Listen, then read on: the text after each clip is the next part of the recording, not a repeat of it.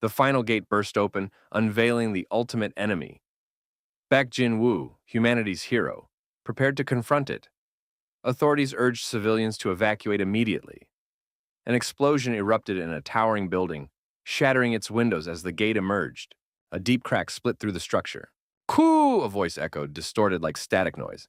The colossal monster emerged from the gate, a gigantic skeleton, larger than the destroyed skyscraper. It wore a tattered gray robe, through which its skeletal frame and protruding bones were visible. "Is this warrior already staring me down?" the skeleton questioned, its hollow gaze fixed. Opposite it stood Baek Jin-woo, the final hero, tall and composed. Without armor, only a sword rested in his hand. "What should I fear, death itself?" Jin-woo asked calmly. With determination, he began his charge. A bold cry erupted as Blue Swirl, the revered hero, ran toward the monster, shouting that he had long abandoned fear.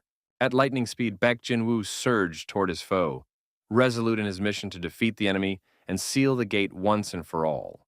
As he closed in on the skeleton, he struck mid-air, but death calmly extended a bony hand to block its savior. "Your end is here," Baek roared. Unmoved, the skeleton smirked, its voice mocking. "Amusing," it said.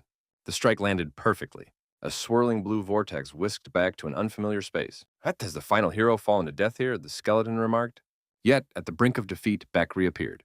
Sword in hand, he darted toward the skeleton, determined to end the battle. This time, the monster was caught off guard. Confidence and bravery burned in the hero's eyes. Baek slashed his sword with unmatched force, unleashing a devastating shockwave. The skeleton shattered under the impact, bones scattering. Defeating the villain is such a cliché outcome. "You'll close the gate, become a legend, and bask in glory," the skeleton taunted, fragments of its essence fading. "Hero, legend, none of that matters to me," Jinwoo replied, his voice cold. As life ebbed away, a woman's voice echoed, "Save the world! You're special!" she pleaded. Blood stained his hands as he cradled her trembling body. Under the moonlit night, amidst a field of fallen swords and countless dead, she choked on her tears. "I've been a burden. Protect everyone, hero," she whispered. Applause broke the silence, and a comrade called out, "We need you, warrior." "I am a hero, a warrior, and I'm exhausted," Jinwoo admitted. His sword hovered near the skeleton's face. There was no triumph in his expression, only weariness and despair. "Let's end this together," he murmured to death, longing for release from his unending burden. "I failed to protect the one who mattered most," Jinwoo confessed. "Now my mission is complete. I can finally rest," he thought. "At the long-awaited end," he whispered, closing his eyes, relieved that his hands would no longer wield a sword. "Oh, is our glorious little master awake?" said a male voice.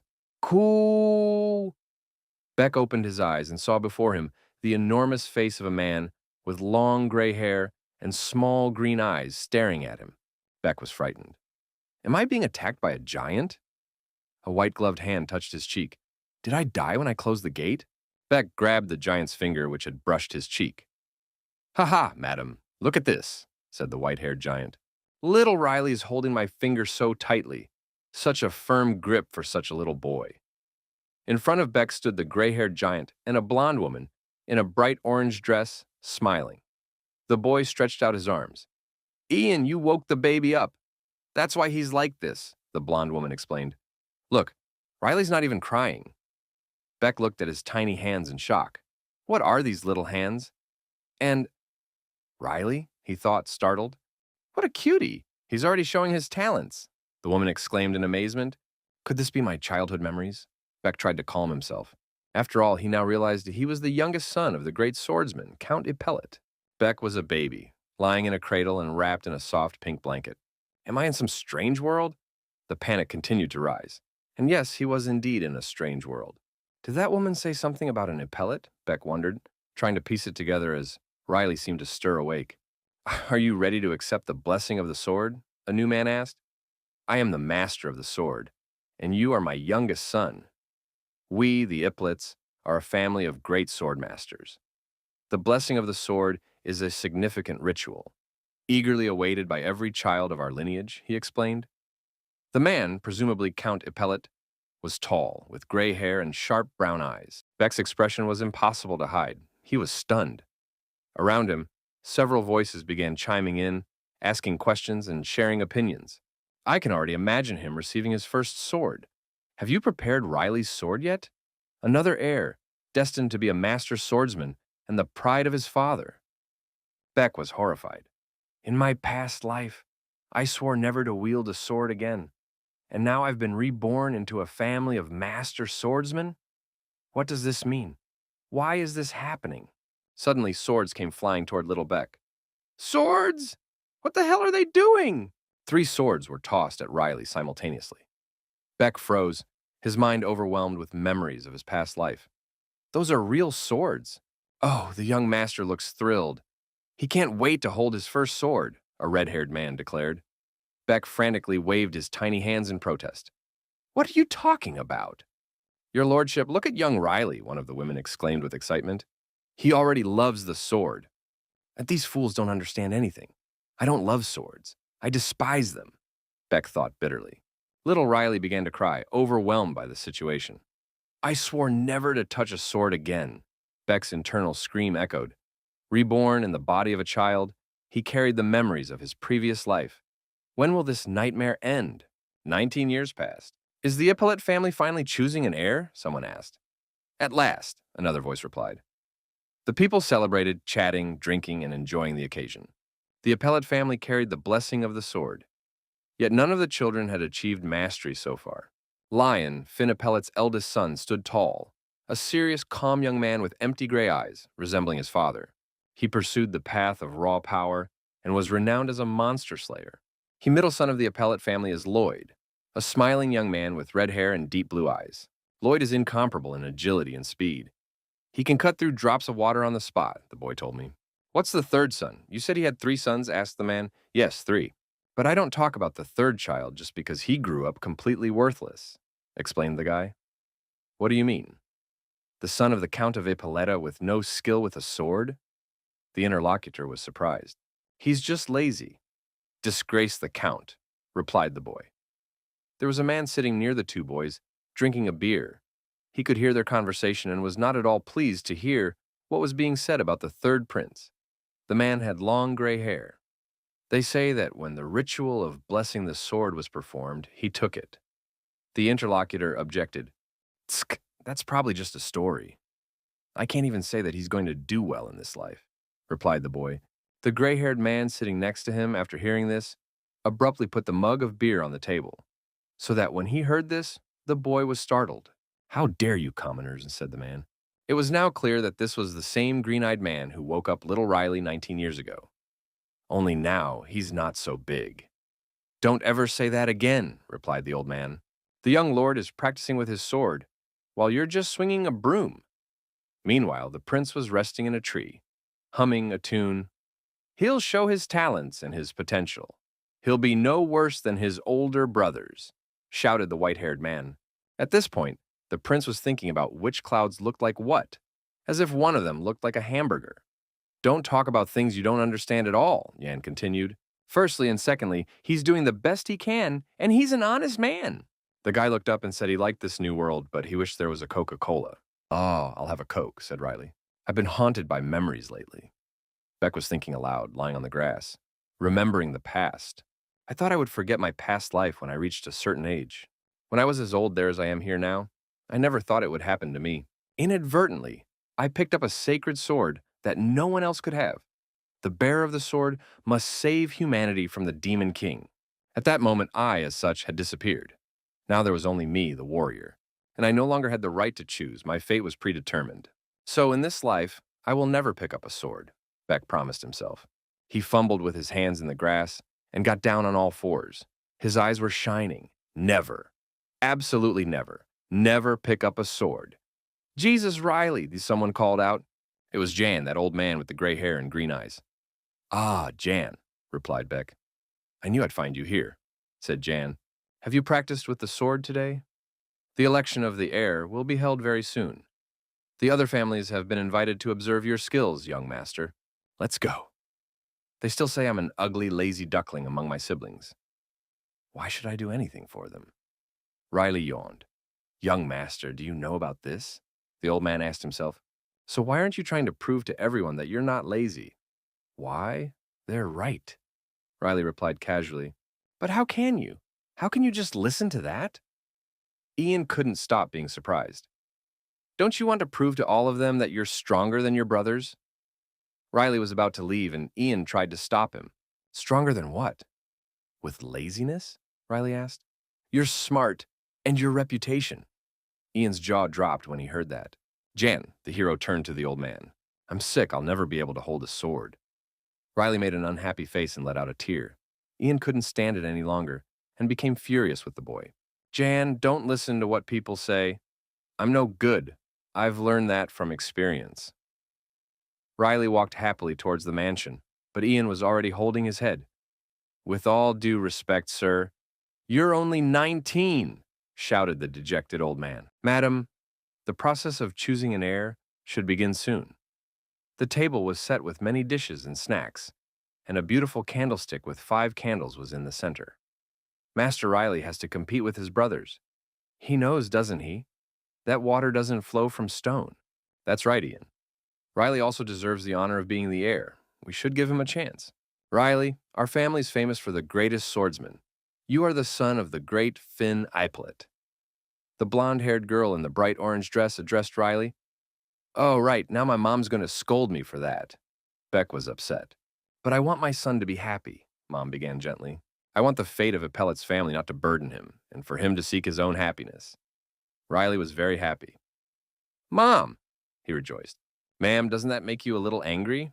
Ian asked. Why should it make me angry? Asked the lady. The oldest and middle children and Mr. Riley, there's a difference between them. Wouldn't you like to talk to young Mr. Riley about this? Jan asks. Jan, well, don't pay attention to what people say. Riley replies calmly. Madam, you know how clever he is, continued the old man. I mean, he's been talking since he was a baby. I can finally talk, said little Riley in his diapers. Ma'am, come here quickly. Riley has spoken, shouted the maid. Riley is 1 year old. He's the most talented in the family. I've seen many things in my 60 years, but Mr. Riley is the most talented child I've ever seen. Riley is 2 years old. He learned to read early and immediately read the most difficult literature. Jan, are there any more difficult books? Riley asked. But you've just read a series of treatises on medicine, little Riley. Children with an inclination for science usually use a pen, not a sword, replied the mother. But still, you are the great family of Ipellit. Madam, please stay by my side. Ian couldn't calm down. Riley sat down at the table satisfied. It's all right with me. Ian and Mom love me very much and will always protect me. He rejoiced. I'll never have to hold a sword again. Suddenly, blood gushed from the woman's mouth, spreading all over her hand and lips. She didn't realize what was happening. Riley? She turned to her son. The mother was frightened. A pool of blood was already accumulating on her chest. The woman fainted and flew out of her seat. Madam, what's wrong with you? Madam? Ian was worried. Mom, said Riley monotonously. He was shocked. Ma'am, can you hear me? Shouted Ian. Mom! A cry erupted from Beck's chest. Madam! Shouted Jan. The white tablecloth on the table, where the cheerful and loving mother had just sat, was stained with the woman's blood. Why, I've had such a good life, haven't I? Thought Beck. Madam! You're bleeding! Ian continued. Everyone around me was happy, and I didn't need a sword for that. What's wrong with my mother? Riley asked. Beck got up from the table and went over to his mother. She was lying on the floor, with Ian supporting her with his hands. Beck was in total shock. Young master, you're coughing up blood, shouts an agitated elderly man. We should call... No, we should give her first aid first, said Riley. A red-haired girl in a purple dress stood outside the doors. The palace was dark, and it was impossible to see her eyes. Finally, said a woman's voice softly. I'm sure I heard it, although the voice sounded quite low, Beck thought. The woman behind the door smiled caustically. The one who poisoned my mother and deprived me of a peaceful life forever. My father's first wife, Orly Ipeleta. Now he recognized her with certainty. She was a woman with red hair and narrow blue eyes. The second prince was very similar in appearance. That miserable, Riley hissed. His whole body was shaking with rage and hatred. He clenched his fists. Young master, I stopped the bleeding. Ian calmed him down. Ian, leave Mom to me and go to the doctor, said the third prince. But how can you help her? Asked the old man, uncertain. Have you forgotten? When I was 5 years old, I read all the medical treatises. I'll give you first aid and take you to your quarters, Riley explained. The woman was sweating with nightmarish bruises under her eyes, and there were still spots of blood around her mouth and chest. All right, I'll bring the healer as soon as possible. Ian agreed. One more thing. Bring him to me. My wooden sword, Riley said confidently. Beck wrung out the soaked cloth and put it on his mother's forehead to lower the temperature. I think I did everything I could. Now, Riley began. Young master, I've brought a healer, Yang shouted from the other room. Come here, asked the prince. That happened after you tasted the soup, Ian told the healer. All right, sir. I'll take a look now, replied the doctor. Fortunately, the poisoning wasn't fatal, and there's a chance that you'll recover. The poison seems to be spreading through your body. The doctor put 2 fingers on the inside of your wrist. What? Ian rejoiced. Thank God his health is not in danger. Nothing threatening, you say. He says she's not in danger with her mouth bleeding? Beck reasoned. Ian, are you thinking what I'm thinking? Riley asked Ian a question. Yes, young master. I also think there's a high probability of a deliberate attempt on the lady's life. The maid responsible for serving you and the lady has already been arrested. I hope her interrogation will begin soon. It will be necessary to investigate and see who is responsible. So far, we know nothing. Forgive me, young master. I should have been more careful. If I had noticed something suspicious, this wouldn't have happened. Ian regretted it. Ian, remember I told you about the other world I sometimes dream about? Riley began. Well, there's a saying in this world. What's that? The old man asked in surprise. Don't wake up while it's still quiet, the hero replied smugly. Thanks for the sword, I'm leaving. I need to talk to someone now. Young master? Before Ian could finish, take care of your mother, please. Beck left his mother's room. In this life, I've only dreamed of one thing. That is, to live happily and carefree next to someone I care about. Riley's favorite smile, that of a healthy mother, appeared in her mind. But, said the prince quietly to himself, someone dared to take away my last wish. Beck was furious. Now he saw his own mother's stunned face and the trickle of blood from her mouth. Who do I see? He turned to the woman in the purple dress. Then, I'll have to get my sword again. And I was looking for you, he addressed Orly with joy. But this time, I'll take up my sword not as a warrior, and not even for the good of the good. Mrs. Orly! Beck called out to the woman in front of him. She turned away, unhappy. But for the sake of your one wish? Enemy was displeased with this encounter and simply watched in silence. Hello, Riley, how are you? The woman turned around playfully. Master of the lazy sword, she boasted. My business is better than ever, the third prince replied casually. And thanks to you, I'm not the only one doing well. Orly became visibly tense. Her face no longer gave off a pleasant grimace, and now even more so. My mother, too, for example. We'd like to thank you, Riley continued. My boy, Orly laughed playfully. I'm the owner of the castle. I do the best I can for all of you. I'm very worried about Iris, because her son has a bad reputation and everyone makes fun of him and calls him Master of the Lazy Sword. I see the Master of the Lazy Sword has grown up. Now you're holding a wooden sword, sneered the woman. Some things have changed. I can smell the soup my mother used to eat from you. Is there something you want to tell me? Riley asked with a sly smile on his face. And you have a keen sense. You're right. I was in the kitchen before dinner. The scoundrel smiled. Ha ha, that's not like you, ma'am, laughed the boy. It's funny that you're telling me this, because you're the one acting very strangely right now. Orly turned around. There's a sign that when you try to change, it's sudden death. It's best to keep quiet and not try to muddy the waters. As you've been doing all along, the woman is gone. It's already evening, so what did you find out about Riley? Orly asked. After meeting you, ma'am, he went to the courtyard to train, replied the servant. The courtyard, then? It's a good thing I sent you to keep an eye on him, said the unfortunate woman as she sipped her tea. Yes, I noticed that he doesn't even know how to hold a sword properly. Of course, what else could you expect from a lazy sword master? Orly boasted. A pathetic little dog, and he dares to speak to me in such a disrespectful way. There's no point in waiting any longer to finish what you started tonight, she ordered the servant. Yes, ma'am. Try to go unnoticed. Will it be that easy? Pondered the servant. At first it seemed completely harmless, but later I had the feeling that he realized he was being watched. It was as if he was waiting patiently for my actions to trap me. Why are you standing there? Orly was angry. Go and do it. Yes, ma'am. A violet shadow passed quickly down the corridor. Riley's room is around the corner, commented the servant. I was waiting. Riley sat upstairs, watching the waiter intently. Thoth raised his head when he heard the sound and was horrified, because I saw a bit of fire in the guy's eyes. I practiced and then waited for you in the hallway. You took your time, Riley said with a smile. How could I not sense your presence? The servant was horrified. Riley jumped from the ceiling, but the servant managed to dodge. But he hasn't changed. Maybe he deliberately located me that way, pondered the servant.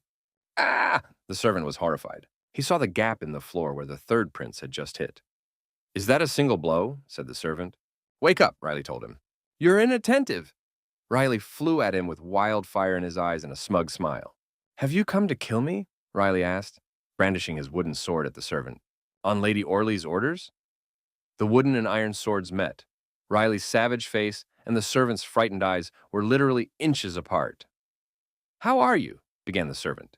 You've wasted so much money and all for nothing. Oh, interrupted the prince. A mercenary who can't resist even a wooden sword. Made of wood, said the servant.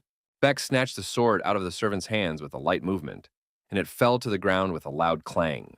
Enemy was terrified. Damn! The servant panicked. Riley swung his weak sword at him again. He stood near the window against the light. Only his red eyes and silhouette were visible now. A quiet nightclub. Silent night. Ian opened the door and entered Riley's room. Young master, so you're here. Riley was resting with a book on his face. Apparently he had read it before. The third prince groaned lazily. What is it? Said the prince. Sir, a corpse was found in the mansion. Ian replied tensely. Riley looked wearily out of the book. I thought it was something serious. Count Ippolit doesn't have many enemies, shouted the old man. That's not the case.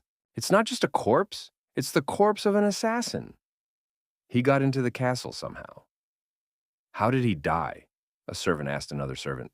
Your neck is broken, she replied. They were standing not far from the corpse. Mrs. Orley was also beside them, biting her gloves in irritation. And right in front of the ladies' room, added one of the servants. The news of Lady Iris's poisoning had reached the Earl. Ian spoke up. You did a great job helping Lady Iris. Young master, I'm just saying it's not time to relax. You shouldn't be alone. We don't know if there are more murderers on the estate. I don't know about the others, but you, began Riley. Let's be honest. I don't know if you can defend yourself. Riley stood up. Ian, I can fend for myself, but you'd better keep an eye on my mother. He turned to the old man. But Ian didn't get a chance to start. And another thing. Riley interrupted him. Here. Riley handed her a piece of paper. I've written a list of herbs to make a potion for Mom. This should help her. But when are you going to... Ian asked himself. Do you think I'm only good at relaxing? The prince smiled. I didn't waste any time. Go and see your mother, please. And you, young master? Ian asked. I'll be going soon too, but in the meantime, I have things to do, replied the prince. A wooden and aluminum sword appeared under the prince's sofa. Did you search the whole estate? Asked the count. Yes, Dad, we've looked at everything, but... Began the first prince. They haven't found anyone. Finished the second prince. He came unarmed with the mark of a master swordsman. What arrogance. Finn Ippolit was angry. Maybe someone from the mansion helped him? Judging by his clothes, he could be from a thieves' guild or an assassin's guild. Perhaps we should investigate this. In the same room, with her back to her ex-husband and children, Mrs. Orley was sitting. Check the village of Yipa first. The count asked his sons. I'll find those who dare to challenge our great family. I'll kill them. He couldn't contain his anger. Damn. How did things get like this? Orley said nervously. And where did the assassin's dagger go? Someone on the estate now has that dagger who has... How's Mom feeling? Asked Riley. It was morning, and Riley was standing next to the tree where he always rested, stretching sleepily. Good, replied Jan. Thanks to the potion you prescribed for her. You're feeling much better today. I'm glad to hear that she's getting better, but in that case, I'm going to keep sleeping. Riley was already lying down on the grass, but the old man interrupted him. Young master, listen to me, please. Now is the time to pick up your sword. You can't just swing it a few times and give up. Ian sank into the grass next to the prince. You need to know how to lose, don't you? Riley continued to tap his toe. I can fight with a cane, for example. The third prince was lying on the grass, staring at the branch. I noticed that the fruit is ripe. Take one for me, please. And you too, Ian. What are you talking about, young master? We have lots of fruit in the mansion. You can eat it whenever you want. Looking up, Ian realized that Riley wasn't talking about fruit. As it turned out, the dagger in question was a dagger shining on one of the branches. Quick to notice, Riley rejoiced. What are you doing? Didn't you want some fruit too? Asked the prince cheerfully. No, not at the moment, young master. Ian picked up a stone from the ground. Then, with a soft snap of his fingers, he knocked the cold weapon out of the tree. With his other hand, he deftly caught the falling sword. I don't think it's a fruit, said Riley naively. How did he get here? Ian asked himself. What's that? Asked the third prince. A dagger, mess, replied the old man. It has the same symbolism as that seen on the dead assassin's knives. Under the moonlight of the deep night, the carriages were traveling. Only the sound of horses' hooves could be heard. A white-gloved hand peered out of a wagon. "Number 3 is dead. Did he commit suicide?" asked the white-gloved man. "We don't know yet," replied the blond-haired man in the black tunic. "What about the body?" asked the man sitting in the carriage. He had purple hair, an unshaven beard, and a menacing look. "Left in Ippolit's estate. Lady Orly could be in trouble," the man was thinking. "We're going to the village of Yipa. Are you really going to deal with all this yourself?" The man in the black robe asked himself. "Of course I shouldn't be seen," smiled the man. "We'll do it quickly and discreetly." The man put on the same black robe. After that, he covered his face so that only his eyes were visible. "I have to help my daughter. Pellet Mansion." Mrs. Orley continued to bite her gloves in one of the castle's rooms. She was getting very nervous. Damn, why did that idiot lose his dagger, she thought. Earlier, Ian and Riley had given the sword they found to the Count. The sword was shining. Stupid number 3, he couldn't even die properly. Why the hell did he give up his dagger? Orley raged. You bastard, she screamed. "Who's there?" "Mom, it's me, Lloyd," came from behind the door. "Come in," exhaled the woman. "I was afraid Riley would come in, that bastard." "You must be very busy, son. What brings you here?" Orley asked. "Then you already know," replied Lloyd. "It's nothing, Mom. I just wanted to make sure you were okay. I heard that a murderer was found outside your room." "That's right. Well, thank you for your concern, dear," said the lady. "Mom, are you really all right? You don't look very well." "You must be worried, too. He was murdered right outside your door. You must be tired. Rest, Mom. I'll take care of your quarters." "Well, son, actually you came and I felt better straight away." "Did you hear that? Grandpa's factory has arrived in the village of Yipa," said the second prince. Orley smiled wryly. "The test factory?" she said. "Yes, that's what the employees who visited the village said. It seems that the factory workers came in large numbers." And I hadn't even heard about it. Could it be that they already know about the death of number 3? Orley pondered. "Thank you for passing that on to me, sweet Lloyd." The woman smiled gently. "Go on. You must have things to do. I'll be fine, son." "And lots of workers, right? Maybe my father came too." Orley rejoiced. "If that's the case, it means he wants it to be as it should be strange," pondered the trickster. "Those two, the second wife and her bastard, will have a hard time surviving this time." At dusk, Riley was still lying under the tree. "The plan is the same. Number 2 will be first, then number 4, and number 5, the strangers whispered. Tsk, everyone is making life difficult for themselves again. He wasn't satisfied. "I thought that showing my father the dagger would be enough to solve the problem. But everything suggests that the assassins will strike first. Are you ready?" Tsk, here we go again. Riley closed his eyes. 3 men in black robes were sitting in the branches of the tree. "Our task is to capture body number 3 and take it out of the mansion. Be careful, almost everyone in the mansion is a current or former warrior," said the leader of the 3 in the tree. "Yes, sir." Agreed. "So," began the man in charge. "Wait," said someone. "I'm sorry to interrupt, but I have to tell you." They spotted Riley walking happily towards the mansion. "I don't care what you're doing in the mansion. I only have one condition. Don't make me interfere," said the voice. Riley looked at them with burning eyes. "Don't cross my path," concluded the voice. "And, as far as possible, avoid infiltrating the property. That's all, mind you." "Did you hear that too?" asked one of the people sitting in the tree. "Not just us, but all the guild members heard it," replied another.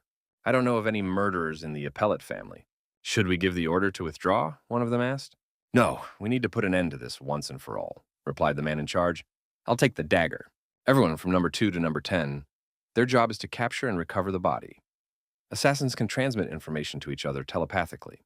The rest of you must be a distraction for the residents of the estate.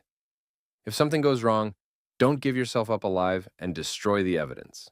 She may be the second, but she's still the wife of Count Stein of Appellate, after all. She may have guards," said one of the men in black robes. "Let's just do the action and try to go unnoticed," replied the other. "It's a personal request from Lady Orley. We can't leave without doing this. Her son is completely harmless. I hear he can't even handle a sword." The first guy didn't say a word. "Everything will work out if we stay out of sight. This is our chance to get promoted. I'm tired of following orders. Didn't I forbid you to enter?" Someone was telepathically addressing the assassins again. The 2 black-robed men were really scared. In front of them, there was a corridor where only the light of the moon came through, and in front of them was a large, beautiful door. And you got in exactly where you shouldn't have. "I warned them," Riley told them. The third prince stood in front of them. But you've already made your choice. He smiled uncontrollably at the prince. Riley was wrapping the rope tied to his sword around his arm. He asked the two guys in robes if they knew what adults who broke inhibitions did to children, if they thought their methods were correct. The assassins relaxed when they realized that it was the same third prince, the master of the lazy sword. They were happy that at least they wouldn't have to look for him for long. In gratitude for that, they promised the third prince a quick death. One of them was immediately behind Riley's back. The other was out of sight. The hand with the rope flew upwards. Riley looked back and realized that the other man was invisible. With the same invisible movement, he stabbed the first man in the heart with his sword. Blood gushed from the man's chest, and he couldn't understand how he hadn't noticed the prince's movement. Riley reminded them that he had warned them not to cross his path. He said the words calmly and without emotion. The prince pulled on the rope attached to his sword and deftly pulled it away from the assassin. "You will die at the hands of what is erroneously called the master of the lazy sword," said Riley, trying to hurt his feelings as much as possible. The second assassin was horrified at the possibility of such a thing. How a lazy swordmaster could kill a warrior with a single move. They were told he was the weakest target in the palace. Meanwhile, Riley was calmly twirling his sword on the rope. The second assassin asked if they had really been deceived. The third prince smiled with satisfaction. "Hey, I hear you loud and clear. Come out. Unfortunately for you, you won't leave this house alive." Riley spoke to the assassins. He could hear their telepathic conversations. Riley's statement was considered rude by the other man in the black robe. He couldn't understand how someone like him could say such things about the Great Assassins Guild. Kara threw herself on top of Riley. He cut off his opponent's arm in a single movement and gently asked him to be quiet. It was night, and the villagers were asleep. On the ground was the limb of Riley's opponent. When the killer realized that his hand, which had just been cut off, was lying on the ground, he was horrified. And after that, she started screaming and crying loudly for her lost member. Riley stood up and smiled. He was about to run away. He didn't want to die at all. But as soon as he took a step, a sword flew at his back. The assassin bowed 3 times. Riley just smiled his fierce smile and repeated that he had warned them in advance. The third prince asked the still-living assassin if it was so difficult to simply not interfere with him or force him into combat with them. The last thing the other guy in the black cloak heard was Riley saying that they had ordered. Principe spun around and finished off the assassin in one leap. There was a murderer's blood everywhere, on the walls, the carpets, the floor, and the ceiling. Guy falls to the ground. As he left, Riley said he thought it would at least be interesting, but unfortunately, now he wondered where he could find the others. Meanwhile, in another part of the mansion, Ian and one of the maids were fighting other assassins. The maid turned to Jan and said that there were too many enemies. They wouldn't be able to cope. The girl also wondered how the assassins had managed to sneak into the guarded mansion. Ian shouted at the guys in the robes, calling them bastards. He wondered how they had dared to enter a pellet's house. Ian slaughtered the warriors one by one. After cutting them both in half, he finally exhaled and called these humble riders bipeds. Sarah turned to the old man again, reminded him that they had already seen 15 murderers, and said that if this continued, but Jan wouldn't let her finish and just ordered her to fight to the end. She understood and said she would guard Lady Iris's room and asked Jan to find the third prince. Velio agreed and promised to come back soon. Ian ran with all his legs towards the young master. He tried to comfort himself with the thought that Riley had always been good at hiding. Ian hoped that the prince had managed to find a safe place. Ian shouted loudly for the guy to hold on and not give up. But the old man didn't make it to the third prince's room before he was blocked by another assassin. An elderly man stopped. On seeing him, Ian immediately realized that this bastard was a bigger fish. The old man warned him that he didn't want to be rude, but said that if he didn't get out of here immediately, he wouldn't be able to stay alive. Assassin didn't answer anything, just pointed his sword at Ian. However, Jan had no time for him. He simply drew his sword and flew at his opponent with the words not to play with it. Everything was fine, but the assassin blocked his attack with his sword. But the old man still managed to cut off his enemy's finger. However, this did not please Ian, for this brat dared to challenge the great family of Appellate with such insignificant skills. Now he's guilty of killing his family. Ian's eyes lit up, and he spun around a second time. Suddenly, Ian's gaze changed. The old man shouted loudly, "Stomach!" Assassin continued to stare at Ian angrily. After a while, the villain decided to waste no time and brought a sharp sword up to the old man's face. Blood splattered. However, things weren't going well for the enemy either, as someone also stabbed him. The boy looked at his chest and realized that he had been stabbed with a dagger from their guild. He didn't understand how he couldn't feel such an attack either. It was a great opportunity for Ian. He swung his sharp sword right in front of his enemy's face. In doing so, the enemies cut in half. just like the previous two. Now he could get to the young master.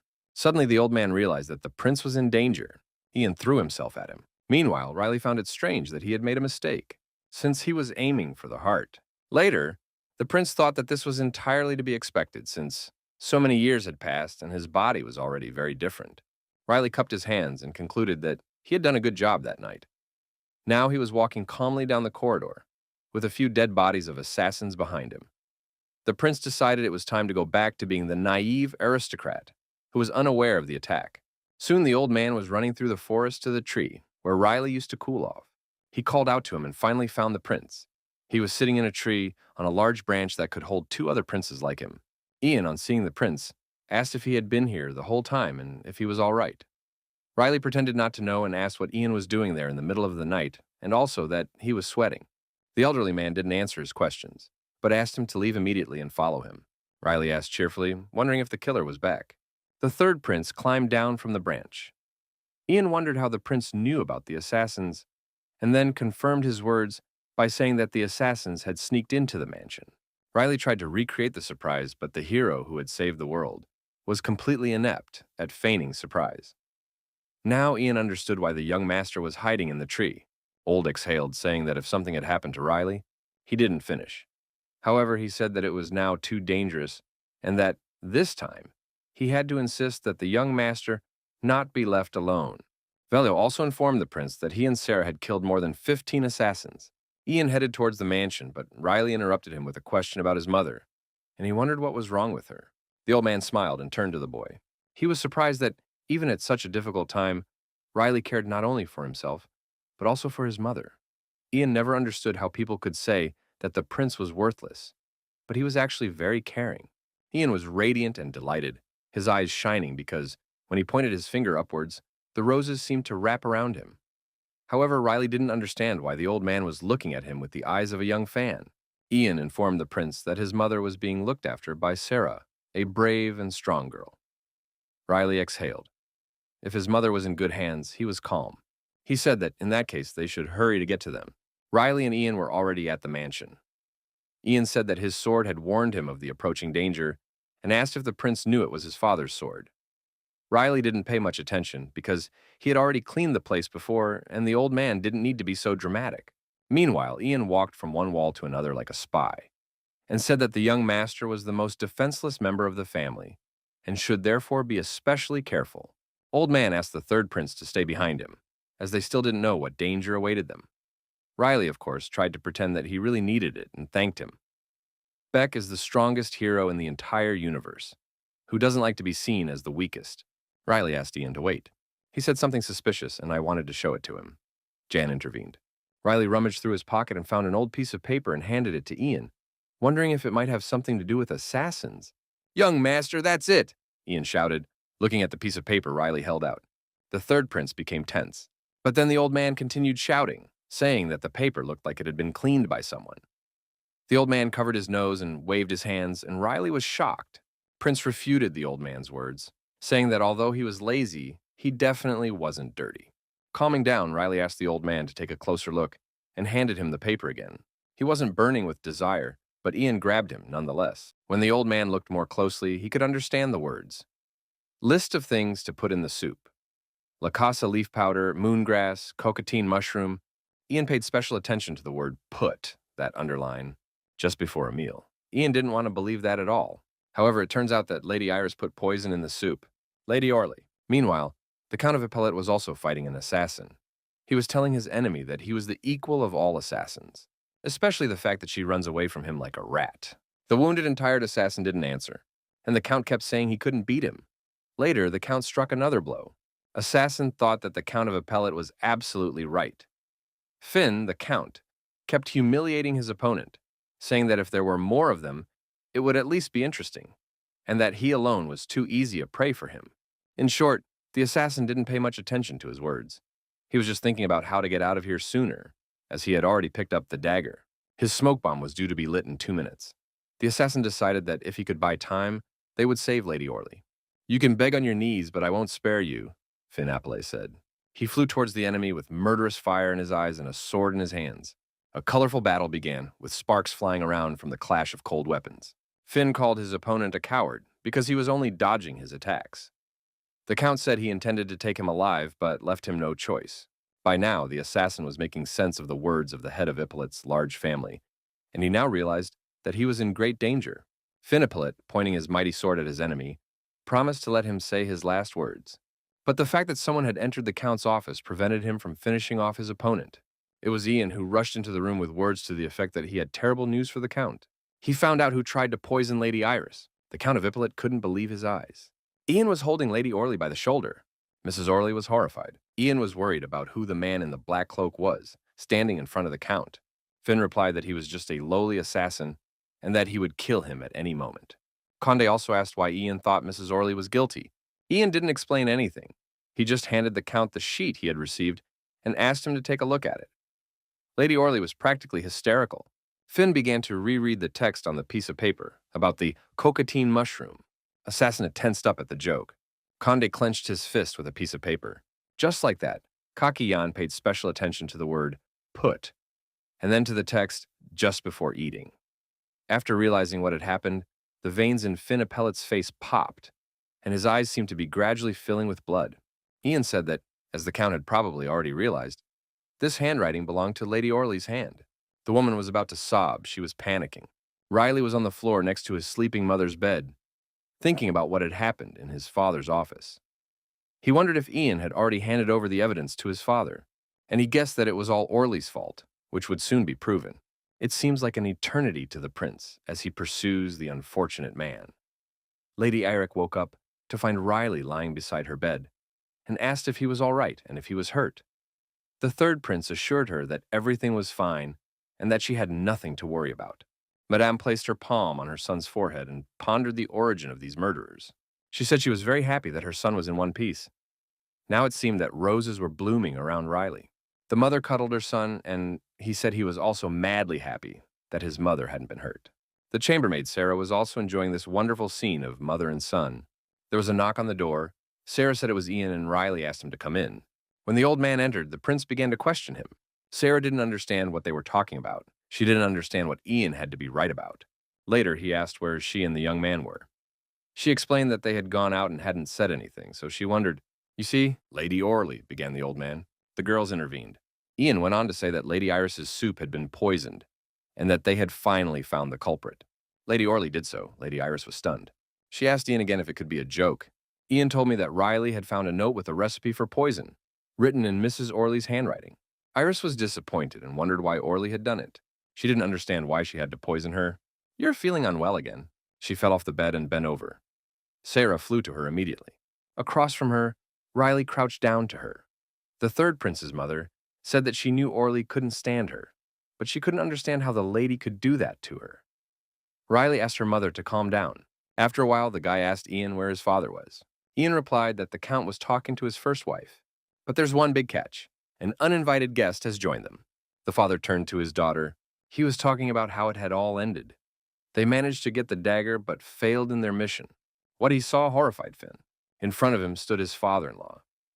Now he understood why the enemy was dodging. But how could he dishonor his daughter like that?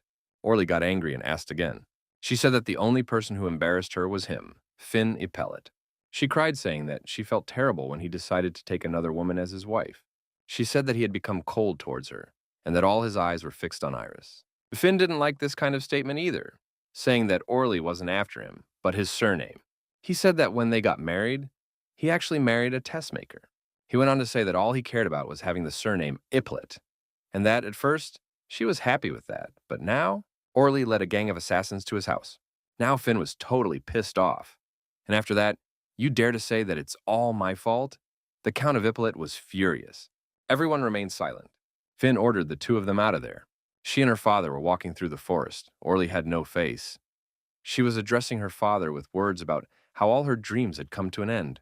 Orly wished it was all just a dream, wished he could just get up and wake up in his bed in the mansion. It's true, my father thought. It was bound to happen sooner or later. He was happy that there was at least one silver lining in the whole nightmare. Orly had survived the blow. Dad calmed his daughter down, telling her not to get so upset. He told her to think that at least Lion and Lloyd would be better off than they were, that the test factory would survive and that we would live. Someone's knife glinted in the air. Orly's father was still saying that they could live again, but his daughter was no longer listening to him. She looked angrily to her left and called someone a bastard. Dad asked who was there. After a while, I saw Riley sitting on a branch. Is the fun over? Asked the third prince sarcastically.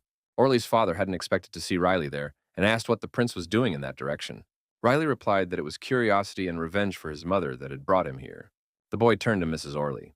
She was so furious that steam seemed to be coming out of her ears. She called the prince the humblest and laziest of the appellate family. She attacked him, shouting at him about how he dared to treat her like that. Riley wondered if she was going to hit him. Prince stopped the exasperated woman with his hand and asked how she thought his father would react if his son returned to the estate beaten. Orly started to shout at the second wife's son again, but her father stopped her. You arrogant little dog. I don't know where you got your confidence from, but I'm going to put you in your place. Addressed the boy by the woman's father. He drew his dagger and a group of assassins appeared behind him. He asked Riley why he thought he would return to the castle alive. Orly decided that this was even better because if she brought the third prince as a hostage, all the problems would be solved. Riley replied to his great-grandfather that, as he hadn't attacked him today, he would leave things as they were. And then he added that Lady Orly could not expect the same mercy. He explained that Mrs. Orly had tried to poison his mother's life, and then had also sent assassins. Riley added that a double attempt is not something that can be forgiven.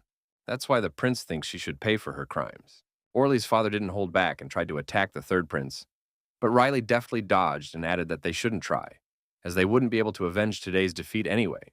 His father was horrified, unable to understand how someone like Riley could dodge an attack from the chief assassin.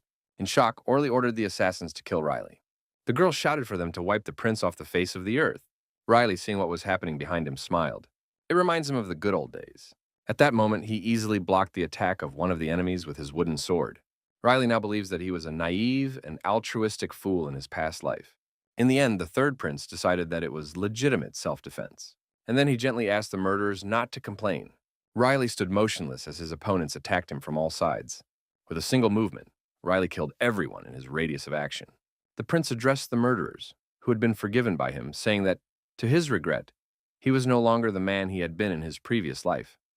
Above him, below him, and on top of him, the blood was accumulating, and a wine-red rain was falling from the corpses that had not yet fallen to the ground.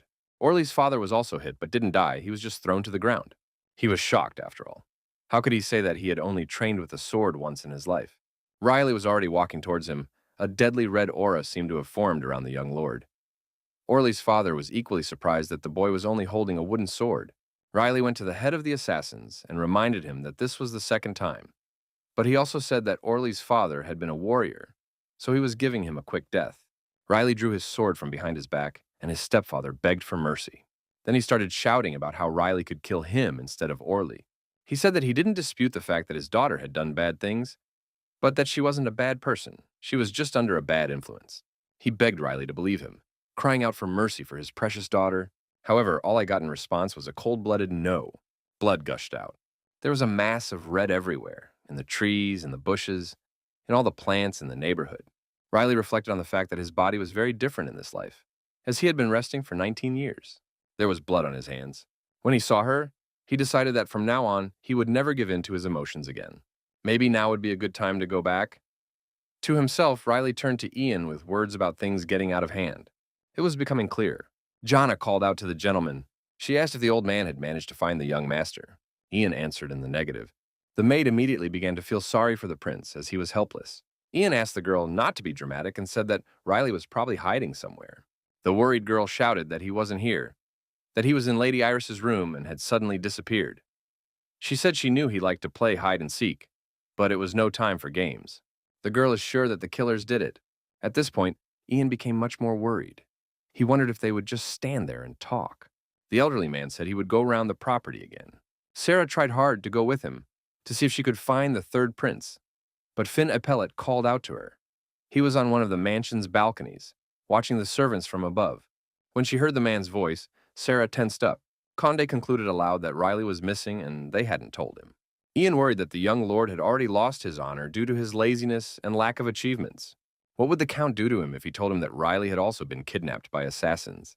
Ian had an image in his mind of the Count's anger, saying that it was a disgrace that Riley had disappeared and forbidding them to look for him.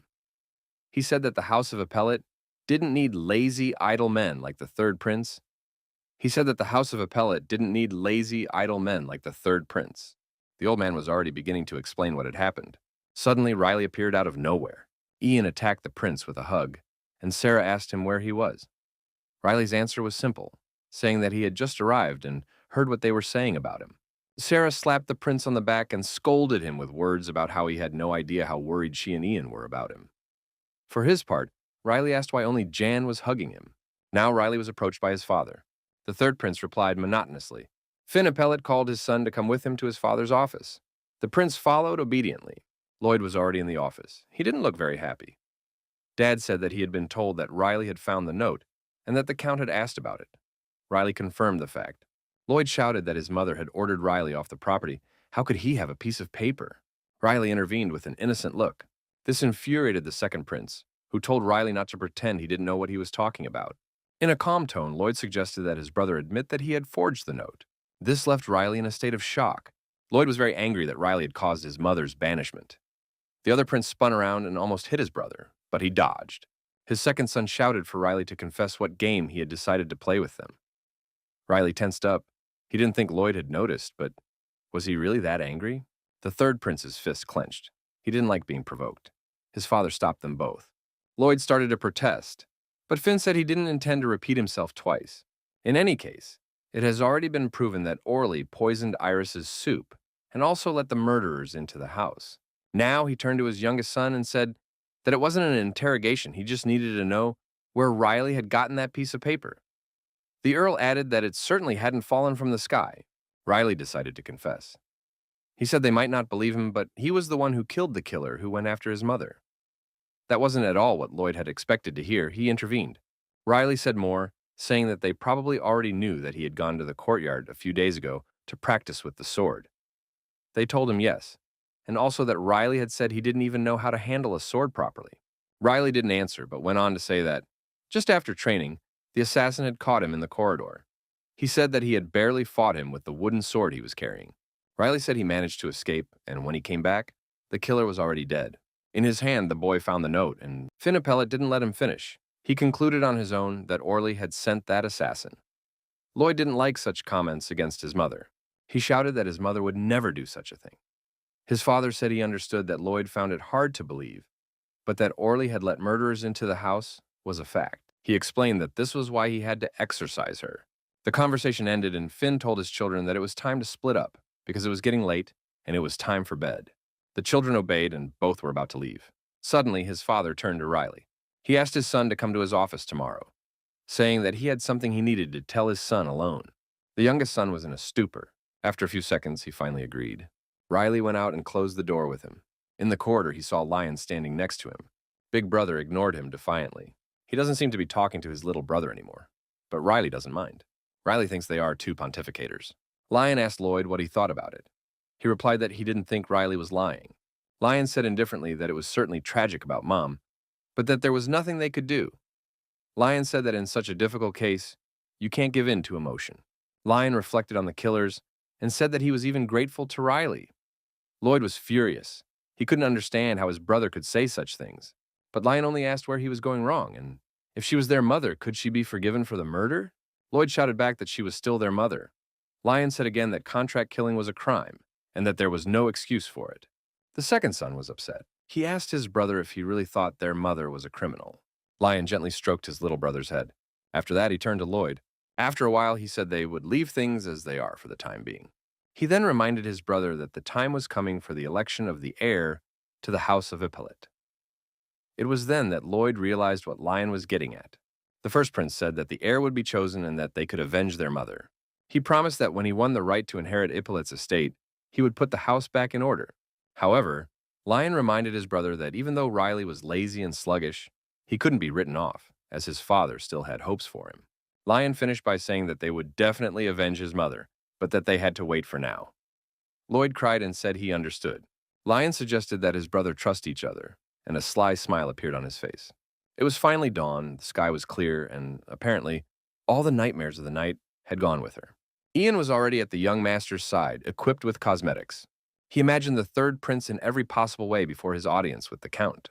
When he had finished, the old man said that Riley looked a decade younger now, even though he was only 19. Riley's hair was combed to one side, and his suit was ironed. On hearing Ian's compliment, Riley asked if he really looked 10. Ian ignored it, as he was saying that this could be a chance for the young master. After all, now that Lady Eagle has been banished, the prince can finally talk to his father about the inheritance. He was incredibly happy. The old man considered it a fateful moment. Riley didn't react much to the old man's song. He just said lazily that he was leaving. Ian went with him and continued talking about how Riley couldn't understand. Did his lordship call him because he wanted to see the prince's skills and talents? The old man boasted that he had always said that Riley was the most talented and outstanding of the brothers. The third prince knocked on the red door and said it was Riley. His father invited him in. Before entering, the prince was called by Ian. He clenched his fists and wished her luck. Finn turned to his son, who replied. The earl told Riley to pack for the road without further explanation. Riley was shocked by what he heard, but his father handed him the invitation card. The prince still didn't understand what the count meant, so he asked where his father was suggesting he go. Picking up the paper his father had handed him, Riley read that it was a memorandum for the royal tournament.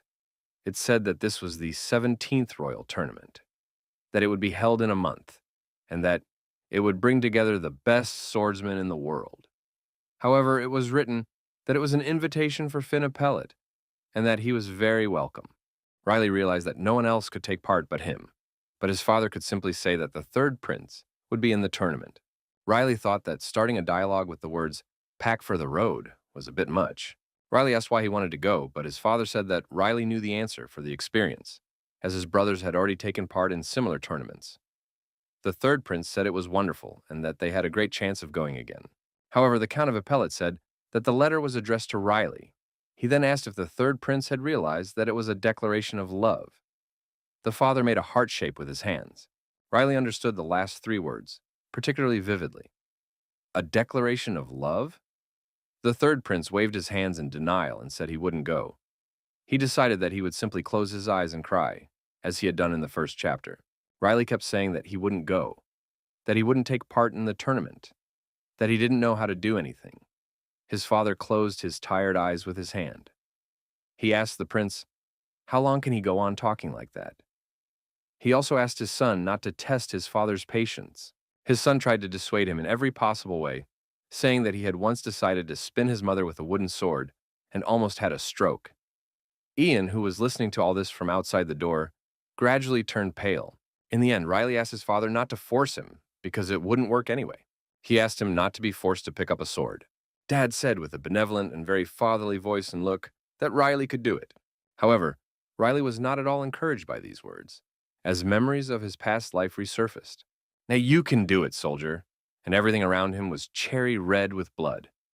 In the prince's mind were the phrases, you can't do it without you. You can do it. You can do it. You're a fighter. It's your duty. Fight. Soldier. Now he couldn't take his mind off the word soldier. Riley stood still for a while and then spoke, telling me that she was looking at him like that. Riley shouted worriedly so that his father wouldn't look at him like that. He reiterated once again that he would not take part. Finn left the table and walked towards his son. Conde said it was impossible to refuse.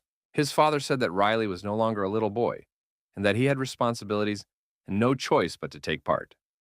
And the Count of Ippolit ended by saying that Riley should defend his family's honor in the tournament. Riley was truly terrified. He wondered why he wanted to defend his family's honor. He almost fell out of the door, but Ian was there. When he realized he'd been seen, the old man started making excuses about not being listening, saying he was cleaning the place. Before Ian knew it, Riley was running away. Finn ordered Ian to go after the third prince. Ian didn't understand, and the Count shouted his orders again. Riley hid in a woman's closet. He wondered why he remembered his past life. And he also wondered how he, who wished never to pick up a sword again, had been born into a family of swordsmen. He realizes that he is the son of a master, and it is natural for a father to want to pass on his skill to his son. But he doesn't understand why everyone on the estate, even the maids, wields a sword. Riley realized how much he had changed. Just a few sentences had left him confused. Why was he the only one to get everything? The voice of Riley's own mother asked what Sarah needed. The waitress replied that she was looking for a young gentleman. She explained that the reason was that you didn't agree with Riley, as the royal tournament was about to begin. Iris understood and asked if Riley was hiding. Sarah replied positively. and told him that her ladyship hoped the third prince would agree to take part. But the young lord simply ran away. Meanwhile, Riley was listening intently to the conversation in his mother's closet. The maid asked if my mistress was worried about what everyone was saying about her, that her son wouldn't be the heir. Madame Iris replied that she did care, but that she was sure they would be fine. She told me that sometimes Riley looks at her like that, so sad. She asks what's wrong, but he immediately pretends that everything is fine and that there's nothing to worry about. He says, "Don't worry, it's all right, Mom." Lady Iris said that the prince had changed a lot. The third prince's mother told him that she doesn't understand him, but that because she is his mother, she will do everything she can to understand her son. She said that even when everyone gets tired of his inaction, she will continue to love and support him because she wants Riley to be happy.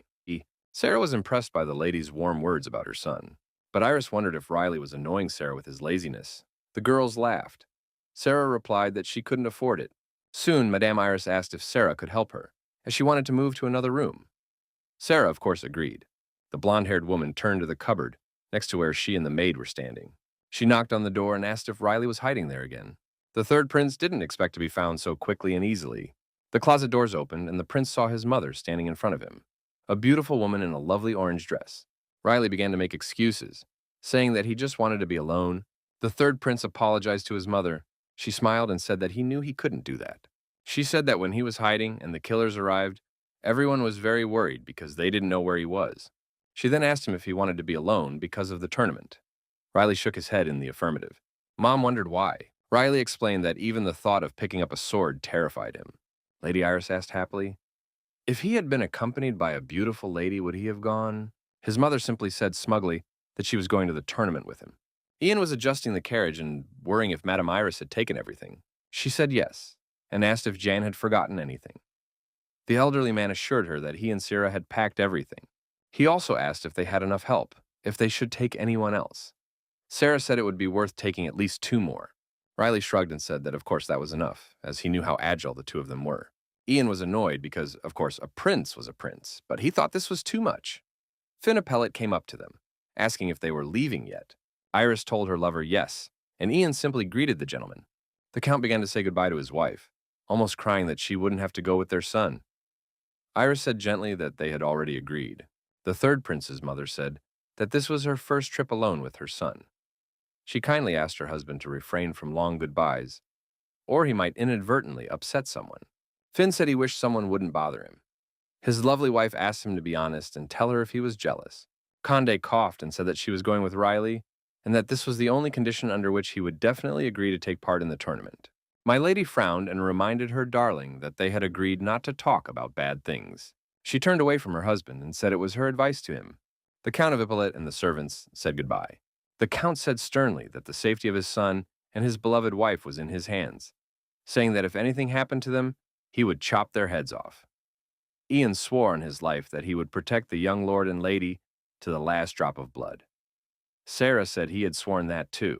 Saying goodbye, Lady Iris smiled from the carriage, and the young gentleman looked coldly and indifferently at his father. Along the way, the woman shouted the word solalo. She explained that she hadn't had to shout those words for a long time, and Madame was very happy to be able to say those syllables again. Riley asked what the word was, now that the mother realized it was the first time her son was leaving the estate. She told him that Solalo was the name of the Ippolit family estate. The prince said he didn't know it had a name. The lady proudly stated that her father built the property, and it was therefore named after him. Miss Iris now turned to Sarah and asked if she had been born in Solia and where. The maid replied that she had been born on the right.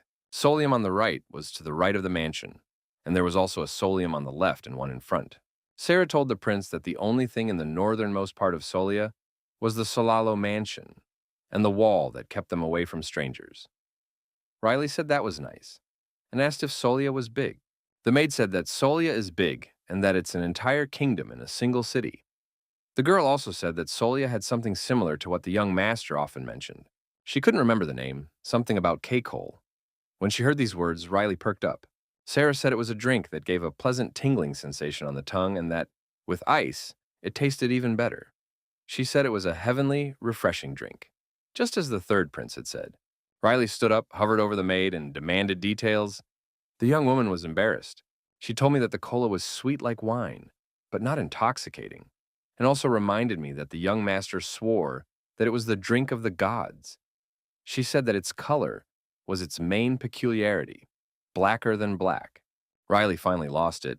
The guy stabbed his fingers into the ceiling and shouted the name of the drink, Coca-Cola! The women on the transport called out to him and asked if he was all right. Riley didn't answer, but asked if the drink was really available in Solia. The waitress asked if the gentleman was talking about non-alcoholic wine. Iris intervened, and then wondered if Sarah had tried to teach Riley to drink. Ian intervened and said that the drink the young man was talking about wasn't alcoholic, and even small children drink it. Riley rejoiced, because if this drink was available in Solia, it should be there. This has been his dream for 19 years. The carriage jolted forward without wasting any time. Sarah determined that it was an assault. She jumped out of the carriage and asked Ian who had attacked them. Ian pointed at the goblins. The goblins were stunted, green, massive creatures with elf-like ears and a human face. These goblins were equipped with wooden clubs and shields. Riley said that if they were goblins, Sarah would deal with them in 3 seconds. Sarah shouted outside that they should split up.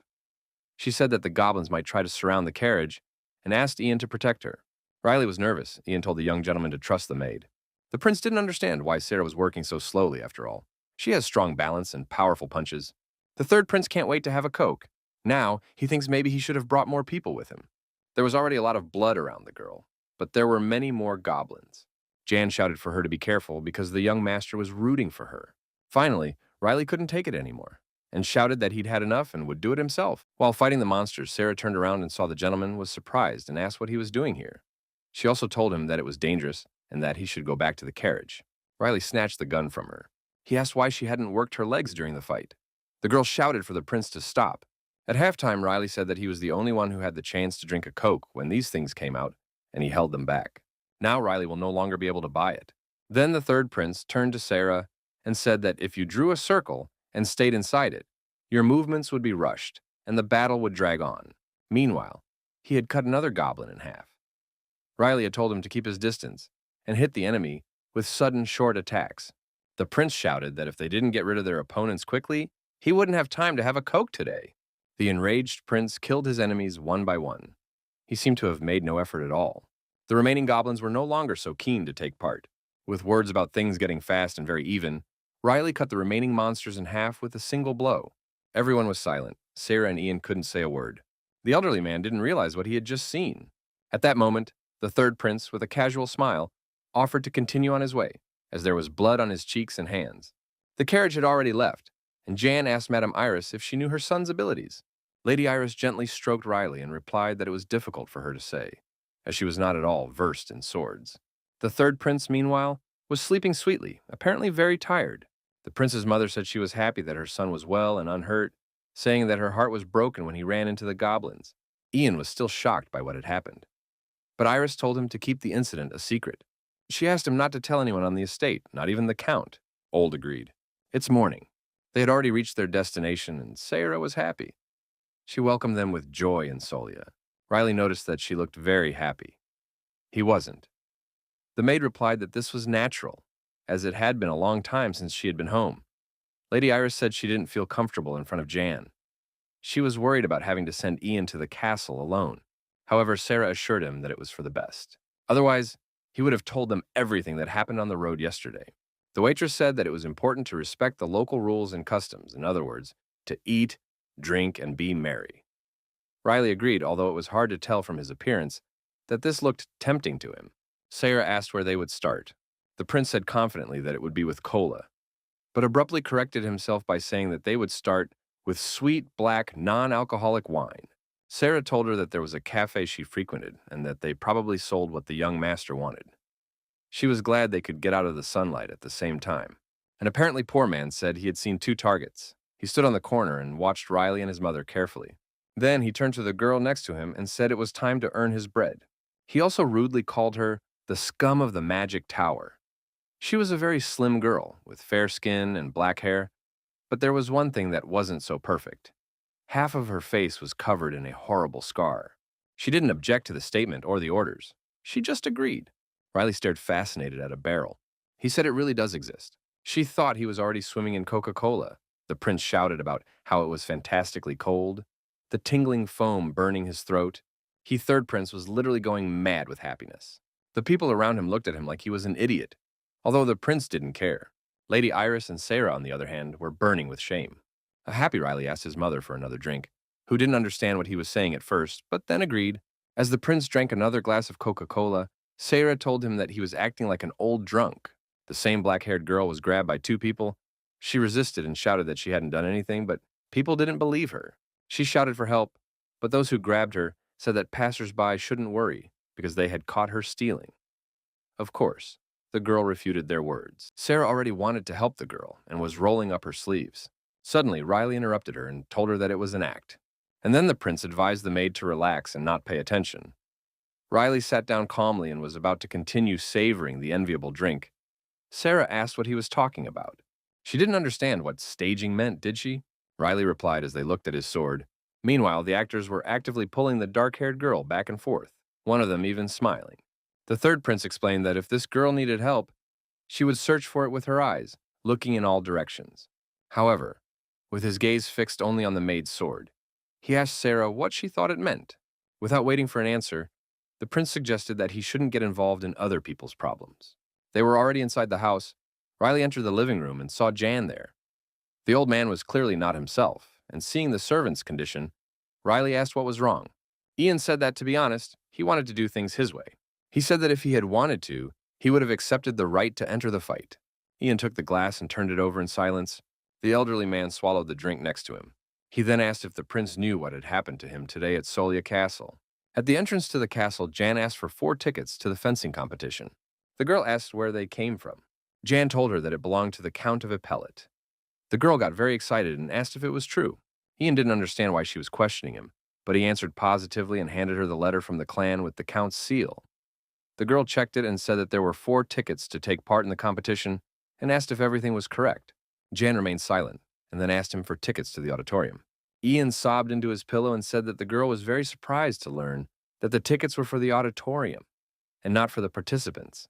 However, Ian shouted that the problem was that it wasn't over yet. The prince asked if he couldn't finish, but was ignored.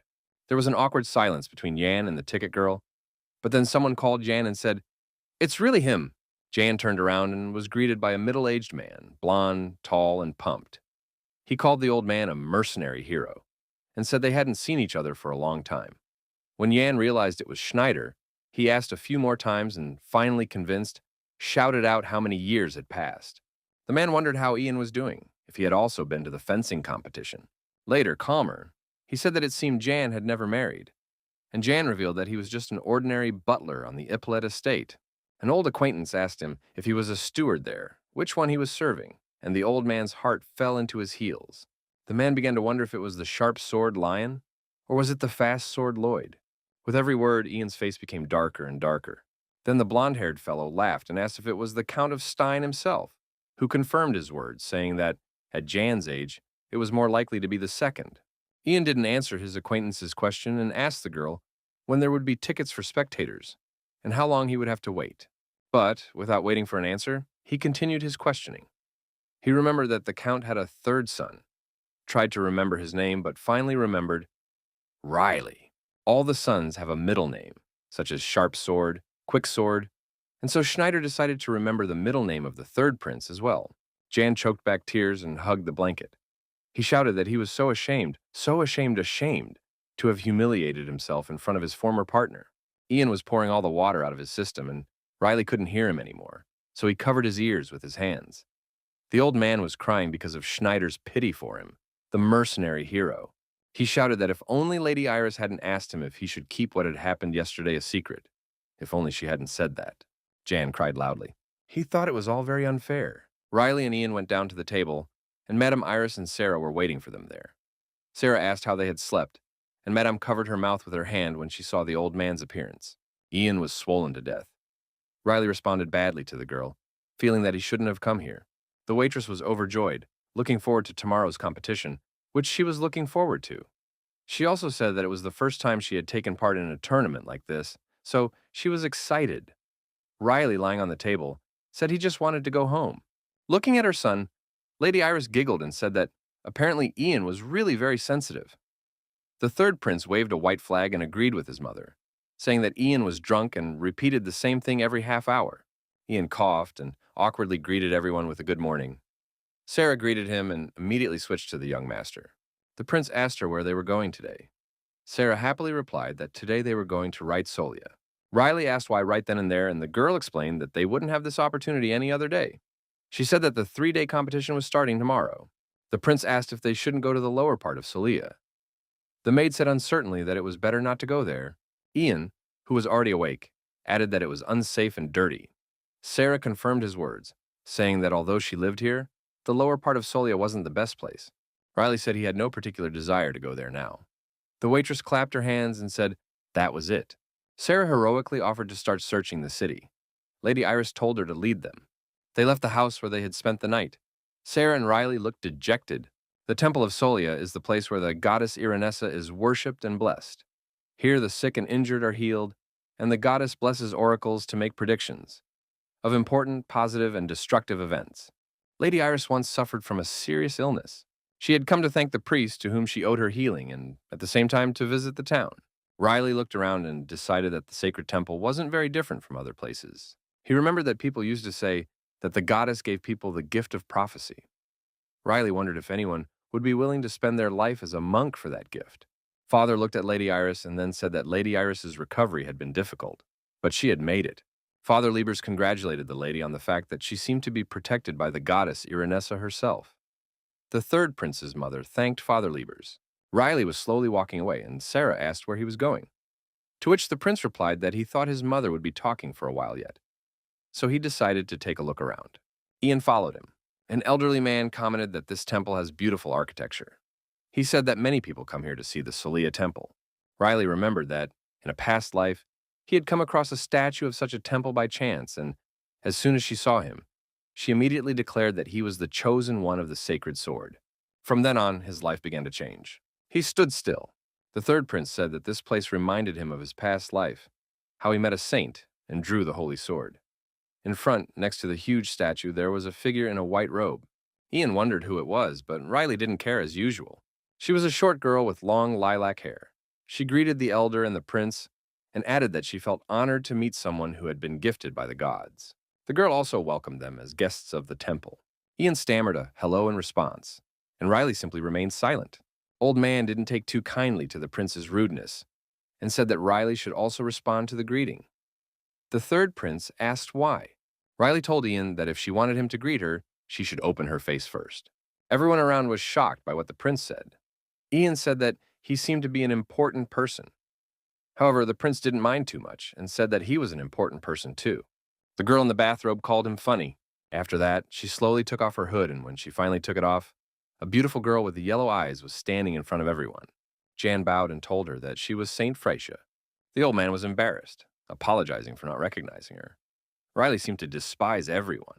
However, Jan didn't ignore him either, and said that the prince should greet him because he was in front of a saint. He added that he was also the saint of Solia, the youngest of the holy virgins. Riley said that there seems to be a strange custom of worshiping living saints here too. Ian didn't understand what he was getting at. The prince said nothing and was just talking to himself. Riley didn't like saints very much. On the contrary, he didn't like them and even hated them. He saw the image of the saint, saying that he had been chosen by the holy sword. She told him to take her and destroy the demon king. Beck drew his sword, and the saint added that only a warrior chosen by a god could do that. She said he was their only salvation, so Beck agreed calmly. But at the moment, Riley doesn't understand why or why not he did it. The third prince waved his hand, turned around, and began to walk away. Ian tried to stop him and whispered in the prince's ear that he should at least show her his face so that she would remember him. The prince wondered why he would do that, and besides, the more he looked at her, the faster his appetite diminished. Saint didn't feel comfortable with such comments made by the third prince in his direction. Riley said it was time to leave, as Mom had probably finished talking. A woman's voice came from behind them, asking to hear. They turned around and saw a saint running towards them. The girl asked them to stop. The prince ended up turning around too. The girl looked into the boy's eyes. She seemed to remember him and wanted to start talking, but she wasn't sure. Riley wondered what she was going to tell him. If she was going to tell him that he was unusual and had made a good impression, he hoped she wouldn't say that he should take the sacred sword and destroy the demon king. He sincerely hoped that she wouldn't say that he should take the sacred sword and destroy the demon king. However, the little girl asked him to bend down a little. She asked if he was and then only the third prince could be heard. The prince, stunned, asked in horror why a saint was asking about such things. She didn't answer, but said with a smug look that she thought so. She also said that she understood and that she thought so. Riley still didn't understand why she was talking about it. She explained that it was because he had a very slow reaction when he saw her. Riley asked insultingly if she still considered herself a saint after that. As far as he knew, saints shouldn't say such stupid things. Everyone in the temple was horrified, including Jan. The girl wasn't hurt by his words, but said that despite this, she was still the youngest saint in Solia. She explained that it was natural to be proud. It was clear from Riley's face that he was extremely disgusted, but he sarcastically replied that she was good for it. He also added that, in that case, she could think whatever she wanted. The girl was surprised that the prince addressed her as you, and said that after all, she was a saint. The third prince asked if she was a saint. The girl hesitated. The prince continued, asking if he should kneel in front of her and cry. He asked John if that was the right thing to do. The old man, in a state of shock, replied that it wasn't. Riley was squirming with frustration. Santo looked at him with innocent eyes. He said he was terribly angry. He apologized and said that he couldn't stand the saints because one of them had made him feel very bad once. The priests and Jan had cold sweat running down their faces. Riley suggested that the girl go their separate ways and not bother each other. The girl gripped the hem of her white robe tighter. She was starting to cry and couldn't say anything anymore. Two priests ran up to her, all men, by the way. One of them handed her a handkerchief. Meanwhile, Riley continued to pester the saint, asking her what was wrong and why she was crying since she had started it. For her part, the little girl abruptly refused the handkerchief. She told Riley to listen, that such treatment of a saint was unacceptable. Since then, it's been sacrilege. The third prince didn't mind at all and told his interlocutor that he had no religion. He called her ridiculous, saying that she was the first to start talking nonsense and now she's making him look bad.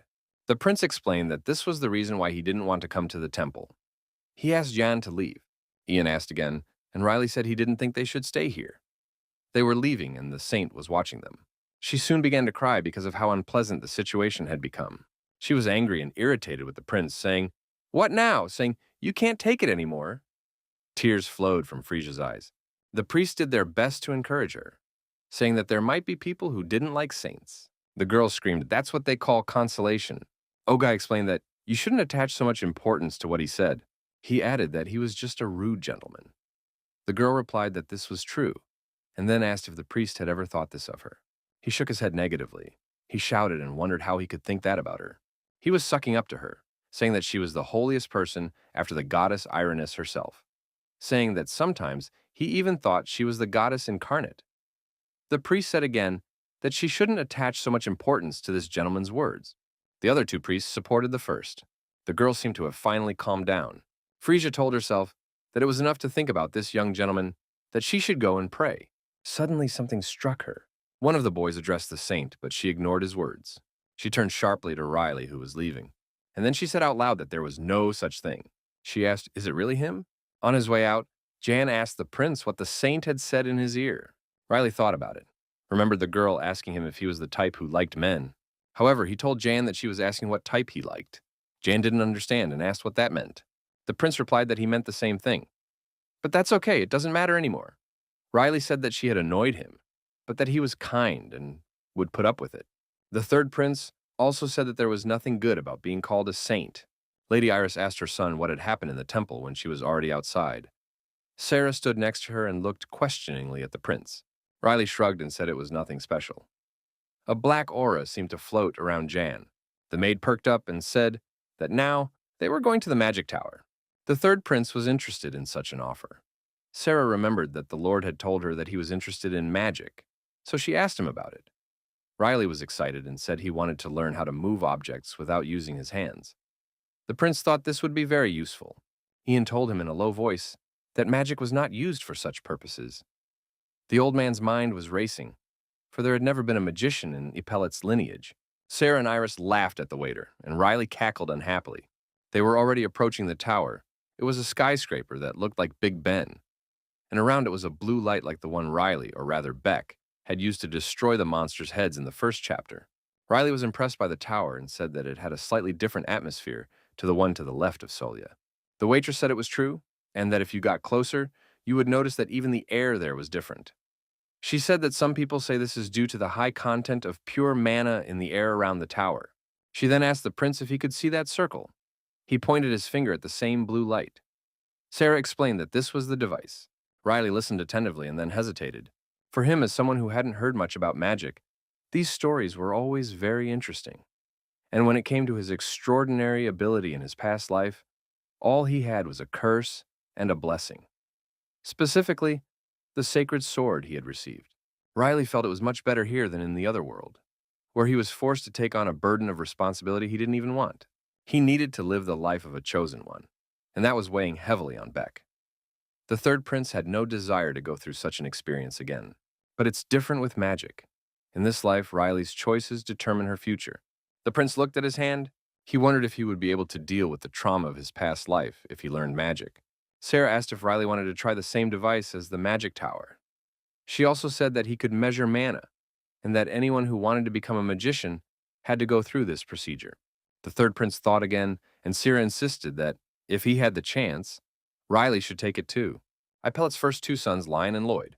They also measured their mana level to master the magic blade sword technique. They were only children at the time, and Lion's mana manifested itself at the age of 12. Lloyd's, on the other hand, in 14th place. Sarah continued, saying that he hadn't had the chance for various reasons.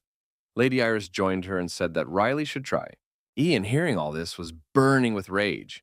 It seemed that a deadly flame was growing around him. He thought about the fact that it was finally time for Riley to show everyone his skills. As the male mercenary hero, Ian was the best at battle magic during the Great War. He was also the first to realize Mr. Riley's potential. Now the old man seemed enthusiastic. He was excited by the idea that everyone would finally get to know the young lord's unusual abilities. Ian thought the day had come to get rid of the title of Lazy Sword. Riley, Mom, and the employees were already inside the tower. Everyone looked around in awe. Riley asked if this was the magic tower, and Lady Iris said that it was very spacious.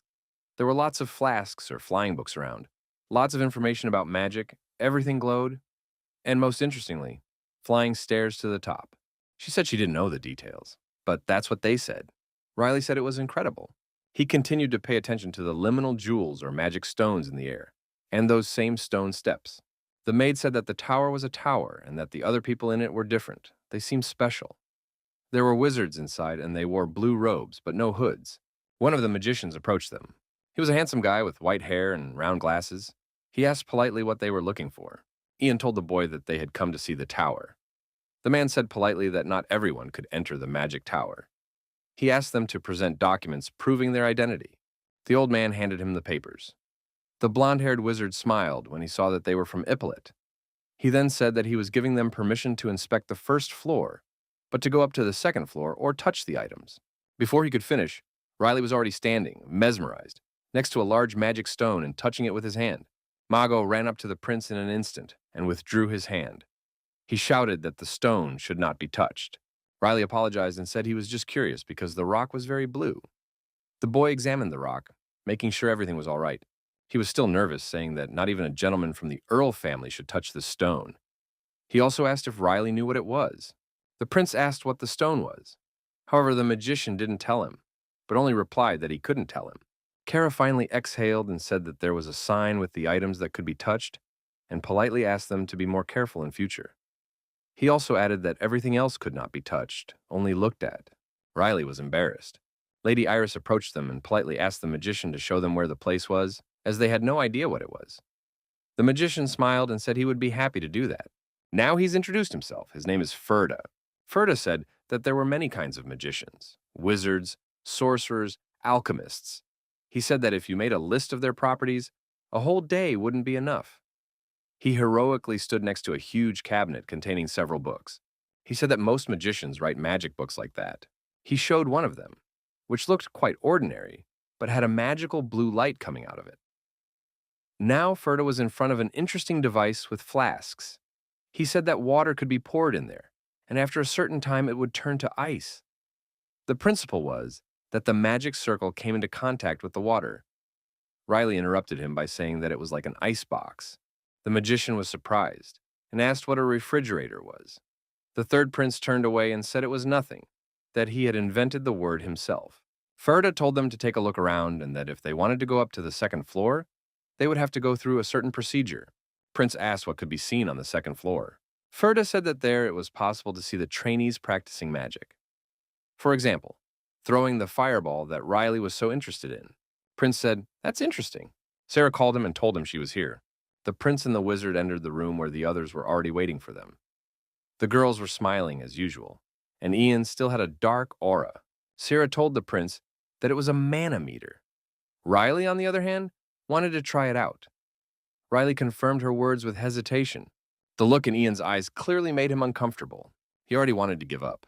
At the same moment, he felt the old man's gaze on him again. Kara said yes. Prince looking at the yellow ball in front of him. He asked Ferda how to use it. He replied that all he had to do was raise his hands above the ball. Mago added that it would start to glow and then fill with water, depending on how much mana the prince had. The third prince decided that there was nothing difficult about it. All he had to do was raise his hands, and he would start measuring. Ian asked the magician Ferda to listen to him, and Ferda replied. The old man asked what would happen if the amount of mana was too great, if the balloon would burst because of it. Ferda hesitated, but replied that such a person would definitely be invited to study in a tower or other educational institution, especially if it was a child. He said that so far the balloon has never burst. Ferda also said that if the balloon cracks, then they are dealing with a genius, but popping is hardly possible. Mago laughed and said that he wasn't a dragon, and therefore didn't need to worry about the balloon's safety. The only one who caused the crack was the great wizard Astroy. Ferda said that, during the Great War, that wizard had even defeated a great mercenary hero. However, the boy couldn't remember his name. Ian looked at him in silence. Ferda couldn't remember, but repeated that Astra had defeated the hero. The girls laughed and asked if Jan expected much from the young master. The old man coughed. Riley turned to the balloon with the words, "Shall we begin?" Riley's hand touched the balloon. The prince put a hand on the balloon and it began to glow. Something was happening. Riley turned to the balloon with the words, "Shall we begin?" The prince put a hand on the balloon and it began to glow. Something was happening. His palm was on the ball.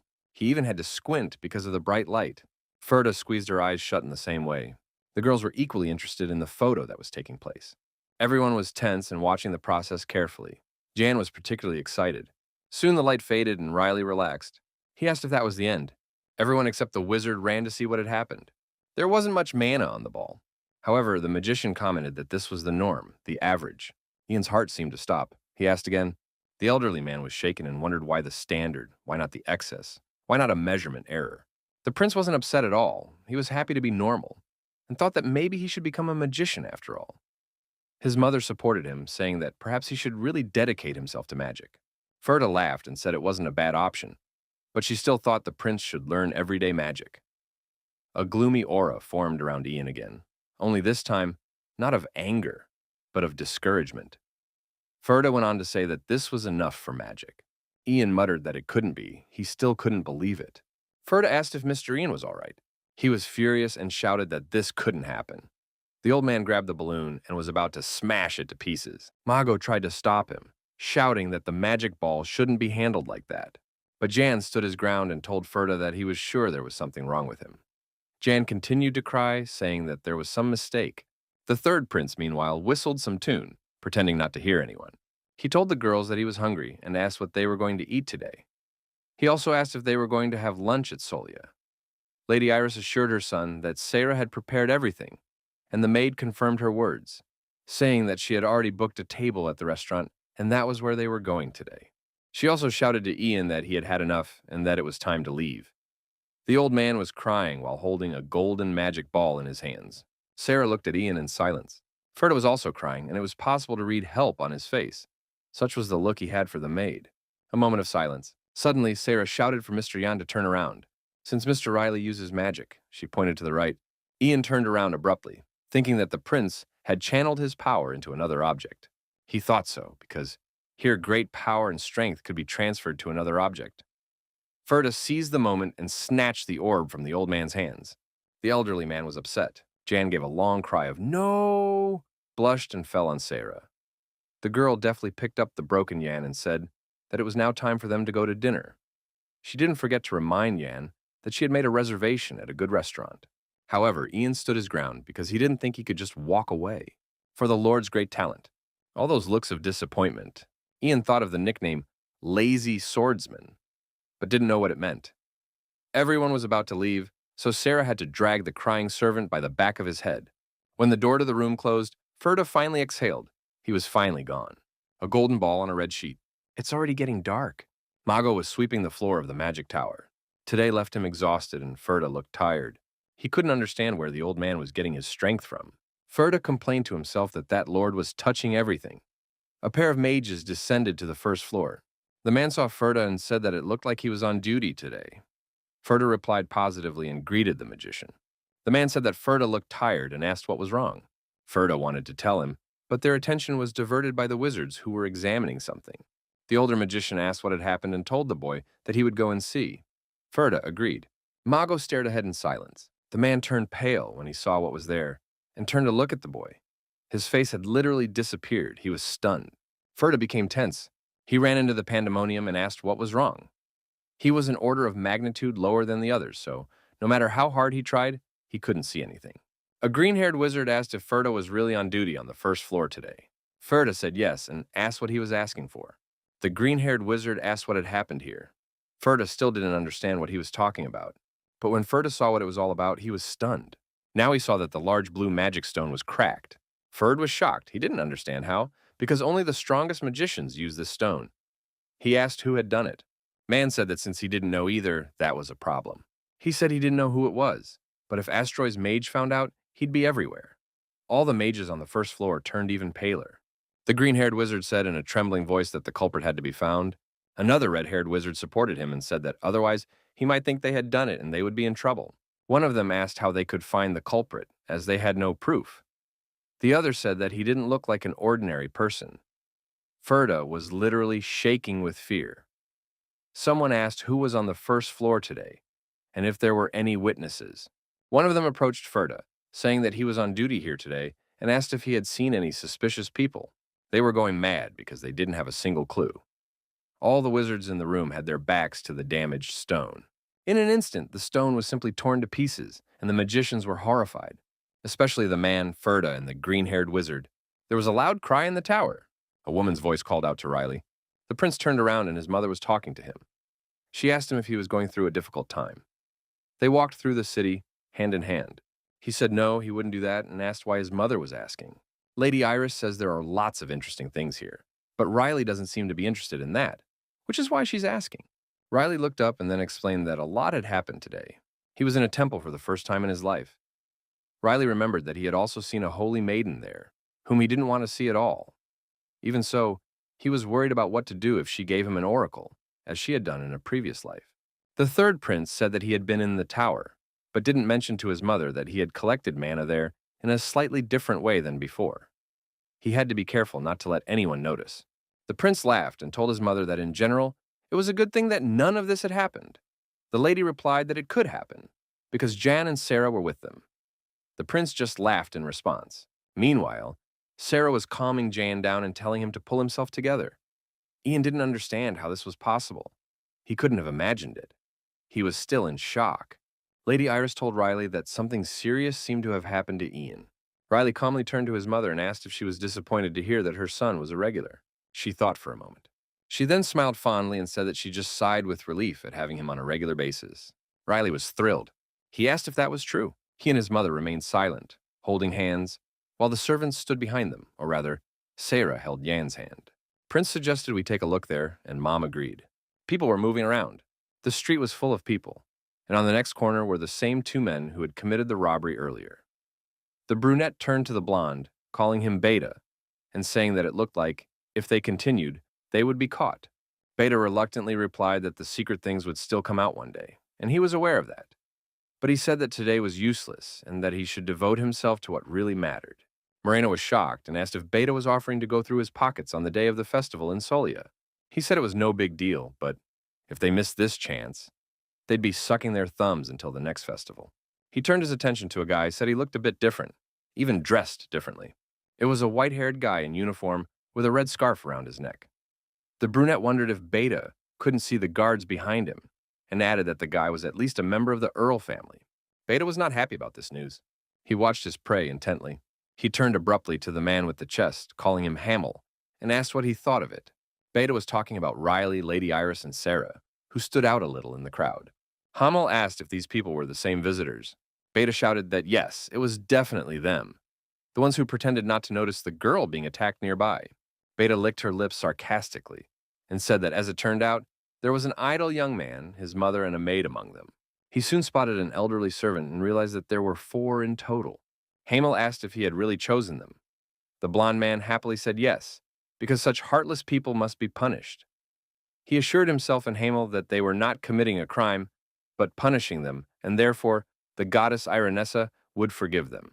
Hamel wasn't too happy with his partner's idea, but he still thought that there shouldn't be a problem. After all, there are 2 aristocrats and only 2 servants, so it should be a simple matter.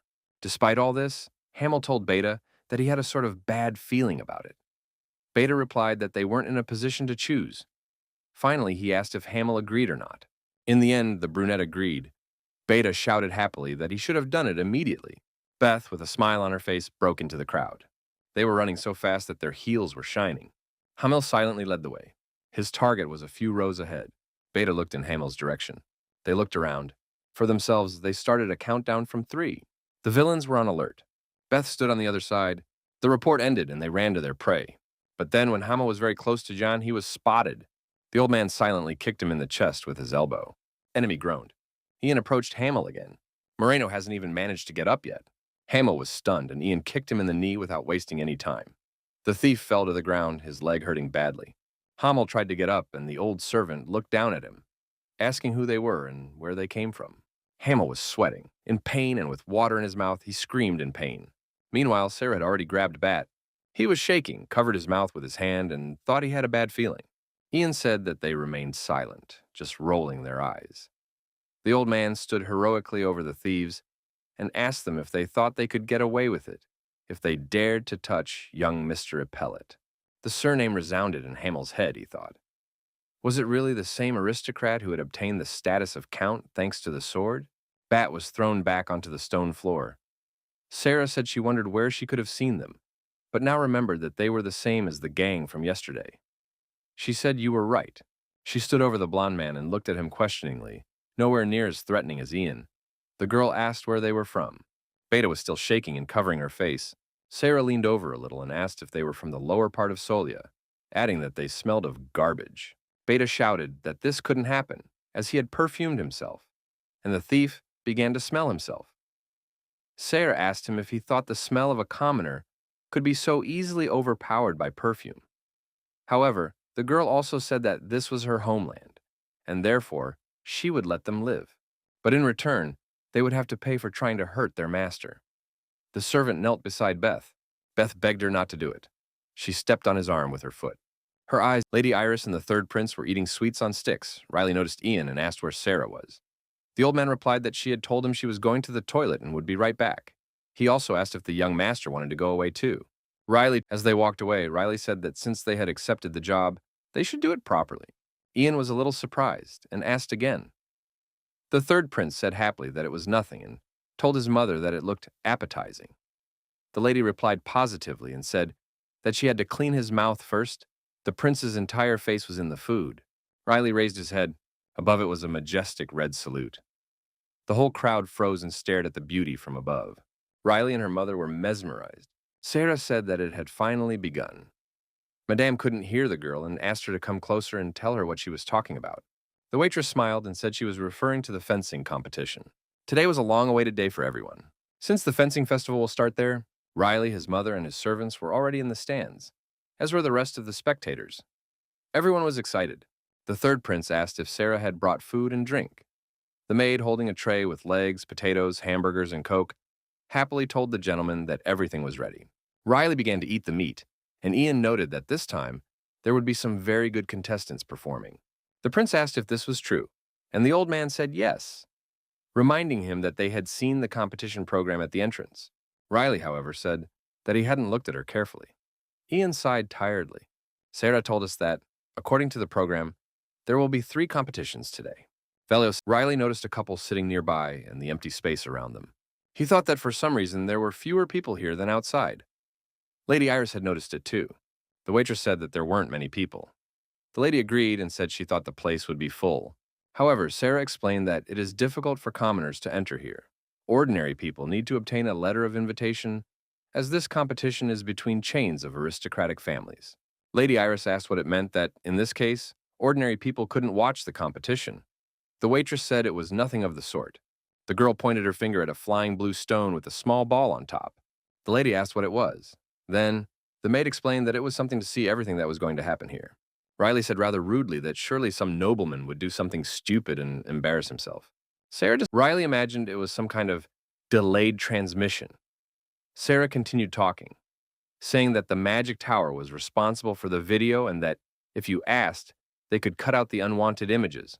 The prince again came to the conclusion that this magical tower was a very interesting place. He thought that, although it was a different time, just as in his previous life, all the comforts were organized with magic. Mom says it looks like it's already starting. There were shouts and loud noises coming from behind the wall behind the participants. Someone shouted for the others to listen and not shout in the manor room. Someone else shouted at him to shut up and where the hell he came from. Someone on the podium shouted that his son was leaving and that everyone should be quiet. Ian realized that the aristocrats had a very loud voice. He said he couldn't understand why everyone was so agitated. Riley, Madame, and the maid looked at him in bewilderment. For her part, Sarah thought that if their young master left, she imagined an excited Ian shouting for everyone to shut up because the master was leaving. She thought Jan would have shouted louder. The old man calmly informed her that 2 contestants were leaving, one from the Boyran family and the other from the Dries family. He told me that these 2 clans were known for their skill with the sword, although not as much as Ippolita. Sarah even jumped up and down on the spot, excited that it had finally started. Lady Iris was also a little excited, and the third prince watched in silence. There was a colorful battle going on. A blonde-haired young man was flying at the dark-haired boy, their swords meeting time after time. Their struggle was intense. However, it wouldn't end there, with the metal of their swords ringing out again and again. Riley said it was all, well, interesting in a way. Ian looked. The third prince leaned back in his seat and said that yes, it was possible to see techniques that he had never seen before. He really didn't think there were any more techniques in the world that he didn't know about. But then he saw the new techniques and thought they were unusual. Sipping his black drink, Riley added that it was interesting, except for the fact that they looked like cute children playing with toys. Ian listened attentively. The third prince said that although it sounded a bit strange, he had exactly that kind of interest. He said it was a bit nerdy and yet interesting, and Riley thought it was cute. Sarah shrugged and said that her lord could even kill goblins in one go. So it was possible. The old man didn't miss the opportunity and said that in this case, the young master should have taken part. Riley, however, repeated once again that he was lazy. Ian was horrified at how lazy he felt. Riley said that they liked his nickname, Lazy Swordsman, and, a little later, added that it was true. The old man remained silent. Ian asked, "So this isn't a joke?" He stood up a little. The old man didn't understand why he liked that, after all. He was so talented. Now he realized that the third son was hiding his talents and his true face. But why does he use the horrible nickname Lazy Swordsman? Ian wondered what the real reason was. The servant was called by Lady Iris. She said the third prince even choked on his expensive Coca-Cola. Yang and the prince were shocked and asked if she was serious. Finally, the lady smiled and replied that of course she was joking, but that Ian had such a concentrated expression on his face. The prince's mother laughed, and the prince himself exhaled with relief. Sweating profusely, he stood up and said he was going to walk away. Mom agreed, and for some reason, the maid was a little apprehensive. In the hallway, Riley was pacing back and forth, shaking his head, saying that it had been a long time since he had been taken by surprise, and wondering what all the talk about his fiancée was about. Ian stood nearby and watched. Suddenly, someone called out to them. Riley turned around questioningly. There was a blue-haired man in a suit and a red-haired worker. The man said rudely that he was addressing the third prince and said that Riley had just said some very rude things. Ian was a little shocked, and Riley wondered what he had said that was so cheeky. Man said it was cheeky that Prince had said it all sounded like child's play, and asked if Riley wasn't aware of the effort the participants put into their preparations. Now he said that apparently he didn't know a fraction of what was going on, so if he withdrew it, he would forgive him. Riley apologized indifferently and said he was wrong, which sounded extremely insincere. Riley signaled for Ian to leave, as it should have already started. The prince took Ian under his arm and led him out, with the man looking at them unhappily. He shouted for Riley to wait. After the young man stopped, he said it was false. He went on to say that there was no sincerity in the prince's words, and the man asked if such a thing could be called an apology. He really had expressed himself inappropriately. Riley gave him a haughty, seemingly superior look and asked what else he wanted. Now the nobleman couldn't stand it any longer. He became furious and shouted that he, Aplock, the eldest son of the Erenzium family, would teach him a lesson on behalf of all the participants. The third prince was beginning to tire of it all. Aplock said that if the prince was here, he belonged to some clan.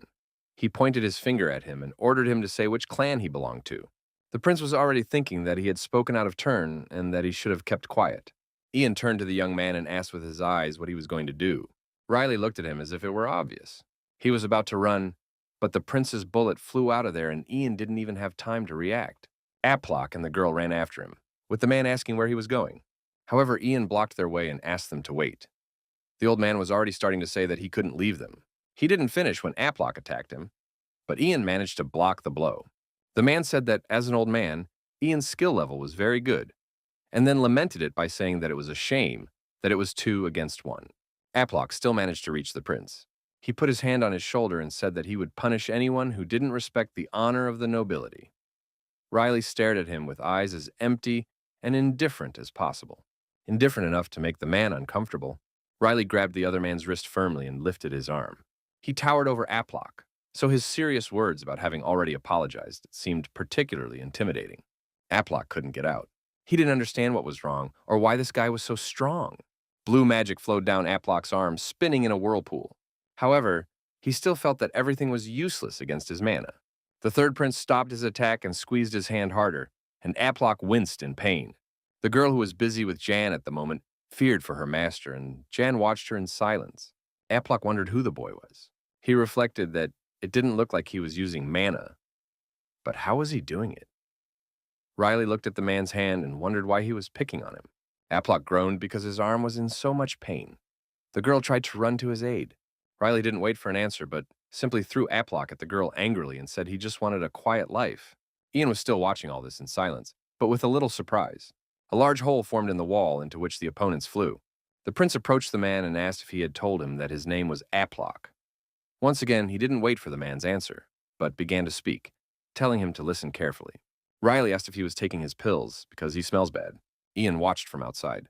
The third prince told Aplock that if he didn't want to be discovered, he should keep quiet, and Aplock obediently agreed, with terror in his eyes.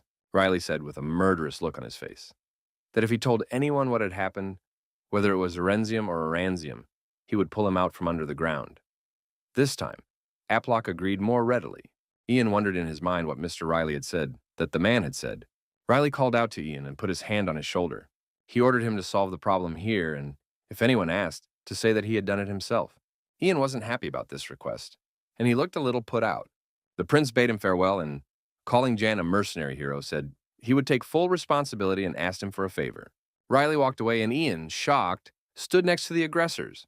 Riley went back to the living room and told the girls what had happened, and Mom said that he had been there for a long time. Sarah asked his master where Mr. Jan was. The prince casually replied that it looked like Ian had become big, said he waited for the old man and then left. It seemed a long time had passed. The cleaner asked if they had heard anything like the sound of an explosion just now.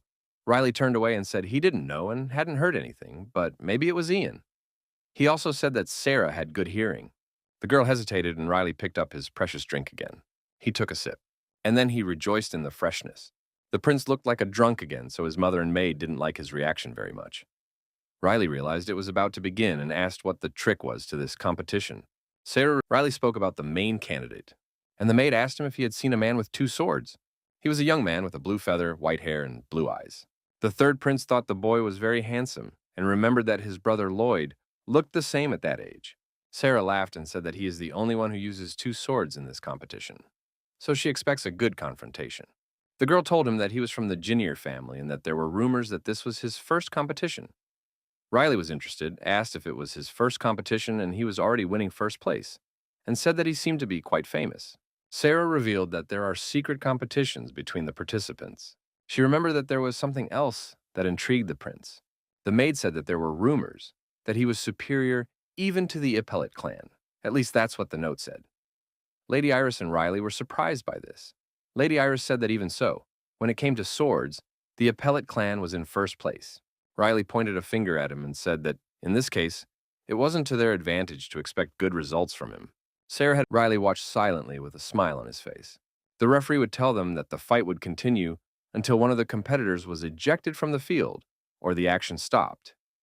He said that they were allowed to use mana and that threatening an opponent's life would result in disqualification. The judge also added that it was up to him to decide and asked if everything was clear, and his opponent was already a little confused. Sarah made an ooh. She said it seems that this time the victory is predetermined. This poor boy was trembling with fear, while his strong opponent stood confidently in one stance. Riley, watching all this, said he didn't even know. The prince turned to Sarah. He asked her if she knew anything about this guy. She clarified whether he was talking to the opponent of the opposing candidate. At first, the maid couldn't remember the boy's name. Meanwhile, the referee waved his hand to give the starting signal. Sarah recalled that this nobleman was from the Erenzium family. The swords were knocked out of the hands of the famous swordsman, who was a little dazed. Everyone in the audience was stunned. A prince from the Genier family flew away. The man held his sword firmly. His opponent attacked him with a red feather. Now he seemed a little more confident. Riley watched the competition with passion and discussed Erenzium. The image of the first prince of the family, the man with whom the prince had left Jan, came to mind. The third son murmured that he had also used it at the time. The boy froze after the blow and looked at his opponent in surprise. Had he really succeeded? The prince of Genier crumpled to the ground. The judge approached the boy and grabbed his arm. Then they stood up abruptly and shouted that the winner was the second son of the Erenzium family, Aplian. From somewhere came multicolored streamers, and applause was heard from the audience. Aplian seemed happy, but he still didn't fully believe that he had won. Riley thought that if he compared Aplian to his brother, the smell of the pills wasn't as strong. However, Riley thought that he definitely hadn't won by his own strength. Now that the prince remembered Yan, he wondered why the old man was taking so long to get in the way. Sarah was shocked, and Lady Iris stroked her to calm her down. Riley couldn't stop thinking about Ian. Maybe something had happened to him and he should be back by now. And there's no reaction to Sis. Sarah brought more hamburgers and said that the hostess and the master had eaten. Riley thanked the waitress. The third prince tried to calm himself with thoughts that nothing could have happened to Ian, that this couldn't happen. Meanwhile, Jan was gently lifting the red-haired girl, but she said to help her master first. Jan replied that due to the mana defense, he had less internal damage, and therefore she should help her first. The girl hung onto Ian's shoulder. The old man himself had images popping into his head, just like the young gentleman's cries that all he wants is a quiet life. Ian thought that this Aplock was also quite strong and had some very good skills. However, he said that no matter how talented everyone was, his master already was. He didn't say anything else out loud, but he felt that the gentleman had already demonstrated his level of skill. Now the old man wondered if it was possible that, when measuring mana, he had only released a little on purpose. Ian continued to reflect. Is it possible that the young lord is a dragon who has come down to Earth? Dragons are supreme beings. They have a lifespan of 10,000 years. Sometimes dragons turn into humans for fun. Ian could give no other explanation for his strength, even though the prince was still very young. Even so, Ian exhaled. The old man didn't think that could happen. Ian was around at the time of her birth and saw everything with his own eyes. Suddenly he remembered my mistress. He remembered Lady Iris holding his son in her arms for the first time. Now the old man was thinking of the lady. In that case, everything is clear. So it's understandable that you have abnormally great strength. However, the last time the lady spat blood when she was poisoned, Ian wondered whether a majestic dragon could be blinded by poison, or whether it was due to the human body. Foolish thoughts haunted the old man, and coming to his senses, Ian forced himself to wake up and come to his senses. Ian was still holding the wounded girl by the shoulder. He said that the most important thing is the master. He didn't finish, but went over to Prince Aplock and lifted him up. The old man kept talking about what a splendid gentleman he was. He stepped forward with confidence and breadth. He said to wait and that if you think about it, you won't regret it. Ian remembered the prince's mother's request to keep the secret. The old man stopped. He remembered suddenly someone called out to them. Ian turned around and saw a group of people. The old man began to ask what they wanted. A girl with white shoes was walking ahead. When Ian looked up, he realized that it was the people from the temple and Saint Frisia herself. Ian wasn't expecting them here. Frisia said that there was a guest who had come to visit them at the temple, so they were informed. Ian was a little scared because they had really come because of the gentleman's antics yesterday, and because of that, they're looking for Riley. There was a moment of silence. Saint said that Ian should know that too. Sarah stretched. She said she had a strange feeling. She was stunned because the person she was rooting for had lost literally in an instant. Lady Iris said nothing, but asked if there would be any further competition, and the chambermaid said probably not, as this was forbidden by the rules. Lady Iris said that the competition was over for the day. She said it went much faster than she expected. Sayra said that this year there are far fewer participants than last year. She talked about how the opening ceremony was held today, so they can see more competitions tomorrow. And it could be. Sayra held the side of the balcony and added that, by the way, she hadn't expected such a result from a member of the Erenzium family. The lady asked, "What if you compare that to Riley's punching power?" Sarah hadn't expected this question from her hostess. She hesitated and said that if she hadn't known about the gentleman's real abilities, she would have said that Mr. Riley was no match for him. She was very surprised when you fought the goblins. The maid remembered what she had seen on that occasion. Sarah corrected herself in an instant. She said that surprise wasn't the right word, because she was completely and utterly amazed. Because unlike the second son of the Erenzium family, the Lord didn't doubt his blows for a second. He remained confident. She decided to herself that what surprised her most was his imperturbable, cold-blooded gaze. But finally, Sarah coughed and said she couldn't say who was the strongest. She turned to Riley and asked him what he thought of it, but she didn't find the prince there, which surprised her very much. Lady Iris had told her that, as Ian had left a long time ago, the prince had decided to go and fetch him. Now the girl realized that, in fact, Mr. Ian hadn't left yet. She put her hands beside her body and said that this was news. The young gentleman was walking alone. Sarah decided that she would have to warn Ian about this when he returned. The prince's mother laughed and said, "Suddenly, Riley not only Jan, but also decided to look for a bride, who knows?" Sarah was a little embarrassed by this. She asked that Madame wasn't joking about the bride after all. She asked if that meant that the lady really wanted the prince to settle down. All the aristocrats had already left the hall. No one in the corridor was talking or discussing the competition. Lady Iris calmly told Sarah that something must have happened here. She also said that someone was blocking the way and that this person seemed to be Yang. This time, Sarah wasn't shocked and even pushed the aristocrats in front of her a little. She saw two people hanging on to Jana who couldn't stand on her own. The girl shouted that it was him and asked why he was there. After a while, she noticed that Mr. Riley wasn't with him, and the lady asked why the abbots of the Temple of Solia and the knights were gathered here. They turned to the aristocrats and apologized for having unceremoniously blocked their way as they left. St. Frisia said that they were now looking for people from the Pellet family. Sarah was even more horrified when she saw St. Frisia. Riley stood outside and leaned against the castle wall. He was holding some fabric object in his hand. The prince looked at him and said that he hadn't bought those things yesterday for nothing.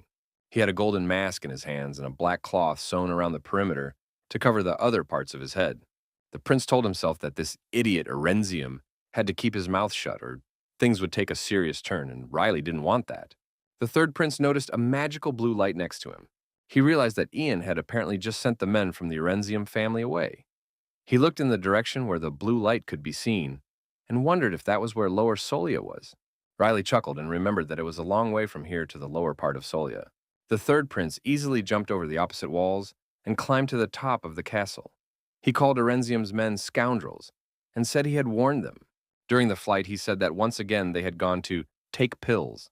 The cave was illuminated by the dim light of lamps, and someone was moaning in pain. It was that dark-haired thief, Hamil, who moaned that he was still alive. Hamil looked at his hands and said that he didn't think those four people were the people of Iplet. But he quickly corrected himself and said he was lucky to be alive. Hamil looked up and wondered if it was morning or night. At first he thought it was morning, but then, when he saw the light from the lamps, he decided that it was night after all. Hamil cried because they had gotten there last night, and now he woke up, and it was night again. He didn't like the fact that he had slept all day, although that wasn't surprising, as it had happened yesterday. He called Bat and asked if he was all right. Blondie was lying on his side, against the wall, and Hamil shouted that he had brought him here in his arms, almost tearing him apart. Beta shouted and cursed at the wretched girl who had tied him up. Hamil got up from his seat and asked if Beta was all right. The one who turned to him and shouted didn't seem to be doing well. Beta didn't forget to call Hamil an idiot. The blond man had a nightmarish expression on his face. Hamil looked astonished at his ally. Beta cried for her arm, because it was broken and now everything was over. Baeta asked him if he thought these novice nobles would treat a man from Lower Solia. Baeta said that Hamil made him laugh. Hamil put his arm around the boy and told him to calm down. Beta cried because of what they had done to him. He didn't finish, but stood up and said that they should be avenged for this. The brunette got up and ran after him, wondering if he was going to go to this woman. Beta shouted back that he was using the slag from the magic tower. Hamil was telling Beta to stop immediately, but Beta ignored him. But Hamil kept begging him to leave this enterprise.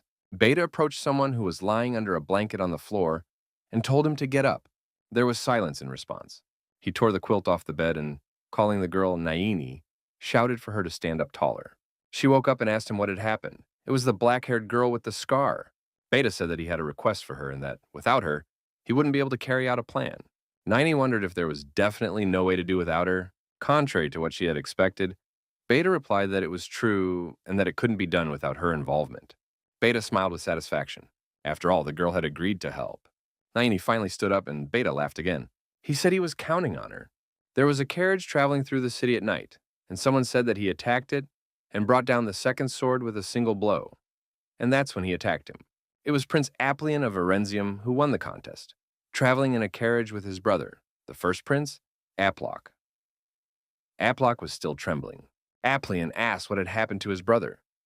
Aplian finally turned his attention to his brother and said that no, nothing had happened. However, Aplian shouted that the expression on his brother's face said otherwise. He said that the man could tell him anything. He was worried because Aplock was never nervous, even in a competition. Aplock threw his brother back into his seat, shouting that he had already told him everything was fine. Aplian was shocked by his brother's actions. The red-haired girl wasn't herself either. She sat outside the carriage and watched the brothers. Aplock repeated his words that he was fine. Riley sat on top of the carriage, he said. What a relief to be able to keep his mouth shut. He was sitting on the side of the carriage so no one could see him. The third prince praised the boy for not speaking. He wanted to hurry and guide him the right way if Aplock hesitated. Riley had already started to take off his mask and said that everything was fine, in which case it was time to go back. However, someone didn't let him do it quietly. A magic stabbed him in the back. The prince thought, what an impertinent man dared to stand in his way. On the road ahead, 12 meters from the carriage, stood Beta and Naini. One of them asked the other if he was the boy you were talking about. They were talking about Riley, he overheard, and then was a little shocked. Beta asked Naini if he was the one wearing the mask. He said he didn't know and that he remembered him a little differently, but that he was unprotected, and why would he get on someone else's family carriage? Naini replied nonchalantly that she didn't know why he was unprotected or why he had climbed onto the roof of another family's carriage. But she was sure of one thing. She was sure that he knew who they were after. The girl shouted for them to get out of the way, and Naini asked Beth what they should do. Beta, with a wild smile on his face, asked again and said that he had been known to kill him. Riley says he can't do that anymore. They're funny. Blue twists slowly enveloped his hand. The girl put her magic in her hand and shouted, "Lightning strike!" Naini pointed her hand directly at the red-haired girl. The girl screamed in pain and the lightning struck her body. The horses pulling the carriage scattered, so the carriage tipped over and the brothers fell out. Riley jumped onto the roof of the nearest house. He found it unbelievable, as he had never seen such magical powers, even in his past life. Naini said unwillingly as she shivered. Someone shouted that it was black magic, that someone was using black magic. Riley says he's sure he's seen this girl somewhere before. The boy looked at her again. He remembered the moment when the people in the street staged a robbery, and this girl was the supposed thief. He realized that they had seen her when they arrived in Solia. The girl smiled as much as she smiled at Beta. She said that Beta had entrusted her with the case. He had asked her to take care of it herself. Beta looked at her suspiciously, and she went on to talk about how he said he needed her, and then he added that she could handle it. Blue magic swirled around her. Naini said that was why she couldn't let him down. Lightning flew towards Riley. He said that things are heating up and that this could be dangerous. Sarah said here he was sitting with them. Saint Frisia asked if he was sitting right there, and the waitress said yes. Frisia asked if they knew where he had gone now. Sarah was already a little annoyed, she said, when he told her he was going to the bathroom. Ian was also a little moved, and all because of the bitter expression on the maid's face. For Sarah was angry that Riley had gone to look for this old man. She knew she should have taken chaperones, didn't she? Lady Iris asked Saint Frisia what she would do and if she would wait for him here. She hesitated for a moment. Then she picked up the glass that Riley had been drinking from earlier. Lady Iris called her again. Ian didn't realize what she was doing. He wondered if she was using her divine powers. He now believed that the Holy One had received her powers from the goddess Irenessa herself, and that she would use them to find her master. Santa Fresia looked at the third prince's glass. Ian looked questioningly at the saint. Frisia grabbed the cup angrily, and the contents dribbled down her arm. The priests were worried about the saint. She finally came to her senses. The saint questioned Lady Iris about what she was saying. The lady covered her mouth with her hand. After a while, she asked if Saint was all right. Ian, in the background, was totally horrified. He thought it was all because of yesterday's incident. He remembered how furious Riley had been with that girl. The old man is sure that she is still offended by this. So perhaps it would be better if the gentleman avoided seeing Saint Pierre. Someone called out to the saint and she asked what was going on. He was a priest with blue hair. He said he had received news from the central district that something terrible had happened there. There was a kind of red light in the sky. Frisia asked what had happened there, and then they saw the sky. Everyone was shocked by the sight. Ninety's lightning struck one of the roofs. There was a lot of dust and purple electric light. The townspeople screamed and called for help and rescue. However, the attack didn't affect the masked man, Riley, and now the prince was in a different place, observing what was going on. He realized that he had only read about these things in books, or heard about them from other people. But this was the first time he had seen them in real life. The girl was already very angry. She was going to attack the masked man again, and shouted that it was all for bat. She didn't knock again, because Riley once again skillfully backed off. They both wanted each other dead. The third prince thought that she was just a child, and how could she be so proficient in magic at such an advanced age? There were already some warriors in front of 90. They were asking who she was, and saying that if she surrendered now. But she didn't let them finish, because one of the knights had already been hit by 90's lightning bolt. Riley, meanwhile, watched, wondering what he should do. He couldn't call Sarah. He said that, unlike the girl, Ian would be useful here. Then he thought that perhaps he should at least call the brothers of the Erenzium family. Uplock and Aplian were unconscious on the road, and a ball of lightning was already flying towards them. Riley was horrified to learn why they lie down like logs when you need their help. The prince was upset that he would now have to intervene. 90 shouted "Fireball!" and launched another attack on the masked man. The third prince froze. Now Riley had to run a little further away, because the girl was launching 2 attacks at once. The third prince was amazed that she could use magic so easily. The girl was pointing her finger at him. Riley wondered if he should try to master this toy too. He thought it looked much easier than sword art, where physical strength was required. In addition to various techniques, teleportation is also possible with magic. 90 set into space, Ice Spear, and after a while, sharp stones flew towards Riley. The third prince said, but she never realized who she was messing with. Riley repelled all the ice spears at once. Naini stared ahead in shock. A male voice shouted at Naini and asked what she was doing. He was ordering the girl to kill him. It was Beta, and he was very angry. At first, Riley didn't realize who the man was. But then he remembered that he was the idiot who wanted to rob him. Beta stood up startled. Riley thought Jana and Sierra were a bit too rude. After all, if they had done away with them back then, none of this would have happened. However, Riley also decided that there was nothing he could do about it, since that was the way things were. He would have to clean up his own mess. Naini was a little startled by Beta's screams. The prince looked at his sword and offered to do it.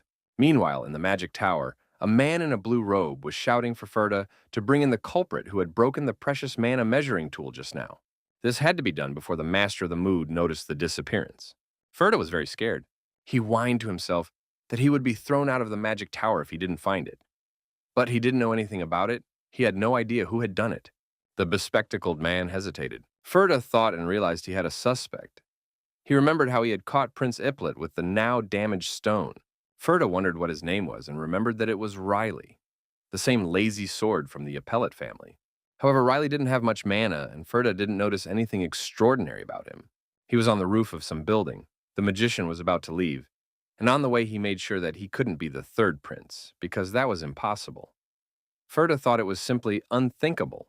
After all, not even Grandmaster Astroy had managed to break off a piece of this mana measuring tool.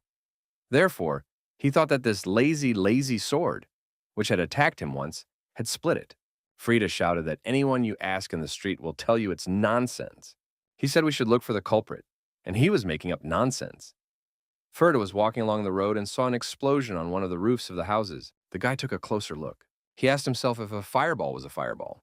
The wizard crouched on the ground and touched her with his hand. He realized that the crackling and the explosion were definitely a fireball. A crowd of people ran around him, shouting to save themselves. Someone shouted that the wizard had gone mad, that he was going to destroy the place. Ferda was starting to get angry and asked what kind of madman dared to use magic to attack without permission, and in the central square to boot. He felt he had to stop this wizard now. Ferda ran towards the explosion. Practically the entire city around the tower was on fire, with everything ablaze in purple flames. Ferda rushed in and questioned him again. Then he took a deep breath and asked why she was here. Meanwhile, the girl was preparing another attack, and Ferda wondered if she hadn't been banished from the magic tower. Niney launched another fireball. She stared into the distance in confusion. Ferda didn't understand what was going on here either. The man in the mask was ready to repel the attack and did so with his sword. Riley escapes the attack without much difficulty. He looked into the distance without much emotion. Furta was shocked and wondered how this guy had cut the magic ball with his sword. Riley blocked another beam. Ninety was furious that once again she hadn't managed to at least hurt him. She was sure it was just a steel sword. She was sure it was just a steel sword. However, he deflects all her attacks. The girl knew that this was theoretically possible, but she couldn't understand how he could do it so easily. Ninety got angry, covered her mouth with her hand, and bent down. His mouth was bleeding. She thought that this was not the right moment, as Beta had confided in her. Beta looked at her ally with extreme displeasure. Ninety felt that she had to justify his trust, that she had to endure it. She decided that instead of putting all her strength into a single powerful blow, she could attack him continuously with small blows and still save energy.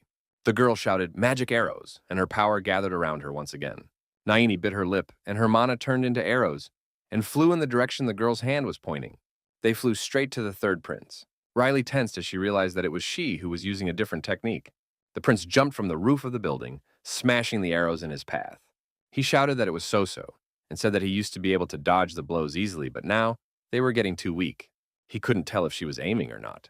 Naini looked frighteningly sad and depressed, with a trail of blood on her chin. Beta jokingly asked if Naini could beat him. When he realized that the girl wasn't responding positively, Beta became furious and shouted for her to respond. Beta shouted that he could overpower the guy. A silent, short yes was heard in response. But then the girl still asked Bat to believe her, saying that she would carry out the mission at any cost. After all, it was her only friend's request. The girl finally looked up with confident eyes and said she would fulfill the task even if it cost her life. Riley suspected there was something wrong here. He saw that the color of her mana was very rare.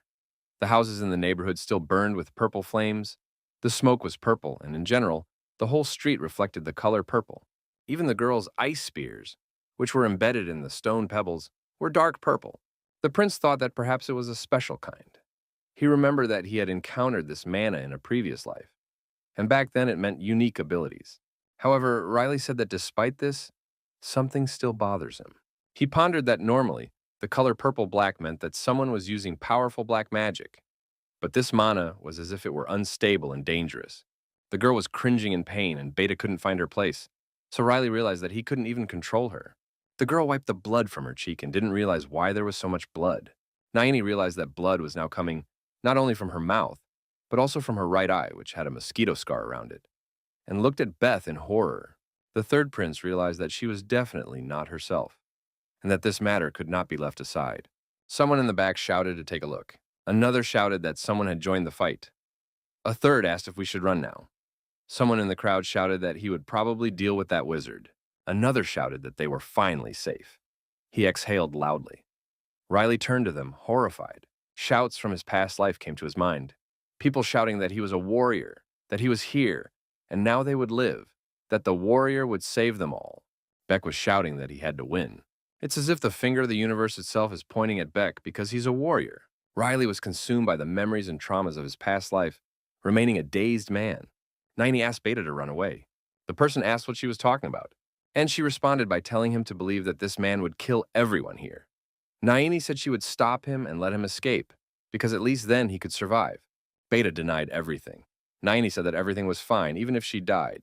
The blonde man grabbed the girl by the back of the neck and continued shouting, but now about the fact that she wouldn't dare die until he killed her. Beta said that if she died now, she would be a pile of garbage with bones. Then he asked more loudly if she understood him. The girl was shocked, and Naini murmured that he had said he trusted her. Before she could finish, Beta interrupted her to tell her that they had let her in and fed her, and that now she had to work to earn a living. He asked why he had welcomed her in such an ugly way. He said that she made him sick. Beta still couldn't calm down, shouting that it was disgusting to even look at her, which is probably why she was banished from the magic tower. The boy then turned his attention to Riley, who was standing next to him. There was a terrifying black aura around the prince, and only his eyes seemed to glow. When Beta saw this, he couldn't stand up, fell into the road, and hysterically asked what it was. Riley said that was it, that the show was over. He pointed his sword at Bat and asked how he could call her trash. The prince also said that he himself could no longer listen to him, as he was tired of his words. Beta was terrified, his whole body shaking. Meanwhile, the girl shouted, "Pillar of fire!" and Riley was enveloped in purple mana. The prince called the blonde man a donkey. After that, he easily cut off the mana that was about to attack him. Naini stood in the masked man's way and forbade him to go near Beta. Riley couldn't understand how she was still on his side even after that. He thought she was too. And now he was calling them fools. He thought she was even more stupid than he was when he was a warrior and protected people. And the girl wasted no time shouting for Beta to run. Riley knocked the girl out in one move and told her that she was making too much noise and should rest for a while, and that he had nothing against her either, but against the bastard. Niney fell into the road, and Riley turned his attention to Beth. He was already crying with fear. The third prince told him that he wasn't so kind and that, if he were attacked, he wouldn't escape with one hand. But now he's asked for it. Riley shouted that enough was enough and prepared to cut off the thief's head, but the man's protective field stopped him. Riley looked up. He saw an elderly wizard standing there, proudly holding his majestic staff. The old man asked Riley who he was. The prince wasn't at all happy with his appearance, as he didn't need any extra trouble. He realized that he had been waiting a long time, and that now a man with strong mana had arrived. Streams of the old man's energy are accumulating to the left of Solia and even in the fortress. The old man didn't wait long and said that if the boy didn't deign to tell him who he was, there was only one way out, to use force. A flame came out of his magic staff. She grew up. The wizard lifted her up and told her that he was the Grand Master of Astroi, and that he would deal with her personally. Ferda said they should go to the central square. There was blood everywhere around the wizard, on the walls and the stone floor. The boy was addressing Grand Master Astroi. The old man told Ferda to listen, that he should only be summoned in really important cases. He injected something purple into the bald young man's arm. But he went on to say that his greatest master, representing Solia, could not be summoned so easily. The magister took the gold out of his bag. Astrius reminded him once again that he shouldn't be disturbed. He sat down at a table full of herbs and potions. Ferda shouted that what mattered now wasn't the drugs on sale. He told me that one of the exiles from the tower was stirring up the square. Now, Astroi asked again, said he thought they were all dead, and he said, more alive and angry. The old man laughed and said it was incredible. In that case, he decided to go and have a look and enjoy himself at the same time. Ferda remembered that he had one more thing to say. He told the master that there was another man there, and that he was fighting with the old guinea pig. Later, the Grand Master would remember these words when he looked at the masked man. He asked if he was the one Ferda was talking about. The master said he didn't know where Riley came from. However, he asked how the man dared to cause a disturbance in Grandmaster Astroi's territory, and said he wouldn't let him get away with it. Riley's eyes widened, and he wondered if the old man was calling himself Grand Master, for wasn't he disgusted himself? People in the street were discussing how dangerous it could be, and whether it would hit them. Someone finally spotted Master Astroi and couldn't believe their eyes. The third prince looked at the old man and wondered if they were going to test his abilities. He decided to see how powerful he was. Astra tapped his staff and said the word Meteo. The master said that there was nothing to be done in a case like this, and that he himself would personally put the guy in jail. Riley gets into a fighting stance. An attack of fire mana flew towards him, and he realized that there were 3 places he could hit. The prince decided that he should first split the light into 3. With one stroke of his sword, he did so. Now he needs to send them back immediately. Astroi was not prepared for this and shouted that the man had gone completely mad. In response to his own attack, which was already flying towards him, he sent up a water balloon. There was a massive collision. The water eventually extinguished the flames. The master couldn't believe that this dead man was able to repel his magical attacks. Esther realized that she was in the middle of the smoke and couldn't see what was happening outside. So she shouted and asked where the masked dog was. Silently, he wondered where he had hidden. He was lucky enough to feel a sword flying straight at him from above. Astru erected a protective barrier, hoping to repel the attack. However, he failed, as the sword was thrown with such force that it easily broke the protective mana.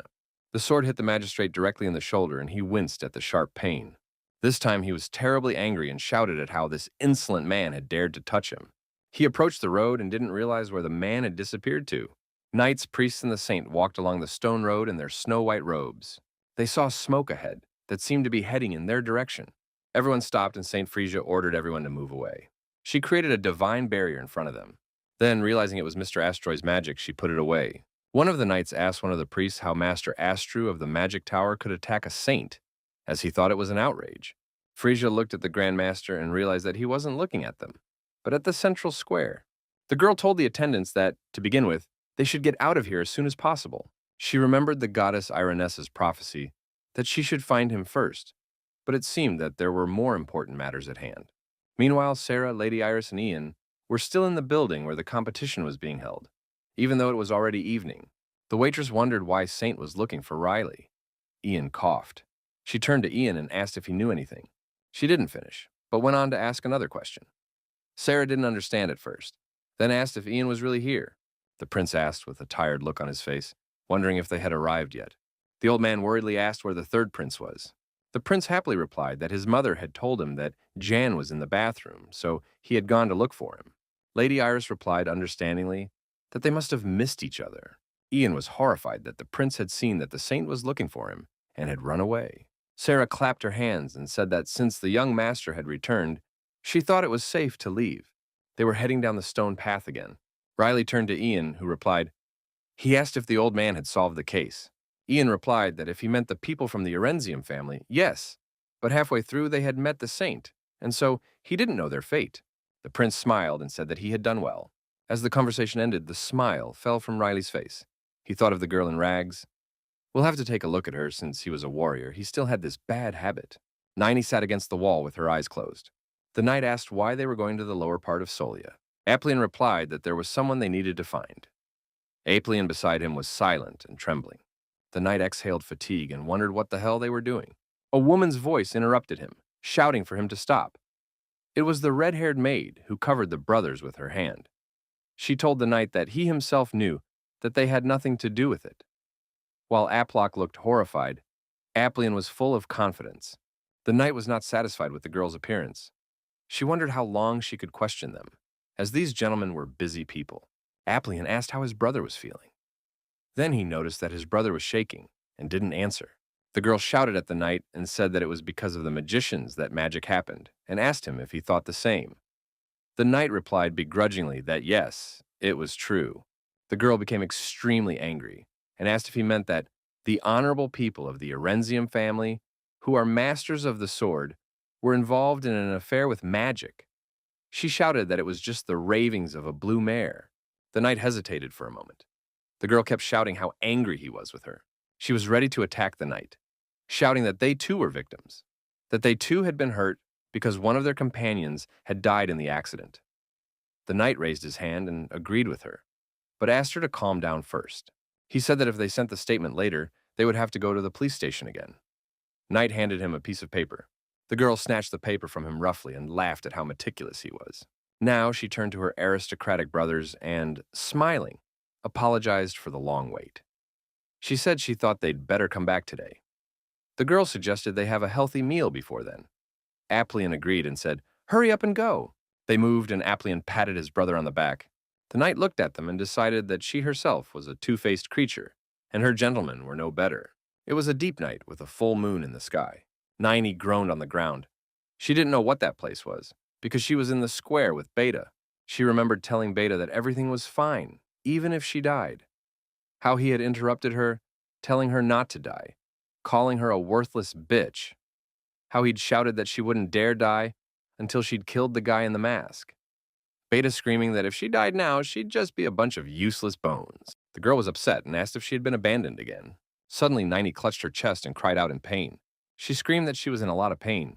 The girl curled up and remembered the words of her only friend Bat, who said that she was a worthless slut, that he was disgusted to look at her, that this was probably why she had been expelled from the magic tower. She said she didn't want to be alone. The doors opened and the silhouette of a man appeared in the doorway. He asked if she had gotten up yet. In front of Niney was Riley. The girl hadn't expected to see him here, but she seemed to recognize him. Riley said that she hadn't woken up yet and that he thought she was dead. Niney asked what was wrong with Beta. The third prince, indifferent and looking at the girl with contempt, replied that he had no idea. Niney remained silent. The prince said he wouldn't beat around the bush and went straight to asking her what she used to attack him. Riley said that even her friends couldn't do it, so he asked her how she did it. Niney turned and replied that she didn't need to tell him. In that case, Riley told her to tell him what kind of creature she was, but she once again said nothing. He said that she wasn't just a mage, after all. The color of her mana was different. The prince asked if it was idiosyncrasy. Idiosyncrasy is an increased and painful sensitivity of the body to products, medicines, or certain influences, an acute aversion to something. The girl asked why he wanted the information.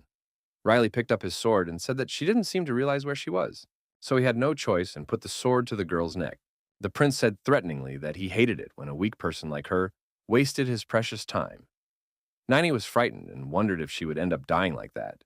The window was a little frosty. There wasn't a single leaf on the branches. A child's voice shouted to Mom that it was snowing. The child said he was as white as his hair and asked if that wasn't beautiful. The mother was a beautiful woman with white hair and gray eyes. She replied that of course it was, because she was their beauty. The little girl laughed and affectionately called her her daughter. The girl was very pretty with the same snow-white hair and gray eyes as her mother. The girl was a teenager. She happily said that her little girl was Naini, just like her mother. Naini remembered her mother saying that she believed in her and that, when she was very young, she told her mother to believe in her. The white-haired Naini said that if she took part in the research experiment in the mage's tower, they would live without any worries. She was excited that she would suddenly become a grand master. Now another memory.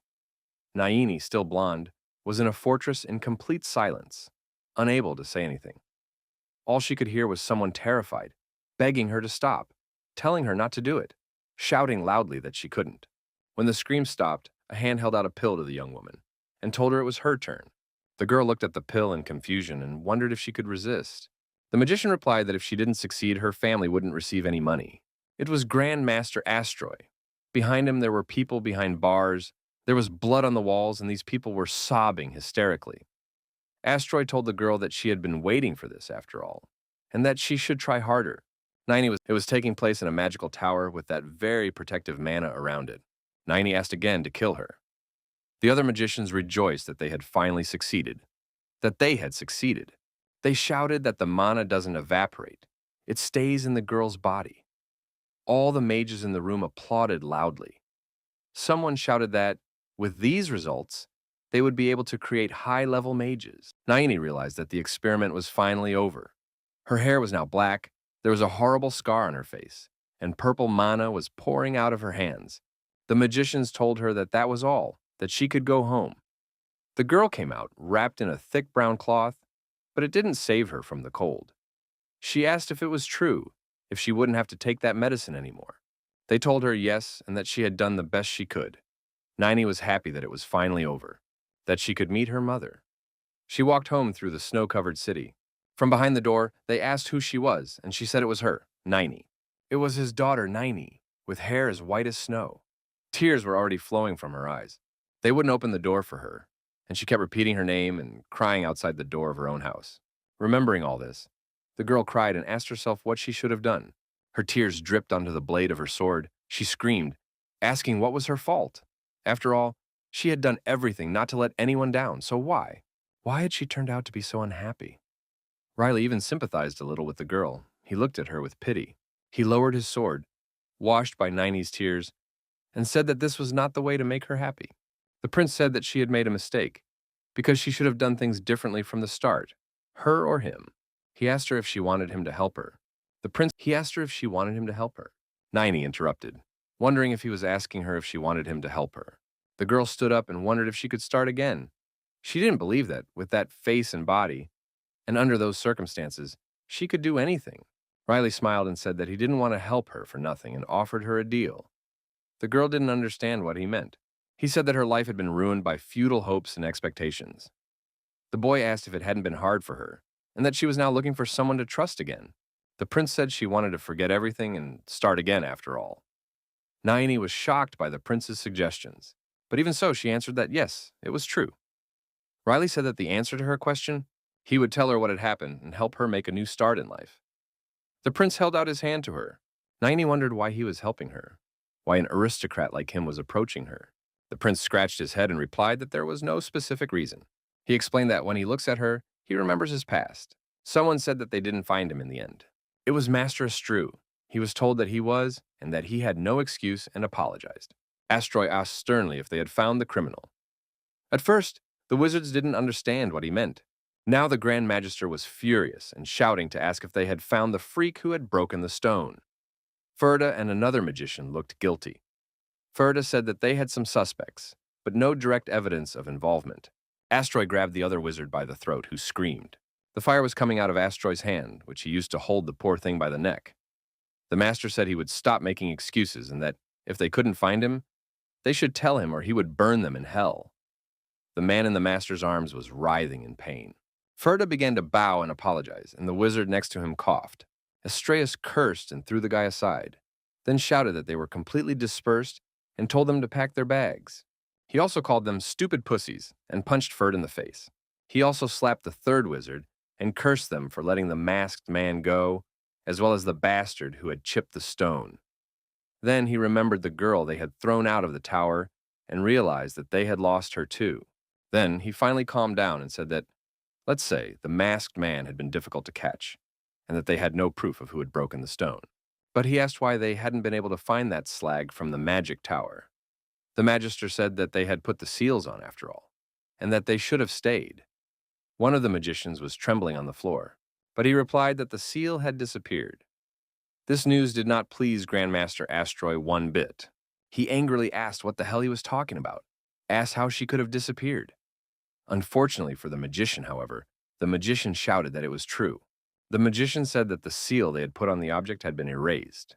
He said that if the magician didn't believe him, he could check it himself. Astru asked what the Erenziums were saying. The wizard thought about it and said that today, but not yesterday.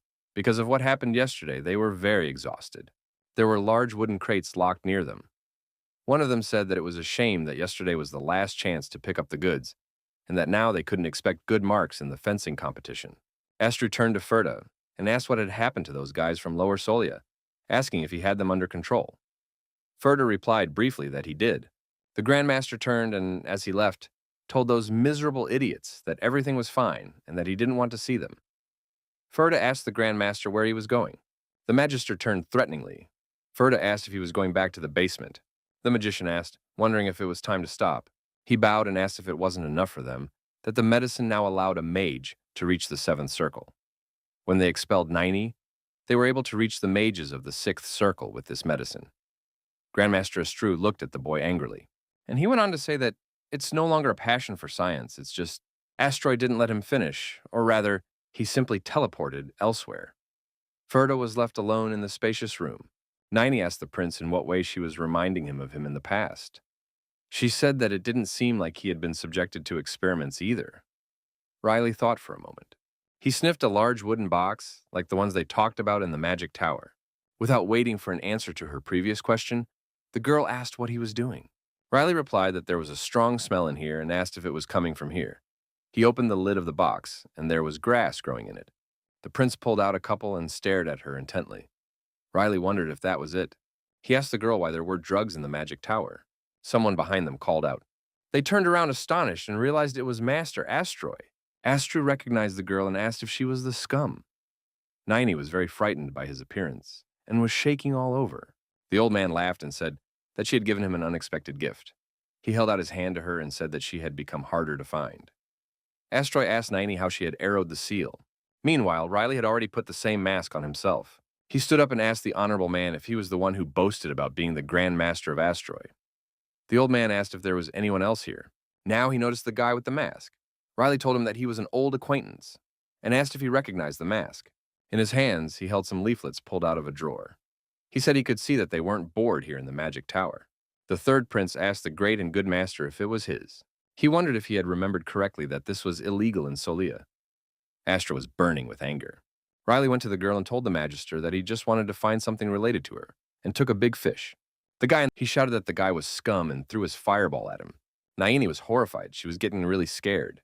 Riley stood in front of the girl, thrust his sword forward, and said, Yes, it's not good to do that. You've abandoned a man and you're acting like a brute. Riley wondered if he really was the Grand Master. This made the master so furious that he gathered another fireball and, calling the guy contagious, asked him who he was. Riley wondered if the Grand Master was asking him and then replied that, as if to say he was a retired warrior. The Grand Master gritted his teeth in anger and fury. He launched his fiery attack on them and said they were just a bunch of pathetic scum. Astru couldn't understand how they dared to behave like that. In response to the attack, Riley skillfully slashed the old man's arm from the shoulder with a blow from his sword. Astru was shocked by the turn of events. He was terrified, his eyes and mouth still wide open, and Riley looked calmly and insensitively into the old man's eyes. In response to the attack, Riley skillfully slashed the old man's arm from the shoulder with a blow from his sword. He curled up on the floor and grabbed his shoulder. His severed arm lay beside him, with a puddle of red liquid around it. The old man screamed for her hand. Naini was horrified, and even covered her mouth with her hands in shock. The Grand Master shouted how the boy could do such a thing to him. He wept bitterly for his now lost hand. Riley stared at the fallen master and rolled his eyes. The prince told the magistrate to turn back, or he would live with only one arm. The old man held the bleeding wound with his other hand and shouted what he was carrying. The man in the mask just cheerfully told the old man that he had ruptured his largest blood vessel, and that if he left it like that, he would rot like a dog. Riley said he would stay out of his way so he could teleport. The guy kicked Astroy's hand, which had just been cut off, and told him to hold on and get out of here. The prince approached the girl and asked if they would continue the search. He said that she had told him that they were somewhere nearby. Astroy didn't understand what they were talking about, what the search meant. Riley drove the tip of his sword into the ground and said that he was sure there was a staircase somewhere around here that led down to the basement.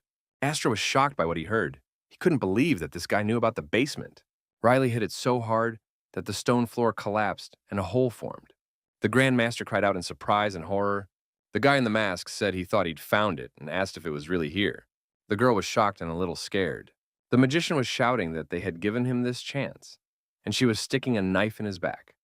Naini was looking directly at the magician, and Riley was looking through a hole in the floor. He was confused. The prince asked the master if he called him trained. Naini said a discreet no. Blue magic stones flew around them. Naini told Astroy that it wasn't he who taught her, but Ferda's teacher. Riley heard the familiar name and turned to the girl. The girl clenched her fist and said that his words were just an empty sound to her now. She activated her magic again and purple mana appeared around her. She stretched her hand forward and said that this man said he would help her restart her life. A powerful purple vortex formed in the palm of her hand and she shouted at Astroy not to dare interfere with them. Astroy was angry and scared because the girl was aiming at him. The elder reddened and said that they would regret it. However, he didn't accept the attacks or attack. He just teleported away. Riley was saying that the old man was a good man, that he had cut his hand and had been talking about it for a long time. But he decided that everything would be all right. He was a wizard, so he would solve the problem somehow. Naini crouched down on the floor and said that he wasn't any better either. The girl asked why he had cut his arm, when he could have killed him immediately. Riley realized what she meant.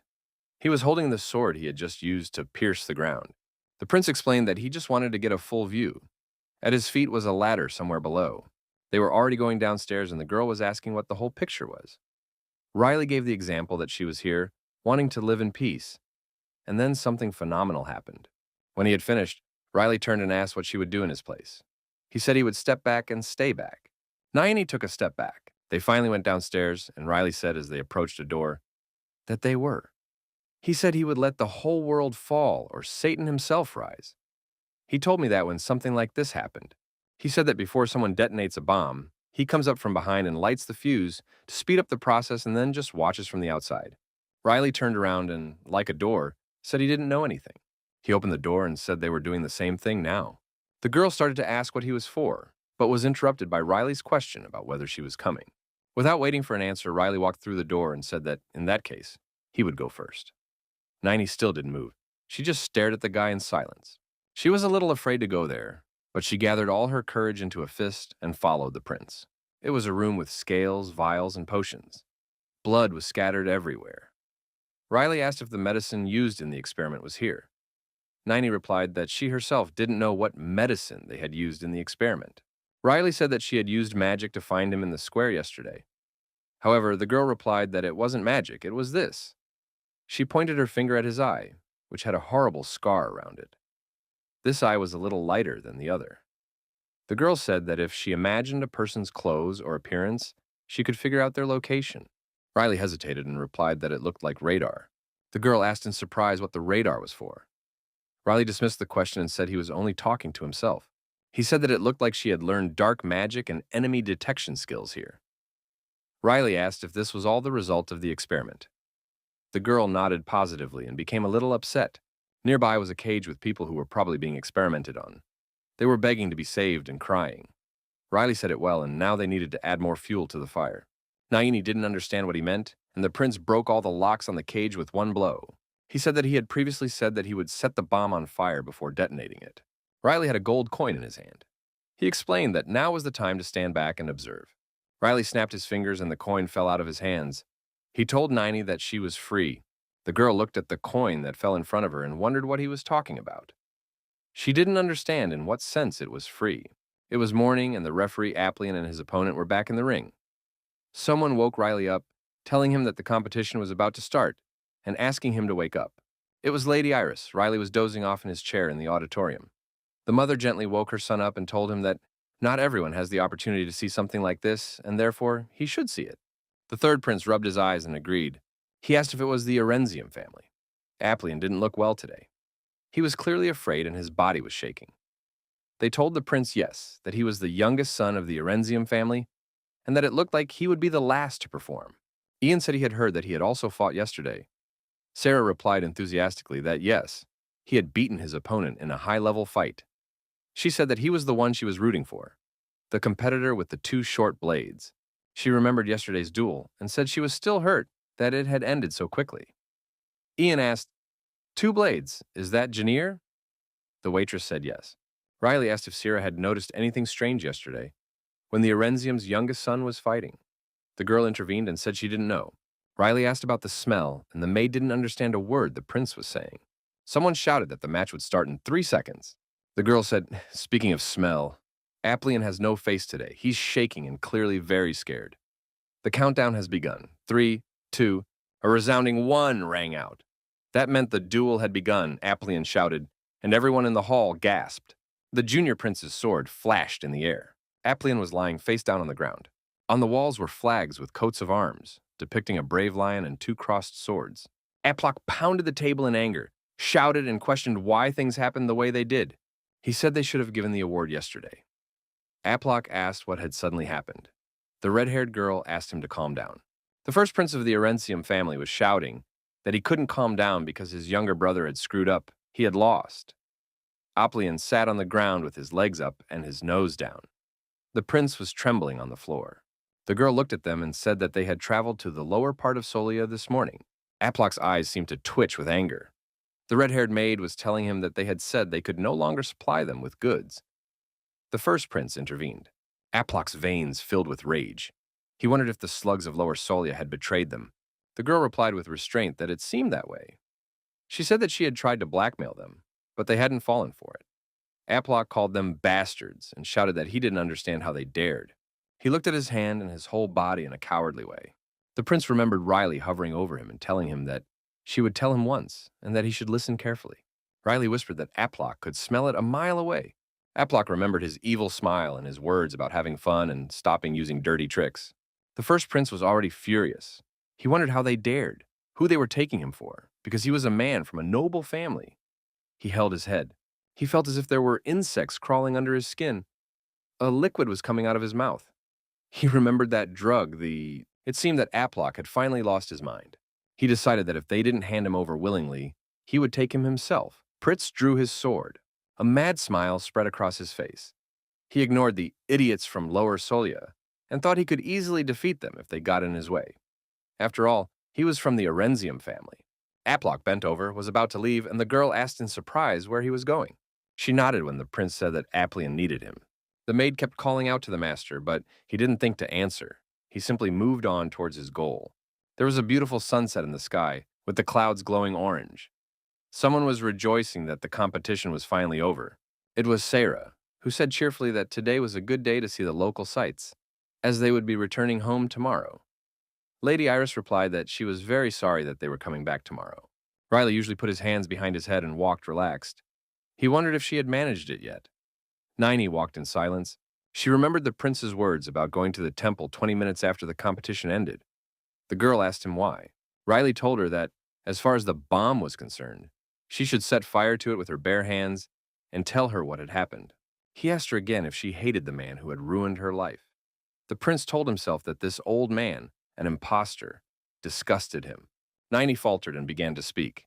She told the third prince replied that everything would be fine. In fact, his words surprised Niney a little. It must have been a long time since she had heard such words. The people in the basement that Riley let out of the cage said she wasn't alone now, was she? Another said she was one of them. A third said they looked alike. All these people had been mutilated by warlocks. They all had different but identical scars, and the same black hair. People said that if they looked alike, then she was their friend too. The sun is almost down. Someone said that now would be a good time to put out the bait. Another asked what kind of bait. The first said it was the kind that no one could miss. The latter fumbled in his pocket. It was Naini, and she was holding a narcotic substance. Metacartswa, which was grown in the magic tower. She said she was sure she could handle it. She took someone's hand and said that they've all been through this. They can't allow it to happen again.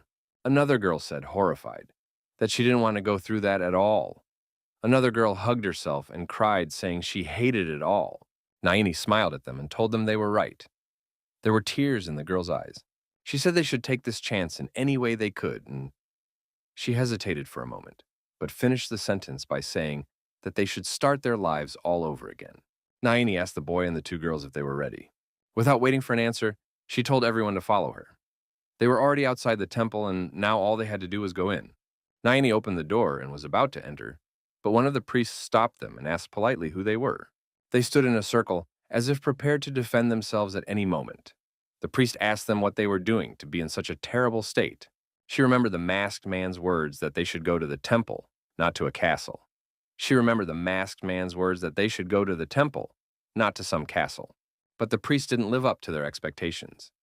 He grimaced and called for them to leave because, from their clothes, they were from Lower Solia, so he asked them to leave. Naini bravely stepped forward and asked to wait.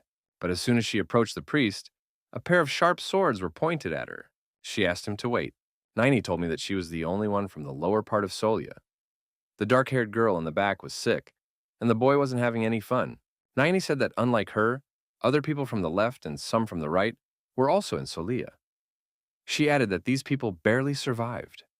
The priest looked at them questioningly. The girl took the Grand Master's medicine out of her pocket and said that she had something to tell the people in the temple, and that it was very important. She handed the priest a drugged substance and said that she had come to tell him that they were carrying out brutal experiments on human beings in the wizard's tower. She said she wanted to tell him what they were doing there. When he saw what Naini had brought, he was shocked. He was literally speechless. He wanted to ask something, but Naini went first, asking them to listen. Someone in white robes asked Naini what her name was. Everyone turned when they heard the pleasant female voice and were surprised to see the saint here. Saint Frisia was right in front of Naini and approaching her. When Frisia practically disappeared, Naini wondered, is it really Saint? She said her name was Naini. Freya smiled and said that it was her, Naini. Nini didn't understand what she meant. The saint turned and called Estil, who answered immediately. She asked him how many people were available in the temple at the moment. A man was walking along the cobbled road of the town and cursing. On the way, people kept turning to him, unhappy, and he kept cursing and cursing. It was Aplock, and he looked terrible. He had terrible bruises under his eyes, and he was hugging himself with his arms and trembling.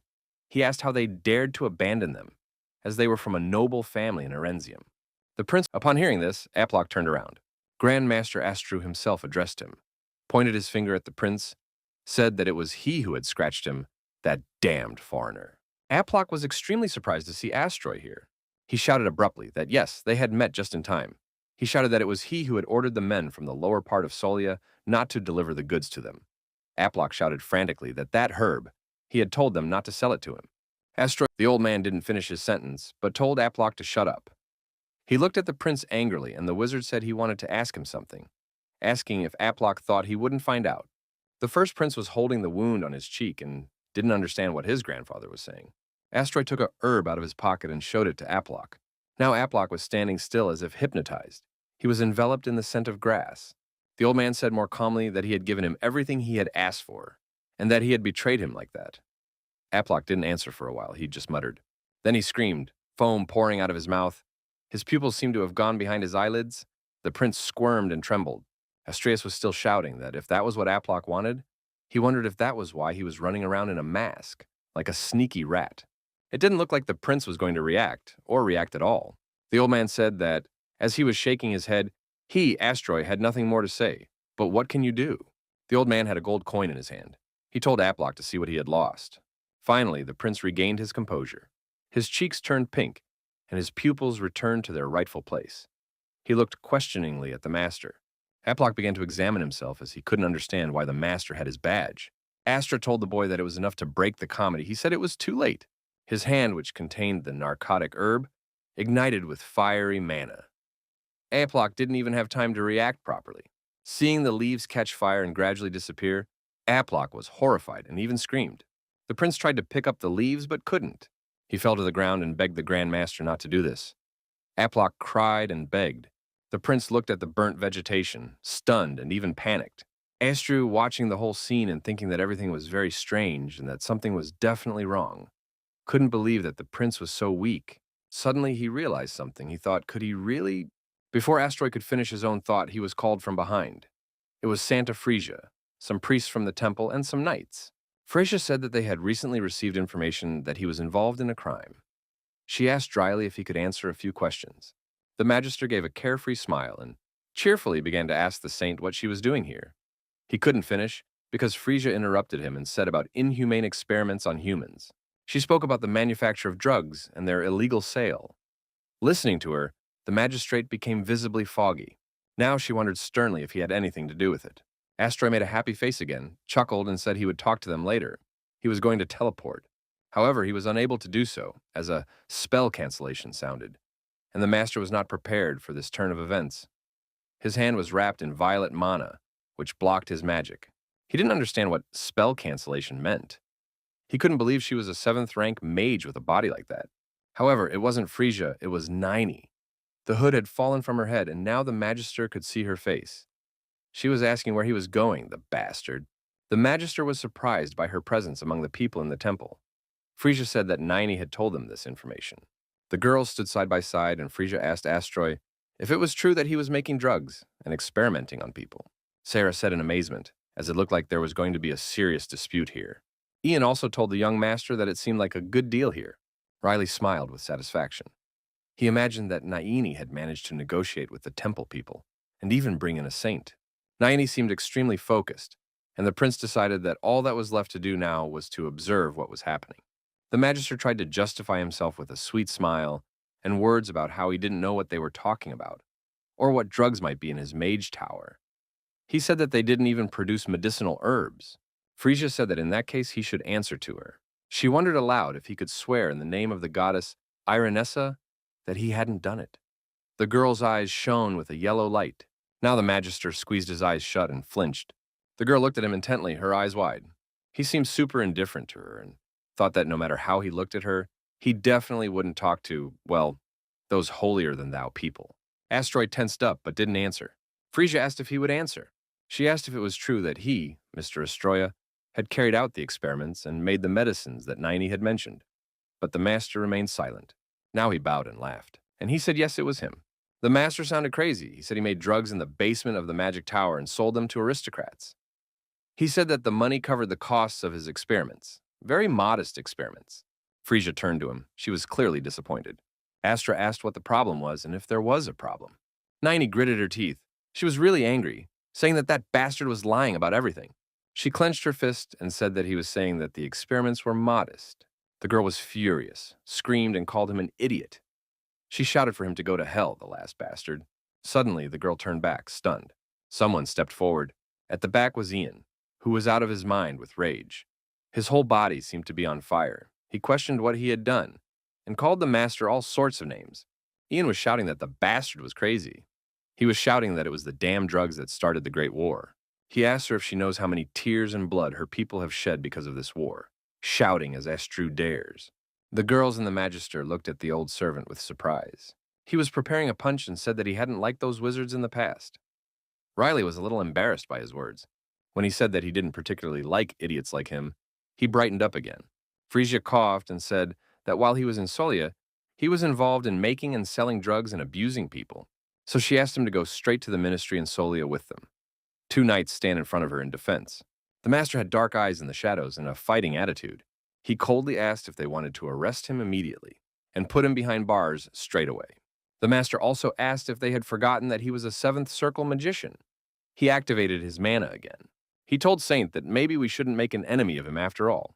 The saint remained silent, then replied that she really shouldn't. Astroy wondered if this was true. The master said that the scoundrel next to them was their mistake, and suggested that she let him deal with Nini on his own. Nini became even more irritated and asked what he had just said.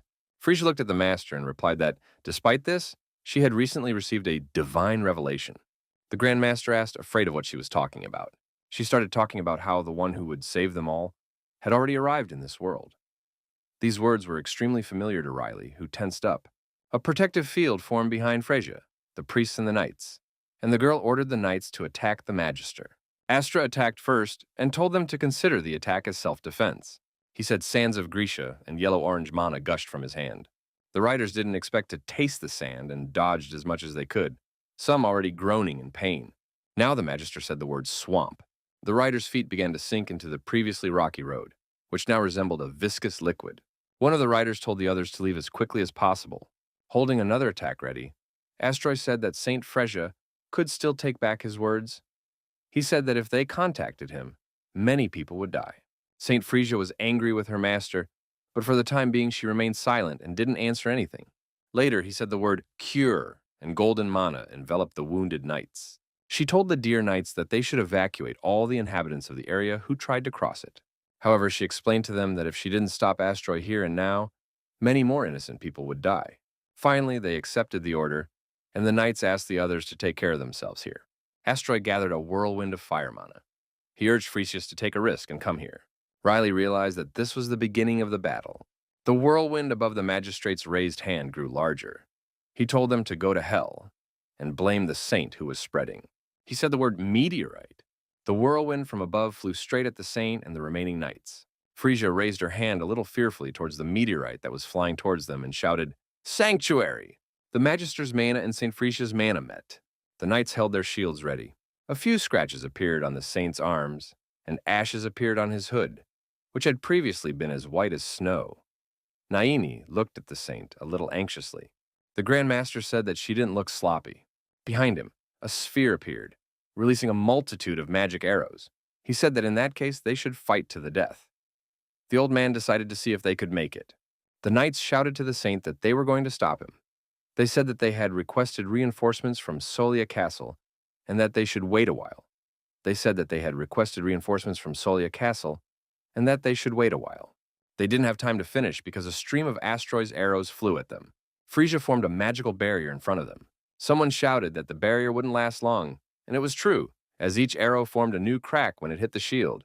Freyja asked Naini to reverse the spell. The shield had already been penetrated by arrows. Naini said yes. The girl gathered her purple mana in her hand. She raised both hands and shouted the order, "Cancel spell!" The arrows and shield began to disperse in front of them. One of the magic arrows cut Freyja's cheek, and she screamed in pain. Ian watched everything and drew his sword. Riley was behind him, and the frightened locals ran around him. Suddenly, Ian jumped in front of her. He had a belligerent look, and even his gray hair was spread over his shoulders. Freyja was shocked by the old servant's appearance. She asked if she had seen him at the fencing competition. Meanwhile, Ian, ignoring the girl's questions, smashed the arrows one by one. His bright green eyes shone with fighting spirit. The Magister was amazed that he had cut all the arrows. Riley was frustrated that the servant had finally lost patience and interfered. Sarah was worried about him and screamed for him to come back. Lady Iris was also frightened. The third prince waved his hand and told her to say goodbye to her mother first, and he would watch for another 5 minutes. Lady Iris said he was really talking nonsense. Astroy, who was standing over him, giggled and said that everything was funny, him, that there were so many good spesters in the city, and that he seemed to have met the worst. The master said that the warm-up was over, and that now they would play maturely. Evil Saint replied that he couldn't get away with a simple arrest now. The master laughed, saying that he wouldn't be innocent if he killed all the witnesses to the crime. His mana was now purple, and he summoned the underworld. The word startled Naini. The girl knew it was a spell and that it was impossible to undo, but she realized that if she wanted to start a new life, Astroy would have to die.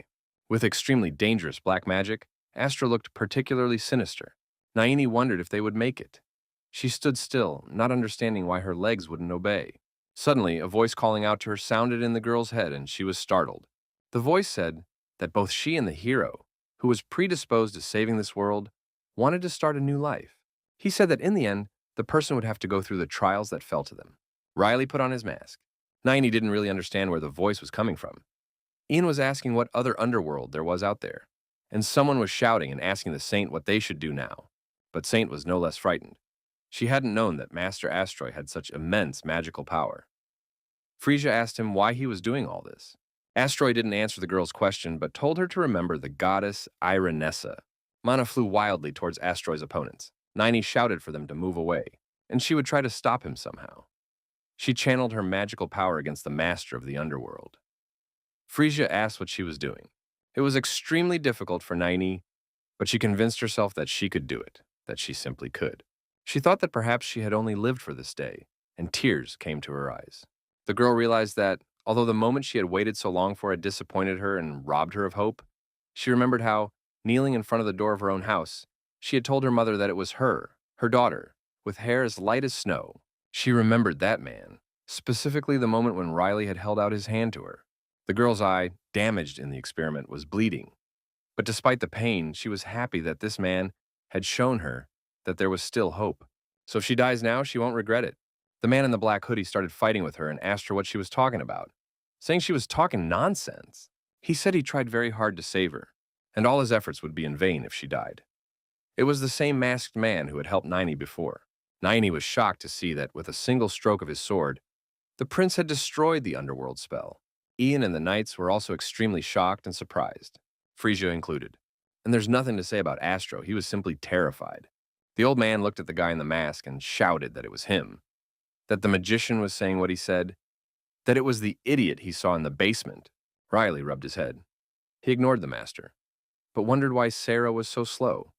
Because if you wanted to save yourself, you'd have to move faster. After that, he told his master with a threatening look, irritating him even more. The prince's sword glowed with blue mana. He turned disrespectfully to the holy woman, Frisia, who was sitting on the stone path, and said that she had some kind of divine power. He then asked if she couldn't even stop him. The third prince brandished his sword and said, "That's just the way things are. She doesn't seem to have much power." He lifted the girl by the scruff of the neck and told her that the underworld, or whatever go was gone. So she should take her minions and get rid of them. Frisia still couldn't answer anything. She just stared questioningly. When they let her in, she was still silent and wide-eyed with amazement. Saint and 2 other knights were already sitting behind the stone, and it was still silent. Finally, she said the word healing, and golden magical power spread from her body to the people around her. Naini saw it from afar, and then he asked the guy why he was here. She said he'd said he wouldn't interfere, didn't he? Riley said tiredly that yes, he remembered what he had said. However, he said he hadn't planned to do that. The shocked wizard asked why he had dispelled the underworld spell so easily. Riley looked at him coldly and said that, somehow, he had been joking for a long time. Naini was surprised. Astroya was really angry, shouting that he was a 7th circle wizard. He asked what the little shit had just said. Riley reminded him that he had said it was taking too long to sort things out here, and the prince said more sternly that his mother had almost been hurt. So now he would sort everything out quickly himself. The master was terribly angry. Naini reflected that she knew he was no ordinary guy, but if he dispelled Astroy's spell in one go, she wondered who he was. Someone grabbed Naini by the shoulder. It was Riley. He said cheerfully that they needed to finish what they had started. After all, he was right. He said she could think about the rest later. Now he turned to Jan and told him to come closer. Jan obeyed willingly. Riley guided the girl's hand and told her to take a deep breath. She asked what he was doing. Riley, however, just said that he'd had enough of fooling around and that it was time to put an end to it. The prince told the old servant to shoot as many arrows as possible. Ian understood. Naini's hand was pointing directly at the Grand Master. Toth asked if they had really decided to go ahead. He said it was no problem because he would find the guy and tear him apart anyway. The masked prince replied that he would do whatever he wanted. He told him to go ahead and kill him if he could. A flaming circle appeared around the trio. Riley told Ian that he would deal with the spell and let him continue to hold it back. He said that the old man should trust him. Ian left the man without asking any more questions. One of Ian's handkerchiefs wounded the magister's cheek, and he sent a poisonous green mist over them. A green magic sphere formed over the boy, Ian, and Naini. Then Frisia appeared and said she would do her bit too. Ian and Riley turned to the saint in surprise, and after a few seconds, the prince asked why she was doing this, as she could simply rest and walk away. Frisia was angry. She said that in such cases, she really just said thank you. The master's hand trembled slightly. He considered them all losers. He shouted that he didn't have time for little idiots like them. Astru clenched his fist and realized that he had about half of his total mana left in his body. However, he thought it would be enough. The old man became very angry and ordered them to die for him. The Grand Master had summoned a blizzard. His mana was now a light blue and snowy color. Riley talked about how evil the old man was. Just look at his eyes. He asked Naini if she had breathed. Naini answered in the affirmative. The prince asked her if she could hit the old man once, but hard. The girl said yes, she was ready. Riley said that this was great, as he hadn't had a serious fight for a long time. He told the girl to aim for the heart and that they would hit at the same time. The masked man turned to Ian and informed him that his task would be to destroy the icicles from afar. The Grand Master ordered his magical icicles to pierce his opponents. Riley told Niney to concentrate only on the punch. The girl's hands were about to strike, and she wanted to say something, but the prince interrupted her and told her not to worry, as Ian would take care of everything else. Riley joked that if they didn't succeed, they would always have the almighty saint. Frisia was furious and shouted, asking how much longer. The Grand Master was terribly angry. Huge blocks of ice flew at them from above. Ian swung his powerful bow, which he used to defend himself against the icicles that hit them. The blocks went from being huge to small, harmless icicles. At the same time, Ian was destroying the ice with arrows. Small pieces of ice weighed down on his head. The saint had built a magical barrier in front of them. The diligent Niney encouraged herself by saying that there was still a bit more to come. Suddenly, Niney realized something and became very tense. She told us to look at the ground right in the middle. He was covering himself with mana or ice. Riley swore and said they were doing a show here again. His feet were resting on two separate blocks of ice. With one hand, he held Saint Frisia, who seemed very small, against him. The girl was frightened and asked if she was still alive. Riley answered yes. But suddenly the mask fell from the man's face and he asked if she was all right. Frisia was surprised to see Riley. She said this was how he looked last time. Riley ignored her, but asked Niney if she was ready. The girl replied that she was ready. Riley said yes, and as soon as he gave the signal, Niney was to open fire. Niney didn't know what fire was, but the prince explained that it meant hitting the wizard with magic. The girl realized that they had managed to live until that moment thanks to their combined efforts. Master Asteroid had a terrifying appearance. His eyes seemed to glow red. But if she dies after the coup, she won't have an ounce of regret. Riley finally gave the fire command. Niney shouted, "Super punch!" Purple mana poured out of the girl's back. Blood dripped from her mouth, and she felt like her body was about to be torn apart. The Magister laughed evilly and said it was all a joke. His golden mana met in battle with Niney's dark magic. Niney thought it wouldn't be enough. She didn't think she had any regrets, even minimal ones. Meanwhile, Riley threw his sword in the Master's direction, wondering if it would work if he released it now. The Grand Master was horrified and extremely frightened. He was pierced by the prince's sword. Astro asked what it was. Now Niney's dark magic was merging with the hole in the Master's still living body. There was a purple explosion. It snowed calmly and silently. He was falling through the roofs of the city. On black hair, Niney's black hair, lying on the road. Her face was covered in small scratches and her eyes were closed. She unconsciously lay down on the pebbles. His body was already partially covered in snow. Not far away, the panting body of former Grandmaster Asteroid was leaning against the wall. Frisia and Jana ran towards Niney with the saint calling out to her. Frisia crouched down and held Niney. Ian asked the saint if she was all right. The girl cried and shouted to Niney that she couldn't die like this. Her tears fell on the cold face of the crippled Niney, even a little. Frisia begged her not to die. The whole snow-covered scene looked extremely sad. A whitewashed temple at night. Frisia sat down next to Niney's bed, who was asleep. The saint looked sad. She remembered asking Ian if he knew where the masked man had disappeared to, but he said he had seen the wizard fall from the tower and hadn't seen the man since. Meanwhile, the old man was lifting Niney into his arms. Frisia said that she was far away and therefore didn't notice that he had disappeared. And then Said suddenly appeared and disappeared again. Ian, holding the still girl in his arms, said that if it hadn't been for that guy, they wouldn't have been able to stop Asteroid. Frisia agreed that this was true. She then asked if Ian was serving the Appellate family, if that was true. She said she thought she had seen him last time in the temple, and the old servant replied that yes, it was true. Niney finally woke up and noticed Frisia beside her. Frisia came to her senses, realizing that Niney was awake. Niney rubbed her eyes and asked where she was. The saint happily replied that she was at the temple, and that she was very happy that Niney was now well. The last two words surprised the girl, and she asked again. Frisia apologized to Niney. He said he did the best he could. Frisia told him that the magic she had accumulated after the experiments in the tower had produced some changes in her body. It was a mutation. This reduced Niney's life expectancy and turned into a disease. Saint said that it had been a long time since those experiments, so, Niney said sympathetically, that was why they couldn't fix it. Frisia remained silent, and then she answered positively.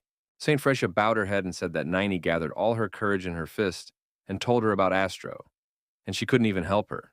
Frisia asked her forgiveness. Niney smiled dryly and said that everything was fine and that she was ready for it. Frisia was getting frustrated because she didn't even know how to say thank you or apologize. She said that thanks to Niney, they had managed to stop Asteroid. Ninety said it was nothing, that everything was fine, and that, in fact, she hadn't helped much. The girl put her hand to her chest and asked the saint to speak. First, she uttered a thoughtful "I," and then she asked how much longer she could live. Tears came to the saint's eyes. She said that it was impossible to cure the disease completely, but that they could increase life expectancy a little. Tears ran down her hands, holding the white cloth. She said that at worst she has until the end of the summer, and if she succeeds, she might survive the winter. However, the most realistic forecast is for this to happen in late fall. Ninety repeated the word autumn. She took her feet off the bed and thought she seemed to be concentrating too much on revenge. She and the saint sat facing each other in the dark room, and Ninety thanked Frisia very much. Tuck cried and said that Ninety didn't need to thank her. She said I hadn't done anything for her. He asked how she could look him in the eye after that. In this case, Ninety offered to negotiate that his stunt would never officially take place. Frisia asked what she meant. Naini explained that she was talking about how she had discovered the master's mistakes and killed him. She was saying that it wasn't her who had done all this, but someone else. The girl remembered the determined face of the guy with the mask. Ninety smiled and said that if anyone should receive glory and honor for an achievement, it was him. She said that if they wanted to do something good for her, it would be better to fulfill that man's wish. Frisia said that the man Naini had in mind. She interrupted herself and asked if Naini knew who he was. Naini replied that yes, she knows. There were lots of beautiful fireworks outside the elegant building. Two people were fighting with swords. Riley judged them and told Sarah to just look at them. He asked her if she had seen them. Sarah thought about what to see, and this is what she saw. Riley asked if there was anything she didn't like, but she was looking at the stands and talking about legs. Riley was glad that she finally understood too. The third prince was furious because he wasn't using his legs, just waving his arms. Lady Iris observed this and said that it was encouraging to see him so interested. She asked Ian if that was the case. Jan looked terrible and didn't answer her. The lady noticed this and asked if everything was all right.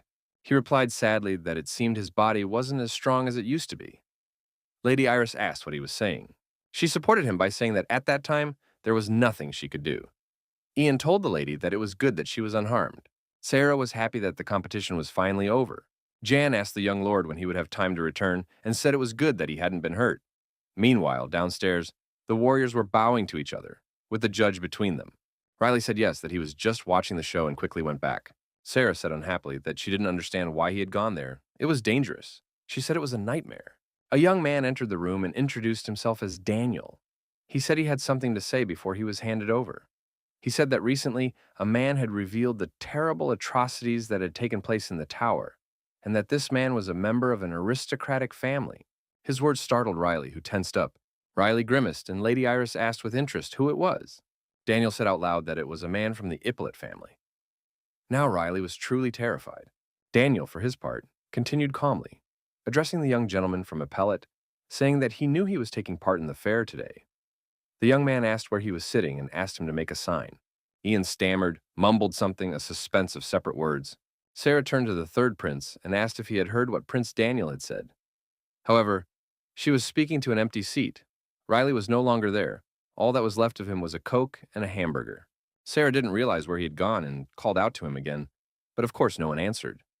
And the Coca-Cola and hamburger fell to the ground. Meanwhile, Riley sat in the dark cubicle of the bathroom and puzzled over how they knew. The prince remembered Daniel's words that the young lord of Ippolit's family had discovered the terrible atrocities that had taken place in the magic tower. How he had said that he had helped the temple of Solia and averted the danger. The words that he was the hero of the Ippolit family were particularly strong in the prince's mind.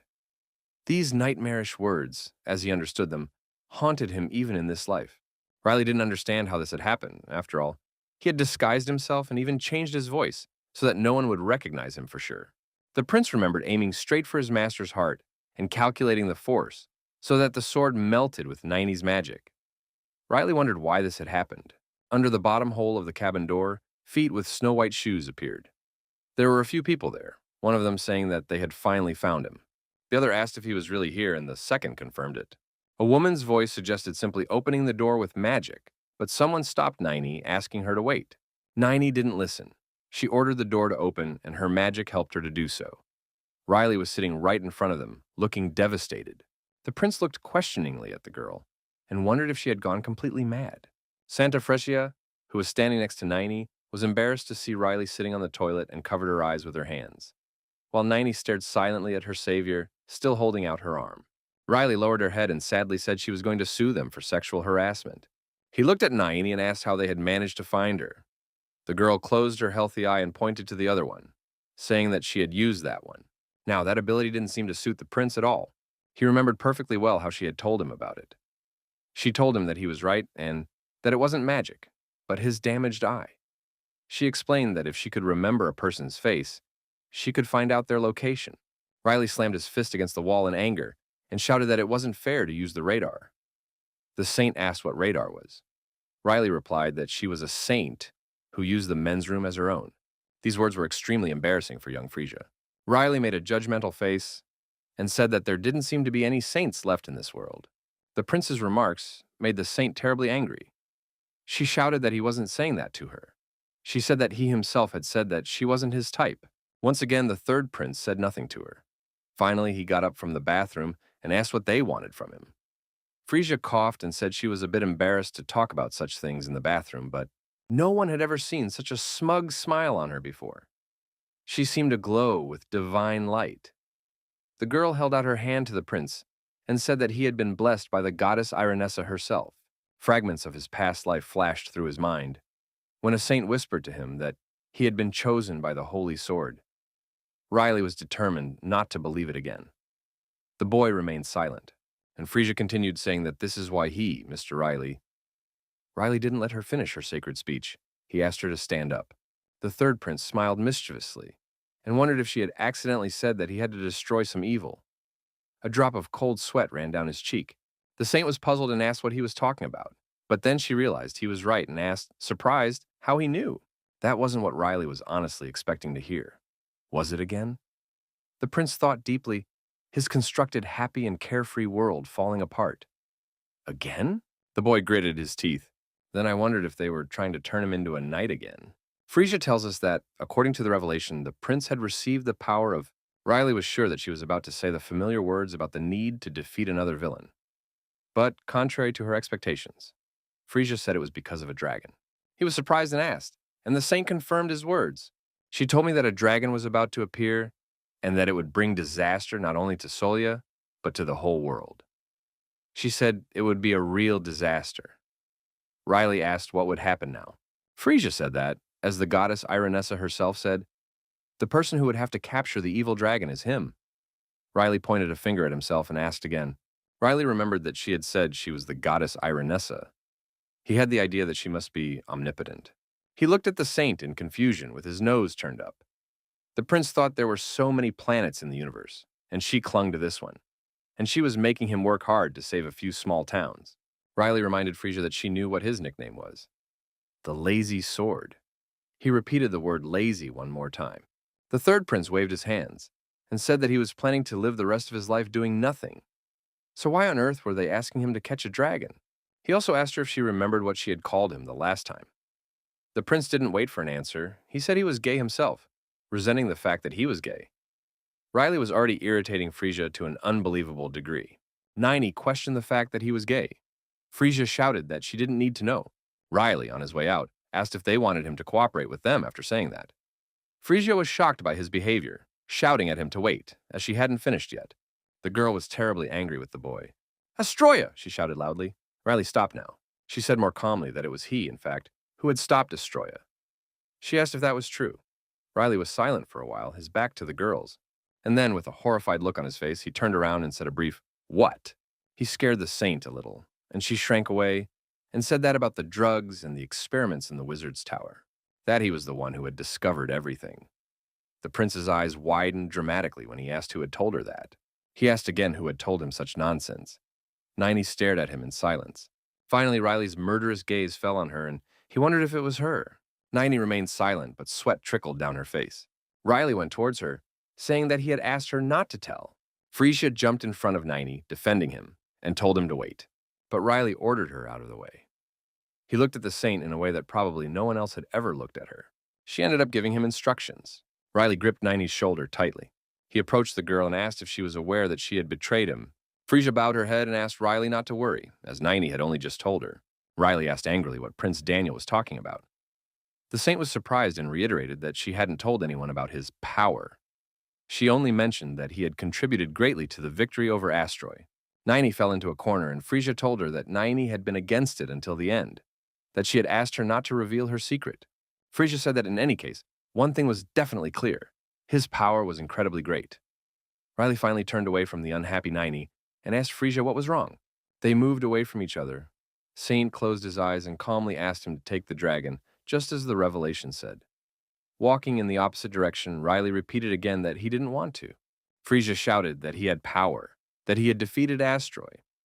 The word power didn't please the prince one bit, but even disgusted him. Riley said goodbye to her and asked her, for God's sake, to leave him alone and let him rest. Frisia asked in what way. There was no reply. Riley turned to Naini and began to say something that worried her. Naini tensed up. Riley gave a cheerful smile and offered to come out and talk. Despite his friendly smile, his aura didn't inspire any confidence. Finally, morning arrived. The rays of the morning sun were falling on the Appellate estate. Finn was reading a newspaper in his office, and something caught his eye. He wondered what it was. He looked at the headline, which read, "What happened in Solia last night?" She recounted how a cache of boxes had been discovered last night in the Mage's Tower in Solia. It was discovered that inside the boxes was a large shipment of illegal hallucinogenic marijuana. The news that the Wizard of the Seventh Circle, Astroy, was the owner of this party shocked the people of Solia. A young gentleman from an aristocratic family helped uncover the terrible truth. Prince Daniel presented the medal to the third son of the Count of Ippolita. Finn Ippolita was extremely surprised by what he read. His hands involuntarily gripped the edges of the newspaper. The Count was happy and proud of his own son. He shouted that he needed to send a letter to Iris immediately. His shout was heard even outside the mansion. Everyone was already outside the beautiful competition building. Sarah and Lady Iris looked pleased, Riley and Naini looked dejected, and Ian was crying, soothed by the maid. The lady asked her son where he had been recently. Riley replied that he had gone to the toilet for a while. Ian sobbed and wondered if yesterday it was only because of the young master that St. Frisia had learned the whole truth about Grandmaster Astroy. The girls around whom the Appellate family was passing were whispering. One of them asked if the other thought he was a gentleman. The other asked if she hadn't heard. She said it sounded like him, the gentleman from the famous Appellate family. The first said that he was the youngest of the family and that it wasn't as they said. Riley rolled his eyes unhappily and realized that this was exactly why he wanted to stay in the shadows. He was irritated by the fact that a simple sword stroke was all it took for everyone to be amazed and in awe. Naini looked questioningly at the prince. Lady Iris rejoiced and told her son that his father must be very happy. Riley replied that she was probably right. She added that she seemed to have no choice but to accept. Mom smiled gently. Finally, she turned her attention to Naini and asked gently who the girl was. Naini hesitated for a moment. Riley replied that it was a bit difficult to explain and that, in general, everything was very complicated. His mind was getting confused. The prince apologized for not having told them immediately. He said he had something to tell them. Sarah and Ian looked at him, and Ian even stopped sobbing, despite the fresh tears in his eyes. Riley rubbed the back of her neck and said that the reason was that he had come to get her from the bathroom. Sarah whispered to Madame to take a look. She said that the girl seemed to be blind in one eye. Lady Iris took a closer look and said that it looked like Sarah was right. The third prince smiled and said that he had seen her use magic yesterday and that it had been excellent. Naini was embarrassed, looking to her left. Riley explained that after having his mana measured in the tower, he also wanted to do magic. Lady Iris asked what he was going to do with it. The prince said that he thought another maid wouldn't hurt for free time, and that this one also had magic. Ian shouted, "He asked what the Lord was saying. It's a girl, isn't it?" Riley became more serious and replied that he knew she had been affected by the experiments in the tower. He said that he knew the situation she was in and that he couldn't just let it go. He said he could remind her why she had received the medal. Ian wasn't happy at all, and Lady Iris grabbed the old servant by the arm and said she didn't mind at all. Sarah wasn't very happy with her decision either.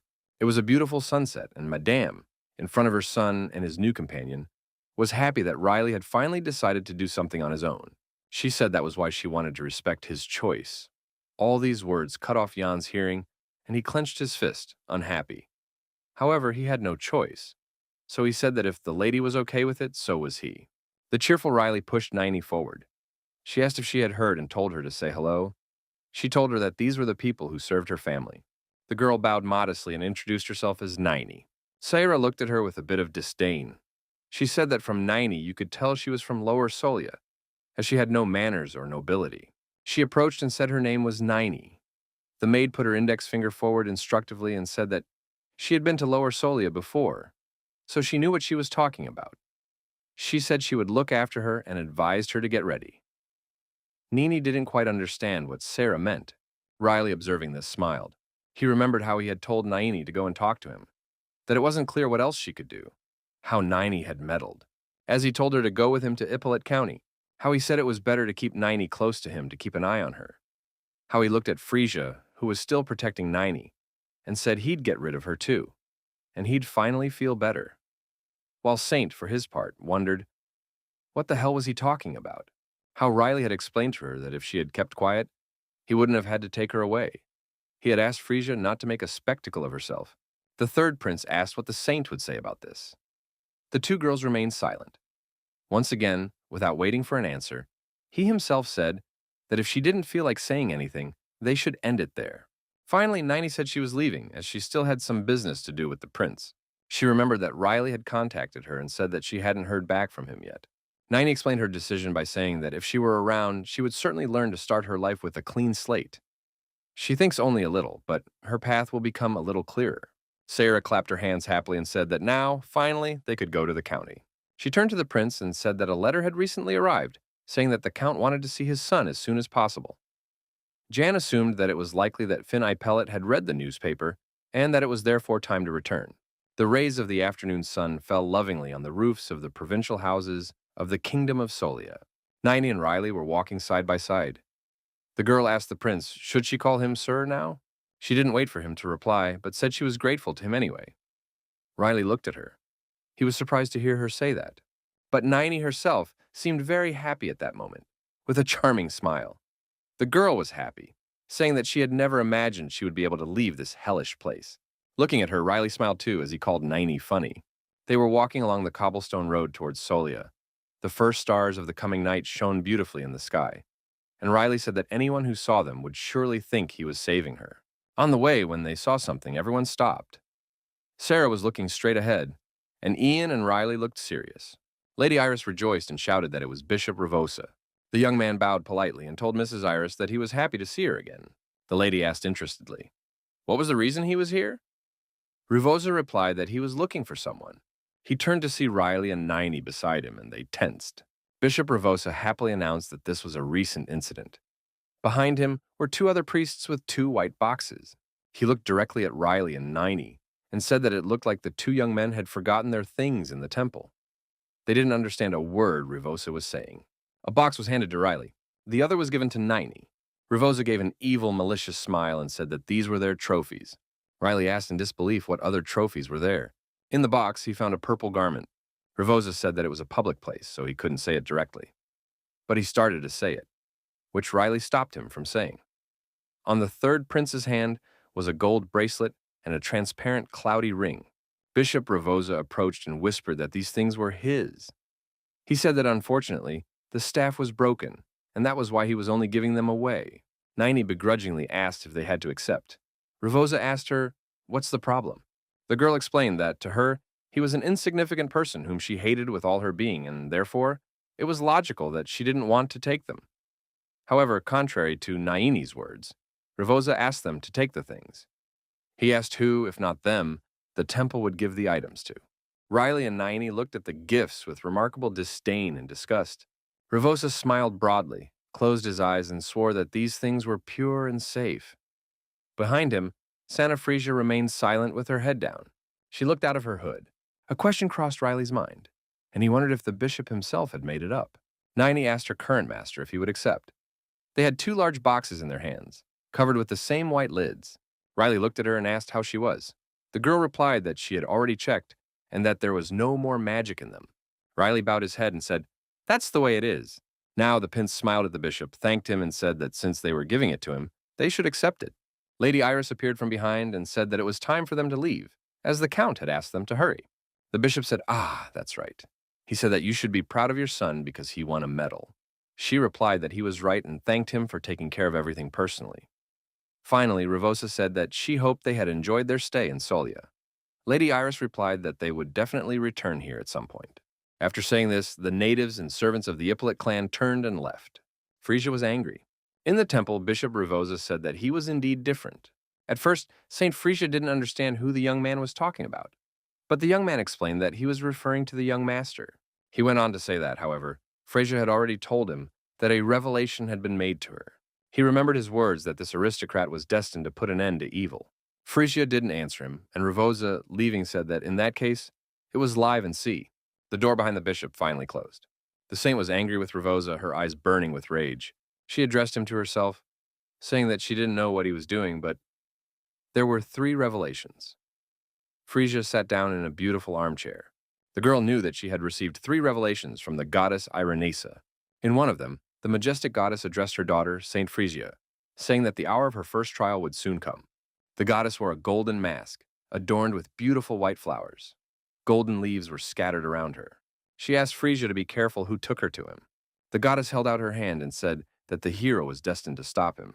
She added that she needed to watch out for the dragon that would soon arrive on Earth. Frisia realized that her first test definitely had something to do with Revosa, but she reflected that perhaps young Mr. Riley could ruin the bishop's malicious plans. Who knows? His eyes lit up again. She explained to herself that this was why she hadn't told him about the existence of the first revelation. Frisia thought that whatever Revosa was up to, she didn't have time to finish her thought because the priest called out to her, telling the saint to hurry. She said that everyone was waiting for her. Frisia couldn't stop thinking about that man. She told the priest that she was on her way. She knew that man wasn't as simple as the bishop thought. It was late at night when Riley, his mother, and their servants finally arrived at the mansion. They were greeted by the serious Count of Ippolit. He crossed his arms over his chest and said they were back. He had asked the family to come home soon, so he was a little disappointed by their late arrival. Riley called his father and was surprised that he was still awake. Lady Iris giggled lightly behind her son's back. Finn Ippolita put his hand to his mouth, tense, and asked his son where the medal was. Sweat trickled down the count's forehead. The third prince, embarrassed, held out a shiny gold medal to his father. The medal looked extremely majestic in Finn's eyes, and it seemed to him that his son's hand was also shining with the award. The Count of Ippolit was dazzled by the brilliance of the medal, amazed that it had been given to Riley by Prince Daniel himself. Lady Iris, for her part, giggled as usual and reminded the Earl that he was worried about his son getting hurt. The lady called it a fault that Finn wasn't always honest with people. The Count coughed and asked if the fact that only Ian and Sarah were with them made them uncomfortable. Iris replied cheerfully that there was no problem with them. They were doing an excellent job. Ian and Sarah in turn bowed and greeted their master, Finn Ippolit. Naini looked at them in surprise, but didn't react immediately. But then she repeated the movements of their bodies. The Count turned his attention to the girl in the snow-white robes with a scar on her face. He wondered what kind of child was with them. Riley's mind seemed to have been struck by lightning with his father's remarks. Lady Iris crossed her arms in a gentle, affectionate way and said that it looked like they had a lot to talk about. The woman beckoned them in. Riley exhaled a sigh of relief and agreed. Naini looked at him questioningly. They were walking through the grass of the estate grounds. Riley was thanking God that they had finally made it, saying that he almost sat on his heels in the wagon. Naini smiled sweetly, understandingly, in response. Someone stopped in front of them and asked, "So, are you finally back?" It was Lloyd. He looked surprisingly cheerful. The other prince smiled and said he had heard that his brother had won a medal in Solia. He held out his hand and asked permission to look at her. When Riley didn't obey, Lloyd once again calmly told him to give him the medal. Riley looked at him with a terribly disgruntled countenance, as if he had worked hard all night and all day. The third prince reflected on the fact that he had just arrived and thought that he could finally rest in peace. For a while, Riley was silent. By then, Lloyd was smiling smugly and asked his brother what was wrong, why he wasn't handing over the medal. He asked sarcastically if all the news about his medals was a lie. The second prince deliberately provoked Riley and asked what had happened to the righteous man who never lied. He joked that Riley couldn't be lying, could he? And then he asked if it was true. Now, for the umpteenth time, he held out his ugly little hand and said, "Hurry up and show me." Riley agreed wearily and said he would show him. The prince rummaged in his pocket. In fact, Lloyd was a little surprised to see her in real life. He took it in his hands. It glowed brightly. Lloyd was fascinated by the thing, calling it incredible. Now he knew what Solia's medal looked like, but he couldn't leave his brother without asking if it was a fake.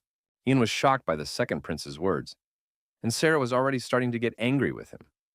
Lloyd asked them not to misunderstand him. Riley heard him and rubbed his neck. The second son said he was asking because he didn't understand how he could have her. Lloyd was haughty and arrogant and repeated that he didn't believe Riley had received the award. Riley smiled and called his brother. Niney was tense. She didn't like the other prince either. The third prince told his brother that if he liked her so much, maybe he could have her for himself. This was not at all what the second prince had expected to hear. He intervened, and a vein appeared on his forehead. Lloyd's maid was also shocked by what she heard. Riley put on an innocent face and said that she just thought Lloyd liked her a lot. Lloyd listened to his brother with amazement, and he said that he didn't need the medal anyway, that it annoyed him.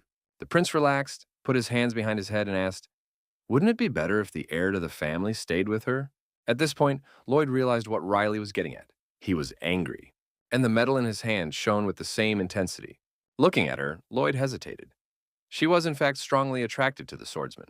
Lloyd smiled and began to ask if Riley was really ready to give the medal. He couldn't finish the sentence because Riley snatched the medal out of his older brother's hands, saying that if he didn't want it, he didn't need it. Lloyd was shocked for the umpteenth time. The second prince grabbed Riley by the neck and asked how he dared to mock him. However, Riley only said his brother's name calmly. Finn Ippolita finished his sentence by telling his second son to stop clowning around. The beautiful Lady Iris was by his side. Lloyd reluctantly let go of his younger brother and said he understood. Madame Iris approached and politely asked Lloyd how he was. He didn't answer the question, but said her name and asked how their trip had been. Lady Iris smiled sweetly and kindly, said everything was fine, and thanked them for the inconvenience. She said that with her prayers, they had arrived home without incident. Suddenly, the prince's mother turned to Naney, and next to her, Riley. She whispered understandingly that they would rather get out of here. Riley was surprised, but at the same time, very pleased. He bowed hastily and thanked his mother to himself. Niney didn't understand why he did it, but hastened to repeat it. Niney turned once more and looked at the other prince. She could hear Madame asking him about the idea of going there too. Lady Iris shared her joys about how it had been a long time since she had been to the kingdom's capital. So she was very excited about this trip. Lloyd was also smiling and saying how good it was that they had managed to enjoy the ride. He held the cloak on his shoulder and said that having fun was good, but that there was no way to be lazy and stop training. The prince asked the lady if he was right. He told her that this was especially true for him and his older brother. He said that they should think about their future now. He couldn't help saying that some people weren't interested in the heir's place. Sarah and Ian heard all this, with irritation and disgust making the veins in their foreheads bulge. Naini also listened to that nasty second prince, saying that he was even a little sorry. He said it would be nice if his little brother didn't ask him for help when he got into trouble. Lloyd's words sent a shiver down Naini's spine. With a deadly stare, she looked obliquely at the second son of the Appellate family. Lloyd, on his way out, said that he couldn't imagine how the third prince got that medal, but what can you do? Naini looked into the distance angrily. She touched her finger lightly, and purple mana flew towards the prince. However, behind his arrogant declarations, he didn't notice the bump in front of him and flew down. He fell painfully to the ground and cried out in pain. The two maids next to him were frightened. They ran to their boss and asked if he was all right. Meanwhile, Naini hid behind the door and watched, at least listened. Someone called the second prince terribly clumsy. The prince was sitting with a bandage on his head and an extremely indignant look on his face. And then he started shouting to his brother, whom Lion was addressing, that it wasn't him. The prince was sure there was something on the ground, something very strange and unusual. He shouted that he was telling the truth. Lion reassured him with a gesture and said that he had already understood. Lloyd was angry and upset. He didn't understand how it had happened, and now he had a cut on his forehead. He shouted that not even a 10-year-old could have hit his forehead like that. The first prince's eyes widened, and he said that Lloyd had fallen like that when he was 10, but that was because he had fallen. Finally, Lion coughed and decided to end the conversation by asking how Riley was. The second prince replied more calmly that he was still the same, and that nothing had changed. Lion wondered if he really was the same. Finally, Lloyd remembered that his younger brother had brought a strange woman with him. This interested Lion, and he asked again. Lloyd said yes, a woman, and that she looked very ugly. He said that you could definitely tell from the way she walked and her manners that she wasn't an aristocrat. Now that Lion was thinking more seriously, he found it all very strange and doubtful, which he told his brother. Lloyd grimaced, telling him what else. She smelled different. He knew he'd never encountered a scent like that before. Lion wasn't really reacting to it. He was thinking about Riley, thinking that that fucking idiot was up to something again. He finally replied to his brother that there were lots of different people coming to Solia. So he had no reason to be surprised, and anyway, it looked like that idiot Riley was up to something bad. The first prince explained that he had never seen his younger brother interested in women before. Lloyd was also a little surprised. He replied that it was true. He used to lie in a tree all day. Lion said they needed to pay special attention to this. He told his younger brother to keep an eye on her, just in case. Not that he was too anxious, but Lloyd agreed. Finally, the first son said that he was also trying to find out something about her. The prince told his brother to leave. Lloyd got up without further discussion and once again agreed with the older man. Now Lion was alone. He stood in the dark room, which was faintly illuminated by the full midnight moon.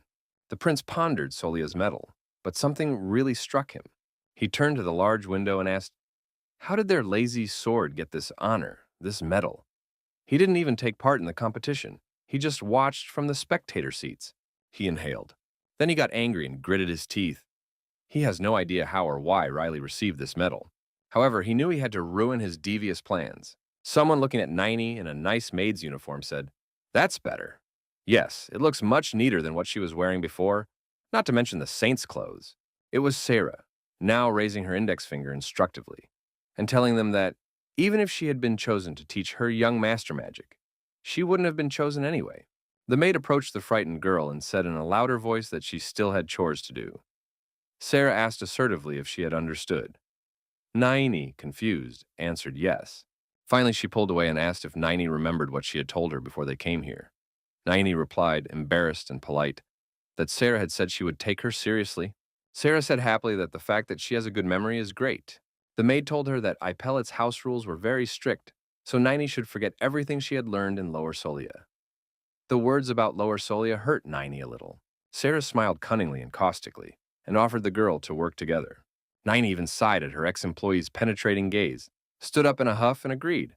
Sarah turned around happily, and Naini was able to relax a little. She thought about the fact that she seemed to be more afraid of this girl now than of Beta. Riley, sitting on a chair, asked, "Those two have to do it in his room." Ian explained that Sarah hadn't had any fun with the newcomers for a long time, so he had thought of establishing order and discipline. In fact, Sarah looked downright terrifying. Riley wondered if that was why she was smiling so much when they got home. Jan didn't answer his question, although he didn't demand an answer. However, Young remembered that he wanted to say something to the master.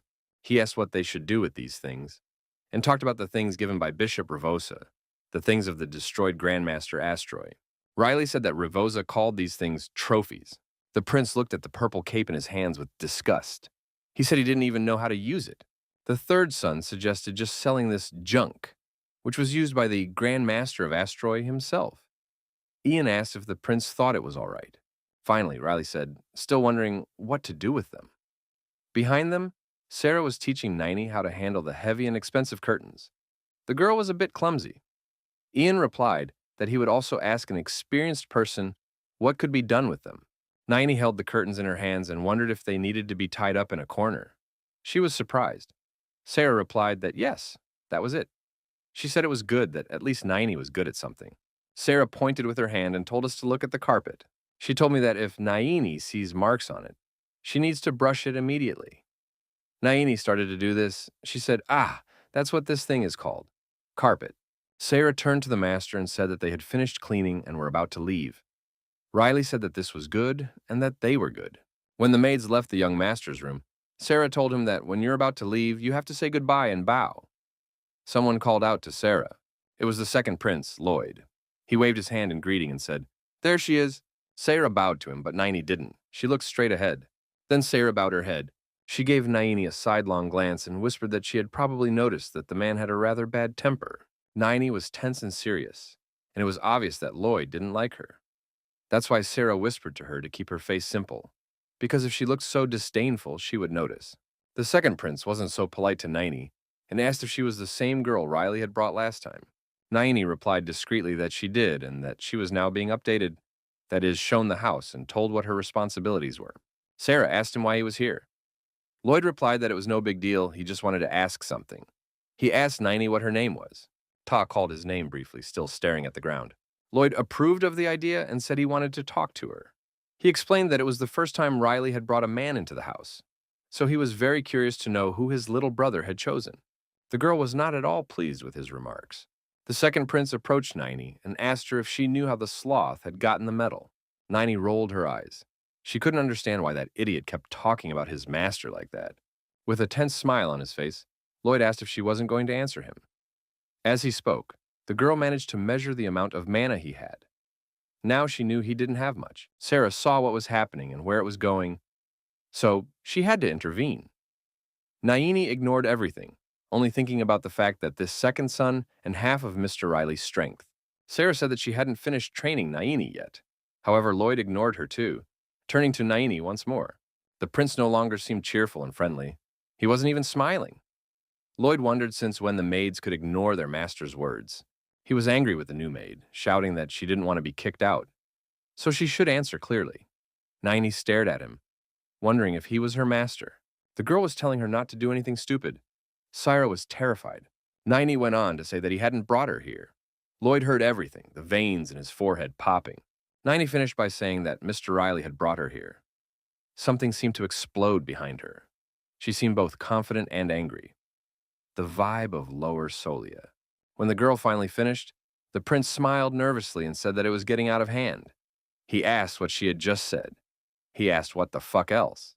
Naini is short, and therefore looks at him from below. But that doesn't make her look any less serious. She's looking directly into the prince's eyes, looking through them. Lloyd attacked her with force, shouted and asked her how she dared to look him in the eye. He shouted that she had lost her mind and called her a bitch. The girl said only a brief sleep.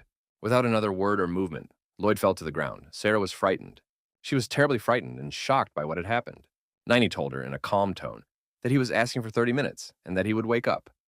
Sarah asked in amazement, wondering if she had succeeded. Naini told her that yes, he was indeed the son of a noble family. She attributed this to the fact that he resisted when she performed her magic. Lloyd slept sweetly on the elegant carpet. Naini was not hampered by his resistance, as she is a sixth circle mage. Sarah still couldn't say anything. She opened her mouth and thought that the gentleman had really brought a very strange person into the house. Sarah was almost in tears because she didn't know how to deal with it. Naini reassured her that it was no big deal. They could put him to bed, and when he woke up, he would think it was just a strange dream. Naini tightened the hem of her skirt and asked if she remembered correctly that Mrs. Sarah had said that a maid's main duty was to serve her master. Sarah didn't understand what she was getting at, but replied that she did. Naini thought about it and modestly said that if she had been here in the past, she would have covered it with a 3-story swear word. She remembered swearing at him left and right. Sarah let it go and wondered if she hadn't just cussed. The girl was embarrassed and said that she felt she would be scolded more than once. Sarah feared that, knowing full well that she would be scolded for it, Naini would still do the wrong thing. Naini asked if that was why it was okay to use magic. She added just a little. Riley came out from behind the door. Sarah grimaced at Naini, and the prince grimaced and asked Naini why Lloyd was sleeping here. Sarah hadn't expected to see him here and was worried. However, Riley didn't demand an explanation, said it didn't matter, and asked if they had finished and if he could pick up Naini. Sarah reacted immediately and replied that yes, the training was over. Unexpectedly for Naini, Riley grabbed her shoulder and pulled her closer. Riley was delighted and replied that it was great and that it was finally time to do magic. The girl was a little surprised by the Lord's behavior. Sarah decided that this time she would forgive poor Nini. They split up, with Sarah going one way and the prince and Naini the other, discussing something and laughing. Sarah explained to herself her own forgiveness, which was because Naini had promised to forget the way she had behaved in Lower Solia. Naini hesitated and offered to make at least some tea for him. He gave her a tired look and refused. He closed his eyes and asked what kind of tea, after all, she was a sorceress. Naini replied unceremoniously that he was a fool, and said that she was a servant here, even if she didn't look it. Realizing what had just come out of his mouth, the girl cringed and covered it with her hand. Riley hadn't expected to hear such a thing from a servant either. He turned to her and sighed at the words. Oh, those grumpy sorceresses from Lower Solia. Naini, for her part, bowed and apologized. The third prince decided to skip this unpleasant moment after all, saying that he thought she would quickly learn to speak politely. In front of him were the items donated by Master Astroy. The prince asked the girl to come closer and take a look. He said thoughtfully that he had taken a closer look at these things. Riley fiddled with the gold bracelet with the blue stone and said he still hadn't figured out how to wear it. Naini replied that she only knew that these items could contain mana or a trap. How to use either of them, she didn't know. Riley said that if that were the case, she hadn't seen the Magister wearing them. Naini said that, in the days when she was still in the lab, she had seen Astroy wear his cape. However, she hadn't seen him wear a ring or bracelet. The girl attributed this to the fact that he didn't have them at the time. Riley slapped the table with the hand that had a gold bracelet on it and said, "That's right." He told her to keep them with her, in that case. He told her that he had an acquaintance who knew about all these things. Riley said she would ask him about these things. Naini was surprised by his words about an acquaintance who knew magic. She asked why he hadn't studied with his acquaintance at the time. The girl asked why he needed her. Riley stared at her in silence. She told me that she had reached the 6th circle of magic with the help of medicines. She said that, compared to other magicians, she had such great magical abilities. She kept asking why she was the only one. Riley smiled happily and said it didn't have to be her. This surprised the girl even more, who mumbled and kept asking why. Riley replied that he wanted to be free. He said that she trusted almost anyone and was abandoned every time. The prince asked if she had had enough of this. The girl crossed her arms. Riley said that someone thought she was a magical masterpiece, and some of them are completely useless. But no one thought about her feelings. Like when, in the battle with Riley, she bled from her wounded eye. Riley had said that the further away she got, the more attached she became to the man. The third prince asked if she had realized that it wasn't necessary to be useful to be around. Naini lowered her eyes. Riley explained that to be a free man was to do what his heart told him to do. He remembered his past, the hero of humanity. He said she should know that, too. The prince kindly said that he wanted her to remember that. He also explained that she was only remembering him from the past. He finished by saying that this is why you shouldn't think about why and why not, you should just live. These words really struck a very young Naini. She repeated the prince's words to herself about doing what her heart told her to do. A tear rolled down her cheek. The girl smiled and said it was the first time she had heard those words. Riley didn't reply, but told her why he had chosen her. Suddenly, he shouted that it was an acquaintance, a contagion, and said that, even on pain of death, he wouldn't teach him. Previously hypnotized by his words, Naini snapped out of her trance and out of her thoughts. Riley shouted that he was already asking to be his apprentice. He told him that if he used magic other than the sword, he would become the real Satan. Riley shouted that it was all heresy. The girl laughed and said, that was it. Riley complained that he wasn't in the dark business. He said he was getting tired of it, so he asked his acquaintance to stop talking. At that moment, Naini thought how stupid he had been to interrupt such a touching moment. The carriage drove through the forest. Naini was telling the prince that he needed a circle first if he wanted to use magic. Riley and Naini sat down inside, and the prince asked what the circle was. Naini said it was a kind of ring. She explained that if your heart is surrounded by a ring, you have a circle. If you have 6 rings, you are a 6th circle wizard. Riley asked if she meant that she had 6. Naini said that he was right, and that the source of all things was light. Riley replied that, in this world, of course it was. Naini was surprised and asked if the gentleman meant that he had been to another world. Riley looked away, but he denied it, saying that he was just making an observation. The girl said that this is the foundation that novice magicians learn. She created a light ball of magic on her palm. Naini told her that creating everything out of nothing was a miracle and the fundamental basis of magic. Riley stared mesmerized at the light in his companion's hand. Naini told him that in order to use light magic, they had to find out what his characteristic was. In other words, what he was good at. Riley asked her what he was good at. He didn't wait for an answer and asked what she was good at. Naini replied that, in fact, there was nothing specific that she was good at. She smugly and extremely humbly declared that she was good at everything, that she seemed to be good at anything. Naini grimaced, saying that perhaps that was why she was the only person to survive those terrible experiments. Riley wondered if she was bragging to him now. He said that in that case he would ask her. The girl asked him what else he wanted to ask. Riley said that they still needed to ask about the ring and bracelet. He said that he had told her earlier about his friend. He explained that he was referring to the friend he had told her about. Naini asked if it was the one with magic. Riley replied that yes, he was. The prince looked out of the window and said that they were almost there, that in another 5 minutes they would be there. Naini wondered if he had an exceptional companion. She decided that, although she didn't have much left, she had a 6th round and was as good as him too. The carriage stopped and someone finally said that they had arrived and that it was time to leave. Riley was walking away from the transport, and Naini thought that now they could take a look. What a distinguished wizard he is. The girl was very serious. When she saw who the prince was talking about, all her enthusiasm vanished. Riley shouted that he, Yendal, was wandering again. They were inside the house. Riley called Yendal and asked where he was. Someone in flip-flops came out lazily and said that they had already told me that the store was closed today. He asked sleepily who the idiot was who was shouting here, wondering if he couldn't even read the sign on the door. It was a guy with long red hair.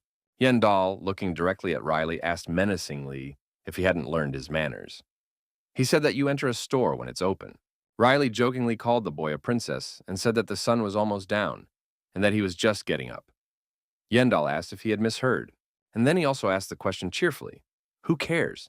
He said that Riley was no longer a lazy sword, but a hero. He asked how the hero was doing, and if he was still wearing his medal. He finally noticed Niney nearby and asked who she was, as he thought she was the prince's new maid. Riley didn't answer the question. He said that they wanted to ask him something, and that was why they had come to see him together. Meanwhile, Niney was terrified and wondered why this creature was here. Riley was telling me that he had recently been running to Solia here, and received some very interesting information that was whispered to him in the temple. Yendal asked what was going on. Niney wondered why. Riley asked if the man knew what they were saying just by looking at him. Yendal asked what they had said. The prince said that he had been told at the temple that he had to catch him, Yendal. The smile on his face fell. It seemed that behind him was the shadow of a mighty dragon. Niney wondered, why would a dragon be here? Riley cheerfully asked if Yendal knew what they had said, glancing at the prince. Yendal asked with interest. The prince replied that the temple had told him that he had to get it, Yendal. The boy was a little surprised by this news. He smiled and asked what Riley had just said. Riley reiterated that in the Temple of Solia, he had been asked to capture a dragon. For some reason, this request amused the boys. Riley pointed his finger directly at Yendal and asked if there were any other dragons besides him. Yendal showed his sharp, fearsome teeth. He laughed, banging his fist on the table with laughter. Niney was surprised and frightened by Yendal's actions and behavior. Yendal laughed at how hilarious it was. Tears came to his eyes. Riley said yes, and that he was surprised too. Yendal asked if they had all gone mad in there. Yendal asked, puzzled, why they had decided to ask for the third prince. Riley replied that he had no idea. Then he asked how he could know. The boy asked what he would be now, and if Riley would be a dragon slayer. Riley wrinkled his face in disgust and said no way. He wondered how Yendal could even think of such a thing. He also wondered what stupid nickname he'd come up with for him again. Yendal replied that he knew that. He laughed, saying that they were going to catch a dragon. He said he must have been very quiet, so they thought he was a simpleton. Riley asked the boy to listen and asked if there were any other dragons in the area besides him. Preparing a drink, Yendal replied that no, he was the only dragon here. He said he hadn't seen the guys, the rest of the dragons, for a while, and wondered how many years had passed. He said it seemed to be about 3,000. Yendal placed 2 drinks in front of the guests, 1 green and 1 yellow. Seeing that the girl wasn't enjoying the drink, Yendal convinced her that it wasn't alcoholic and wouldn't interfere with her work. Naini agreed to take the drink. Riley, sipping his cocktail, asked if Yendal was going to make a mess of Solia by accident. Yendal asked if he was looking like an idiot. Naini finally got her drink. She seemed to be enjoying it. Yendal wrinkled his brow and wondered what good it would do, since it would only add to his problems. Suddenly, he approached Naini and told her, Riley's maid, to keep her mouth shut. He seemed to burn her with his gaze. Naini realized that it was the eye of a dragon. Riley realized that she was scared and said that he had had enough of scaring her, letting her look at him. He put Master Astroy's belongings on the table. He said that he had received these things recently, but that he didn't know how to use them. He said that they had come so that he, Yendal, could help them. Yendal smiled and said that Riley knows what an inn is, after all. He sells alcohol here. Riley asked what the idiot was talking about, because everyone knows that this place is an alcoholic's paradise. Yendal asked shrilly, really? He said that there was something about the prince that didn't show that he was aware. Yendal also called Riley an idiot. Riley asked if Yendal meant that he wouldn't help. Yendal replied that he could, but he didn't like the third prince's tone. Riley asked if he would help if he asked nicely. The dragon remained silent and then said that he would. He took the golden bracelet in his hands and asked if it was something he needed to check. Riley replied with satisfaction that it was. Yendal asked what was with the money. The prince laughed and asked what money was involved in their relationship. Yendal grabbed the bracelet in his hand and called the prince a brazen thief. In his other hand hung the magistrate's purple cloak. The boy continued to curse Riley. He said he was a damn devil and had no heart. Naini was impressed by the fact that the dragon was investigating 3 things at once. Shortly afterwards, Yendal said that the assessment was finished and asked where to start. The girl was shocked by his speed. She realized that he was in fact a dragon. Riley wasn't the least bit surprised by his friend's abilities, telling him to start with the cape, since he was more interested in her. The dragon replied that there was nothing special about it, just that if you put it on, it would prevent any weather conditions from affecting it. Ninety said yes. It ensures that the magic is used effectively, that it is always at its best. Yendal stretched out his arm with the bracelet and said it was in some kind of pantry. Riley intervened. A huge box formed on the man's arm, and he explained that it was a matter of letting some magic into the bracelet and a deposit would open. Riley realized that it was some kind of inventory. Yendal took off the bracelet and said that there was nothing there at the moment. Riley asked what would happen if it broke. The guy said that, of course, he'd lose everything inside and that there's no way of fixing this thing. Ninety held the magic bracelet in her hands and said that it was the equipment of a smaga from the seventh circle. She wondered how he had managed to figure it all out so easily. He smiled and said that it was a dragon after all. Then he told him to take the ring and put it on. Yendal threw the ring into his hands. The girl put it on her finger without question. Mana poured out of it. Yendal said that when you put the ring on, you would absorb all the mana around you through it. Riley asked if it really absorbed mana. Ninety replied to the gentleman that, without a doubt, yes, it is still like that. Riley said that the last time he put it on, nothing happened. The girl intervened. Yendal said yes, and that it was all because Riley was a monster. Ninety asked her master what Yendal was talking about. Yendal asked her if she was with him and didn't know that her master was a monster. Riley told him to stop, because if he told, no one would be better off. The prince told Ninety to keep everything, and now it's all hers.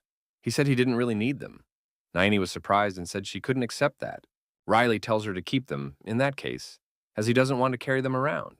The third prince asked Yendal if he could randomly measure the volume of mana. Yendal was surprised by this request. He rubbed the back of his neck and said that a guardian had recently given him a measuring stone. He asked why the prince needed it. He laughed, wondering if Riley would like to use it. Yendal said he was giving it to him and asked what he would measure. Riley shook his head in denial. Riley said it was for her. Ninety didn't understand what he was getting at or why she wanted it. Neither did Yendal. He approached the girl and concentrated. The guy sniffed her, and then he said that she was unusual. He looked directly into her damaged eye and said especially here. He said it looked like a lot of things were mixed up here. Riley wondered if that was why she had such a strange mana color. Yendal hadn't heard of her strange mana color before, so he asked about it. He also asked if it was for all spells. The prince replied that yes, whether it's flame or ice, all her mana turns a kind of brown, dark purple. Sweat broke out on Yendal's face, and he said he was clean. He turned to Ninety and told Riley that he had met a very interesting person. Yendal let slip a little and wondered if Riley knew that this girl didn't have long to live. Ninety looked upset. Riley said he could measure him too, and why not? Yendal's face was irresistible, and he wondered why the prince wanted him. He reminded Riley that he had told him the last time he was here that there was no reason for him to do magic. Yendal asked if Riley was going to conquer the whole world. Riley slammed his fist on the table and asked if Yendal had accidentally fallen from the oak tree. The boy wondered what the reason was, in that case. The prince remained languidly silent for a while and then explained that he was tired of picking apples.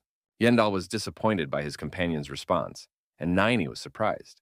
The dragon even swore profanely. Riley hesitated and placed his palm against the rock. He asked what was going on and why he was so late in answering. Ninety started to say something thoughtful to him, and the dragon said he hadn't seen anything like that for a long time. Riley wondered if Yendal had such a bad meter. This offended the dragon, who shouted to woo him. He asked how bad he was. Ninety, immersed in her thoughts and reflections, said the word time. Riley asked what she meant. Ninety replied that his peculiarity had to do with the weather. The prince asked if it was any good. Something began to happen to the stone. Ninety replied that, with the passage of time, the stone cracks and deteriorates, and, therefore, it has deteriorated under her influence. Riley asked, so what?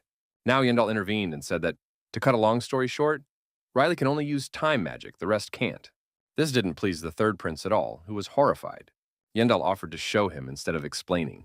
He had fire mana in his hand. He said it certainly wasn't his element, but here was the fireball of an ordinary, normal magician in front of the prince. Then he changed something and said that this was how it would look if Riley used it. The sight was a bit pathetic. The light just spread out and cooked on the floor. Riley says it's like the fire of a match. Ninety nodded positively in response. The third prince was shaking with disappointment. He had convinced himself that it couldn't happen, because his dream was to become a wizard. Yendal had persuaded him to give up on his dream. Riley complained about how this life would be even better with magic than when he had the internet. Yendal didn't understand what it was, or what the prince was talking about. Ninety had an idea and said that she had learned in the tower that people who used time magic always became chiefs and held high positions. Riley asked if she was joking with him.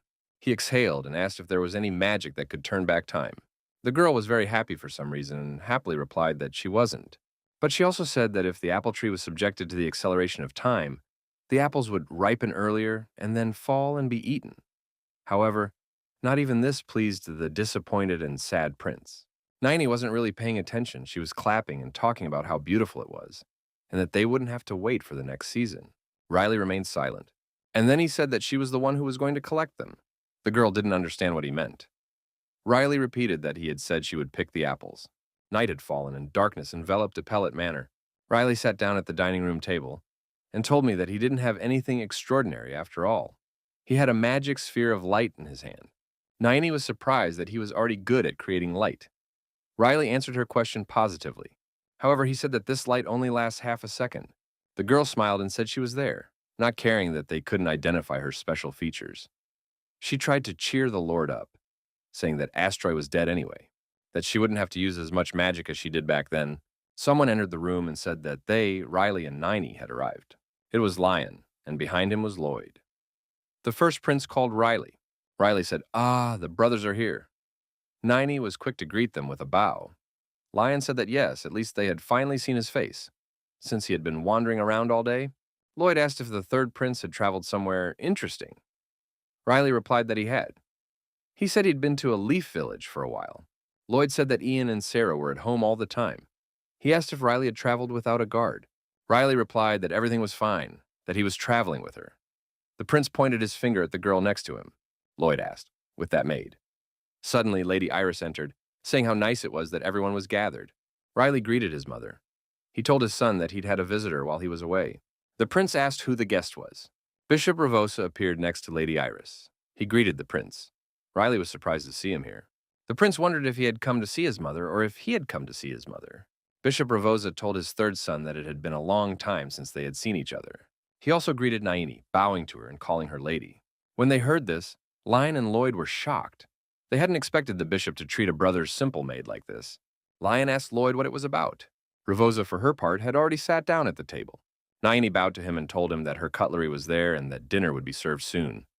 The bishop thanked Mrs. Naini. Lloyd politely asked Ravosa why he was addressing the maid with such respect. Ravosa realized that the other prince probably didn't know. Bishop asked. Riley hadn't told them anything. Lloyd was surprised and asked what it was about. Bishop Ravosa turned to Naini. The girl sighed and nodded. Ravosa decided it was a sign of agreement, so he said okay, and thanked her for her permission, because now he could count. Ravosa glowed and proudly told him that last time, she and Mr. Riley had captured Grandmaster Astroy and burned him to the ground. He proudly announced that Naini was a witch of the sixth circle. The first and second princes dropped their jaws with shock, and their instruments fell from their hands. Lloyd couldn't control himself and said how and for what. Lion said more calmly, why she had gone to the maids. Naini wasn't too happy about this, and Riley reflected that the fact that her identity had been revealed wasn't that important. But he certainly saw that Bishop Ravosa was up to something. He may seem kind on the surface, but in the end he ends up being the final boss or villain. Riley knows this is a classic of all plots. They were eating, and Riley kept thinking about the fact that there was no particular reason for Ravosa to show up at their house. Lion hesitated and turned back to Lady Naini. Riley was sure the bishop was up to no good. Lady Iris, the servants, Riley and Naini, were saying goodbye to Ravosa. The bishop met them to stop by sometime. He said they were always welcome. Riley wanted to get rid of him as quickly as possible, as he promised he would come for sure. Upon seeing the prince's mood, the bishop laughed and said that his temperament was still the same. He thanked the nobles for welcoming him last night. Lady Iris told the reverend that they were always happy to see him too. Ravosa thanked the lady for this kindness. The bishop said goodbye to Mr. Riley and said he would pray for him. Finally, he said it was time to leave. The carriage is gone. Riley and Naini looked closely. The prince said he could see through him. The girl didn't understand what he meant. Riley explained that, technically, the bishop had come to check on how the mother was dealing with her chronic illness. But based on the fact that he spent most of his time talking to them, it was clear that he had a very different goal. The girl was holding the box that the bishop had given her before leaving. She said if he had come because of what St. Frisia had said last time. Riley said yes, that was it.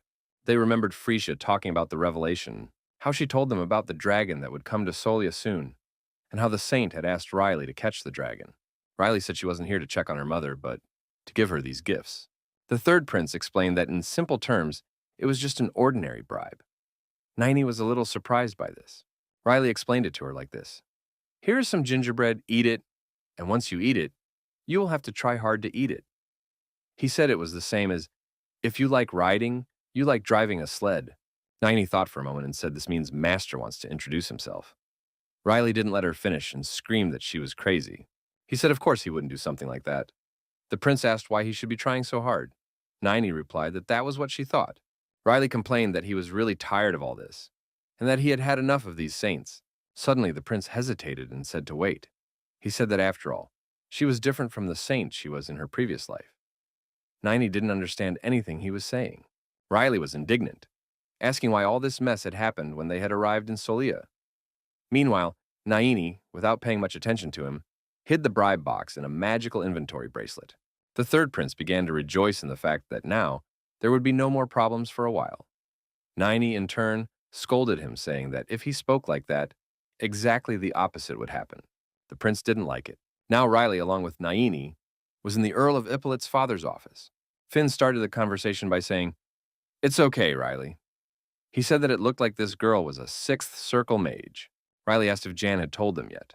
Her father cried out that the servant had only told him that she was a sorceress, but that he had heard nothing about the sixth circle.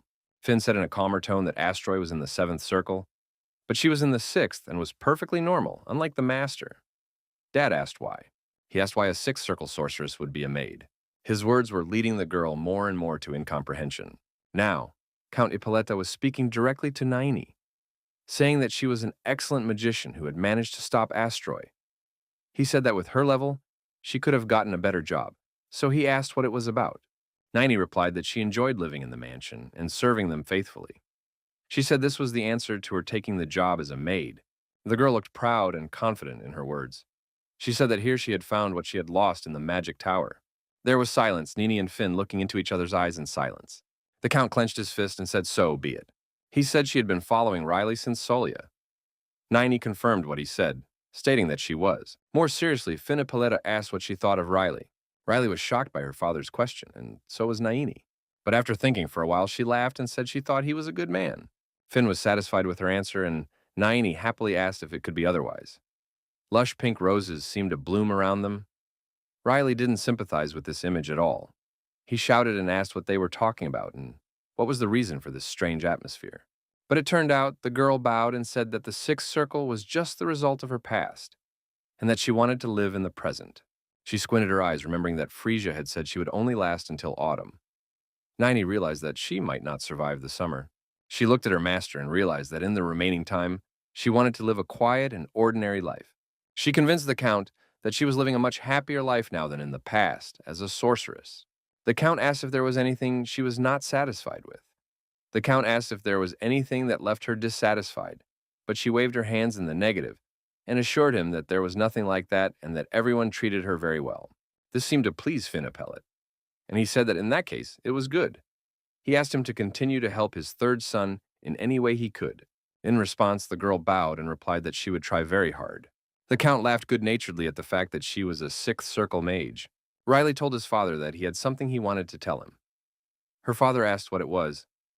The prince replied that summer would soon begin. The sun was hot, but it was still spring. Riley, as usual, put his hand behind his head and said he wanted to go to Rainfield again this year. The prince asked his father's permission. Meanwhile, Lloyd was in his brother's room, racking his brain with questions.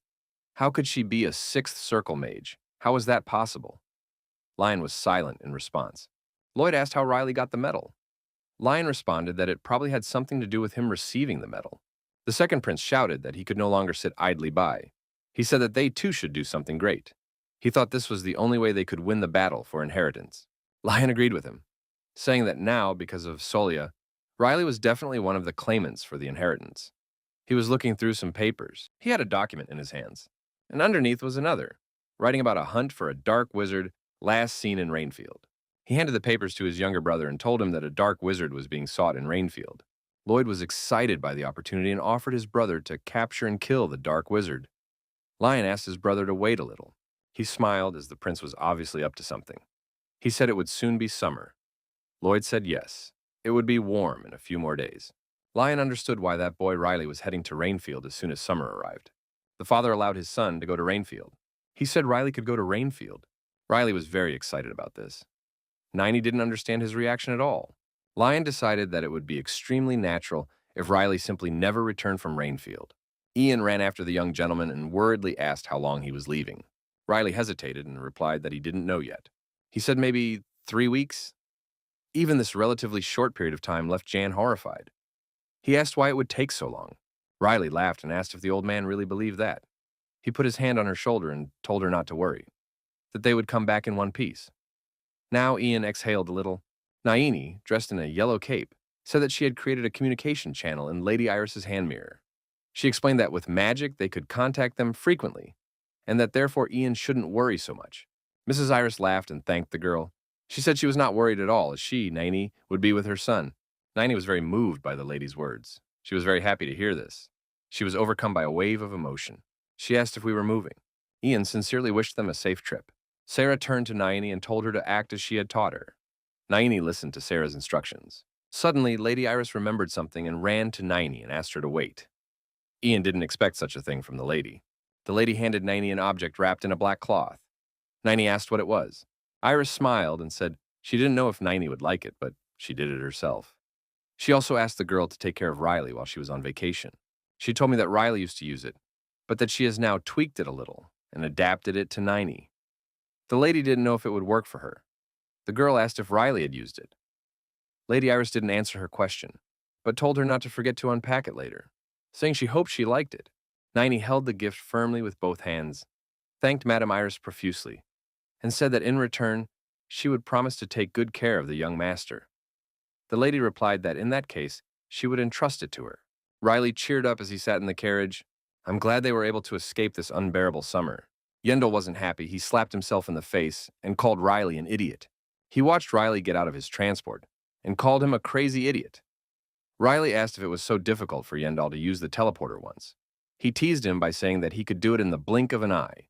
Yendel was terribly angry and shouted not to awaken the beast within him, in case Riley suddenly forgot that he was a dragon. With his eyes burning with anger, he threw a fireball at the prince. Riley managed to dodge the attack with ease, the fireball hitting him from behind. Yendal was yelling about how much Riley irritated him, and he ducked away.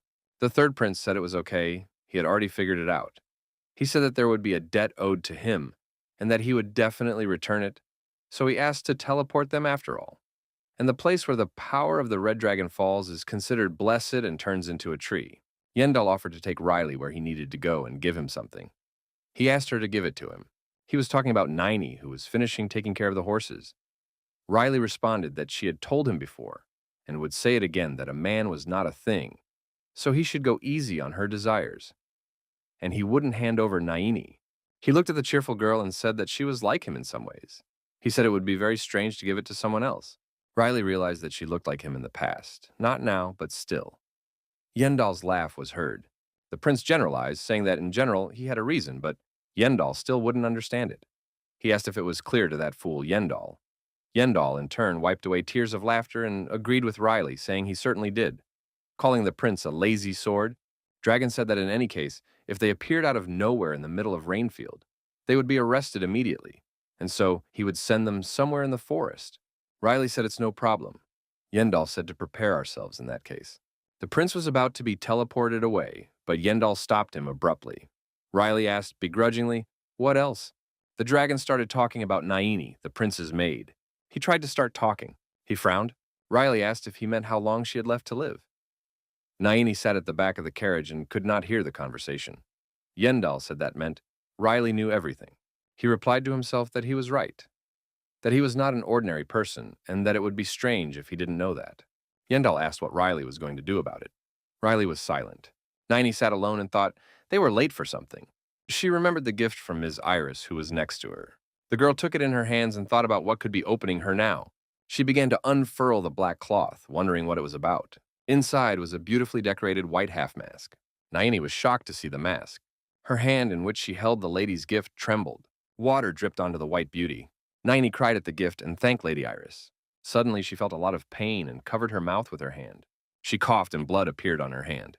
A large, bright red puddle lay in the palm of the unfortunate Naini's hand. She was silent, looking at her hand, and tears came to her eyes. The girl remembered Frisia's words that she should survive this summer, and if she was lucky, she might catch the autumn. But she also said that this would probably happen in early autumn. There was a stain of blood near her mouth. She said she didn't care. She's very happy. Naini held the mask made by Lady Iris's hands. Suddenly, Riley called out to her and shouted that if she was ready, that she should come down and come here. Naini was a little scared as she was not expecting this. She was already standing next to her master, in front of Yendal. Riley had told the dragon that she was counting on him. He called him sweetheart. The dragon responded by telling him to stop babbling. He said if they were ready, he would start. He pointed his hand at them, behind them, above them, and above them, like an arrow. Yendal accompanied this gesture with the word teleportation. The space was being drenched by heavy rain. Riley shouted, calling Yendal an idiot and asking why he was here. There was also a giant monster in front of him, about 7 times taller than the prince, and equipped with a sword that matched his size. Riley asked Naini if it was an ogre. Naini looked at him and replied to the prince that yes, he was the right person. Riley was telling Naini to just look at that idiot Yendal, because he sent them to a place like this. Meanwhile, the ogre opened its huge mouth and roared. The third prince was terribly angry with the dragon, calling him a crazy idiot. The ogre wasted no time and ripped a large tree out of the ground with a roar and was about to attack the prince with it. Riley in turn mocked him, saying that he had only pulled one tree from its roots and decided that he was now the strongest. Naini, seeing the whole scene, was scared of her master. She ran to him, but he told her no, explaining that he was alone anyway. Riley advised her to put on rain gear as it was pouring down like a bucket. The prince drew his mighty sword and smiled at the girl. She said she understood. Naini started creating a dome and asked him to be careful. Riley joked that she was worried about him. Org knocked the tree to the ground. Riley easily jumped into the tree, telling the monster to calm down. She asked him what had moved him so much. She pointed her sword at the orc and told him that he was no longer alive. The orc's eyes became increasingly filled with anger, and Riley teased him knowingly. He attacked the guy, but Riley managed to dodge. The orc didn't give up and knocked once again. And more, but Riley still managed to dodge. Org, for the umpteenth time, slammed the tree into the ground. Steam was coming out of his mouth angrily. The tree, after another blow, broke in half and left a hole underneath. Riley was breaking down and saying that he had just come to have some quiet fun, to relax after all. And that was too much. He flew straight towards the orc and wondered, what was the point of teleporting then? The prince cut the monster in half, landing on the ground itself. Org hissed one last time. Riley raised his hand, and the monster within was torn apart, now screaming in searing pain. Naini was shocked at this sight. Riley screamed and swore. There were bloodstains on him now, on his head, on his face, on his clothes. He asked what that was. He said he had wasted his time washing himself before leaving, angry at that idiot Yendal, who had brought them here on purpose. He asked how else he could explain it. Naini ran to the man and suggested that he use magic to cleanse himself of the stains. He used a purging spell and was attacked by Naini's mana. However, her magic didn't help at all, quite the contrary. Now there were also black oil-like stains on his face. Riley was silently horrified, and Naini didn't expect this outcome. She thought it would work. Naini assured the gentleman that everything was fine. She was just dirt. At least she wasn't disgusting. Riley asked the girl how the dirt wasn't disgusting. Suddenly, Org woke up. Naini shouted that the monster was rising. Riley was shocked to see the monster rising. The prince asked who she thought had caused this. The girl offered in this case to break up with him herself. Riley asked since she could still ask. Naini said now she would clean everything quickly and neatly. The orc was enveloped around the entire perimeter by the girl's purple mana and didn't realize what was happening. The girl said the word eraser. Her mana had eliminated him, leaving only black light butterflies. Naini said that everything was ready and again suggested that the prince start by wiping his face with a damp towel. Riley agreed. Someone with red hair was watching them from a distance. It was a small man with a long red headband. He was standing on a branch of one of the trees. Riley asked where they were now. Naini looked at the map and asked him to wait for a while. Naini told me that somewhere in the neighborhood there are no signposts in these parts, so it's a little difficult to tell exactly where they are. The girl turned to the gentleman who left. She told him that as a precaution, she used search magic, and that there was a place nearby where she felt someone's presence.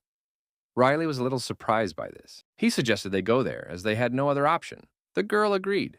However, the org formed again, seemingly out of nowhere. Her eyes glowed with anger. He hissed. He was smaller now, but no less angry. Riley exhaled and said that, as it turned out, she ended up feeling them. But something scared the girl. Riley asked if she could feel them.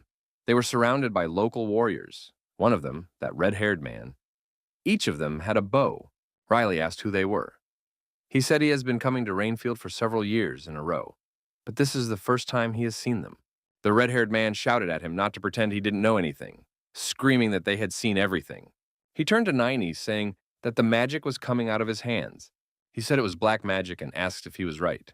Niney was surprised to be called a black magician and intervened. She asked what they were talking about. The rain was falling on them. One of these warriors said the black mage who had been wandering around Rainfield lately. They shouted that it was her, and that she didn't even dare to make excuses. The warriors said they saw dark magic flowing from their hands. They considered this irrefutable proof. One girl said she had heard that she had used purification. They asked her if she thought she hadn't realized that she had darkened it before, that she had ruined it. Riley was surprised by her conclusions. A laugh escaped his mouth. He wondered how things could have gotten so confusing. He looked at the warriors seriously and asked what he was talking about. That another dark wizard, the other warrior with green hair, shouted at him to stop making excuses, as he knew he was in harmony with her. This was already starting to make the prince terribly angry and upset, with the veins in his face swelling. In anger, he told the warrior not to point his weapon at him. Riley emitted a sort of deadly aura. The red-haired man didn't expect something like this. He was terrified. Riley, holding back his attackers in terror, asked, he and Niney weren't supposed to know what was going on. Now in a calmer voice, the prince said that it was they who should be outraged, as they, the local warriors, were arriving here, accusing them of black magic. One of the warriors asked the other what that had been. The other replied that he had no idea, but he felt as if an oppressive aura had penetrated his entire body. Riley intervened and told them to better answer his question. Someone among the warriors shouted that this girl's mana was black in color. Riley asked, so what if she had a dark mana color? The redhead pointed his finger at the girl and replied that, in case Riley didn't know, this was an omen for all black magicians. The third prince asked his companion if it was true that all black magicians had black mana. The girl shook her head no. Riley turned to the red-haired man and said what he was saying he wasn't. This scared the man, and he asked what he meant by that. Riley explained to the man that this was just her quirk. He asked what she should do about it in that case. Niney told the Lord that it was not an innate trait, but a consequence of experiments. He ignored the girl, turning back to the red-haired man. She asked him to tell her what else, besides mana. Told her that she was a dark mage. The man didn't respond, and Riley asked if he had anything to say about it. He said he could see for himself that they could say no more than that. The prince stated that he was about to tell them something and that they would think it over and respond. Riley said languidly that he could swear by her family name, the Appellate family, that she was not a dark mage. Then he asked what they could swear on. The local warriors didn't expect any of this. One muttered that he was screwed. The other realized that this guy, an ally of a dark wizard, was of noble blood. The red-haired man was also shocked and asked what a blue-blooded man was doing in their area. Riley continued, saying that he didn't know how it worked in Rainfield, but in Solia, insulting the nobility would at least get you arrested. Then he explained that he was here because he was on vacation and wanted to rest peacefully. He asked why the hell they were here, if they didn't even know who they were or why they were here. The red-haired man became more and more surprised by his words. Without waiting for any response, Riley agreed to do as they wished. The prince drew his sword. He said he would do what a real black magician would do. He would kill all the witnesses and be on his way. Niney was shocked by these statements. She asked her master to wait. The girl shouted that they would understand if she and Riley told their story. The wind had blown her hair away from her face, and now the damaged half was perfectly visible. The warriors wondered what was wrong with the girl's face. Niney heard their questions. She turned to them and came face to face. She asked me to listen to her. The red-haired man, who was a girl, was crying heavily. She covered her mouth with her hand and said, now realizing what it was like, horrified by how horrible the magic tower in Solia had become. She screamed that Astroya was an idiot and that she would have him. Niney laughed and continued to regret not knowing and accusing them of such a thing, apologizing with tears. She sobbed furiously and asked how it was possible that the girl had fallen on the wet floor. The red-haired girl begged for forgiveness, begging and pleading, saying she was wrong. tears flowing. Ninety handed her a towel and told her to take it and use it. The girl thanked him. Riley looked at her disapprovingly and said that was it, and that, just a little while ago, she was going to kill them. However, he said that what bothers him most is that her crying reminds him of a person. Ninety started saying what he wanted to say. The prince remembered the old man's face as he cried over the pain and sadness he had felt while in Solia. Riley didn't let Ninety finish her sentence and said yes, it was Ian. The girl finally stood up, and the other two warriors began to bow. Riley asked if they now realized they were wrong. The local warriors said yes and apologized to Lord Riley for his rudeness. The third prince laughed and said that he had told them that 5 minutes ago and that they hadn't believed it. He asked what had changed now. One of the warriors explained that the commander had never been mistaken before.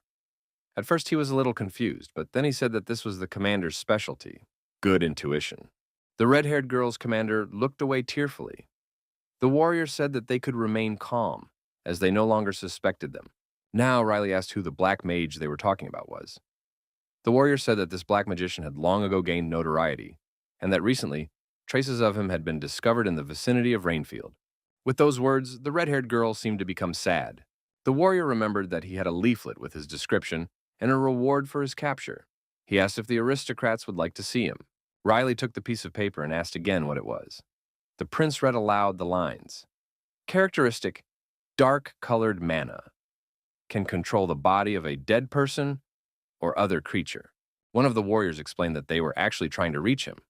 The other reiterated that this black magician could control corpses. The red-haired girl confirmed his words. She lowered her head sadly. She told him that her father had been a victim of this criminal. Riley asked if he had heard wrong, and if the magician really could control dead bodies. The girl said yes and started saying that he was the reason for her father's death. However, one of the warriors didn't let her finish. He interrupted her and asked everyone if they were hearing anything. He said he thought someone big was walking towards them. He was the same ogre who had already been killed twice and had a large number of scars and wounds.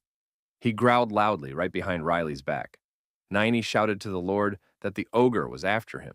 Riley drew his sword for the umpteenth time. He said it would be deafening to hear that roar. The prince brandished his powerful sword and seriously injured the ogre. The girl commander was amazed to see such a thing. She asked what it was now. The two warriors were also impressed by the prince's strength. In the forest, someone in a black cloak wondered. I went back and wondered what was wrong, if the first one had already died. Someone was angry because it was an ogre. He called him an ungrateful creature, and the wizard had saved him. The man threw himself into the middle of the forest, wondering what he was talking about. He complained to himself that lately it was difficult to find a good carcass to use efficiently. Running through the forest, he told himself to look for that basilisk-like creature. It was all over. The ogre had finally been killed. Ninety held the umbrella over herself and the young master. Riley was pleased, saying how good it was and enjoying the freshness. Ninety wondered if it wouldn't be better to conjure a shield against the rain. Riley looked at his companion and refused, saying he didn't need it. He said it was very romantic to take shelter under an umbrella in a pouring rain. Suddenly, a red-haired girl appeared between them, happily talking about how good it was that they hadn't said goodbye yet and that they would now be by each other's side. Riley didn't look at all happy to see her again. She added that she was a little surprised to learn that hero uncle was now working for them as a butler, to which Riley responded that he was surprised that she was moping and crying like Ian. The girl asked him to forget the matter, saying that she was now embarrassed. She handed them a small piece of paper and told them that she was now indebted to them, so they should have at least that much. The red-haired woman smiled and said that since they had been here for a month, they could come any time and she would offer them a delicious lunch. Riley picked up a piece of paper and said, "Oh, that's great." When saying goodbye, the girl wished them a happy vacation and to have fun. Ninety thanked them and wished them good luck. Ninety and Riley were already leaving, walking under an umbrella in the pouring rain. Ninety said that a lot had happened, but they still managed to reach their destination. There was a city in front of him. Riley was happy about that. After that, he looked at his companion with a smile on his face. Ninety had said that, as they say, black follows white. She was also happy with the fresh air now. Riley was pleased, smiled, and said that the long-awaited real vacation was finally starting. Riley offered Ninety to decide where they would go and where they would start the journey. The girl was already wearing the mask given by the lady. Apparently, Ninety was on cloud 9, so she didn't immediately realize what the Lord wanted from her. Riley assumed she was saying she was hungry and said he knew she was, and that she needed to eat first. The third prince snatched the umbrella from Naini's hands and shouted happily that it was time to try the traditional local dish. Naini was a little surprised and even scared by his behavior. In fact, she didn't even know what Page on pancakes were. Her order was ready and placed on the table. The girl looked at the food with some displeasure, and Riley in turn was happy that they were finally cooked. He shouted that they could eat now, telling Naini to try them. The girl looked at the plate with disgust and asked if this vomit was called food. Riley was shocked and asked what. Riley, with blank or frightened eyes, ordered his companion to immediately apologize to the pancake lovers on a rainy day. The girl wondered what the hell that was. The prince said she hadn't tried it yet, advising her to eat first and judge later. He warned her not to ask for more when she was done. Unhappy, Naini looked at the pile, holding her chopsticks. She said she was very grateful, of course, but she said this wasn't the kind of thing you wouldn't eat in Lower Solia. Riley didn't let her finish. He was screaming for her to do as he said, to finally try it. After all, the girl stuffed the food into her mouth. The taste surprised her. She had probably never tasted such delicious food before. The girl looked so pleased and surprised that roses bloomed everywhere. Naini screamed and asked what that was. Now Riley was relaxed, and he knew it. He asked how she was doing, if she was okay. The girl, still with her eyes wide with surprise, replied yes, it was delicious. Riley said it was his turn. Skillfully and quickly, he picked up the noodles with his chopsticks. He looked so happy to be eating pancakes again that fireworks exploded around him. The prince said it was a real nostalgia for the old days, saying he used to eat them often back then. Naini asked when was that time and what were the old days. Riley took the rice wine and told the girl not to bother. He said now would be a good time to drink it. Naini held a saucer of wine in her hands and looked at it. She asked the man if that was alcohol. Riley was silent. Naini went on to say that Mistress Iris had asked her not to get drunk. Riley thought about how she was bothering him and how annoying Naini was. The girl noticed that Riley wasn't denying anything and said it must have been the alcohol. The prince replied that it was okay, that Naini wouldn't die because of this, so let her drink. Naini replied that it wasn't about whether she died or not, but about Lady Iris. Riley once again didn't let her finish her sentence. He encouraged her to try. He said it wouldn't hurt her if she tried. She asked if he was right. Naini looked a little disdainfully at her master. Finally, though, she took a sip. She was surprised again as the rice wine was also very tasty. Riley said, "You see, Naini drank the entire portion in one gulp." The prince was shocked, as this was not at all what he expected from the girl. She took one sip after another, and Riley was even starting to stop her. Naini placed the saucer back in its place happily and loudly. He shouted that it was really incredibly delicious. Riley was shocked. Then he relaxed. They were sitting at a table near the window. Some sounds were coming from outside. The sounds of slurping. Riley looked out the window. It turned out, however, that the sounds were not coming from the street, but from a neighboring table. There was a man in a black robe sitting there, chewing and coughing as he ate his bread. It wasn't that he was giving him a bagel, he was just pushing him in. Riley was not at all pleased with this sight, as he was ruining the entire atmosphere for them. The man ate very sloppily and mumbled something. He was saying more that he had to do more. Riley got up from the table and told the girl that if she was finished eating, it was time for them to leave. Naini happily agreed. As he walked away, Riley glanced at the black-robed man. The only consolation for the prince was the fact that he would never have to see him again. The doors closed behind them. The man finished his meal and sat back tiredly in his chair. The waiter came up to him and politely asked if it tasted good and how he would pay. Apparently, the man had completely forgotten about the payment, so he asked again. Then he said that of course he had to pay, that he could in no way act ungratefully by not giving the waiter the money. The waiter was in a good mood, said he was right, and started saying the amount that came out. However, the man didn't let him finish, and instead, a black-gloved palm hit the waiter in the face. The robed man said he was sorry that only one had been caught here. In other words, to just make a puppet. A dark mana enveloped everything, the empty plates, the tables, the room. The waiter hung on the magician's arm. The man said, "Here is your payment. Let him accept it." In response, the poor waiter could only scream. Blood spattered on the stone floor. Riley and Naini were already outside. It was still raining outside. Good thing they had an umbrella with them. The prince asked if the girl liked it. Naini replied that she knew it was alcohol. She told him it was nothing like what they were drinking in Lower Solia. She said that was why she was so surprised. Riley responded by asking if the alcohol tasted better than theirs. The girl, a little sad, replied yes. They walked down the wet street. Riley said she was his assistant now anyway, so she shouldn't tell Mom they were drinking. He said it would be their secret. He asked if she understood. The girl sighed and said yes. Riley added that if you go to Rainfield, it's better to wear a raincoat rather than walking under an umbrella. But he forgot to pack his raincoat. The prince thought about buying one. Then he remembered that there were still Naini, so it would be better to buy two. Naini was surprised by the consideration. She was silent for a while, and then she said that, for example, she liked to walk with him under the same umbrella. Suddenly the girl came to her senses. She wondered if she was drunk, if she was already talking drunken nonsense. Riley didn't understand what it was about either. Naini was worried about talking nonsense. She mentally forced herself to come to her senses. The girl explained that she would die soon anyway. Bishop Ravosa asked another priest if he had found out where Mr. Riley had gone. The priest bowed before the bishop and replied that yes, he had gone on vacation yesterday. Ravosa asked where exactly. The priest replied that they said it was for Rainfield. This made Ravosa surprised, and he even asked again. He was not happy with this information and was furious at the fact that he had to go there. The priest laughed, saying that the prince had traveled a lot. Bishop ignored him, hoping Riley hadn't run into that guy, because it takes a little longer to create enough puppets. Bishop was afraid that if Riley killed that guy, it would be a bad thing. He was afraid he was in danger. Ravosa turned and left, saying there was nothing to be done.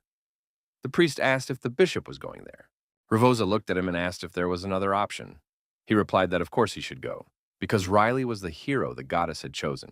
The bishop collected his thoughts and said that they had no time to talk and that they should prepare to leave. The young priest obediently obeyed the bishop. Someone called Mr. Ravosa. Ravosa even seemed happy to see the person who came. Santa Frisia. She stood right in front of him and was visibly tense. She asked if Bishop Ravosa was going to meet Mr. Riley. She said she had already told him not to touch him, that it wouldn't do him any good. Ravosa laughed in response and asked, "Is this also a prophecy?" He added that if he still doesn't do so, he will consider Frisia to be intentional. He also said that he would definitely have to meet his chosen one. He explained that Solia's fate depended on him, Riley. But he soon corrected himself, saying that not just Solia's future, but the future of the entire world. Ravosa continued saying that this man had to save the world. He asked why the saint kept telling him he should leave Riley alone.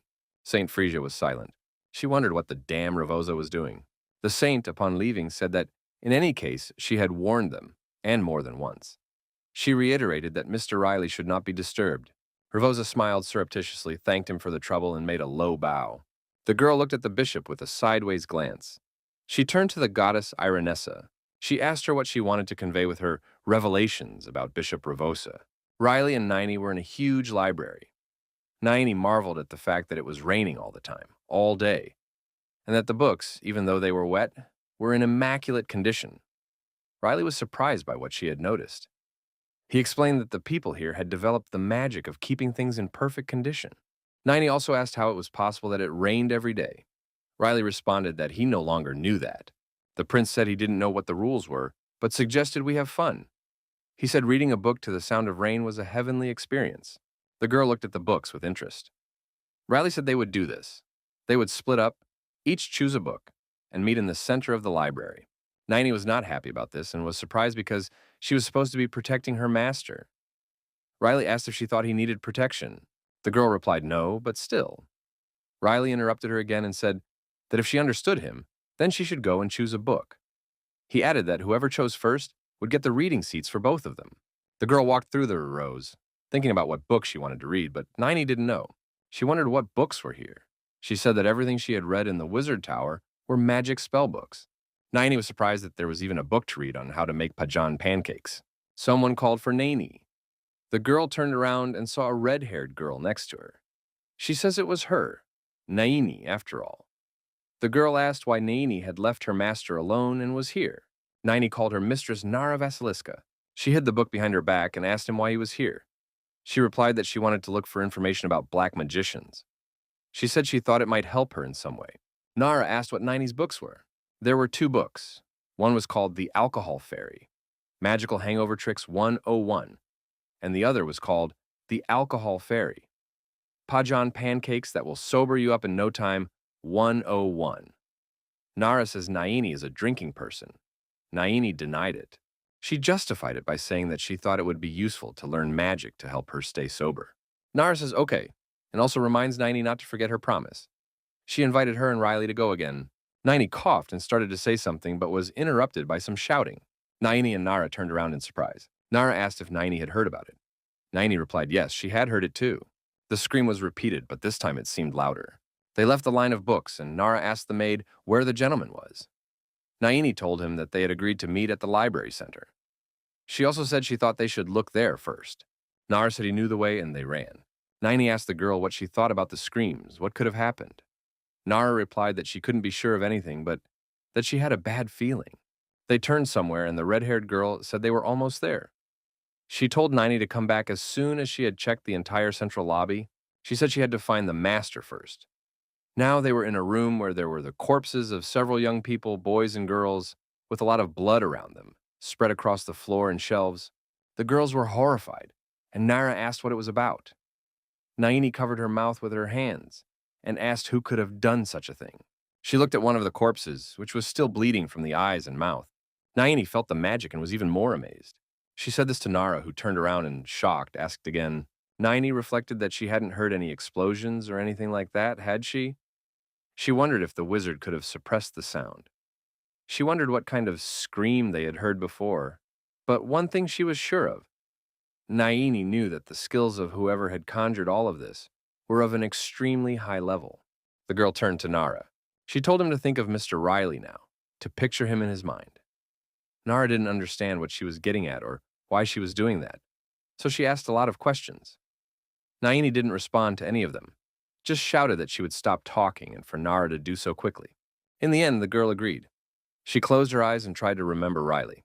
Meanwhile, Naini used her magic eye. She saw her master. Naini was surprised by something. It looked like Riley was on the first floor. She told Nara that it appeared the gentleman was now on the first floor of the library. The red-haired girl opened her eyes. Naini meticulously asked where the stairs were to climb. But Nara didn't respond at first. She asked her to wait and said that maybe she knew whose footprints were.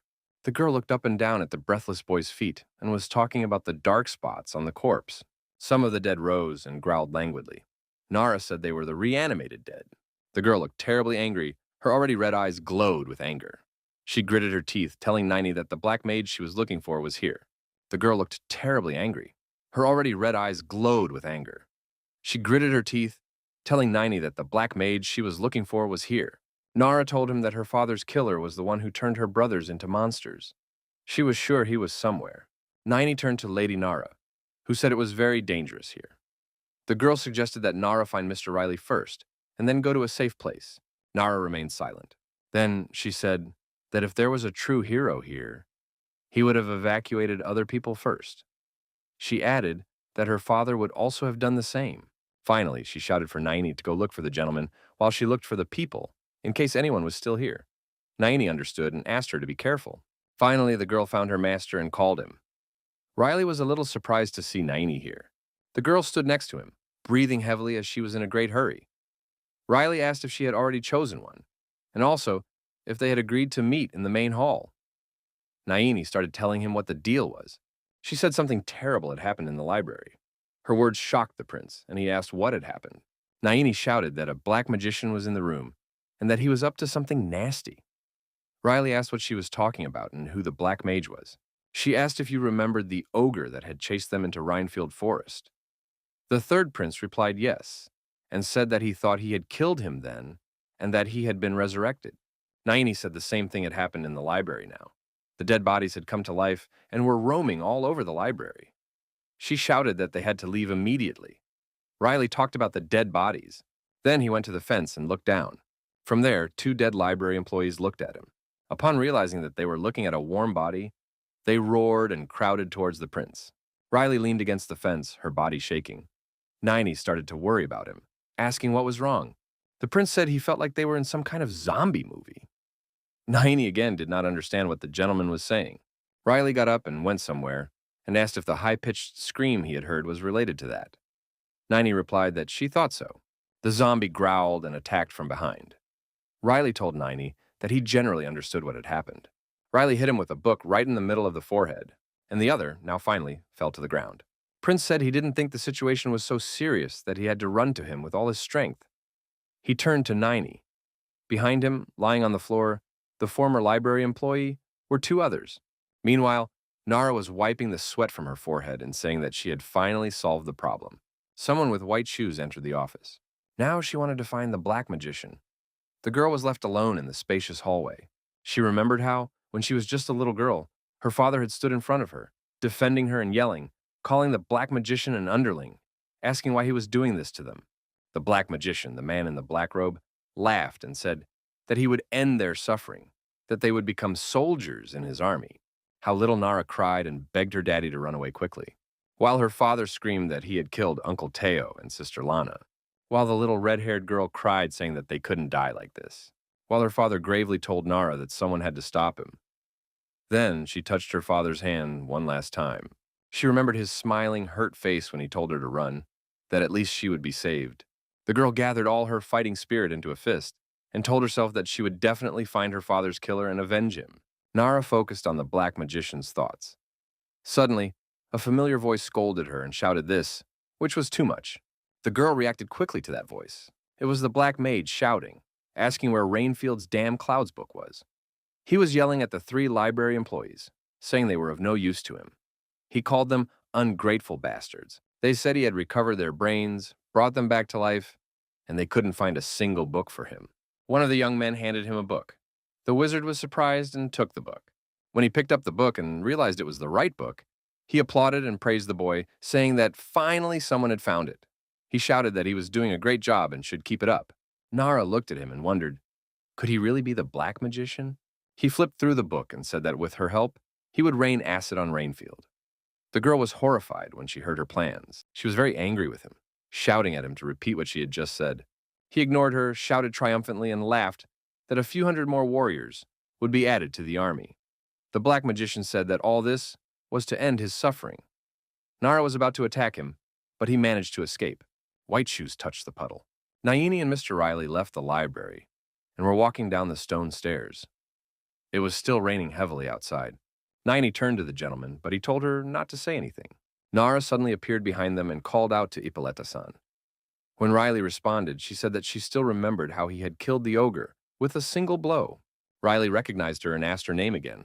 She didn't respond, but said she had just seen the black magician in the library. She said that before he disappeared, he had managed to take the book, The Clouds of Rainfield, with him. Riley listened to her in silence, and in the process, several hundred people died. The girl clenched her trembling fist and said that he was also talking some nonsense about praying to get rid of suffering. She finally looked up, her eyes filling with tears. She said that she could see that he was strong and therefore strong. Riley looked at her seriously. She asked if he could help them. She looked up, the girl was crying, and said she could see they were strong and therefore they weren't caring. Riley looked at her seriously. Nara asked if they could help them. Tears fell from her eyes, and she said that if the black mage succeeded in his plan and acid rain fell on Rainfield, like those people in the library, everyone would transform. She wasn't finished yet. Riley said that everyone would become puppets and asked if that was what the girl meant. Nara replied yes, that was it. The prince resented the fact that wherever he went, there were bastards like this everywhere. However, he ended up saying that it hadn't even been a week since his vacation, and therefore he couldn't help them. But the red-haired girl's commander didn't give up and said that this black magician had killed her father. Riley didn't mind or care. He replied that he was sorry, but he was on vacation. He said he was sorry, but he was on vacation. Riley was walking away, and Naini and Nara were still standing on the steps. Naini tried to call her master, but she wasn't very good at it. He and Naini were standing at the fruit counter, Riley pointing his finger at something. His thoughts, however, were that he wouldn't think about it, because it wasn't his business. Meanwhile, Nara has been actively distributing wanted flyers in an attempt to attract the attention of local residents. Naini was pointing the finger at her, but all Riley could think about was the fact that he had narrowly escaped a coveted vacation trip for the first time in a long time. He told himself he didn't want to get involved in dark and boring stories. The prince knew that all he really wanted to do was just enjoy his vacation and have fun. This venture made Riley extremely happy, while Nara was running around the city, in the exact opposite mood of the prince. The word fun once again echoed in the third son's mind. He and Naini stopped, and she asked if the gentleman was having fun. Riley was silent, his lips pursed, and there were doubts within the prince. And Nara and his 2 warriors were still distributing advertisements in the rainy city. The day changed tonight. The candles on the street lamps were lit, and the rain continued to fall. Nara stopped at one of them. She sighed as she said that she had finally found him. The girl swatted at the man in the black robe that covered her body, so that only a smile was visible. The wizard asked who she was. Nara did not respond, but said that he apparently had not yet finished preparing for the acid rain over the city. She also said it was no big deal, since she would cut off his bloody head before he could do anything. The man in black laughed and asked if she was really going to cut off his head. He asked a second time who she was. The girl's eyes burned with rage, and she screamed that she had come to avenge the murder of her entire family. The wizard seemed to recognize Naru. He remembered those eyes. He shouted that he remembered them clearly. The girl was shocked and asked again. He replied that he remembered her family's eyes as their bodies were embraced by his fire. He shouted that even if he really wanted to, he would never forget that look. He saw the girl's eyes, and the eyes of her relatives appeared in his mind. He said he didn't think anyone would survive. The dark wizard said it was revenge. He asked if he was right. The boy said that he had given these people immortality, and they were so ungrateful. Nara was more than irritated and shouted at him to shut up. The wizard asked what was wrong. He was starting to ask something calmly. He asked if she would like to taste his fire, too. The girl got into a fighting stance with disdain in her eyes. The wizard was happy with the great chance he had of killing the only one who had managed to escape. The girl and the warrior behind were surprised by something. A purple aura appeared in the sky. The wizard raised his hand. A few seconds later, his hand was lowered. A weak man appeared nearby, his nose and mouth running. Nara was stunned to see the man standing in front of her. Her knees rose. Her own father stood before her. The magician announced that he was there, a long-awaited meeting after so many years. The girl was horrified, and the magician kept saying how moving it was, and that he was going to cry. He said his appearance had certainly deteriorated over time. He said that, despite this, she recognized him because they were related. Nara grabbed his weapon tighter and threw himself at the wizard, saying he would kill him. Flying and screaming that she was going to kill him. The wizard mocked her and talked about how scared he was. The arrow hit someone nearby, but not the boy. The wizard laughed and said that he had helped her find her father. He said she was really very ungrateful. The streetlights went out. A brilliant fireworks display began. The girl flew to the wizard from above. Naini, Riley, and the locals were fascinated by the evening show. The prince and Naini were silent, while the people around them marveled at the fireworks, talking about how beautiful and cool it was. The third prince was silent. Then, monotonously, he told Naini how much fun it was and asked how she was getting on. The girl was surprised by Riley's response and didn't respond, and Riley, without waiting for an answer, said that he probably expected too much and was therefore disappointed. Finally, Naini replied that, in fact, she was not having fun at all. Riley smiled and asked why. Naini asked if her master didn't know. Riley said yes. The girl said they should probably leave after all. However, the prince concentrated and said that there was an insect before his eyes, and it was still not clear to him whether he would bite it or not. Nara fought the wizard. However, he didn't seem to care about anything. He said he thought she was excellent. He shouted that their whole family was excellent. The guy suggested we try adding people. Dead people began to appear in Nara. She screamed that he was a scoundrel and that he should die soon. Nara pointed his scythe at the wizard, and the wizard, smiling happily, asked if he would regret it. Mana put her arms around Nara's father's neck. The dark wizard placed him right in front of him, so much so that he was pierced by his own daughter's cold weapon. The immortal screamed in pain, although blood was already pouring from his eyes. Nara was horrified by this turn of events and called her father. The girl still held the gun that had pierced her closest person, her father.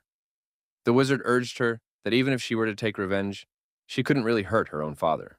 The girl shouted for him to stop talking nonsense, and suddenly an arrow flew into her father's hand. It was the green-haired warrior, who shouted for Nara to come to her senses soon, as her father had died a long time ago. Now the wizard finally saw the enemy's ally, he said, when he realized where he was hiding. He formed a sphere from which magical arrows flew towards the warrior. The warrior tried to contain them with his hand, as he was in pain. The dark wizard talked about how terrible this was, as her archer had attacked him. He said it was a terrible misfortune. He also suggested that the warrior look at her companions, as they seemed to be insanely busy at the moment.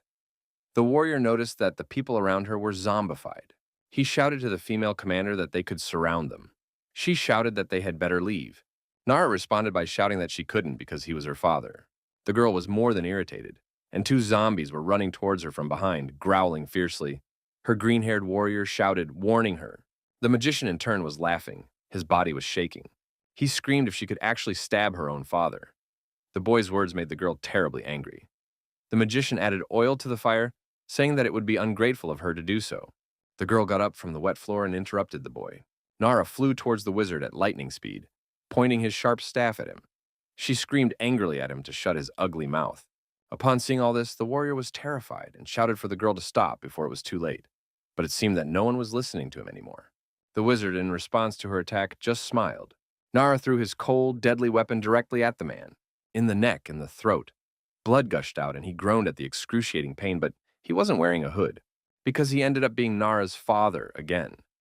The unfortunate girl was astonished as she had hurt her loved ones again, instead of that damned psychopath. From above, right above Nara's head, a cloud of black mana was forming.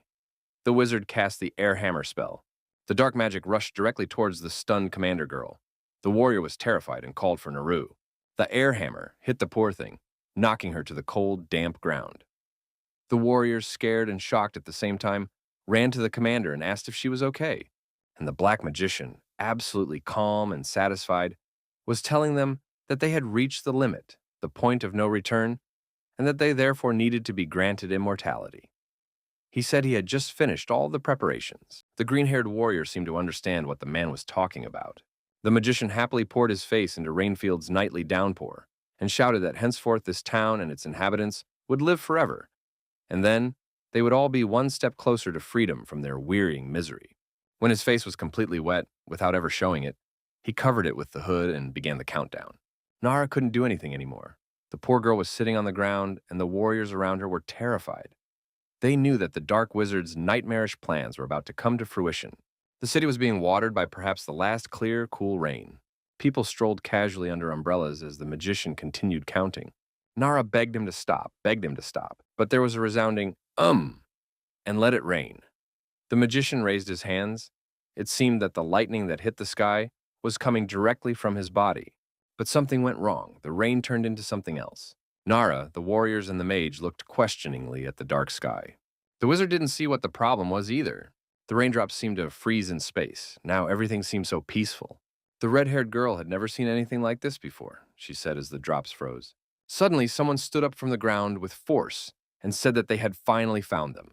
Of course it was the third prince, with his sword ready, and he flew straight at the wizard, saying that he had found him, the disgusting idiot. Children on the city streets told their mothers that they were amazed at how the raindrops miraculously froze in the air. Shocked residents came out of their homes as no one had ever seen anything like this before. They were scared because they didn't understand what was happening or if it was good. The little boy was mesmerized by the raindrops that reflected the salute lights and said he didn't know what that was, but that it was really very beautiful. Someone told someone to watch the rain as it was starting to return. The boy's mother and the man were fascinated by the beauty of the phenomenon. The night was truly magical, and the brightly colored fireworks and raindrops still enveloped the city at night. Riley realized that this meant Niney had made it after all. The wizard asked the prince who he was, saying that he was suddenly brandishing a sword in front of his nose. But he didn't even bother to introduce himself. Riley wondered if the dark wizard was asking him. The prince was also wearing a hood. He didn't wait for an answer because it was obvious, and said he didn't even know if he needed to know about it, because it was no use. Nara was extremely surprised. She didn't expect to see Mr. Riley here. The girl wondered what he was doing here. Riley told the wizard that he had been preparing for so long, and that all his efforts had been in vain in the end. He asked how he felt, if he liked the feeling. The dark wizard seemed to be very hurt by the words kitten. He even got angry. His face wasn't so satisfied now, and he didn't have a sneaky smile on his face. The boy denied the prince's words. He didn't want to believe it. Suddenly he shouted that this rain, these clouds. She shouted that he dared to stop them all from praying their way out of suffering, didn't he? Riley asked in response why he was acting offended. He said he wouldn't have done it if he, the black magician, hadn't ruined his vacation. The third prince's eyes became emotionless and cold, and he remembered that he wanted to say something else. He telepathically ordered Niney to act. The wizard turned back, horrified, and Nara noticed those raindrops. Therefore, it is Niney's work? The dark wizard tried to catch the distant raindrops and shouted, "No, these raindrops. Where is the rain?" He cursed the ungrateful, newfound adversary. Riley was surprised that the wizard still dared to call him ungrateful, saying this when he himself had ruined his vacation. The wizard was overcome by magical power, calling the guy an ungrateful puppy. Riley seemed to have dug her feet harder into the ground, to the point of sparks. Someone behind him shouted at him to be careful, as the wizard still had many puppets. Riley ignored him, but didn't stop listening. The prince laughed, saying that this black magician had an unusual talent, but he knew it, which of course is a great talent. His bright blue mana swirled around Apelit's third son. From all sides, screaming zombies rushed at him. The prince finished the sentence by saying that although the wizard was good, he was also good. He is not a coward. Upon hearing these words, Riley tore the dead men apart in a single movement, killing them for good. The wizard was irritated by the fact that he was ungrateful. He spawned new immortal dead and said he couldn't let this go. Now, there was an ogre in front of them. He had been tortured for a few deaths, but he was still scary to see. There was also a goblin near him, which was an order of magnitude smaller than the ogre. But the psychopath didn't stop there. He even had his own wizard in his arsenal. Riley was interested. They attacked the prince in every possible way, but he just dodged easily and said he was sorry, that all the local dark wizard could do was play puppets. This had already infuriated the previously cheerful wizard to the extreme, and he asked how this impudent man had dared to say such a thing about him. Riley stood in a circle of monsters and dead men with different abilities and said if he wanted to show off his skills. One of the zombies roared horribly loud. Riley smiled and said that for that, he should be able to do at least that much. Something happened. For the umpteenth time, Nara wondered, dumbfounded, if he would really be able to control them now. The prince said that he had tried to do it without mana. He asked the sinister wizard how he was doing and what he had to say about it. Riley seemed terribly excited about the poor wizard. His eyes were reading him. He shouted that the stranger had no right and asked, horrified, what to say about their prayer. The prince replied that he must die soon and brandished his mighty sword. The drops in front of the black-haired Nara's eyes separated due to the shockwave. Riley said that the crazy man had finally been caught, and the wizard was already flying immobilized off the cliff where he was standing. Only pathetic fragments of tissue and mana remained of him on the mountain. The dead man's disguises also began to evolve after the death of his creator. Nara looked at her poor father's shadow. She cried for what she hoped was now his soul, finally resting in peace. Riley wasn't particularly moved by the whole scene. All he could think about was whether Naini was handling the situation. The girl's mouth was already bleeding, but she was smiling. Naini stood near the church bell, which is very high, and held the raindrops. She thought about how nice it would be to hold them silently like that. Her mana began to bend and break horribly, and the girl realized that no, she had used too much cleansing magic. The blood had already formed a puddle on the stone floor and continued to flow. Naini realized that if she continued like this, her mana would run out much faster than she could. She decided in this case to push back the clouds that still had something.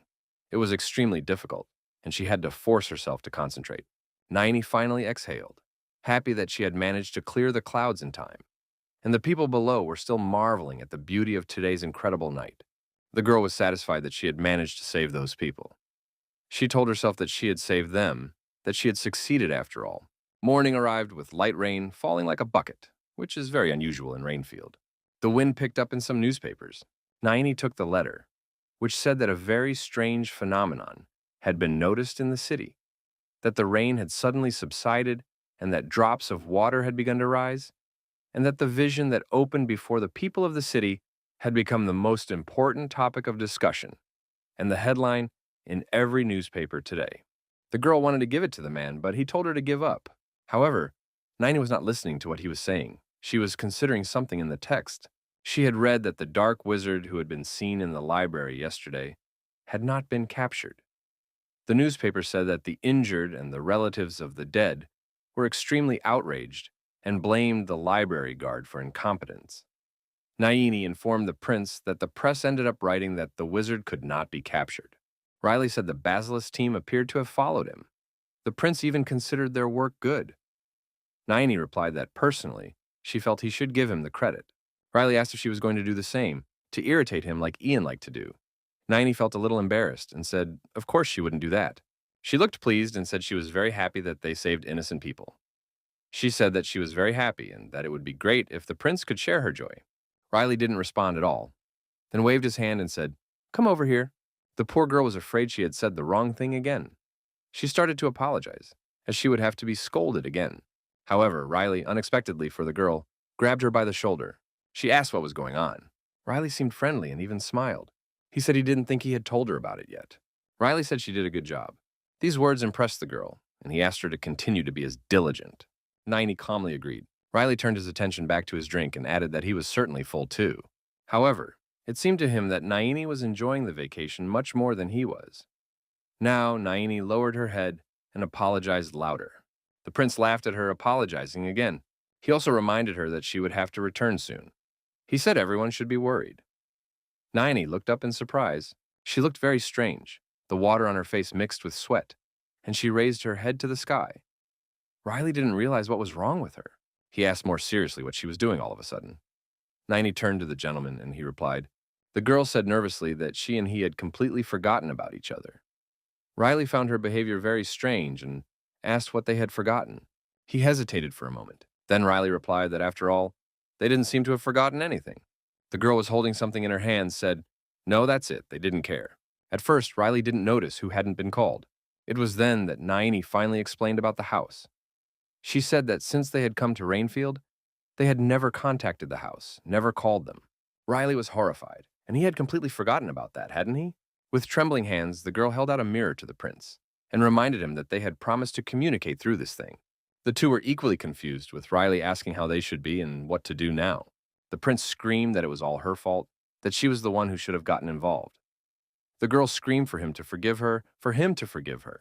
Behind Naini was the image of a disgruntled mother. Riley ordered, for starters, to stop apologizing and turn the thing on. The girl agreed. In the mirror on the other side, Solia's, was the reflection of Lady Iris, who didn't look as friendly and cheerful as usual. She sarcastically asked who was calling, if it was Riley. Now the three of them were smiling at each other. The atmosphere was terribly depressing. The madame asked if her son would like to explain why it had taken him so long to contact them. In the mirror on the other side, Solia's, was the reflection of Lady Iris, who didn't look as friendly and cheerful as usual. She sarcastically asked who was calling, if it was Riley. Now the three of them were smiling at each other. The atmosphere was terribly depressing. The madame asked if her son would like to explain why it had taken him so long to contact them. Riley started to waver, said he would explain right away, which was pretty much it. He wondered if he should tell her. The prince swallowed with difficulty. Now Mrs. Iris turned her attention to Naini, asking why she was so quiet. Naini hurriedly replied. Miss Iris noticed that they were silent and even thought that they might be having communication problems. But Naini assured her that everything was fine. Riley didn't understand why she had done this and asked if she didn't have a pot to boil. He screamed about the fact that she had read so many books and still had no brains. Naini wanted to object, but the prince interrupted her with a question about whether she thought it was all her fault. The girl said no, not at all. Lady Iris could no longer hear this and sighed heavily. Her mother asked if they were okay, if nothing had happened. Naini said everything was fine, nothing had happened, and she could guarantee it. Lady Iris said it had calmed her down a little. However, nothing is that easy. Behind Madam was Ian. The old man was crying. He was sobbing and asking if they were okay. Riley replied that he would be back soon anyway. Jan was cool with that. They also apologized to the old man and the lady for calling so late. Lady Iris finally relaxed and returned to her normal appearance, saying that she was glad that Riley understood. She added that he would know what to do after apologizing, right? Riley responded that he was sure and that it wouldn't happen again.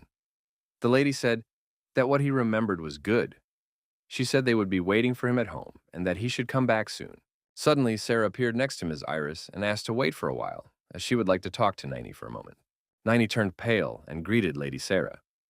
Riley laughed at this and told Sarah to show Naini where the crayfish were. The maid turned to the poor girl. She got a little angry, telling the girl that even if the gentleman had completely forgotten, she was still obligated to contact the house. Naini apologized silently. Sarah shouted that it was Mr. Riley who had gone on vacation, not Naini. Naini bowed and apologized, saying she was sorry. Sarah exhaled and asked if she had seen the fireworks. Naini replied yes. The maid asked how she was. The girl began to remember the beauty of that night and could say, she can say it's the most beautiful thing he's ever seen in his life. The rain continued to cover the streetlights. Meanwhile, Bishop Ravosa remained on that same cliff, the battlefield. There was still a trace of the dark mage's blood and mana there.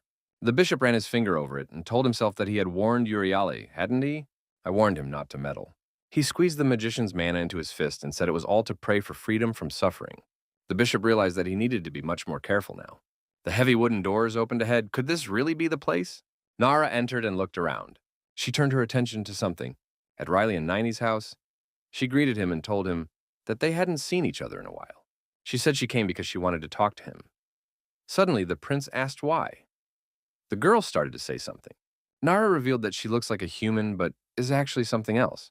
She was told that she was the only remaining member of her basilisk family, that her family had been greatly helped during the Great War by the famous heroic successor Jan.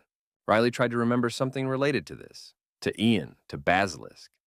He wondered what was wrong and what he needed.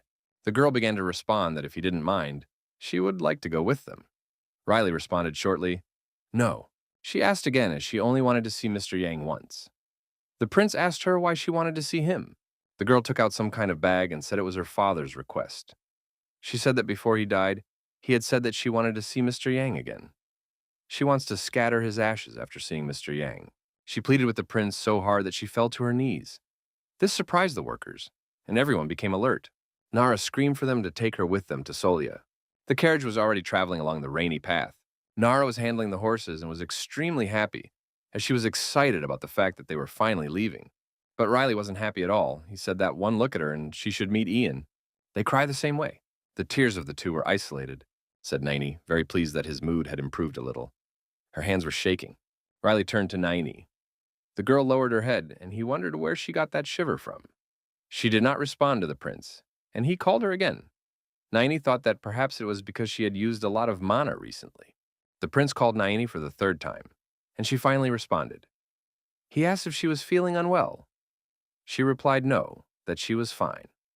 She replied no, that she was fine. Naini asked Riley if he remembered the conversation she had with Mrs. Nara yesterday.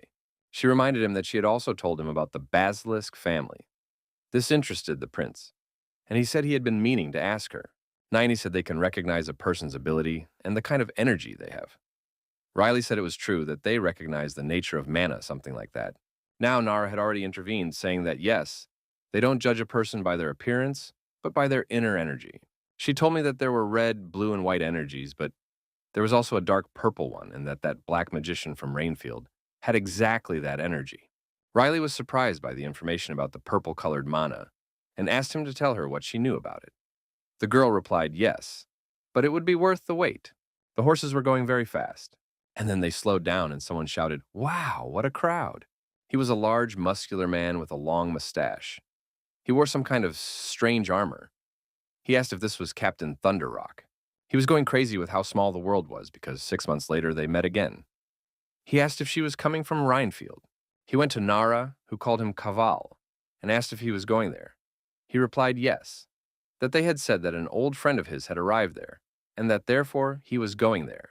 Nara asked if he knew there was a rumor that a suspicious person was roaming around, a priest of some kind. She suspected it could be him. Kaval tensed. He asked if she was out of her mind and what kind of priest she was. Then he noticed the people in the carriage and asked who was traveling with it. Perhaps someone from a noble family, judging by the transportation. Nara asked him kindly not to stick his nose where he didn't belong. Riley looked sternly at Kaval. The man laughed and said that, judging by the expression on his face, the boy had an explosive temper. He noticed the pattern on the carriage and said that it was probably an aristocrat from a noble family in Ippolit. Nara advised him to temper his curiosity and get out of her sight as quickly as possible. Kaval laughed and said he understood. After that, he shouted that they would see each other again. Nara told him that the purple mana types were disgusting. The carriage asked if he also had purple mana, and if they were so common. The girl replied no, and that so far she had only met 4 people like that. She told me about one of them in an unnamed village, and another, this is a priest she met by chance in Rainfield, and also that bald mustache they had just met in the forest. Well, the 4th is a black magician. Riley said there were only 4 of them. Nara said he didn't know for sure, but that he had met 4 so far. He said there could be someone else. The bishop of Rivosa was near Cavalis.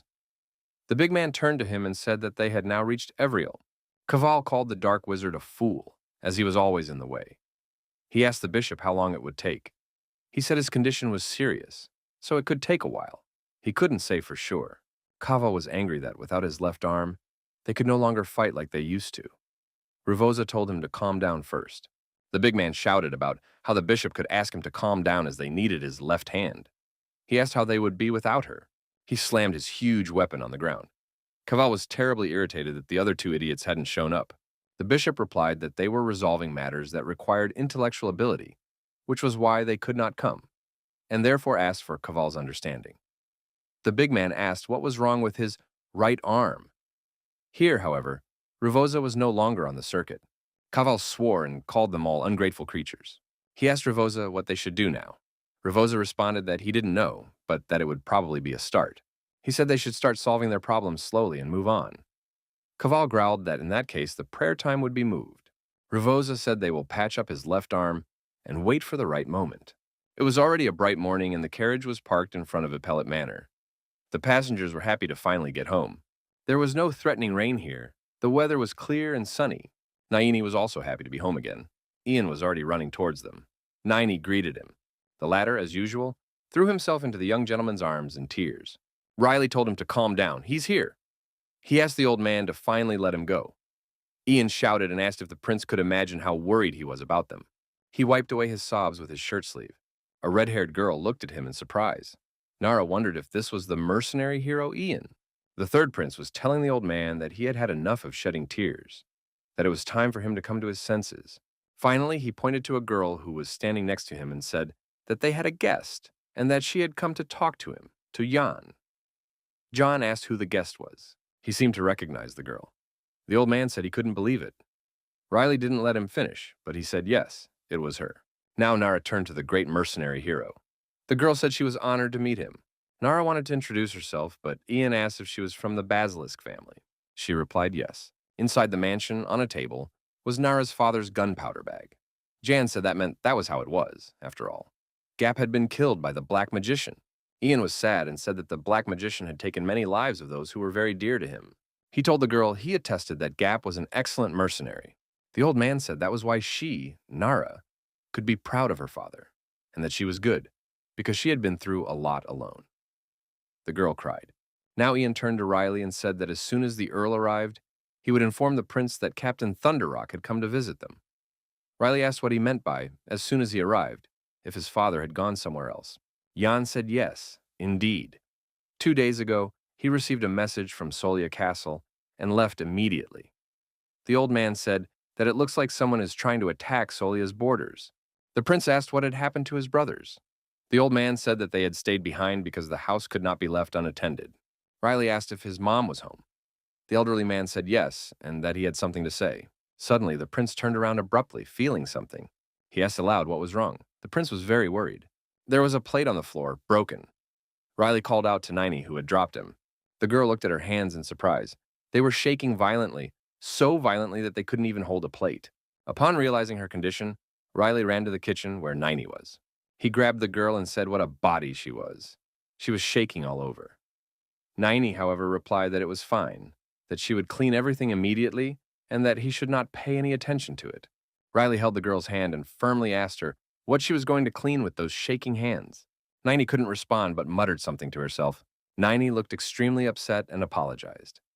She said she would try even harder from now on, that she would do her best. She said that's why, please. She said, please, don't leave her. They were already sitting on the floor. Riley was calling her, asking if she could hear him, asking her to wake up. The prince called louder, but she did not respond. Naini woke up and opened her eyes a little. Riley and Endal were there. The dragon asked once again what the name of the prince's maid was. He replied that her name was Naini. Riley asked what he thought. Endal replied that she looked like a mess and that, in her condition, she would only last until the fall. Prince said she constantly repeated that everything's fine, even when she couldn't support herself. He said he didn't understand why you couldn't just call in sick and take a vacation. Endal replied that there are different people in this world, some who bear pain and carry all the burdens to the end. Yes, there are some stupid people, like Naini, for example. Riley knew that under the guise of Beck, he was like that too, thinking that he had to save the world, that he had to live up to expectations, and so he worked tirelessly for the good of people. However, everything that his self-sacrifice brought about can be described in just a few words. He was simply torn apart. Endal observed Naini sleeping with Riley, and said that humans were certainly incredible creatures. He suggested that perhaps they did this because their lives were so terribly short. Riley agreed with that. He remembered the girl's words that she would be happy if he could also feel this joy. The prince knew that she had used a lot of mana in Rainfield, and therefore the already short time granted to her had become even shorter. He turned to Endal, asking if he remembered asking for Naini to be given to him. Endal remembered offering to teleport them once in exchange for that girl. He shouted that of course he remembered and asked if he wanted to give her up. Riley was very surprised by his assumptions, asked why, and explained that that wasn't what he meant. Endal asked what to do then. They turned to the girl again, and the prince asked him to save her. The apples appeared on the big tree. Naini watched them from her window, but she was also looking at Riley, sitting next to the tree as usual. She knew she was starting to get cold, and sleeping out in the open like this could catch a cold in no time. But Riley was awake, which surprised the girl a lot. Something had changed a lot. Some tall buildings appeared behind us. Naini wondered what this was and what this strange feeling was. In fact, she was in the middle of huge skyscrapers that were not seen in her world. There were cars driving there that she still knew nothing about. And these buildings in general were something wild for her. People were standing at the crosswalk, but one of them really stood out, and Naini wondered, was he really the gentleman? Beck looked terribly angry, he shouted. Riley was screaming loudly and defending herself against something, trying to cover herself with her arms. Naini, despite her deplorable condition, immediately left her quarters and ran to the young master, worried, and called him. The discomfort wouldn't let her get there in silence. Her insides stabbed her, and the girl had to stop and wince in pain. Then Jan came up from behind and took her by the shoulder, telling Nain that she should rest today. Ian explained that Sarah had said that Naini was not feeling well. Naini lied, saying everything was fine and she was perfectly fine. She walked away from Ian, and he asked if it was true. He looked at the girl and asked if it was for nothing that she was shaking like an aspen leaf. And it was true. The girl's body couldn't reach peace. She was shaking. After the old man's words, Naini held her stomach, struggling to hide a noticeable tremor. Her condition prevented her from moving freely. Ian stood in front of the girl and told her to go and rest. Naini wanted to say something, but it was useless. In fact, his tone and words scared little Naini a little. When Naini finally left them, old Ian turned to young Mr. Riley and asked if everything was okay. Ryle replied that he would, rubbed his head and explained that he had just had a nightmare. Meanwhile, Naini had to lean against the wall, felt sick again, and coughed up a bunch of blood, which was now running down the hand the girl was using to cover her mouth. Riley noticed her and asked how she was. Naini couldn't answer anything. All she could think was that she couldn't see anything. Her eyes were slowly closing and everything around her was blurry. She tried to call out to the young master, but she coughed violently, so Ian and Riley ran to her, calling out to her, asking her to come to her senses. Soon Naini was already lying on the bed. The second and first son of the family were in the same room, looking for something. The second told his brother that he was not here. The first was silent. Then the girl coughed hard again, and there was a stain of bright red blood on the white pillowcase. That's when the boys noticed Naini. The insolent second son shouted at his brother to just look at her as he was angry and insulted that a maid was lying on the bed and resting. After Lloyd said those words, the first son grabbed her hand tightly, stopping him. They both saw Naini and the blood on the girl's bed and arm, and the first son told him to leave her alone. His brotherly words startled Lloyd, and he wondered if he had misheard him now. The brother was silent. He shouted to his brother that their father wouldn't have just walked away from the situation as they remembered their father saving children in fires. Then the first son slapped Lloyd hard on the cheek, and there was a loud slapping sound. He seriously advised Lloyd to wake up. Looking at the blood on the pillow, he said she wasn't a survivor anyway, so he should just leave her. Let her die. Lloyd was speechless. He didn't know what to say to his brother, but he was very surprised by his words. Then they both realized something and turned around. All this because Endal entered the room wearing glasses and a doctor's robe. Endal slipped between the brothers, completely ignoring them both, and said it was time to look, shouting that the condition was terrible. So he finally asked the brothers what they had been doing all this time, and the question left both brothers confused. The first brother even asked Endal who he was, and Endal again didn't say anything, just looked at the girl and said it was bad. The fact that they didn't pay attention to him made the older brother very angry, and he repeated to the stranger that he had asked who he was. Endal again did not pay attention to her presence. He still looked at the girl and said that her strength did not contradict her character traits. He said that if that happened, he would have to rearrange some things. Her spirit would be strengthened, and she would make it even stronger. He was interested, very interested. Already louder, with a shout, the old man asked who he was and ordered him to answer, pointing his long, sharp sword at the dragon. Endal didn't much like having a cold weapon pointed at his neck, but he finally gave her a name. The eldest son intervened with an extremely displeased expression on his face. Endal, not as kind as Naini, asked if he was deaf and repeated what he had said, that he was Endal. The first son laughed at his answer and asked if that was his name. The red-haired dragon turned to the boy and, showing his sharp teeth in a wide smile, asked what he meant. Now he approached the aristocrats and told them what he was seeing, and they became very interested in him. He said yes, his name was Endal, and asked what would come next. Endal towered over the boys. Everything seemed to glow within him, and his eyes widened from the inside out. One of the brothers asked who he was and what he was doing here, and Endal smiled widely, adjusted his glasses, and said he was a doctor, asking if there was any problem. The first son had a million questions for the stranger. He talked about the doctor, and Endal looked very convinced.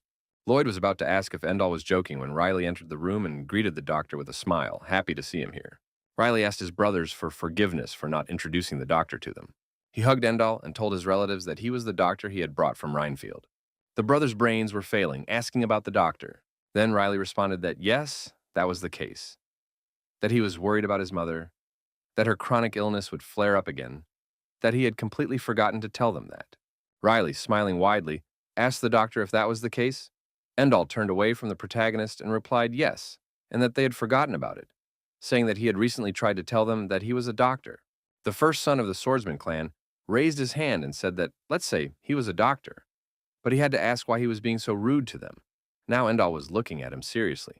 The dragon smiled and said the guy was funny, called him a brat, and told him to be thankful he was still alive after pointing his sword at him. The first son clenched his jaw tightly and firmly as he could no longer contain his anger. The boy drew his sword again, but this time he hit him harder, shouting that Endal was a bastard. The dragon looked at the aristocrat with its red eyes. Those frightening eyes stopped and shocked the man, who was paralyzed. He was terribly scared and surprised that his body was not moving. He wondered what the other tension was, like he was being squeezed. It was then that Niney intervened, held his head and shouted for them to stop. Riley immediately ran to her and asked what was wrong. The girl sat up on the bed, looking a little shocked. Then she asked the young gentleman where she was and how long she had slept, and Riley told her that she had slept half a day. Now the girl sat down and said that in that case it was time for her to get up, as work was not waiting, and Naini did not want to pay much attention to her health. No one said anything to her, and Naini walked away silently with everyone looking at her. As she walked further and further away, leaving an invisible cloud of dead man's blood behind her, someone told her that she could no longer stay here. On a golden night, the sunset was falling over the Sword Clan's estate. All the maids and servants were standing at the entrance, some crying, others just terribly sad. Her black hair blew in the wind. Bitter tears rolled down Naini's face as she stood next to Endal. All the maids and servants were standing at the entrance, some crying, others just terribly sad. Black hair swayed in the wind. Bitter tears rolled down Naini's face as she stood next to Endal. 2 hours before Naini left, Sarah was also crying. She carefully wiped them with her hands and said that she did not know that Naini was seriously ill, that she blamed herself terribly for also torturing her forever. Sarah was hugging Naini tightly, and behind them was Ian, who was also sad, but trying to remain calm. 30 minutes later, Sarah and Naini were still hugging each other. After another hour, Old Yan joined them and was unable to contain his emotions. Riley couldn't look at them anymore. He wished they would stop crying sooner. He called them whiners and asked Sarah if he hadn't said he wanted to give her something. Naini blew her nose, and Ian looked at the two girls with pity. Sarah said it was her favorite scarf. The maid handed Naini a wet but very nice and clean handkerchief. Naini gently took him in her hands and promised Mistress Sarah that she would keep him safe. Then Ian took out his longsword, held it out to Naini, and said this was for her too. He was telling her to remember that she was now part of Ippolit's family. His declaration and gift surprised Naini terribly, as she couldn't put a few words together at first. Naini held the sword and scarf tightly in her hands, and the boys promised that they would wait for her. But Sarah said not for her, but for Mr. Riley. Ian put his hand on the girl's shoulder and told her not to stop coming back. The door to the mansion opened. The beautiful master flew in, holding a blue ribbon, asked if Naini was still here, shouting that she also had something for her. The master knew perfectly well what was happening and was deeply saddened, but she did her best to hide her sadness behind a radiant smile. The blue ribbon dangled beautifully on her arm. Naini hurriedly thrust the long and heavy sword under her arm and asked her lady to wait as her hands were full. The boss turned her back to Naini and started doing something with the ribbon in the girl's long black hair. Before long, she had an elegant and delicate blue bow on the back of her head. Naini bowed and thanked first her lady and then everyone else. Riley sat silently with his hands behind his head. Then Sarah found him and asked if he wanted to give her anything. The protagonist approached his companion and hesitated. He handed Naini a red apple and said that would be enough, asked if it was right, and Naini was extremely surprised. Riley was sitting next to the tree with his hands behind his head as usual, while Naini was next to him and shouting to the young master that she was past her prime and would die soon, asking him to let her stay with him until the end. Riley then replied to Naini that his illness could be cured. Naini was hit hard by his words. She asked what he had just said and Riley told her to look over there, pointing somewhere up there with her hand. He was pointing at a red apple that had risen and was ready to fall. Ninety looked closely at the fetus, and Riley said he could save her. When he handed the girl an apple, he told her that he wished she were alive to help him pick the apples. The sun was shining brightly, and behind the trees full of green leaves, someone started talking. It was Endal. Now he and Ninety were walking along the path that took them further and further away from the Epellet clan's brood. The dragon said that from today onwards, she was his apprentice. Ninety didn't know what he was talking about. She asked, "What does apprentice mean?" Endal, smiling widely and showing his sharp teeth, replied yes, and told her to try calling him teacher, or not so much, to call him mentor. Ninety was shocked. Her voice shook when she said the word mentor. But Endal loved it. He exuberantly said yes. It was better. It sounded wonderful. The guy laughed out loud. In fact, he liked the word mentor. Ninety wasn't as happy as he was. She walked and looked around at the property she might never see again. However, she had promised to get better and come back here, and she repeated to herself that she would. Up ahead, there were some tents with light coming out of them. There was a group of important people sitting there. One of them said that they had fought to get a temporary truce. The bald man said that he didn't expect Anthurium to be the first to attack the borders. The white-haired guy said that attacking the borders was half the problem. The biggest problem was the mercenary that was involved in the attack. The men said that the rumors of his extraordinary strength were true. They said of a pumped-up warrior with a long mustache.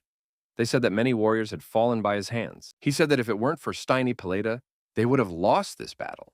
The blonde-haired, blue-eyed man in charge of this group stood up abruptly and slammed his hands on the table, stating that mercenaries were not to be underestimated. He said everyone here should get this into their heads.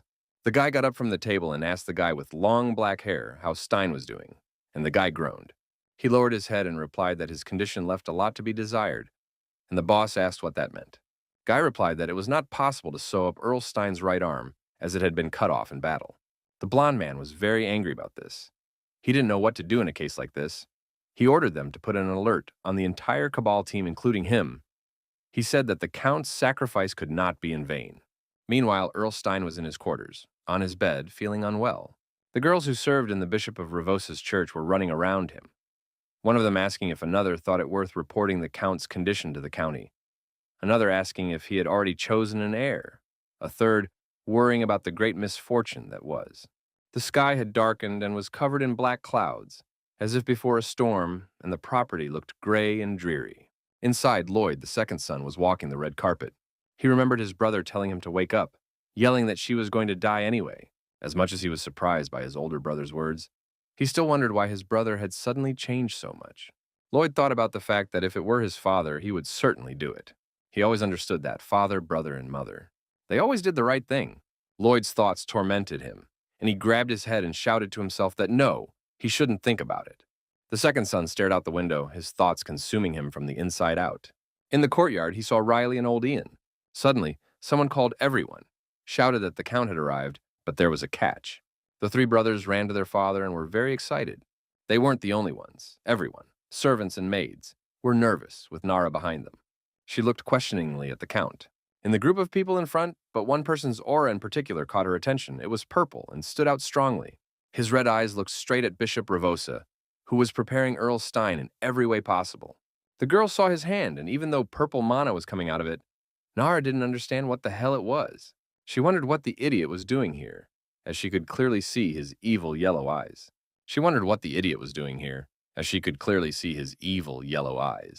The two brothers approached their father, but only Riley remained behind. The first son was horrified and asked who dared to do such a thing to his father, and his anger made the veins on his forehead stand out. Lloyd was also extremely shocked and asked his father if he was okay, even though the answer was obvious. Riley didn't have the words to comment on that. Earl Stein was terribly thin, but he wasn't going to argue that. He held out a wanted poster to Cabal and told him that he had found a mercenary on the battlefield. He told me he was known for his extraordinary strength. The father kept telling his children that his name was Cabal, that he had his own gang. Rilia listened carefully to her father's story, as she was sure that was it. The one they met on the way back from Rhinefield, he remembered the Cabal well, his smug face.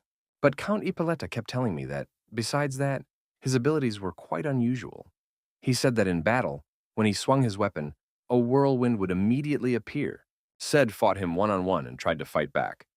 But everything on the battlefield was covered in blood and the bodies of the dead knights. Only Cabal was full of strength. He is an incredibly strong warrior.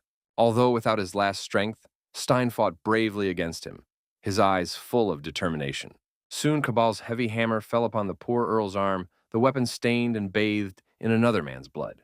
The Count of Ippolita reported that, unfortunately, his arm was broken and his entire sleeve was covered in blood. His father said that's what happened and that he lost his arm. Ryle was shocked by his words. He was terribly angry that his loved one was injured. He thought that it didn't matter what was happening. He tried not to notice. He did not interfere in other people's affairs under any circumstances. It was easier for him. That's how he wanted to live. He also thought in the fact that in this life, he had made a promise to himself that he would not let any of his family members die. He did not think that would happen to his father. Stein said his body wasn't what it used to be, so it was time. He said it was time to choose an heir for the Ippolit family. The carriage passed through a forest filled with orange leaves, with Riley lying peacefully on the roof of the vehicle. The protagonist managed to relax there. Previously, the Count had gathered the three sons in his office and told them that to become Naslanic, they would have to perform only one task. He told them that because of the Anturium gang's attack on the borders, many villages in Solia were in decline. And he told them to go there and help the people, as he figured that would be their task. The brothers had already left the office when Nara ran to young Mr. Riley and, still on the way, shouted that he had something to tell him. She approached him and asked if he remembered that priest who stood next to Earl Stein.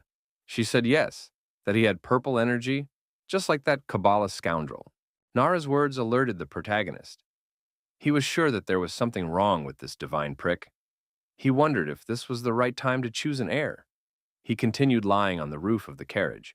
They told him that the village for where they were going, there were not even 100 inhabitants. It was called Alevi. The surroundings of Alevi were covered by a dense forest. It was Ian who spoke. He was driving the carriage and said that recently there were rumors that there were orcs hanging around the settlement.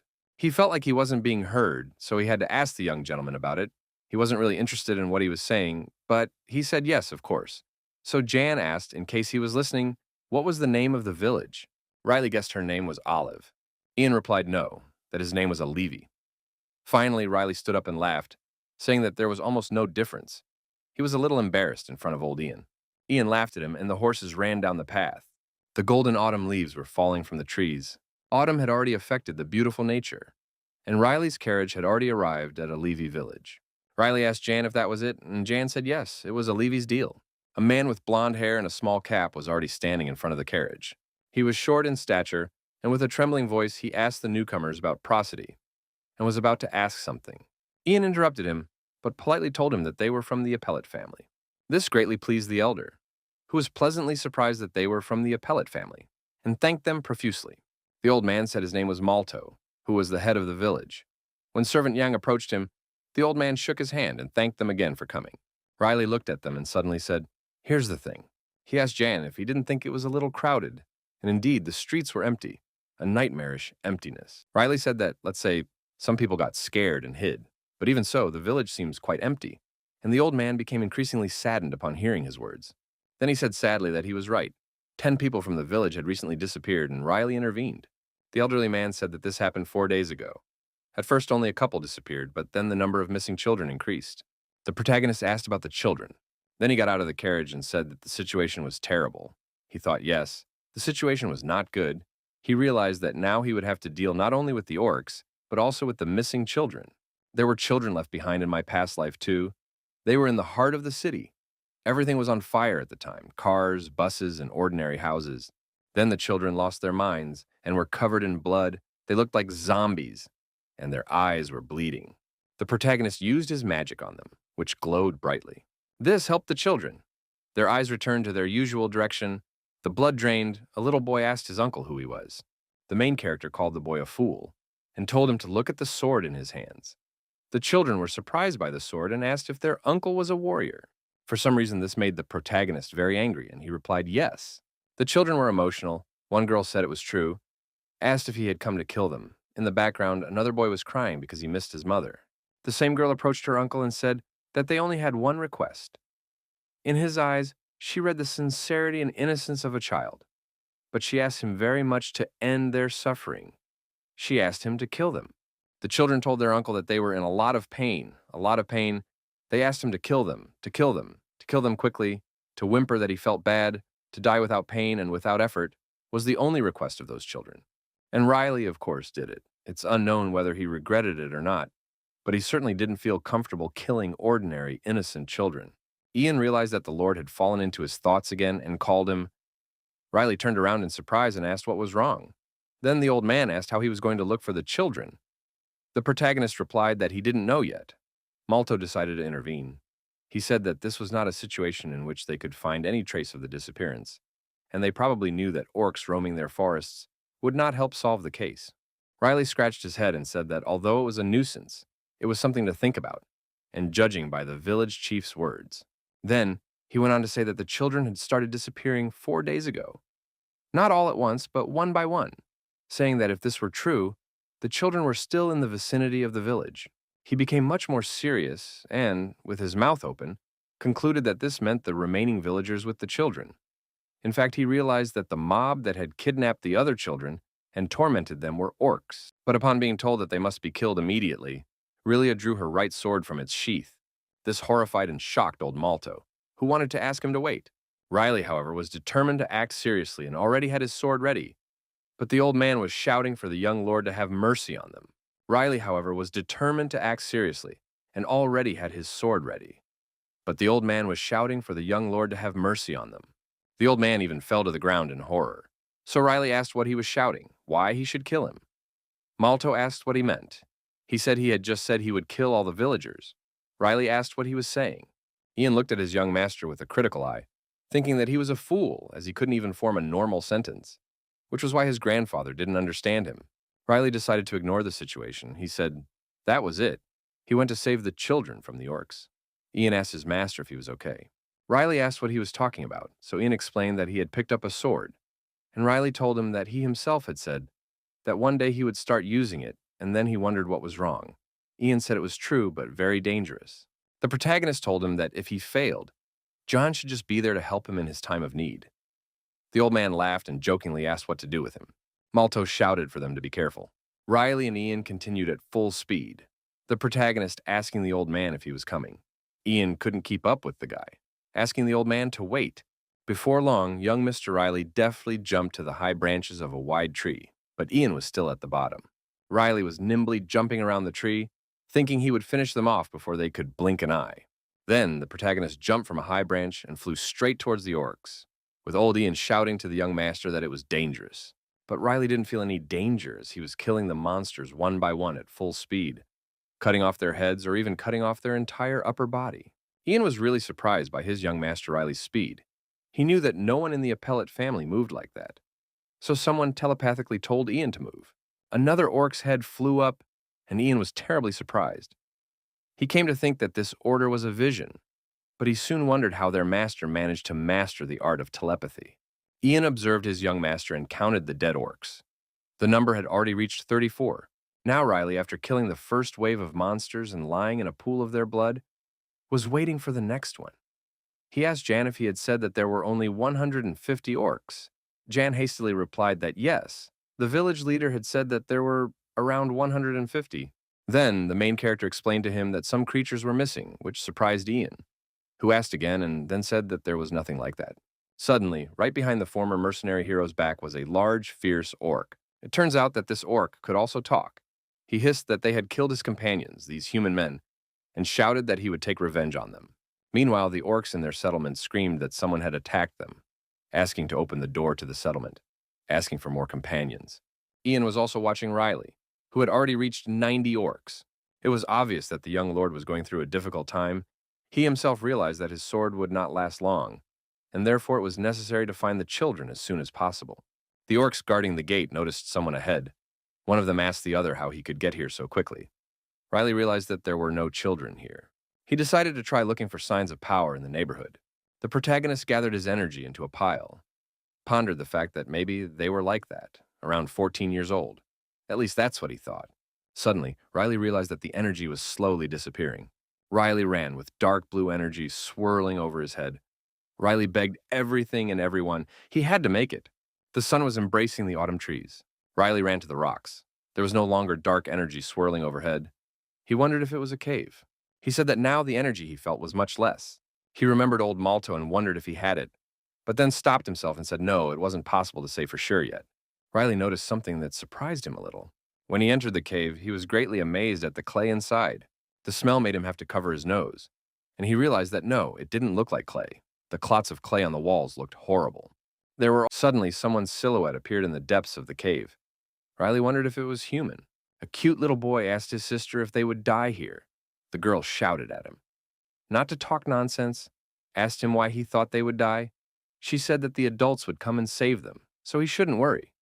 There were other children there, and they were all tied up with tight ropes. The children told her that there were orcs everywhere outside.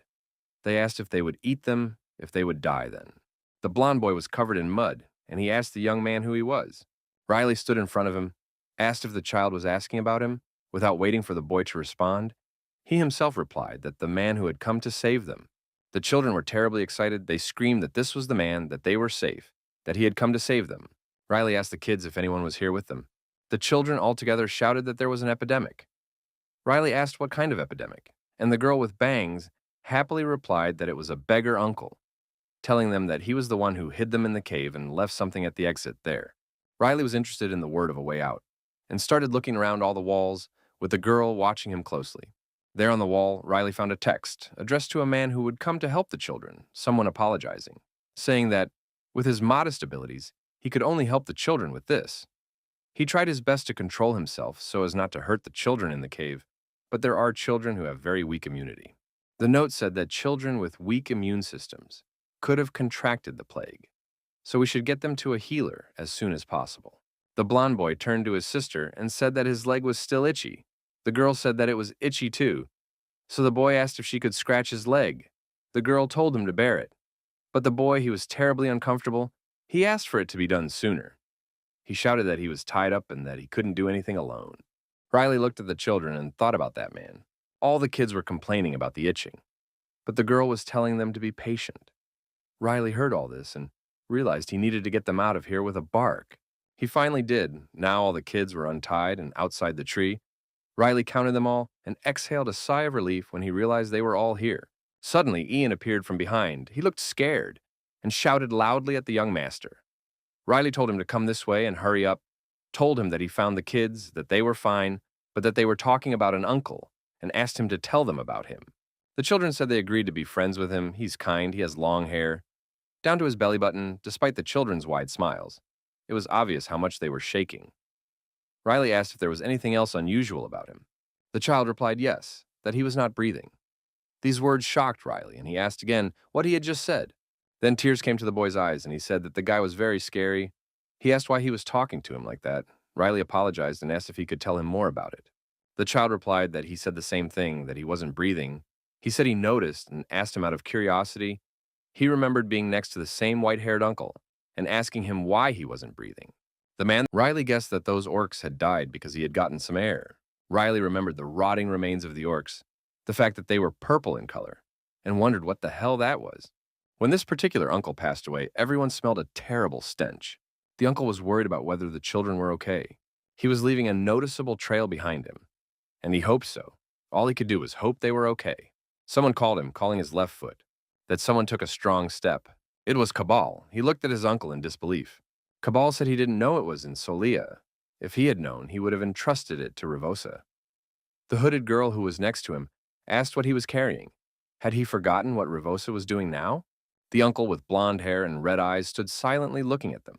His eyes were tired and did not express any positive emotions. Cabal shouted this only to look at him, telling him to make an easier face. The Cabal resented the fact that the entire Anthurium was looking for him.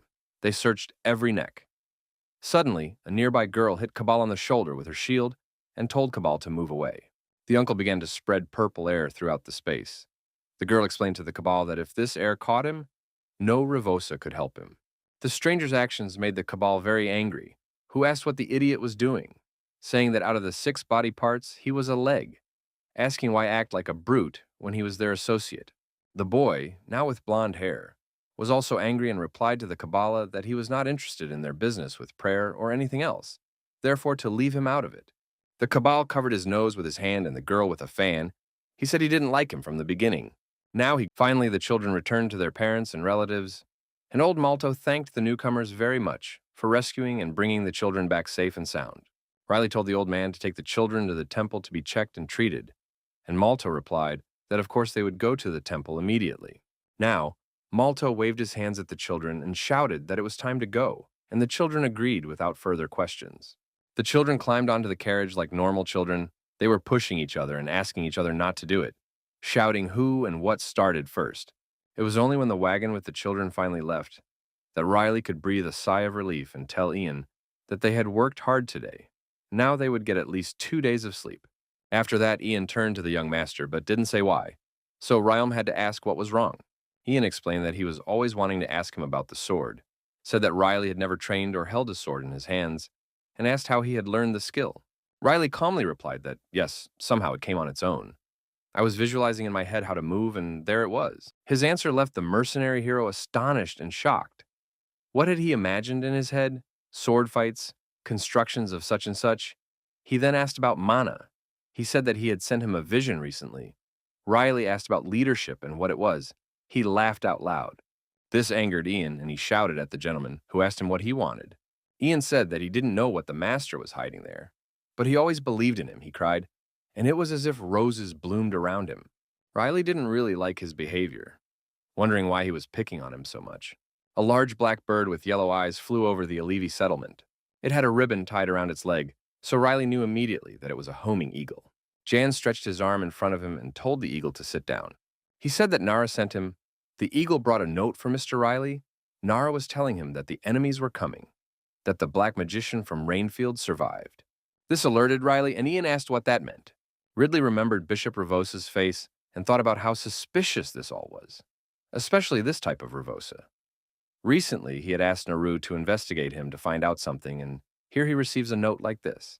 The fact that the black magician survived did not please the protagonist, Ian, realizing that he was ignored, asked once again what had happened in Rainfield. Once again, Riley turned around and asked what he was talking about. Ian replied that the young master knew exactly what he was talking about, and the protagonist remained silent.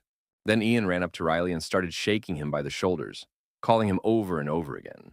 And Riley screamed that his head was about to fall off. Riley tried to assure Ian that there was nothing serious, actually. However, this didn't work. The servant turned red with anger and shouted what that was, saying that he wanted to hear it anyway. An hour later, Riley said that this was how things went at Rainfield, and that, whether he believed it or not, it was Ian's problem.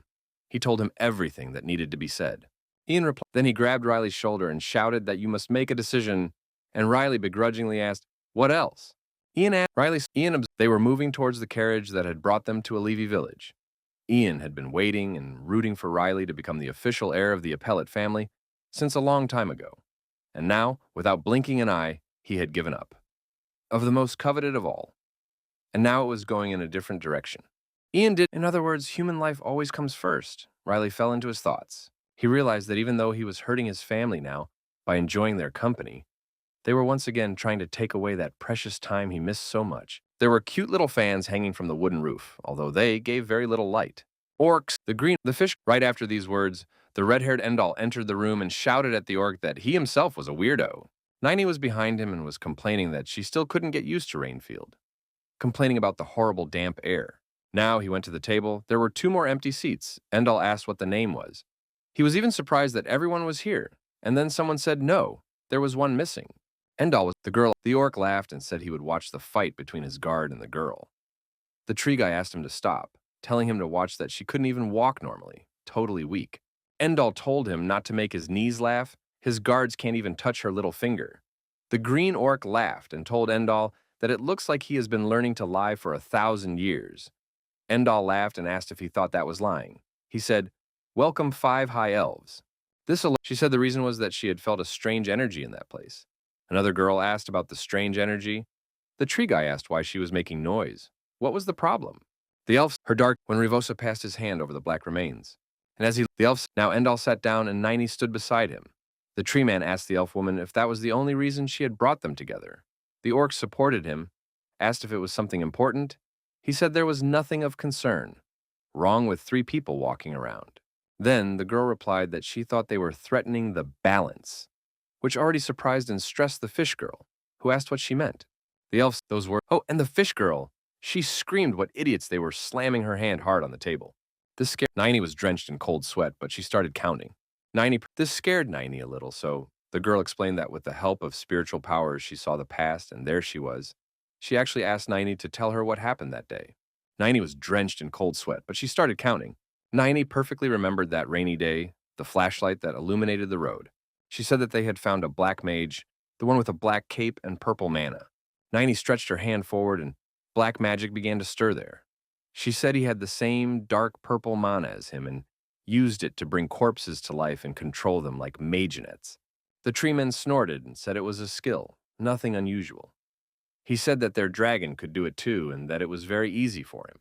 The elven woman replied that this was certainly true, but the problem here was the human soul, and the female voice intervened over the soul. It was a fish girl. She widened her eyes and asked if they meant that he not only controls bodies, but completely resurrects a person. Everyone saw how much this horrified the girl, so she was advised to calm down and listen until the end. Naini started talking again and said that, however, Mr. Riley managed to kill the black magician, and at that moment, all the bodies disappeared. After saying that, the elf girl decided to talk about Naini's eye. She said that it was said that it could be used to locate a person. Naini replied that yes, it was. In this case, the elf asked what would happen to the dead man if he would find him. Then the girl suggested asking in a different way. She said that the black magician was where now, and this question surprised Naini a lot. Her silver eye was wide open. A purple cloak wrapped around the tall man. Naini saw him and was even more shocked. Naini grabbed her damaged eye and asked what else was wrong with her eye. Naini didn't really understand how she thought it was impossible, how he had survived. Ian stood next to the horses, and Riley suggested they eat first. Ian said he thought that in this situation it was better to hurry. He asked if it wasn't more important than the food, and Riley told him that it was his duty to leave as quickly as possible, but that they had to be well prepared for the trip. Now they were heading down the road, past the market, and Riley said that officially he was now vying for the title of heir, so he had to act cautiously, secretly. Some sat at tables, others perused the merchandise, and Riley simply walked by. Suddenly, he saw a counter with masks, and they caught his attention. Naini flashed into memories of him when she put on her talented mask and smiled so genuinely and beautifully as she looked in the mirror that Riley didn't understand why he suddenly remembered her. Jan looked directly at the protagonist's face, asked the young man if he was sick because his face was all red. He got angry and shouted that it wasn't true, that he was fine. Riley then picked up two similar masks and asked the salesman to sell them. He shouted, smiling a lot, that it was a great choice. Riley just replied that it would be useful and threw a black mask with a feather into his hands. Ian agreed. Riley was about to leave when Ian called him and told him to wait. The main character, as usual, asked what else. Then the servant pointed a white-gloved finger somewhere, and Riley turned away unhappily. There they saw a group of people with their capes, which really surprised the protagonist. He paid a lot of attention, especially to the first one, a blonde guy with glasses. He asked if it was Ferda. Jan said it was him. Said he seemed very anxious. Riley asked Ian if they were heading to Lower Solia. Ian replied that, judging by the direction it looked like they were, Riley suggested he see what he was going to do, and he agreed. The guys in blue cloaks said they were coming from the Wizard Tower. They asked people to disperse. The townspeople jumped back in different directions in surprise, and they kept asking them to move away, apologizing politely. Riley and Ian watched them from around the corner. Soon the boys came to a dark staircase leading down, with dark energy swirling there. The stairs were intimidating and dark. The boys asked what that was, if it was a beast that emitted black energy. Ferda ordered the men to get out of here. After his order, all the boys lined up and shouted to the people that it was dangerous here, asking them to leave the place as quickly as possible, repeating once again that it was very dangerous here. Someone grabbed the stone slab, leaving a pool of blood on it. It was a human hand. But that someone growled like a beast. He was a bald guy, with bleeding eyes and mouth full of blood, running up the stairs screaming, leaving a trail of blood behind him. People prayed to God and asked what the hell that was. The sight was truly terrifying. Ferda used his magic. Many plants and vines appeared around. He shouted for everyone to stay away. He was asking a lot from the townspeople. Suddenly, more people came from below, all the same as the first. And the other wizards were shouting to Mr. Ferda that there were even more people. Ian was horrified, drenched in sweat, but Riley was only interested in the fact that the corpses were moving and suggested he find Nara first. Ferda was held down with difficulty, he said, blocking the hallway. Vines wrapped around the stairs. Now the eyes of the dead were glowing red and there were no bodies in sight, as if they were just silhouettes. Meanwhile, The Bishop of Rivos was meeting with the wizard that Riley had defeated earlier. Behind the long-bearded wizard was the spirit of the Rainfield wizard. He said that he really liked his new body, as he was now in the body of a wizard. Rivosa called him a lefty and told him to try not to lose any more limbs. The man agreed, after all. He couldn't die again. It would be terribly ungrateful. The left Bishop Rivosa pointed his hand at the mountain of human corpses and said with the power of his left hand, people agonized in fire, magic, and dirt, screaming loudly. People were going somewhere and said it was here. It was Ferda's group of mages. They approached the same corpse dump that Bishop Rivosa and the Black Mage had just stopped at. There was a terrible stench. One of the guys asked the others what had happened here. Of course, no. No matter how much they wanted to know, no one could answer. Suddenly someone shouted, calling the honorees, asking for permission. And Ferda and the others turned around in surprise. There they saw the bishop and the black magician. They both looked extremely hostile. The boys were terrified and asked how they survived and what it all meant.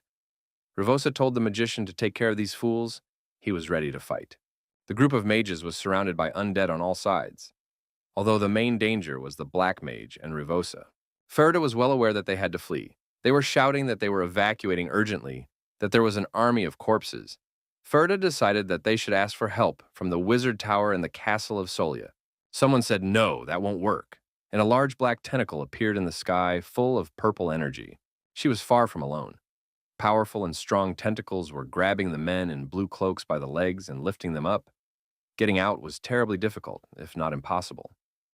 The black mage said it was lunchtime. Then Ferda reached forward and activated her magic. Now it was up to him, he said. This wasn't going anywhere. Shortly afterwards, everything exploded into flames, which surprised the wizard greatly. Under the influence of Ferda's fire, the tentacles began to detach from the mages, and they flew downwards. The black magician was furious. He shouted that Ferda was an ungrateful contagion. Rivosa replied that normally the lunch didn't talk so much. On a dais, in a beautiful room, stood a dark stone sculpture, in a beautiful white dress, wearing a mask and a crown. A girl praying to the goddess Irenessa, asking how she should be now. It was saying then, as if the statue had spoken, this is how it all seemed. The goddess said that if she had gotten lost and was wandering, it would be worth finding the black butterfly. Irenessa told her that the black butterfly child would help her find her way. They asked Mr. Yang if he was okay. He said it didn't look good, but Yang remained silent. It was Nara who asked. Now they are together with Mr. Riley. Nara asked if they had ever seen an invasion of corpses. Riley said it was the same thing in Rainfield. They have no mana. They move on their own. Ian said he is right. Riley asked if he had been to the lower part of Solia. Nara confirmed his words, saying yes. Ian was silent, and Riley continued talking, saying he was sure there was some connection between him and those corpses. Ian finally decided to speak, turned to the Lord, and said he had something to tell him. Riley decided to ask him about it, but he said that what he saw was not the corpses themselves, but their eyes. Talking about those black, empty eyes, the main character asked when that was. Now Ian started to tell more details.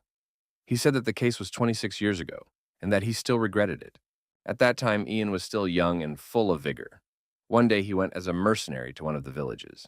In that village, there lived a certain witch, a girl despised by society, with a questionable purple energy that emanated from her house. Ian replied that yes, the black-eyed girl taught him swordsmanship and became his mentor when she defeated him. When he asked, Ian revealed that she said she received a blessing, which surprised Ian at the time, just as it interested the protagonist now. The servant said that, in her words, she didn't want any blessing, that she didn't need those eyes. Then she made a sad face, and Ian remembered it perfectly. The girl said that this power was from another world. The last words literally shocked Riley, and Ian, realizing his condition, asked the gentleman what was wrong, what was the matter. Suddenly, something really surprised Naru and Ian, and they both stood up from their seats. Ian ran to a barred window and, peering through them, asked what the hell it was. With green eyes wide open, he told the Lord about the wizard tower. What hit them so hard was the fact that it had collapsed. The wizard tower now literally split in two and kicking up an entire cloud of dust. Riley remembered Ferda and wondered where the hell that wizard was sleeping when the wizard tower fell here. Ian had said that the biggest problem was where the tower had fallen. Riley asked where she had fallen. Ian replied in a trembling voice that he was in the temple. He told her that he was worried. He said that if he was not mistaken, the saint was praying there at that moment. Then, the protagonist put a dark blue mask on his face. Ian asked what they would do, and Riley told them to go to the temple. He looked terribly determined and shouted that they should hurry. There was a lot of smoke and dust coming out of the fallen tower. Many exhausted people with torn clothes, the living dead, wandered the roads.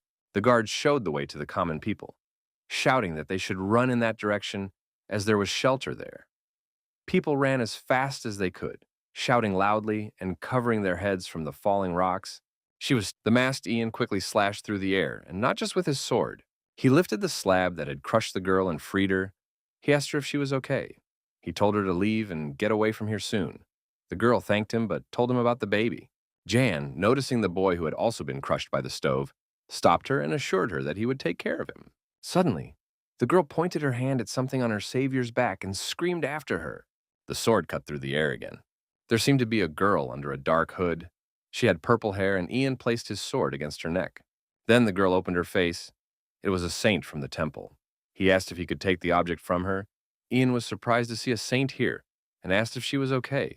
The girl asked him to shut up, apologized, and said that she didn't know who he was, but that they should exchange pleasantries later. She used divine magic to lift the block from the boy's feet. The saint took the boy and asked if he could leave. When she realized he could, she told him to run to the shelter, and the boy thanked the stranger happily. She and her mother left. Now the saint turned to the masked trio, Nara, Riley, and Jan, and said that she would first like to know who they were. Jan spoke first, apologized, but said he couldn't tell them. The saint replied that this was clear to her, saying that they were helping people, and that was enough. From above, dead men flew towards the trio. Riley easily fought off all of them, tearing them apart. He just snorted, and Nara, without wasting any time, pierced a dead man as well. The saint shouted that they just don't kill them. She activated her magic and her hand glowed gold. When the magic enveloped the corpses, they began to growl loudly, their mouths wide open. One of the corpses coughed and growled, its body shaking violently. Ian fought another dead man, but he tried to do so with the tip of his sword, not the sharp end. It was very difficult, as he did not see how they could stand without killing them.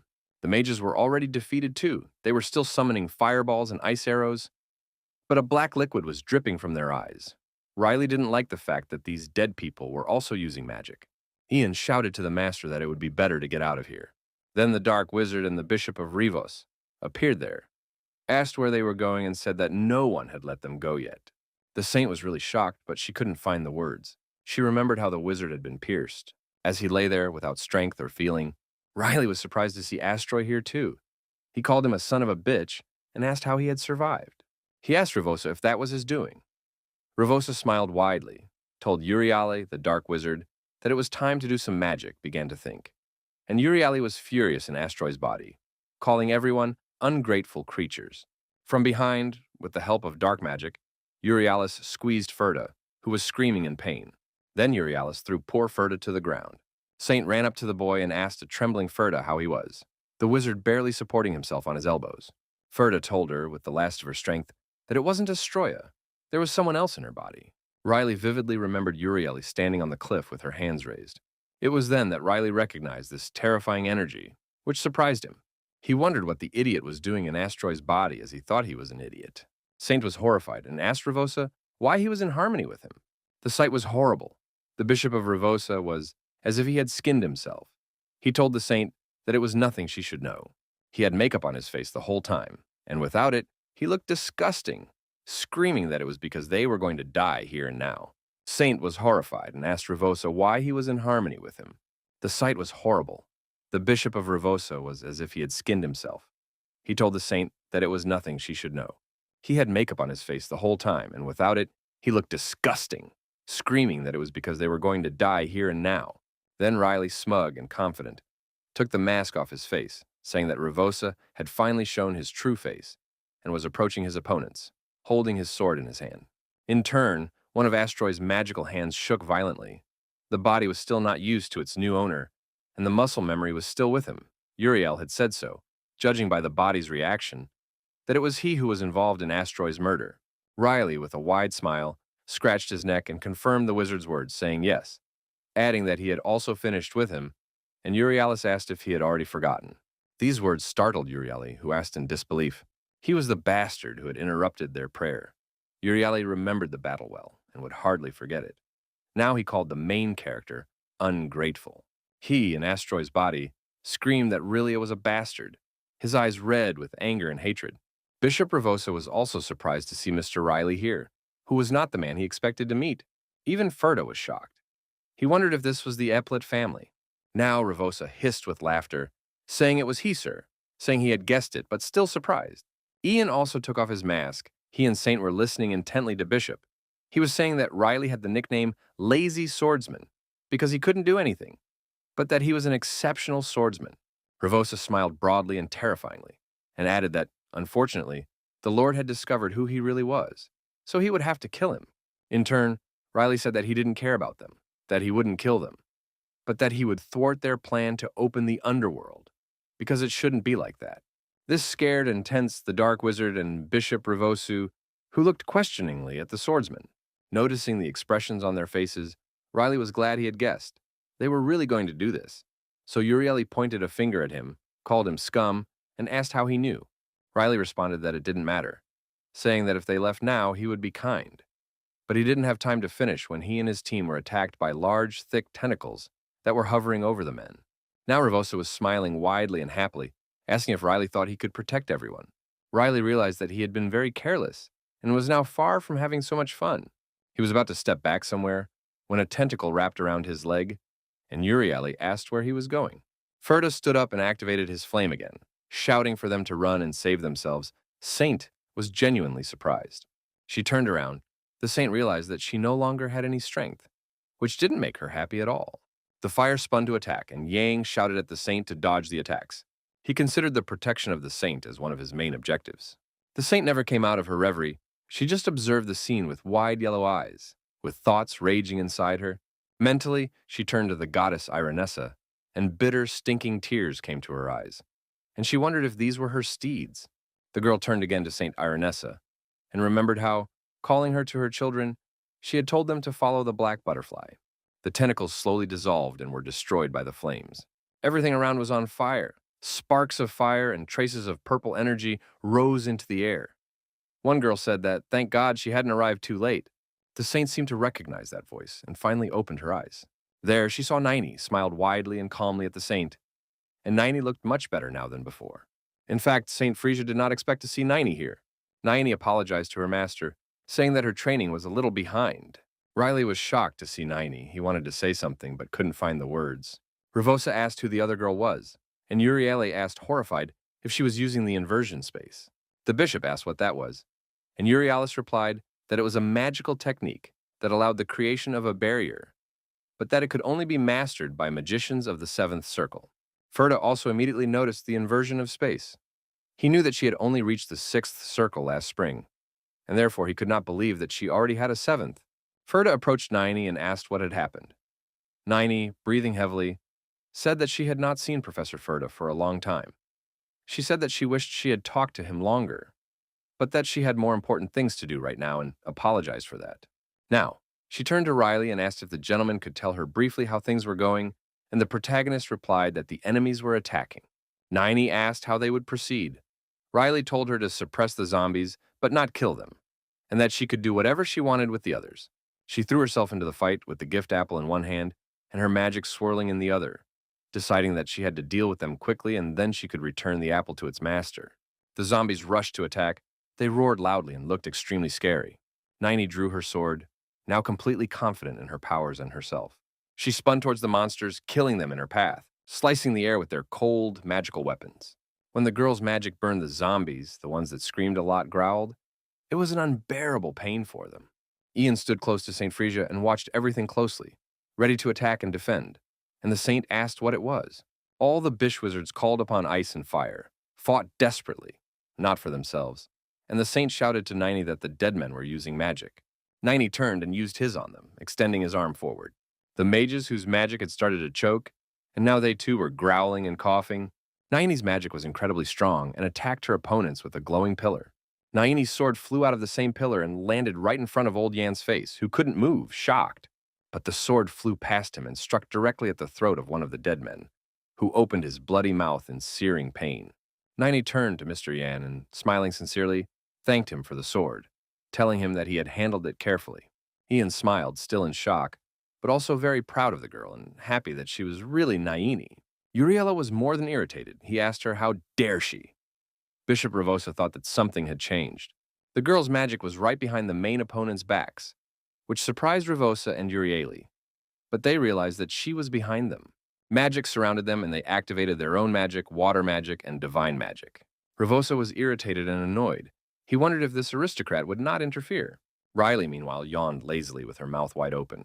Then the bishop shouted for Euryalus to deal with her first. Euryalus used fire magic and replied that he himself knew this, summoning a pillar of fire. He thought that was it, that she would definitely be dragging her feet after this. The fire hit the girl and she fell, which greatly surprised the dark magician. It was because Nini was still feeling herself and was not crippled. She had covered her face and body with a cloak. Euryale was horrified that she was fireproof. He thought it couldn't be. Almost immediately, Nini got up and attacked the villains again. Her magic was spinning in a whirlwind, which didn't bode well for the bishop and the wizard, and Euryale was screaming about what a bitch she was. He realized that if things continued like this, they would be at a disadvantage. So Ravosa turned to Euryale. The bishop ordered the magician to wear something special. His order surprised Avriel. He asked if he thought it was worth opening a trump card now. Ravosa didn't need to answer and told him to hold it for 30 seconds. After his words, Euryalus ordered something to come at his call, and something terrifying began to form in space. A beast with glowing red eyes and sharp teeth. Behind Bishop Ravosa, a purple-colored magical field appeared, and he was pulling something or someone out of it. Now that Riley had stopped yawning, he was tensely and intently watching the sinister bishop. Seconds later, he shouted to Nini that he was trying to do something, telling her to get it over with as soon as possible. Nini was willing to do anything for her master, for her savior, and obeyed Riley without any more words or questions. A huge wave of magic from Nini flew towards the black mage, and Bishop Urieli managed to fend it off. However, it was terribly difficult for him to fight with all this incredible amount of powerful energy. He called Ravosa and asked him what was going on, warning him that he wouldn't last long. Ravosa looked down. He didn't have a sneaky smile on his face, but he wasn't sad either. He told Avarian that he had done well and that he had done a good job, and therefore everything was ready. Finally, the old bishop's usual psychoneural smile appeared on his face. He extended his dirty hand forward and ordered someone to appear before him. Everything around them was crumbling. Debris was flying onto the road. The ground was heaving. The buildings might no longer be able to take shelter. Frisia screamed that there was something wrong with the land. Jan, in turn, was more worried about his young master, shouting at him to be careful. Riley also wondered what the hell that was, and Nini shouted for him to come back quickly. Ravosa's face showed his red smile up to his ears when he said it was getting late. A large, incomprehensible beast with red eyes emerged from the ground. It emitted a frighteningly strong, bat-like black energy capable of destroying everything in its path. The monster roared and screamed loudly, and no citizen who saw such a thing could remain silent. The creature was also incredibly large, so large that there was nothing to compare it to, and it was looking straight at Nini Riley. Both the protagonist and the girl were terrified. Nini wanted to say something to her lord, but she couldn't say the words. Riley assumed it was a dragon, although that didn't make him happy or comfort him. Urielo wiped the sweat from his face and said to Ravosa, satisfied, who almost skated away, asking if he couldn't have handled all this more quickly. Riley could clearly see that the dragon wasn't perfect, however. He was still incredibly scared and amazed that these subhumans could summon a creature like a dragon. Uriele was standing on the back of her beast, laughing with her arms open, shouting that this was the doom of the wicked. The dark wizard was clearly pleased with himself and the summoned dragon, who told him that it was indeed huge, which completely satisfied him. Rivos was becoming terribly irritated by Euryalus' delay, shouting at him to stop and get to the point. The main character realized what was happening, but still didn't want to believe it.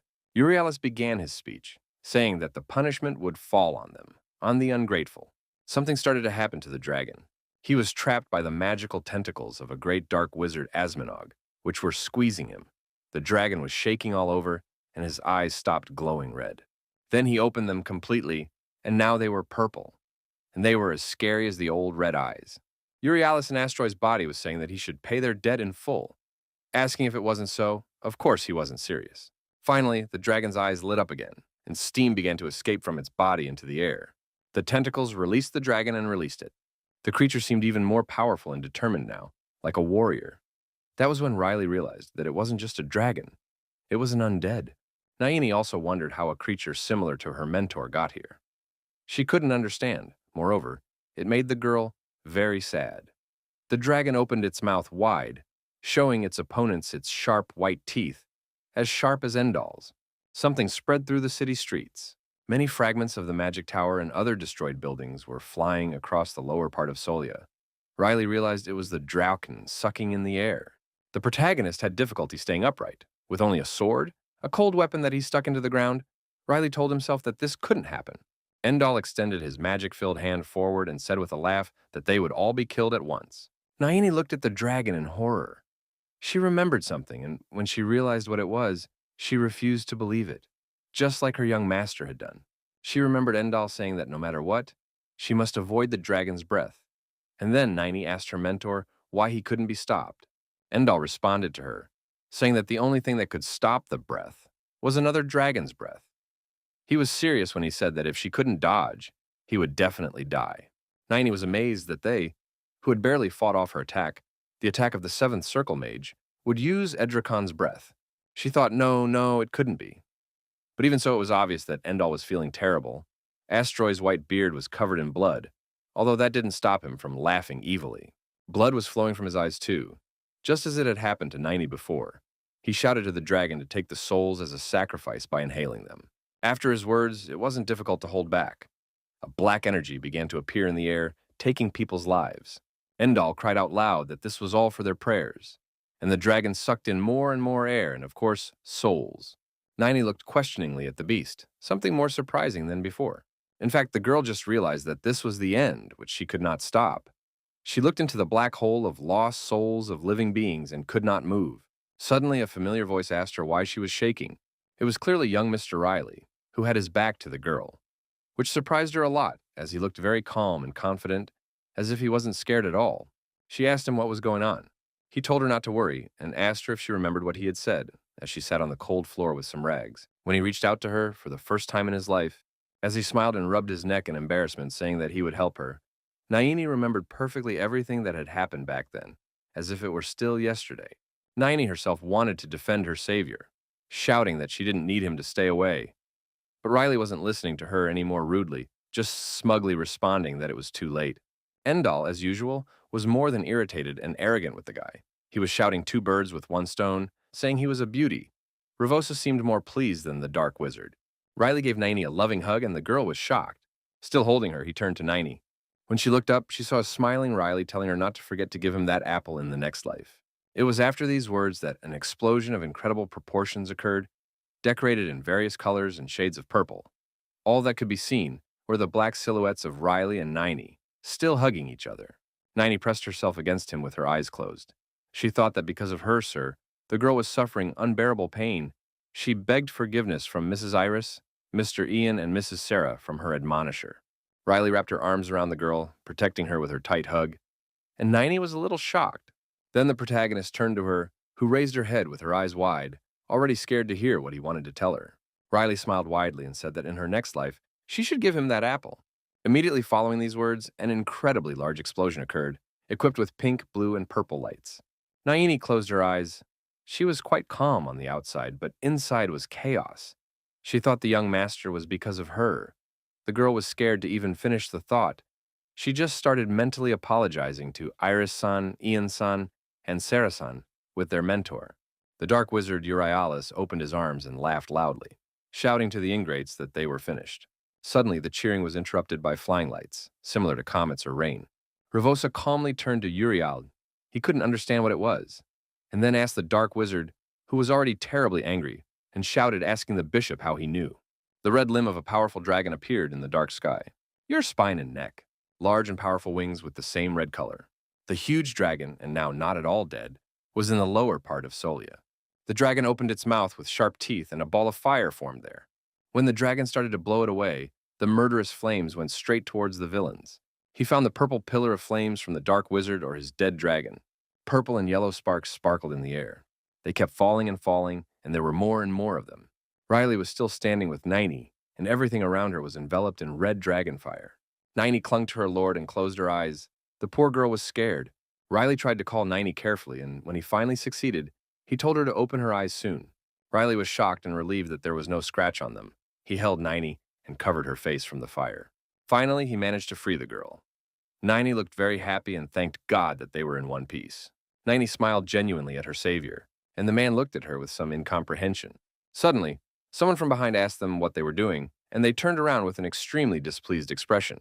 It was a red dragon, and he turned to Ninety, saying that he seemed to be being clear when he told her not to overdo it.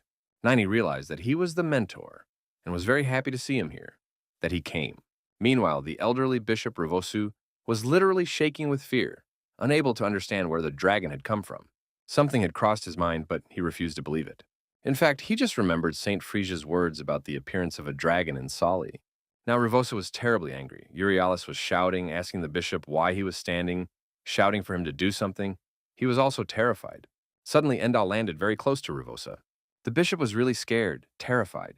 His body felt like stone. Cold sweat ran down his face. His hands were shaking, and he thought if he could move his arm just a little. When he tried and the arm actually moved, Rivos was very surprised.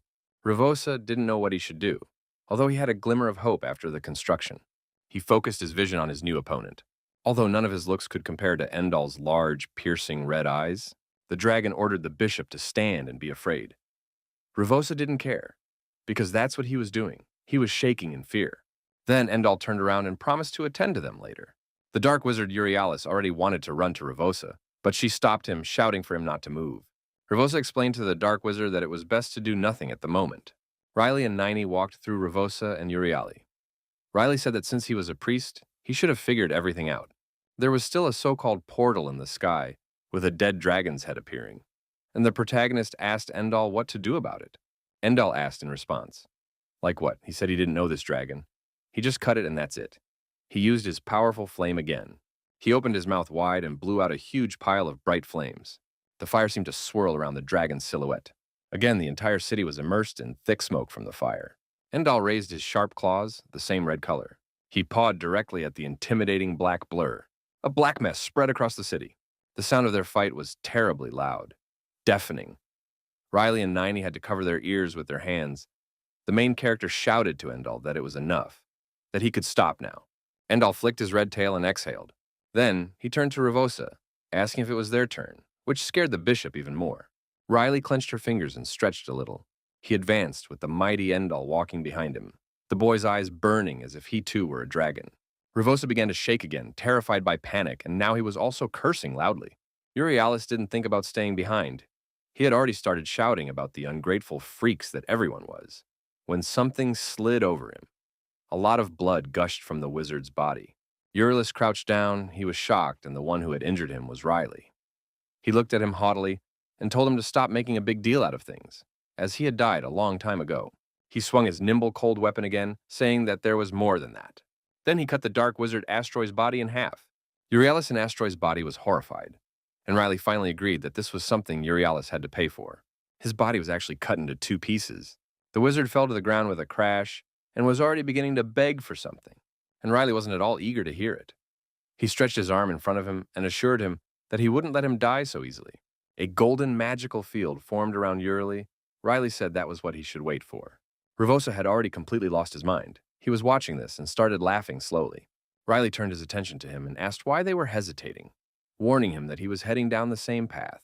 Now the bishop was laughing furiously. He even had to bend down and asked if Riley thought he could stop them with this. The protagonist knew very well that Rivosa was not a person to be trifled with, so her words made him very cautious. He mentally called the bishop an idiot and wondered if they still had a trump card up their sleeve. Riley turned to the bishop, told him that he was going to ask him something before killing him, asked what prayer they kept talking about, what it was, and where they got the dragon's corpse from. Rivosa was silent. Riley continued speaking, his mouth still open. He said he still wanted to ask about the afterlife. He asked for a clear explanation of what that meant, but Rivosa remained stubbornly silent. However, after a short while, he broke into a smile and chuckled, clearly pleased that the aristocrat was finally interested in their prayer. At first, Rivosa was silent, but then he smiled smugly again and said something about the fact that the nobleman was finally interested in their prayer. Euryalus couldn't help himself and shouted that they would collect people's souls and open the door to the underworld. Rivosa was extremely shocked as he did not expect such antics from the dark wizard.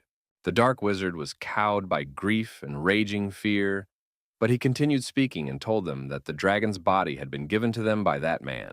Rivosa was literally horrified. He grimaced at all the wrinkles on his elderly face and screamed, asking Uriel why the hell he had told her everything. Now, all he wanted to do was gag her left hand. Riley completely ignored Revosa's screams. He asked the dark mage what they meant by underworld. Uriel was about to start talking, but he realized there was no turning back. However, he was interrupted by something terrible. Nightmarish bubbles began to grow on his face. His veins seemed to be about to burst. His skin was breaking. Uriel himself did not realize what was happening. He groaned in pain and begged him not to. Riley looked at the dark wizard with incomprehension. Ultimately, poor Urialis was torn apart from the inside out, with blood splattered everywhere, coloring everything a bright red. Even the main character got some blood on his cheek, like he had never seen in his entire life. The swordsman was shocked, and Revosa called Evriel a brainless idiot. The bishop was a clear fan of killing his allies. Now Revosa was not only irritated with Riley and the other aristocrats, now the dead Uriel irritated him even more. The bishop wondered how he dared speak of their prayer to a stranger, shouted that he should have blown his stupid head off earlier. Now the bishop was calling the dark wizard himself an ungrateful idiot. Then Riley asked what they were hiding there, so thoroughly that they even killed a companion, which really surprised the swordsman. However, he said he didn't care, and therefore if Revosa didn't want to talk, he could remain silent. Riley swung his cold weapon, saying that he would die by his hands anyway. Now he was swinging it, the sword cutting through the air quickly. Suddenly, someone shouted for Riley to stop, and a protective field appeared in front of Revosa, which was actually what Riley's gun had hit. The protagonist was an extremely strong swordsman, so the protective barrier was covered by small cracks. Now he could be seen easily, and his appearance scared Riley. She was a white-haired elf girl who held a magically outstretched hand in front of her. The girl was proud and held her head high, explaining to the protagonist that this man's body should be preserved. Riley wasn't exactly happy to see the elf here, although he could sense she had a familiar energy, he said, which meant she was a dragon. The girl replied yes. She went ahead and said it was a pleasure to meet Mr. Riley. The girl had incredibly beautiful blue eyes and introduced herself as Isiltur, the chief of the dragons. She notified Mr. Riley that they were on a mission to maintain balance and control the Wheel of Destiny. Revosa sat inside the protective barrier and listened carefully to her words, which continued saying that they had to keep this man's body alive. Riley thought about keeping his balance, then wondered if that was why she had stopped him. Isiltur replied that yes, that was right. She said that it was never too late to eliminate him. It was more logical to get the information from him first, and then she was about to say something else. But the protagonist interrupted her, saying that he didn't want to. Now it was his turn to explain. He revealed that Revosa had resurrected the goat he had recently killed, and therefore why should he let him get away with it? Isiltur responded that if Riley killed him now, yes, things would be peaceful for the next 100 years. But she could not guarantee that things would be okay after that. She said to think about the future of humanity and save this man. Riley smiled and asked if in 100 years. The girl said yes. She told him that this had happened in the past. So this time, they wanted to nip it in the bud so that it wouldn't happen again in the distant future. Without further ado, he attacked the protective barrier the bishop was in. Isiltur didn't expect this. He stretched out his arms and began to reinforce her. The protagonist reasoned out loud, saying that since it was 100 years from now, he would let the people 100 years from now deal with it, and he would live in peace, with his sword cutting through the barrier. Isiltur looked at Riley and thought about the fact that he looked like an ordinary person, but the amount of mana was too much for an ordinary man. She knew she had to stop him before he broke through the barrier completely. The girl raised a hand as if the magical chains were spinning. She didn't want to attack him, so she shouted that she was asking him to lower his sword for the sake of the future. Then chains tied Riley, binding her hands and feet. Isiltur assured him that this would only give him a brief rest, but she would not stop him.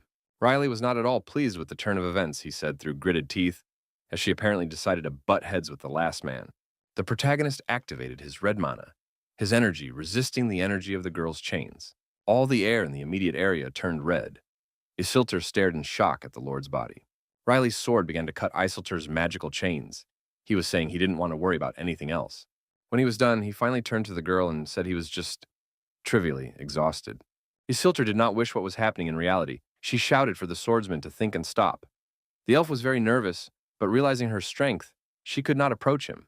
Riley had already attacked the barrier for the second time, her eyes burning a murderous red like those of the appellate species, and the girl was screaming at him not to do that she didn't need to. Someone turned to Revosa, saying they were disappointed in him for waking him up so early. This someone had a wide, scary smile, Something long and black knocked poor, frightened Isiltur off her feet, hitting her back hard, and the girl screamed in pain. This thing was reaching out to Riley. Riley was also scared now, although he probably still didn't realize what exactly was going on. However, despite the misunderstanding and lack of information, he still managed to fight the monster's hand. This hand was the size of Riley himself, who was already tall, and the protagonist asked the hand what else it was. The hand was not only big, but also strong. The third son's strong and agile sword, now under the pressure of his hand, was about to break into small pieces. As it happened, the sword broke in two, and now Riley was left without his main weapon. That hand reached past Riley and grabbed Bishop Revosu firmly, having previously pulled him out of the protective barrier.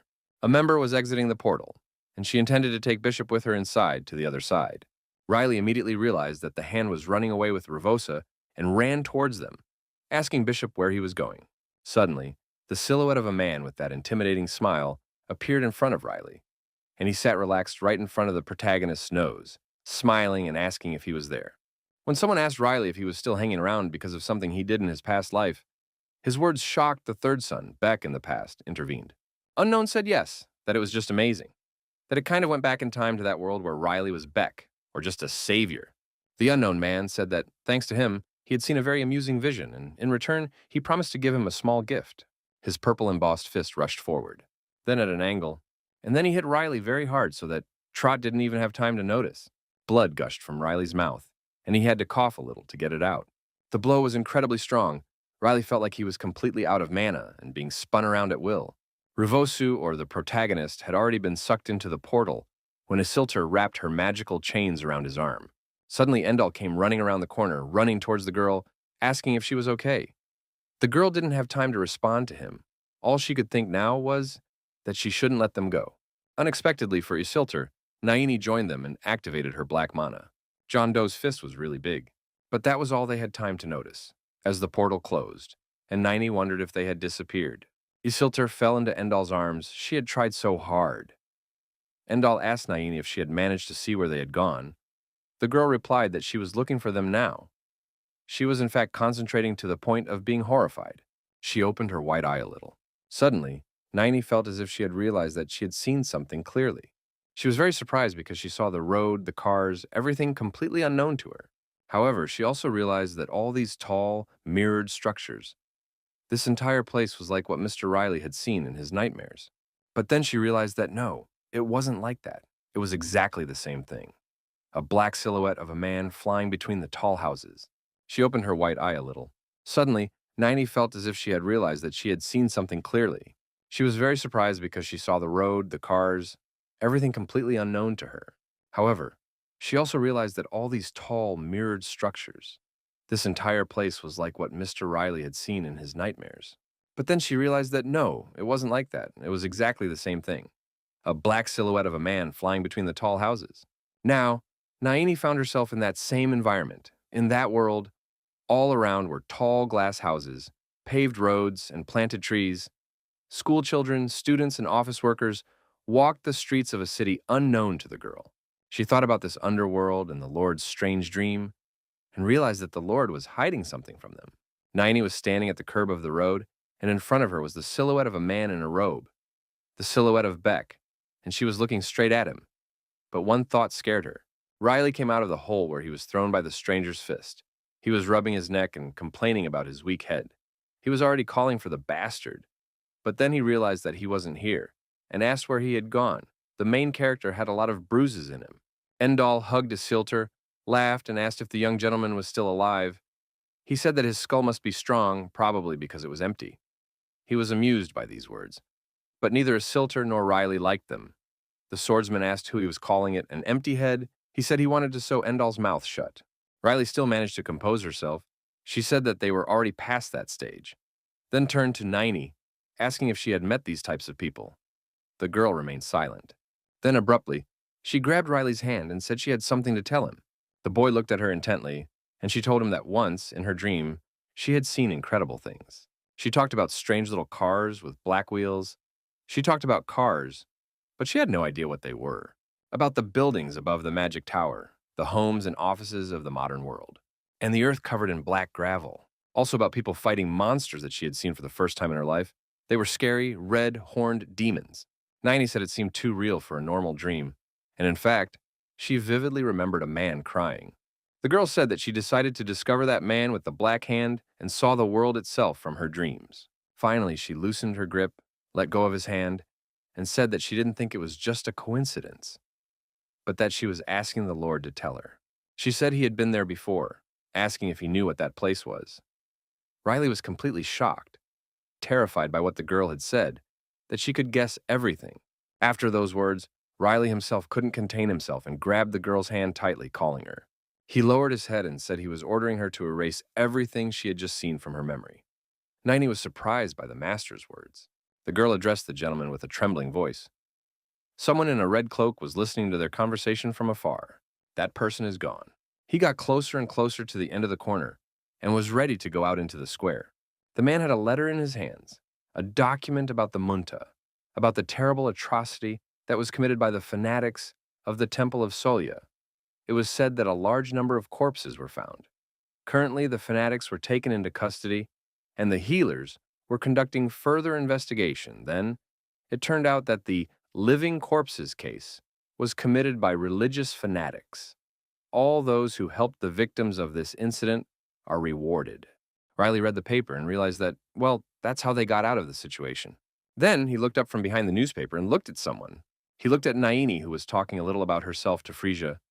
She said that was why she was feeling so much better. Saint said he was very happy for Naini, very worried about her. Ian was also sitting with them. He said that despite all this, the temple on her face apparently had not been removed. Naini smiled widely at him and said she didn't expect that, so it was okay. Riley stared at the trio in a callous and cold way. Absolutely nothing pleased him at the moment. Suddenly, Endal came up behind the protagonist and called his name right in his ear, shouting and asking if he could hear what he was saying. Endal laughed and jokingly asked why he wasn't listening to him, calling him princess and telling him to have some sense because this had to do with Naini's illness. Riley asked what he meant by illness. Hadn't they cured her?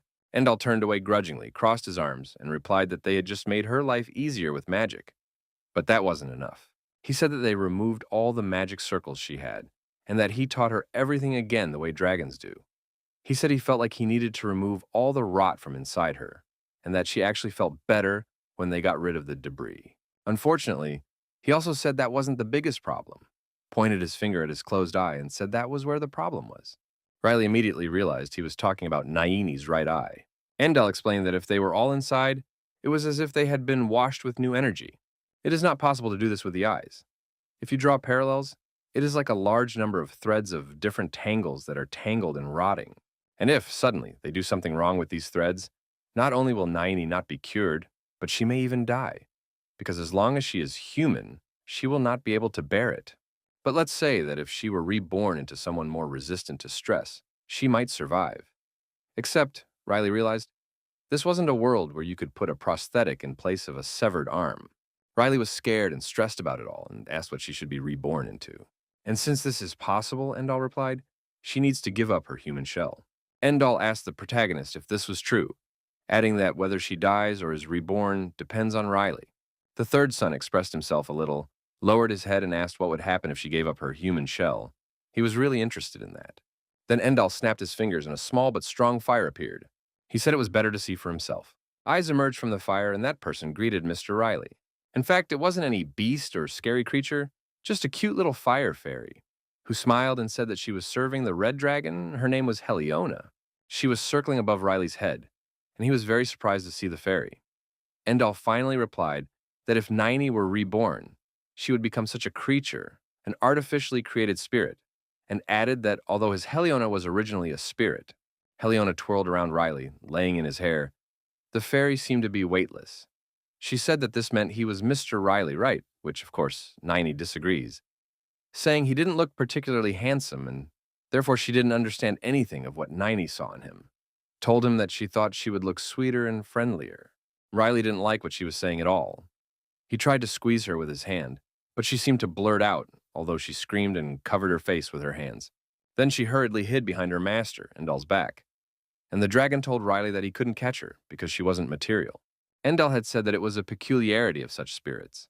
So he realized that if he started counting now, it would take forever, he swore. Heliona was now sitting on his shoulder and stroking his cheek. She was asking what was there, asking that. When he told her, she repeated it many times, begging, pleading. Finally, she even poked Endal himself, who kicked this intangible creature and shouted for it to hit the glove on the ground. The fairy screamed loudly and flew somewhere far away. Now she was hiding behind Naini's back. The girl looked cheerful. Endal shouted that she had angered him, and that if she were not the daughter of the king of spirits, he would have her. Finally, he turned his attention to the protagonist, sat down at his desk, and asked him if he understood what he was talking about in general, saying that these little mosquitoes retained all human memories and advantages when they were reborn. Riley, judging by Helion, asked if Endal was sure there was anything good left. He doubted it. Endal said, well, actually, they also had flaws. I told him that to maintain their essence, mana must constantly circulate in them, and that artificial spirits need to avoid ordinary spirits, because these spirits don't like them. Afterwards, he even told the swordsman not to worry, pointing his finger at him and saying that he shouldn't worry about the mana either. Yes, and if Naini is going to be with a high-class spirit like Heliona, then no problems with pure-blood spirits would threaten her. Riley asked if that was true. Endal didn't answer anything, but the protagonist still said that it would be good then. He seemed indifferent and looked askance at his maid. Dragon slapped the table and said, noted. He was about to leave, and Rilia asked where he was going. Endal replied that he was heading west for a while, as he thought something suspicious was going on there. Heliona asked the host if he was leaving yet, and he told her yes, and that she would stay with Naini because they had received permission. For some unknown reason, Heliona was very happy about this, but Riley didn't like the news about the fairy. So he asked his companion to wait and asked what he meant. Endal simply replied that they were just discussing the matter. Riley was horrified that it wasn't a dragon that was driving all of this. Endal asked him why he had to do this himself. He said it was his turn to go on stage. He called him a crooked friend. The protagonist didn't like this news. He asked why he had to do it with an extreme-faced displeasure that reflected the depth of his indignation. Endal replied that he was his mentor, and Riley was his master, smiling slightly. After saying that Heliona would give him the rest of the details, the doors closed behind him, and he left. Heliona sat on young Mr. Riley's head again and tried to imitate his mood, saying that she had no words. Two men were walking through a vast, sandy desert over mountains of sand. One of them asked if it was true, if he had seen him. The other replied, yes, said yes, that he had taken possession of the tour and ruled over it. Two people were wearing black cloaks. The first one said that was why he couldn't go to the meeting last time. Asked how he managed to capture the dragon after all. He was just a human. The other one said that the first one was right, of course. For a human to control a dragon is too much. The sun was gradually setting behind the horizon. The golden sands were turning even more golden.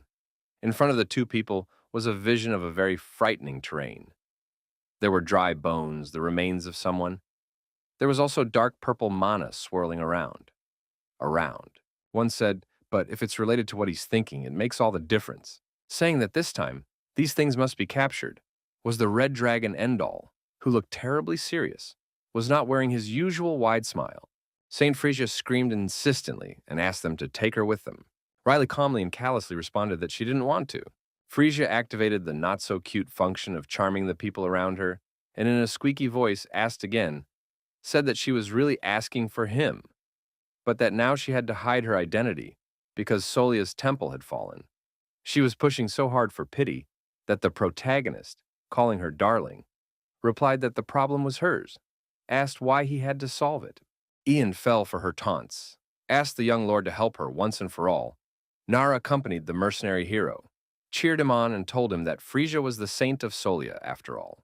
Riley told them that she had been torn apart all her life in that temple, saying that first, she needed to understand that no one would do her whims without question. Her words really disturbed the saint in a frightening way. Riley continued to insult her. He asked her where they had seen a girl that age behaving like a spoiled little child. He didn't wait for an answer. He said that there she was. His words pointed like arrows at Frisia. The poor girl was already shaking with sadness. It seemed like he was about to go into hysteria. Suddenly, out of nowhere, Riley screamed for them to forgive her, and the main character was shocked by her scream. The girl, through tears, exclaimed that yes, she was a spoiled little child, and that was why her temple had fallen. Not even her own subjects could she protect. She said that in general, she also thought about it a lot. She said that it was okay, she would survive on her own. Without food and water, she would go wherever she wanted. but she knew how to push pity very well. But Nara fell for it. She immediately ran to St. Frisia and asked if she was okay. She said she knew what their master was like. He said what he wanted to say. She asked her not to worry so much. Now Naini joined them. She and Jan looked at the sane Riley with such a murderous look that even he felt uncomfortable. They asked the Lord how he could bring the saint to tears. Riley didn't know what to say. He tried to put together some words, but it was all in vain. The sweat of humiliation, fear, and frustration ran down her face, but in the end he simply had to agree, said they would take her with them. Finally, the carriage arrived at the Epaulet family estate.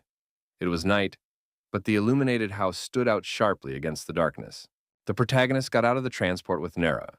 They were surrounded by moonlight, and Riley asked the red-haired girl if she had carried out her orders. Nara scratched the back of her head and replied, a little uncertainly, that yes, she had done exactly what he said. Soon everyone else was out of the carriage. Riley closed his eyes. He was completely absorbed in his thoughts. Now he was thinking it was time to hear his father's final decision. Now the third son was walking down the long hallway on the luxurious red carpet. The brothers greeted Riley. The first son said that he hoped his father would judge them fairly and name the right heir. He asked Lloyd if he was of the same opinion. Lloyd, at first, he did not understand what was required of him, but then he hurried to answer yes. The first son said that Riley was not an heir with his temper, said that all he did was hide behind Ian's back and do stupid things, and his brother's words were starting to make even Lloyd uncomfortable. Then the first one remembered what he had heard about his younger brother's maid. He told him that she was back. He said he was happy that she was back. Thank God she was okay. He even remembered to congratulate Riley. So Riley smiled back and thanked him, said if that was all he had to say, he would go to the office. When Riley passed by and was already starting to distance himself from his brothers, the former looked at him as if he were not a blood brother, but his first enemy. Soon after the main character left them, Lloyd turned to his brother, who asked what else, and Lloyd replied that there was such a thing. When Riley was fighting the Dark Wizard and Revosa, Lloyd managed to follow him. He was hiding around a corner. At that time, he still didn't know why Riley had come to Solia, but he was intensely curious about it. It didn't seem to matter now. He had seen the undead perfectly well. Those poor, inhuman, mutilated people, it was what he saw that scared him. It was then that he heard someone's cry for help. He heard someone call out to someone else, ordering him to point his sword at the enemy in defense of the great Soli. As Lloyd sank deeper and deeper into those nightmarish memories, he became truly sad, as it was unlikely that anyone would want to see such a thing once in their life. He never said anything to his brother, who, realizing his condition, asked what was wrong. Lloyd closed his eyes and said no, it wasn't like that at all. Count Stein was sitting in his office when his children entered, and he finally said that everyone had done a good job, saying that thanks to them, the staggering Solia was able to stand firmly on her feet. First of all, he addressed Lion, the eldest son. Lion was very proud of himself, and his father kept saying that he knew that he had helped people from many villages, that he had even gone to villages that he had not even mentioned. Now the Earl of Epaulet turned to Lloyd. The second son was not as satisfied, confident, and calm as his older brother. He looked sad. His father told him that he had made a great contribution to saving Solia, said that he had done well. Lloyd bowed, thanked him, but said that he didn't think he had done it, so he shouldn't talk about it like that. That's when Lion suspected something was wrong. He was surprised by his brother's behavior. In fact, Lloyd was aware and realized that it wasn't him who saved Solia, but Riley and his team. Finally, the father turned to the third son, Riley, and paused particularly long, as Riley was already starting to get nervous. However, despite the prolonged "you," his father suggested not to talk about it. Lion was very happy. He was about to celebrate the fact that in this battle for the heir's name, he had won. Stein hit the table with his fist to get his children out of their thoughts and draw attention to himself.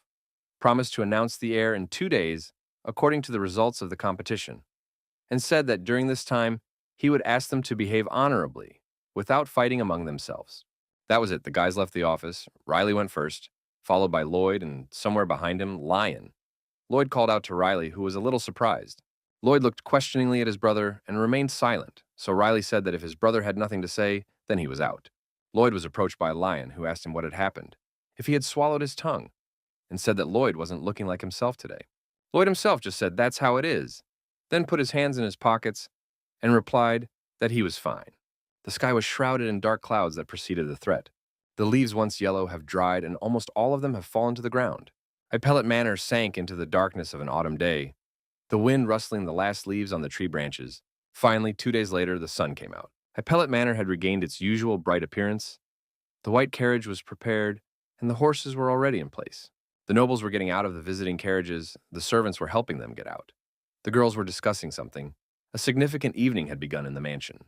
The sun was already starting to set, with the sky colored in warm red and pink tones. Outside, there were prearranged tables filled with flowers and clean candles, covered with white tablecloths. Night finally came. There was no trace of the sun in the sky, although now the sky was clear. Bright stars and the moon could be seen.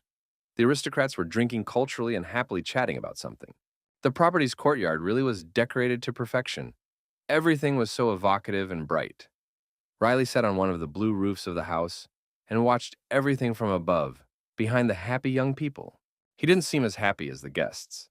The protagonist immersed in his own thoughts. Riley remembered the unknown man's words, his question about whether he was still around because of what he had done in his past life, which made the swordsman very angry. He mentally asked the man if he thought he was remembering those times because I wanted to.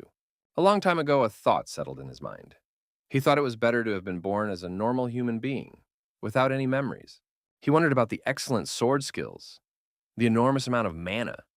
All these questions were of interest to people who saw Riley at his work. But the poor guy didn't give a damn about all these skills. They overwhelmed him. I was carrying this cross for my second life, and everything seemed to be in vain. After all, every road the protagonist has ever traveled is littered with corpses, as if Riley can feel the warehouse behind him, a warehouse of skulls, and he never wants to remember that again. Then he remembered Nine's question that he had been to that world before, hadn't he? Reflecting on this, Realty thought it was no wonder she had figured it all out so quickly. He was always talking about him, as if she was dreaming about it all. She desperately wanted to forget. But she kept talking about him. Now the protagonist blamed himself terribly for having said everything with a smile in his ears. And now suddenly, giving a negative answer, he thought he was a fool. Suddenly, Nine was next to him and called out to Mr. Riley in a loud voice, shouting right in his ear. Riley didn't feel the way she came, and was therefore very surprised. He asked Nine how she got here. If she had used her eye and he had told her not to use it, she said no. Said she had thought where he could be and found him. Shouted that it was true and asked him to take him at his word. Riley agreed. In fact, he just wanted her to calm down and stop shouting. He was thinking deeply again. While thinking about all this, he looked extremely sad. Naini saw all this and was intrigued by his mood. She looked at the gentleman, silently asked if he wanted her to lend him her lap. After a while, they were still sitting on the blue roof. Only now Riley was lying on the girl's lap. Riley asked Naini if she wasn't worried. The girl asked what he meant. So he explained that he was talking about her giving up her human shell and becoming an artificial spirit. After his words, she snapped her fingers, and an apple shrouded in dark energy appeared right above her hand. She told him that, in fact, there was something that worried her. She said that if she became a spirit, she was afraid that the Lord would not want to be around her anymore. The girl peeled the apple with her magic and said she was calmer now. She explained that it was because he let her stay with him even though she wasn't human. This was, in fact, very gratifying, and made the girl loosen up, as if a weight had been lifted from her shoulders. She smiled widely and held out the apple to the gentleman, begging his forgiveness and saying it was for returning the apple to him so late. The apple ended up in the hands of the protagonist. Then he turned to Naini. He asked her to take care of him next year, too. The two looked at the full moon coloring the sky, and the girl agreed silently. Suddenly, people stopped having fun and talking. They all started looking for something with their eyes and were completely misunderstood. Mrs. Iris, unlike her husband, smiled at the guests, and people were shocked to see Earl Stein in his current sickly state. The guests began to whisper among themselves. Someone said that they say that during the attack on the state's borders, he was seriously injured.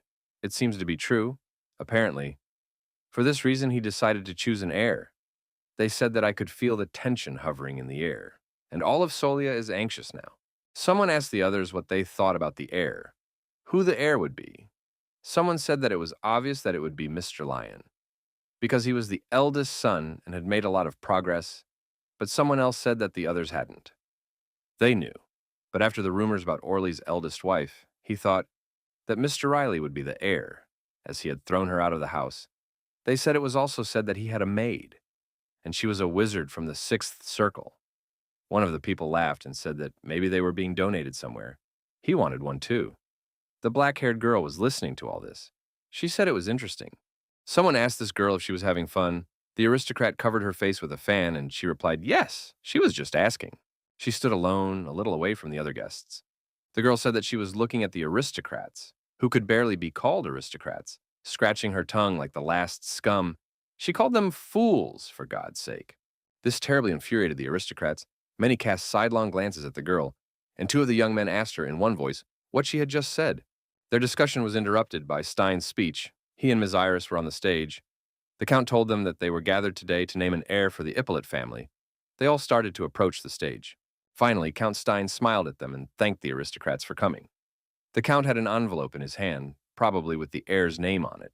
Stein said that all three of his children were trying to accomplish the task given to them. Lion seemed confident and extremely smug, proud. The Earl of Appellate also said that he meant that they judged them fairly. Riley was a little indifferent to what was going on, but joined the crowd and listened to the speech along with everyone else. He began to say that the heir of the Ippolit family was did a little intrigue, and finally announced them to Lloyd Fina Ippolit.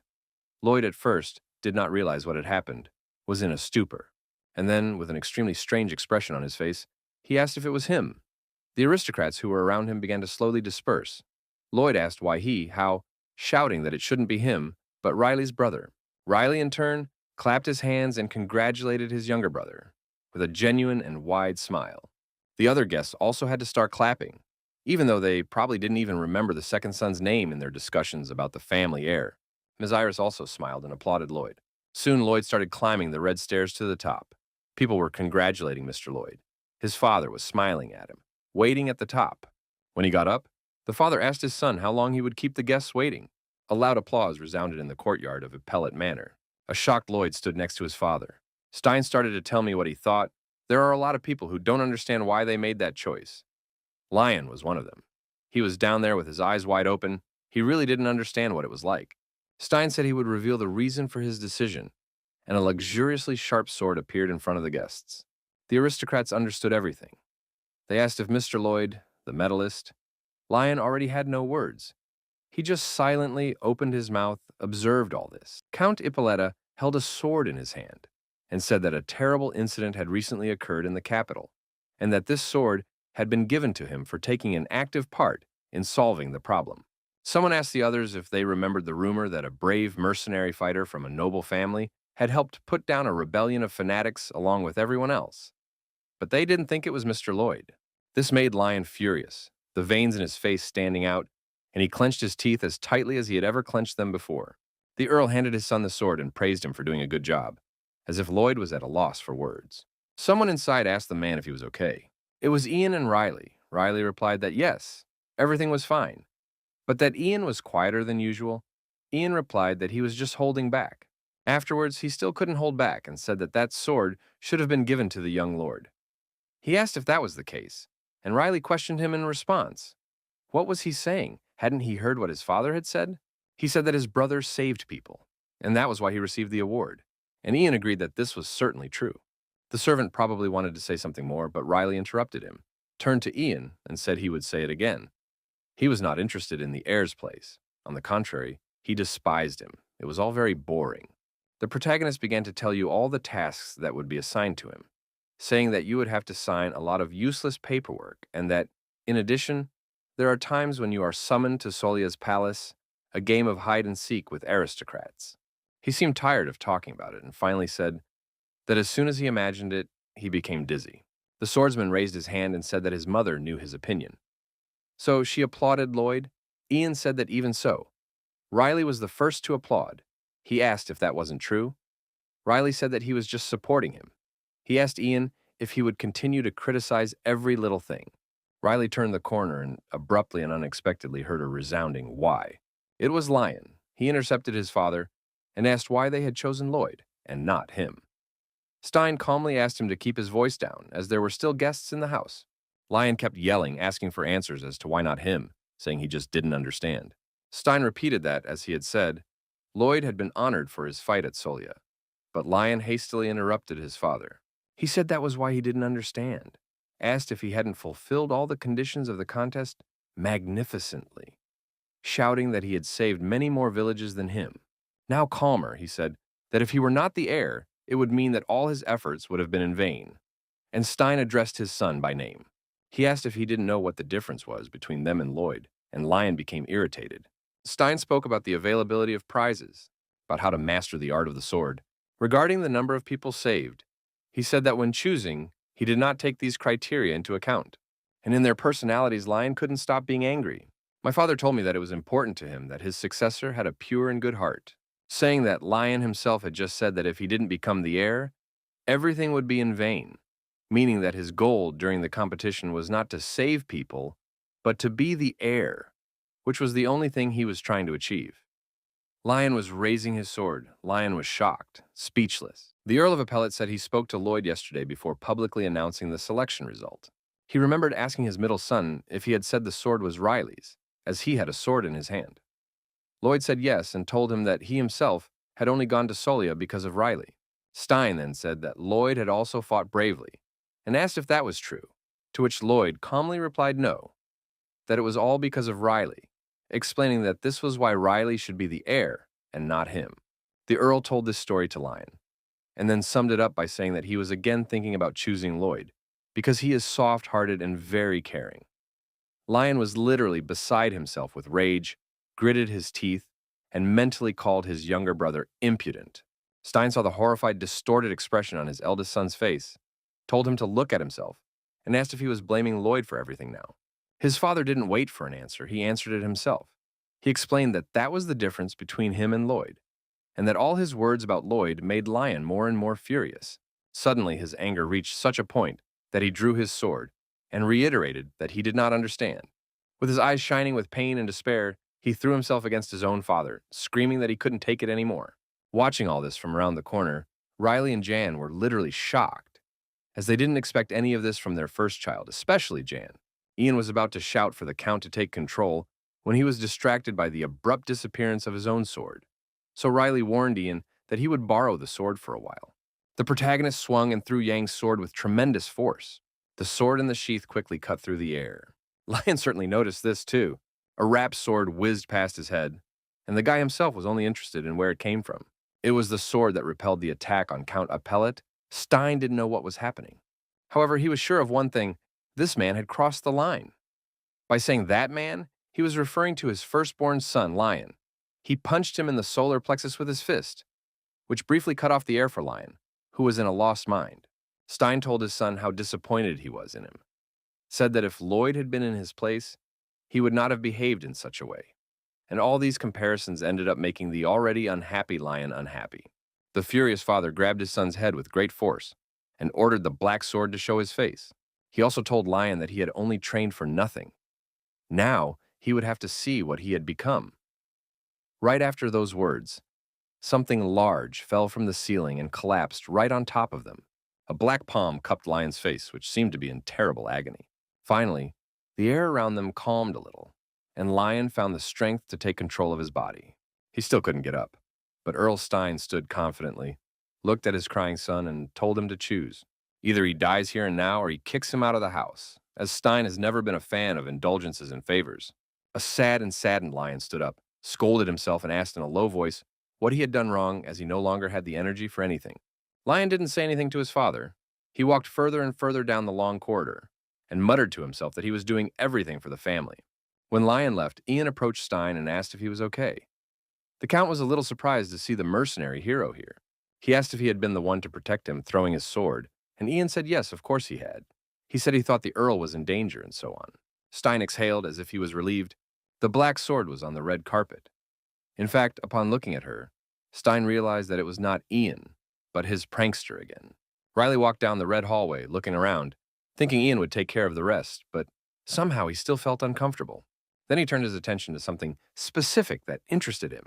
He looked at the girl with black hair and a white dress. Before, she had covered herself with a fan, but now her beautiful face was clearly visible. Suddenly, the girl started looking around and almost panicked as she asked where she was. The other aristocrat leaned over to her and replied yes, and that, in fact, he didn't know either. Then the girl noticed Mr. Riley, and it seemed that the protagonist himself was not very happy about it. This girl seemed to glow as she ran to Riley, apologized and explained that she was a little lost here, asked if he could help her. Riley said yes, and asked what her problem was. The girl hesitated. She couldn't find the words. She said that there was such a thing. how to say what she was looking for. Riley couldn't help herself and asked if she had seen the bathroom. The stranger hurriedly replied that she hadn't. So Riley ran out of ideas. She said it wasn't the bathroom. She still couldn't say right. So Riley asked if she was looking for her room. The girl said again no, it wasn't a bedroom. Riley said the living room was that way. But the girl, he denied it again and said he was talking. The stranger paused again for a moment and then, with a kind of jest and lasciviousness, she told him that she was looking for Mr. Riley's room. The protagonist himself didn't understand the reason, he asked in disbelief, pointing his finger at himself. The girl was clearly very surprised, as well as feeling a little embarrassed. She covered her mouth with her hand when she finally realized it was Mr. Riley. Then she bowed before him and said that she was very happy to meet him, telling him that her name was Latrina Felicinion. A girl who doesn't show her nose at official events, it's not like she's ugly or has a terminal illness. Plus, there were rumors that the Duke's daughter would get married soon. Riley sat down on the white couch and calmly asked why she was looking for him, saying that she had heard that she had a wedding soon. The girl replied that of course she had received marriage proposals, but that she had not yet found a man whom she liked with all her heart. She smiled widely and explained that there had been a misunderstanding, and that was why the rumors had spread. His mother, Miss Iris, was sitting next to Mr. Riley. She said that was it. Riley was thinking that apparently the other false rumors hadn't worked. So they decided to start a marriage rumor to coincide with the position from the Duke. Iris then asked why Latrina had come to them. Latrina replied that that was just how things happened, and said that she had received a letter from their family, and that she had heard that the heir of the appellate family would be chosen, and, of course, she had heard that Mr. Riley had received a medal, and she was interested in it, and now it was here. She also asked about the fact that it was said that Lloyd had also been honored with an award. She thought it was a sword. Latrina had said that these awards were given if a person had been seriously injured or had done a feat. She congratulated the Count of Stein. Therefore, the Count of Iplet was also sitting in the chair. Riley responded that it was bullshit and that he didn't think she should have congratulated them in person. He said it out loud. So his father stepped on Riley's foot on purpose. He looked at his father and noticed the angry expression on her face, because on her forehead it was written that Riley was an important guest. Mrs. Iris mentally encouraged her son, as she knew the character of her husband and son, and therefore understood the situation perfectly. Then Riley rubbed the back of his head as he didn't like the fact that his mother was in the same place, and said, "Well, then maybe she would tell you what she wanted to say about the letter," and asked what kind of letter it was from the family. From them. Latrina calmly replied that it said something about a watchman. Riley looked at his father, who had his eyes closed, and immediately realized who had the advantage. Latrina moved forward a little and wondered if Mr. Riley wouldn't like her, as she was intimidated by his expression. In fact, Riley didn't like her at all. But he didn't dare say that. He just waved his hand and, smiling, said that it wasn't that. He just wasn't used to her. The girl sighed with relief and said she thought he was upset with her because of the awkward situation in the hallway. She clapped her hands and said that they say a person's first impression decides everything, and asked if he could give her another chance. Latrina assured him that from now on he could just call her Rena. She said again that it was a pleasure to meet Mr. Riley. Riley also said that yes, he is Riley Ippolita, and that it was a pleasure to meet him. He was starting to get bored with it all.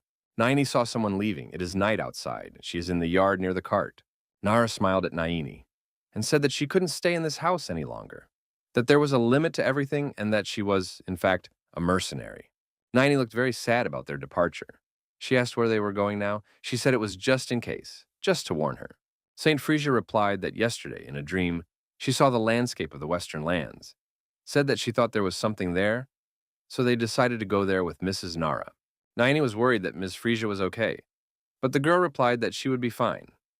She told Naini that she probably knew herself, that Mr. Riley didn't really like her being here, so she thought it best to leave. Nara waved her hands and assured Naini that no, that it was okay, that she shouldn't worry about it, assuring her that they knew they were very busy. In fact, Nara suspected that they were just there talking to an important guest. Then, Frisia asked Naini how she was, if she was okay, and Naini herself intervened, without understanding at first what the saint meant. Before Naini could finish, Frisia said that the Lord was now on a date with the Duke's daughter, and asked if Naini didn't mind. Frisia continued, saying that there was a chance that Riley would marry her, and Naini didn't know what to say, what words to choose. Nara looked at the girl with visible incomprehension, and Naini explained that it was up to the Lord to decide what he wanted to do. It had nothing to do with her. Saint said everything was terrible. She was a little surprised by Naini's point of view. She also didn't forget to apologize for meddling in the wrong topic. Nara waved Nine's hand one last time, saying that they would leave, asking her to say hi to you. The cart with the two girls left, and Nine stood there to watch them go with a glance. She was going over in her head what Frisia had said about the watchman and so on, and felt a little sad. Afterwards, she still tried very hard to convince herself that everything was fine. Naini, as if she had imagined Riley and a statuesque woman getting married in front of her, decided that she had had enough of being around him. The pink rose bushes were blooming softly in the yard. The sun was high in the sky and shining brightly. There, Riley and Latrina were sitting at a table, the protagonist reading a book and the girl drinking her drink. Finally, she turned to the gentleman, who only gave her a sidelong glance. Latrina asked him if it was true that he had never picked up a sword, and Riley coldly replied yes, which left poor Ian in a state of shock as he couldn't keep his chin up. Latrina didn't believe it at first. She said she had been told that there wasn't a single person in Appellate's family who didn't know how to handle a sword. Riley was getting terribly fed up with all this. He said that meant there was one, after all. Here it was. He. Latrina may have tried to turn a blind eye to his attitude, but his servant had no intention of doing the same. He looked at the protagonist with disdain. Suddenly, Latrina seemed to light up. She happily asked him about the medal, how he got the medal. She seemed really intrigued by it. She told him calmly that she was very interested in the story. Riley remained silent. Sometime later, he turned his attention to her, apologized, and said it was just a very important episode. Latrina was no longer so positive. She gave a forced laugh and said that he therefore likes reading. Ian felt terrible. He was mentally asking his master if he couldn't see the atmosphere here. He honestly thought that even a statue would have better abilities. He knew that Riley didn't like women very much, but not like this. Riley went back to reading, and Lightpina watched him carefully. Her violet eyes seemed to understand him completely. She called the gentleman again. The girl put a finger to her mouth and smiled flirtatiously, offering to guess what he was thinking at the moment, asking if he wanted it. In fact, Riley wasn't expected to respond. The girl just said that he was probably thinking about how much he hated the party and how much he wanted it to end. She asked if that was true. Riley didn't understand what she was getting at, so Latrina continued. Said that instead of reading, he would rather rest now because he wasn't getting enough sleep lately. Riley was very surprised and even walked away from the book when she told him that he was actually being tormented by the same nightmare. Then the main character asked who she was. The girl laughed and asked if she had guessed, as she was happy that he was finally paying attention to her. She also said that, judging by his facial expression, she had hit him where it hurt, asked him not to be mad at her. Riley looked at her companion with her eyes wide open. Latrina explained that it was because Mr. Riley had irritated her the first time, and the girl asked if he didn't think so himself. Riley still didn't answer her anything, so she asked what he was talking about, and agreed that the taste of this tea was simply divine. The main character couldn't come to his senses. He finally spoke, asked in a serious tone how she did it. Latrina, as if she wasn't understanding anything, asked what he was talking about. Riley simply replied that about the same thing she had done to him. Latrina asked what? The same thing. Now Aurelia was starting to get annoyed. It was evident in her tone as he turned to the Duchess, the girl smiling widely, asking if he was threatening her here, talking about the amused reaction the gentleman had. She sipped tea and talked about how lazy he was, how he had never held a sword in his hands, how there were so many bad rumors about him and her. Ian thought about what he himself wouldn't have said. Those rumors were bad. Latrina was telling him this the way she knew his thoughts. Of course, she would want to tell him about it, but she won't just do it, as she has a condition. Latrina pointed her hand at her guard, saying that if Mr. Riley managed to get involved in the battle, she would let him know. The girl told him that several other guards from her duchy had fought with him and they all lost. Riley looked at the extremely arrogant guy and asked if that was why he walked around with his nose in the air. Latrina replied that he was the right gentleman to bring him to Earth, asked if it wouldn't be great if he taught his guard a lesson, and if Mr. Riley were to be beaten, she thought it would even be good for him, as he screamed that anything that kills them makes them stronger. Finally, the girl leaned over the table with a caustic smile and asked him what he thought, saying that it was a very tempting deal, wasn't it? Soon Latrina was standing in the Red Hall with Epelitz Stein. She said that it seemed like he was right. The girl tucked her hair behind her ear, and when asked if the Count had said that Riley was hiding her power, if that was true, she said that it irritated him a little, and the confirmation of the Count's words didn't take long. This surprised Stein a little, and he asked if it was true, if she could be mistaken, if she had imagined it. The girl smiled and looked directly at the Count.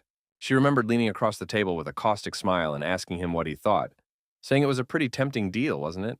Then, Riley seemed to lose her mind. Her face contorted, and he asked if she was saying that her guard had become arrogant and was now looking down on everyone. He wondered if he was out of control. Now the guard wasn't enjoying it either. He grabbed his sword, and the veins on his forehead swelled up a lot. Noticing this, Jan stepped forward and stretched out his hand in front of him, ordering the guard to stop now, telling him not to dare attack. Ian explained to him in a serious tone that he was on the territory of the Appellate family estate, and therefore should make it clear to himself that such unceremonious behavior would not be tolerated here. All this amused Litrina, and she intervened, telling Ian that he was as formidable in words as in reality. She said that he also expected to see the fight, and asked if it wasn't like that, which confused Jan because it was true. He was already imagining how he would cheer up the young master, what and when he would shout. Cold sweat began to roll down her body. He tried to assure the gentleman looking at him that he wasn't, but Riley wasn't a fool either. Finally, the girl said that as Mr. Riley didn't like the idea, there was nothing to be done, but she would have to say something to the Count. Riley asked what she was going to say to him. He didn't like the fact that she was acting like she was 5 years old, but the girl simply said something. Litrina decided to mock Riley as if she was immersed in love, and added that she would say that he hadn't been sleeping at night lately, so she urgently needed a wife. This shocked Riley, and the girl went on to say that she also seemed to have heard that Lady Iris really wanted to have grandchildren, although she had no experience in the matter. But she thought that if it were Mr. Riley, she would work out. Riley could no longer contain herself. She was almost losing her anger when Litrina asked if the Count would be surprised if she told him about this. Then the main character had to get up and ask Ian to be second, but Ian didn't realize what was required of him at first. Riley wasn't in the least willing to chew on anything. He just repeated for Ian to referee their fight.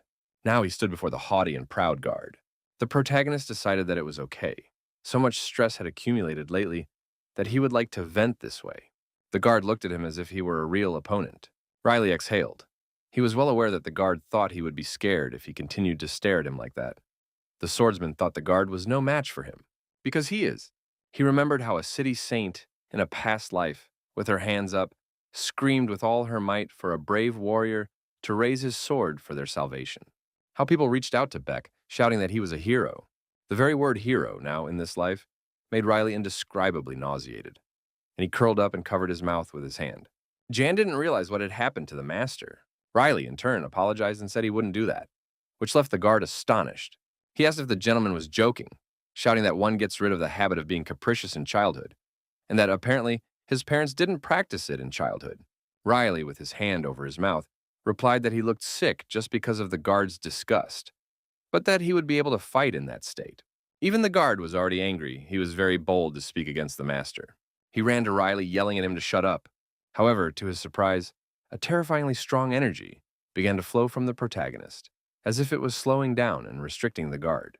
He didn't understand what had happened to his body, why he had frozen. Riley apologized for the inconvenience, but he feels really bad and needs to go to the bathroom.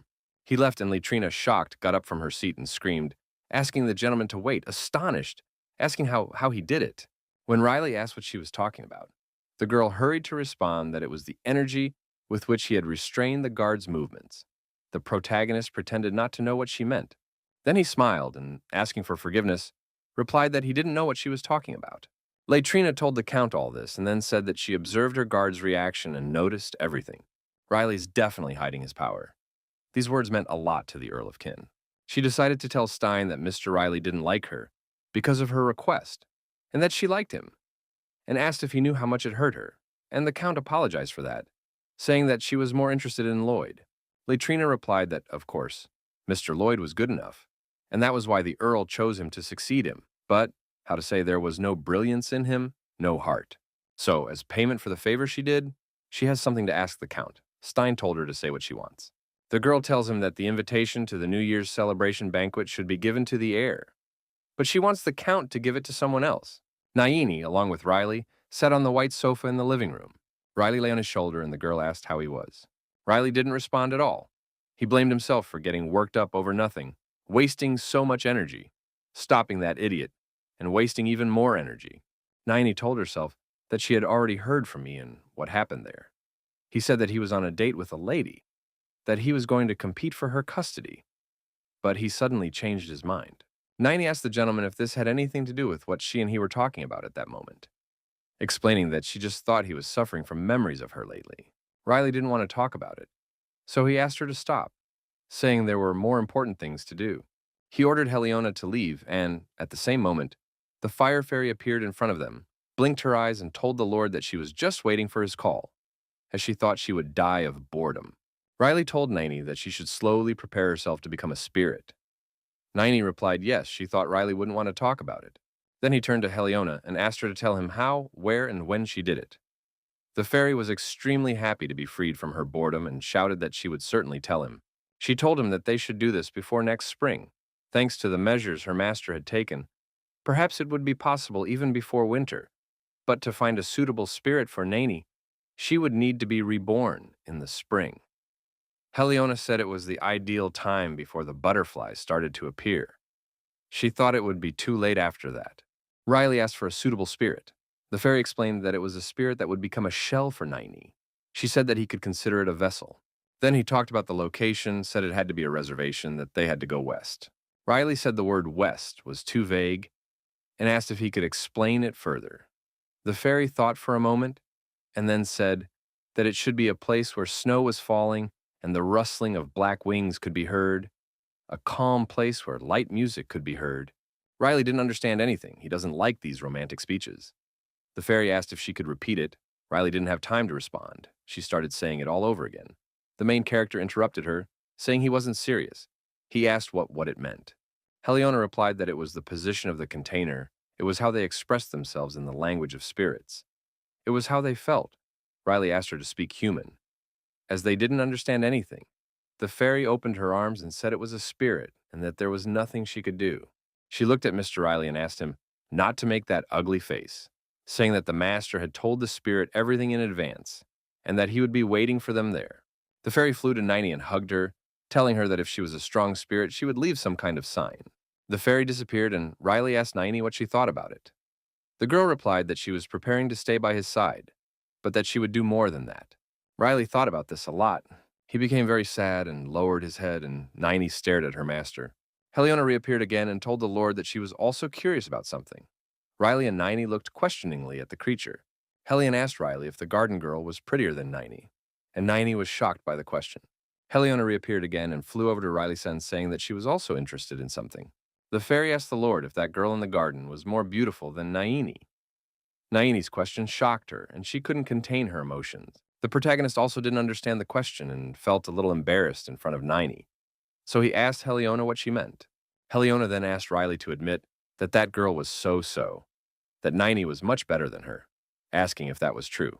The fairy continued saying that, in fact, she agreed with the Lord. She didn't even have time to finish.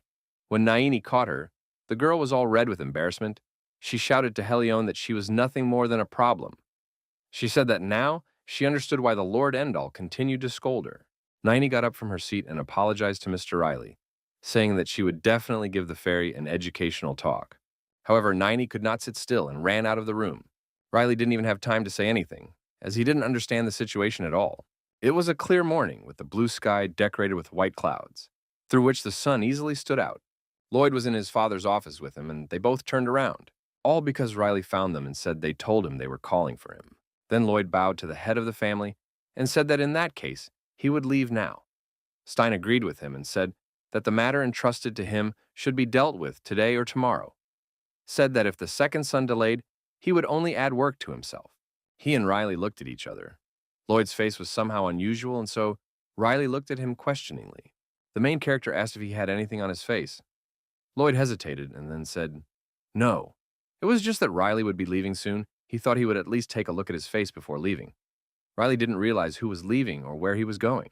Lloyd didn't answer the question, but he sighed a little. He said that his older brother wasn't home and that if Riley left too, he would be very alone. Then he hurriedly left, saying no, nothing, that everything was fine, that Riley should forget what he had just said, and that he would leave for now, and the heavy front door of the office closed behind him. Stein Ippolito asked Riley to sit down to begin. Riley, sitting in the prepared chair, asked why he had called him. The Count handed him something and said it was for him. There was a black envelope on the table, and Riley immediately thought it was some kind of letter. The protagonist carefully unwrapped it. Reading the newspaper shocked the third son, who opened his eyes wide. Riley banged his fist on the table whimsically, threw the letter on the table, and shouted that he wouldn't go. His father replied that he thought he would go, but still asked why. Riley simply replied that he was lazy. The letter was from the Philistine family. They were inviting Mr. Riley Appellate to a banquet to celebrate the new year, with the hope that he would grace them with his visit and have a good glass of wine with he. All the details are outlined below. Riley asked his father why he would want to go there. He said it was obvious that they would just be washing his bones. Then something occurred to him and he asked his father if that was it. The father was silent. The protagonist shouted that he wasn't going anywhere and that he wasn't interested, and the father turned to his son. However, Riley didn't care much about it, as he said the look they had agreed on was too sudden and inappropriate. He was really angry and, slamming his hand on the table and standing up, shouted that they should have asked him first. The Count of Ippolit was surprised by his son's reaction. Riley swore and grabbed his head, either out of anger or embarrassment. The Earl was thinking about what an idiot his Riley was, and also remembered that he used to say that he was lazy and would just run away. But he had never been so angry. Stein then told Riley to calm down and listen to him. He said he had to ask him something. His father now looked extremely serious. He had a sword in a black sheath in his hands. His father wondered why he was hiding. Riley turned around and asked what he was hiding. The Earl had told him that there was no point in pretending to be a fool, that Ian, Sarah, and Iris were telling him everything. The father reached for the sword and said that this time it was because Riley had the black sword. He asked why his youngest son was hiding his incredible abilities. Riley was silent as he was quite surprised by something. In fact, he was mentally asking his father if he thought Riley himself would want to know this, why he was born with this knowledge and these memories, and why he can't even go on a proper trip. Why does he just have more enemies? Why did all this happen? Once in a past life, Beck was sitting alone in a burnt field and someone asked him what he had done. People screamed that he was saying only he could do this. They screamed at him to get up, that his children were dying. They said that if it wasn't for Beck, nothing would have happened. They asked what kind of hero she was. They screamed that he wasn't a hero, but a walking disaster. Someone was asking him not to die, to live. They were yelling at him to go away. They were asking him to save him. But there was also someone who was saying that if only Beck survived, then maybe he could save the world after all. Some of those affected approached Beck, noses inches apart, when he told them children had died because of a hero. Beck could no longer bear her screams that everything was because of him. Finally, Riley returned to the present, where his father was telling him that this time he didn't just get the medal because he was lucky. He was there when the great wizard almost destroyed an entire city, and he asked if that was true. Riley was drenched in cold sweat, arguing about the medal he had received. It seemed to him that those people from that nightmarish day in his past life were here now, that they were smiling at him, and his father had said yes, asking if he remembered showing her when he took her to Ninie's house.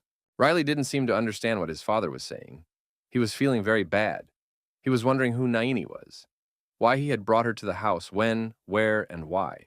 These strangers seemed to want to strangle him. They called him a hero and told him not to worry about such trifles, that they needed him, that if it weren't for the orcs, that they believed in the hero, that only he could help them, they said. Letting them die because of him was nothing. After all, he is a hero. He couldn't help but survive. Let him keep his head up, because they will support him. Riley wanted to say something, but his thoughts interrupted him. They asked him what he was saying. They said that he had taken responsibility, that he was a hero, that this was all he was capable of doing. This someone said that he had died, but that he also wanted to live. Who had asked the hero to save him? Asked why Beck had left him? Why? Why did he kill them? Riley felt like he was somewhere with dozens of corpses hanging upside down from the ceiling. Moreover, these corpses were hatching directly at him. Every single one of them. Riley got up from his chair, covered his ears with his hands, and screamed at the top of his voice that he hadn't killed them. The main character had the most real hysteria, panic, saying that he had not killed.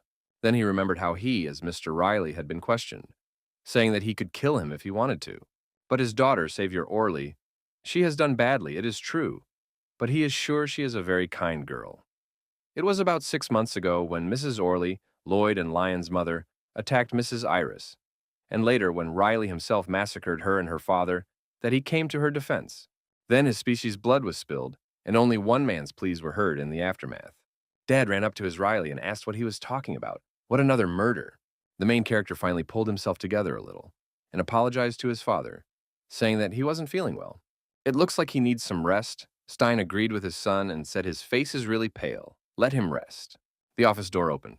Riley walked toward her, and the father told his son one last time that he believed in him. A little later, when Riley had left, Steiny Paletta remained in his office, with the men stunned. He thought about Riley, his youngest son, who he cared about most. Stein reflected that today he preferred to praise him rather than extend that invitation. Riley was depressed. The father was no better, worried that it seemed his son was hiding something else from him. Naini, Ian, and Sam Riley were outside. The leaves on the trees were orange. Naini shouted to Mistress Sarah that they would leave soon. Sarah ran towards them with a bunch of things on her shoulders, asked them to wait a minute as she was on her way. Ian asked if she was moving. Sarah finally arrived, replied that to properly escort the Lord, these things were simply necessary, then asked where the cart was. Not finding it in the courtyard, shouted that she should take a good look at the wheels and the condition of the horse. Riley replied that there was no need for a cart, because they would be traveling on foot, which shocked Sarah, who was simply astonished. Riley turned to find her, who understood without words, and activated his magic. There, in the purple magic field, a large black box appeared. Dark energy gushed from him. When he was confident in his place, Naini pointed at him with her hand and said that there was the teleporter, explaining that this way they could go straight to the west. The maids were shocked and even scared. They prayed to the god, asking what that was, what teleportation was, saying that it wasn't easy to do it, that it was very complicated magic. Riley said to hurry up and that he would go first. Naini didn't expect him to be in such a hurry and said it would be better for them to go together. However, Riley had just walked in before the girl could finish speaking. Then Naini walked over and told Ms. Sarah and Ms. Yin Yang to come in right after her. She said that they should get in quickly because if the teleporter closes, it will take a long time to make another one. Naini said no. She said they would get a little dizzy, but nothing more, nothing dangerous. Sarah was scared. She asked if it was true. The maid tried to convince herself that the teleportation was reliable because Naini had done it. Ian tried, didn't show it, but it was still clearly visible how scared he was, cold sweat running down his face. Naini just smiled and reached out to them, asking if it was time to go. Snow-capped mountains, cold air, and falling snow could be seen ahead. Sarah saw someone behind her. She finally found Riley and Naini, but now there was only one missing, Ian, and Miss Sarah asked where he was. Riley was outraged to know that he was shaking with fear, like a poplar leaf. The protagonist could even assume that the old man hadn't made up his mind in the end. Naini replied that he didn't know what had happened, but he also didn't seem to have crossed the threshold. This scared Sarah terribly, and she asked what to do now if she would have to go back for him. Naini replied that it would be very difficult and told her that to open another door, she would have to wait for about a fortnight. Riley didn't want to be so ceremonial for so long. He moved on. Sarah asked the gentleman where he was going alone again. Riley replied that they should continue on their way, as there was nothing else they could do, and that they would try to contact him at night. Sarah finally exhaled and agreed that there really wasn't much that could be done about it, as Mr. Ian seemed to be quite a coward. Naini then asked Master Sarah why she had suddenly decided to accompany them on their journey. Sarah replied that Master Iris had asked her to do so. She remembered how, while in her mistress's room, Iris asked Sarah if she had heard the news that Riley was going west, and the girl said yes, that they said he was going with Mr. Ian. Mrs. Iris replied that perhaps, but asked if Sarah could go with them too. She explained that Naini was not yet that experienced, and that Mr. Ian lacked organization and meticulousness, and that if Sarah went with them, she would be at ease. The boss's words surprised Sarah, who replied that she understood, asking if the boss was really so worried about her son. Iris finally turned to her, responding that yes, she was worried, explaining that she thought he was still going through puberty as a teenager. Sarah told Naini all of this and then summarized that this was why she had gone with them, but Naini remained silent. Back at the mansion, his mother asked Riley to remember to call them this time. She asked if he understood. His missus kept reminding him how worried they were last time. Riley was embarrassed. He had to apologizing again and explaining that they had an emergency. Iris replied that everything was fine, telling him not to make that mistake again from now on. She patted her son's head. Ms. Iris cupped his cheeks and told him that even if he suddenly happened to make a mistake again, he would have to have the courage to ask someone for help. She had said that he shouldn't put everything on her shoulders. Riley remembered her words well. It's getting dark. Naini and Sarah were sitting near the bonfire. Sarah had a map in her hands. She asked if they were somewhere now. Naini said yes. She said they had traveled a long distance. Sarah said that they might pass through the Duchy of Filinian on the way, and on the map, it looked very close to them. Naini was surprised, as she had not realized that she was close to them. At first, Sarah was pleased that Mr. Riley had received an invitation, But then she wondered if he had accepted it, as it would have been difficult for him to visit them. Sarah was upset that things had started out so well and now, but Niney was very sad that that girl had also sent her an invitation. Niney was not careful with her hands, and while she was peeling potatoes, she cut herself and screamed loudly, which scared Sarah. She took the girl's hand and told her to be careful. Sarah helped Niney to bandage her wound. She wondered what she and her master would do if a pretty girl like Niney got hurt. Niney was very surprised by what the lady said about her appearance. She questioned whether she had called her beautiful. She said that if Sarah didn't think so, then there was no need to say it was okay. Sarah asked what she was talking about, saying that Niney was just beautiful. She explained that she fights with swords for Niney-san's sake, scattered seagulls, laundry and kitchen. She asked how Niney could be unattractive, and Sarah was very sincere. Niney replied that despite this, frankly speaking, her appearance is simply disgusting, saying that her face is even horrible to look at. Moreover, serving the Lord in the house, she has made many mistakes, and only thanks to the people around her, she was able to honorably fulfill his duty. Sarah then took Niney's hand and explained that she didn't care at all about how she looked, and that even if she was a little embarrassed, it didn't change the fact that Niney was beautiful, because what mattered was how she looked, felt. Sarah said that Niney is so stressed about the scar that she doesn't even realize how much it has grown. If she only worries about the shell, it will end up forming a void inside. She asked if that would not be the case. Now, Niney grabbed Mrs. Sir tighter and asked her if she thought Mr. Riley had the same opinion about her. Sarah asked why not ask him in person if she was so interested. Niney didn't understand her suggestion and asked if he had already decided to get married. And then she said that if he said that he was proud of you and that you were a beauty, it was unlikely that he would get married, in fact, Sarah joked. However, Niney did not notice any of this, took it seriously, and rushed to Mr. Riley. Sarah was startled by the fact that she was probably going to ask. Niney called her master, who asked what was wrong and was looking somewhere in the snowy distance. Niney replied in a trembling voice that she had something to tell him. Finally, Riley turned to face her. He had terrible dark circles under his eyes. Niney didn't know what had happened to the gentleman. She asked why he looked so haggard, shouting that he had no face. But Riley told her not to worry so much, as if it was her first day without sleeping. Niney asked the gentleman if perhaps he was just not getting enough sleep, as she was very intimidated by his appearance. She said he wasn't sleeping. With those words, Riley turned away from the girl. Niney was about to start saying that it was all because of that nightmare, when Riley slapped the wall hard and shouted that she had already discovered everything. Understood, here comes the bed, here comes the bed. Suddenly, something started to happen outside the cave, and Sarah spoke of a strange sound. She realized almost immediately that it was a wolf. She said there were about 2 specials, asked what they were going to do. Riley got tensed and Niney got a little scared. Riley asked grudgingly. Drawing his sword, he mentally replied that anyone who angered him should be killed. However, someone stopped him. It was Niney who wanted to convince the protagonist to come to his senses. She said it was okay, and for some reason Riley was very surprised, as the girl had said he didn't need to do that. Drawing his sword, he mentally replied that anyone who angered him should be killed. However, someone stopped him. It was Niney who wanted to convince the protagonist to come to his senses. She said it was okay, and for some reason Riley was very surprised, as the girl had said he didn't need to do that. She held his hand and told him that every time something like this happens, drinking a sword and spilling blood, she said that wasn't what Riley wanted. She asked if that was the case. Naini explained that if you talk to them calmly, she is sure they will listen. Sarah was a little scared and asked Naini to get them out of there quickly. There were 2 black wolves outside. Dark energy was emanating from them and their eyes were red. Naini was worried that she wouldn't have more of them. She also didn't realize what the purple slime spread across them was, as it was the energy coming from it. The girl went to the 2 wolves and told them that she would not hurt them, asking them to calm down and come here. She stretched her arm out in front of the fearsome beasts. One of them opened its drooling mouth wide, revealing sharp teeth.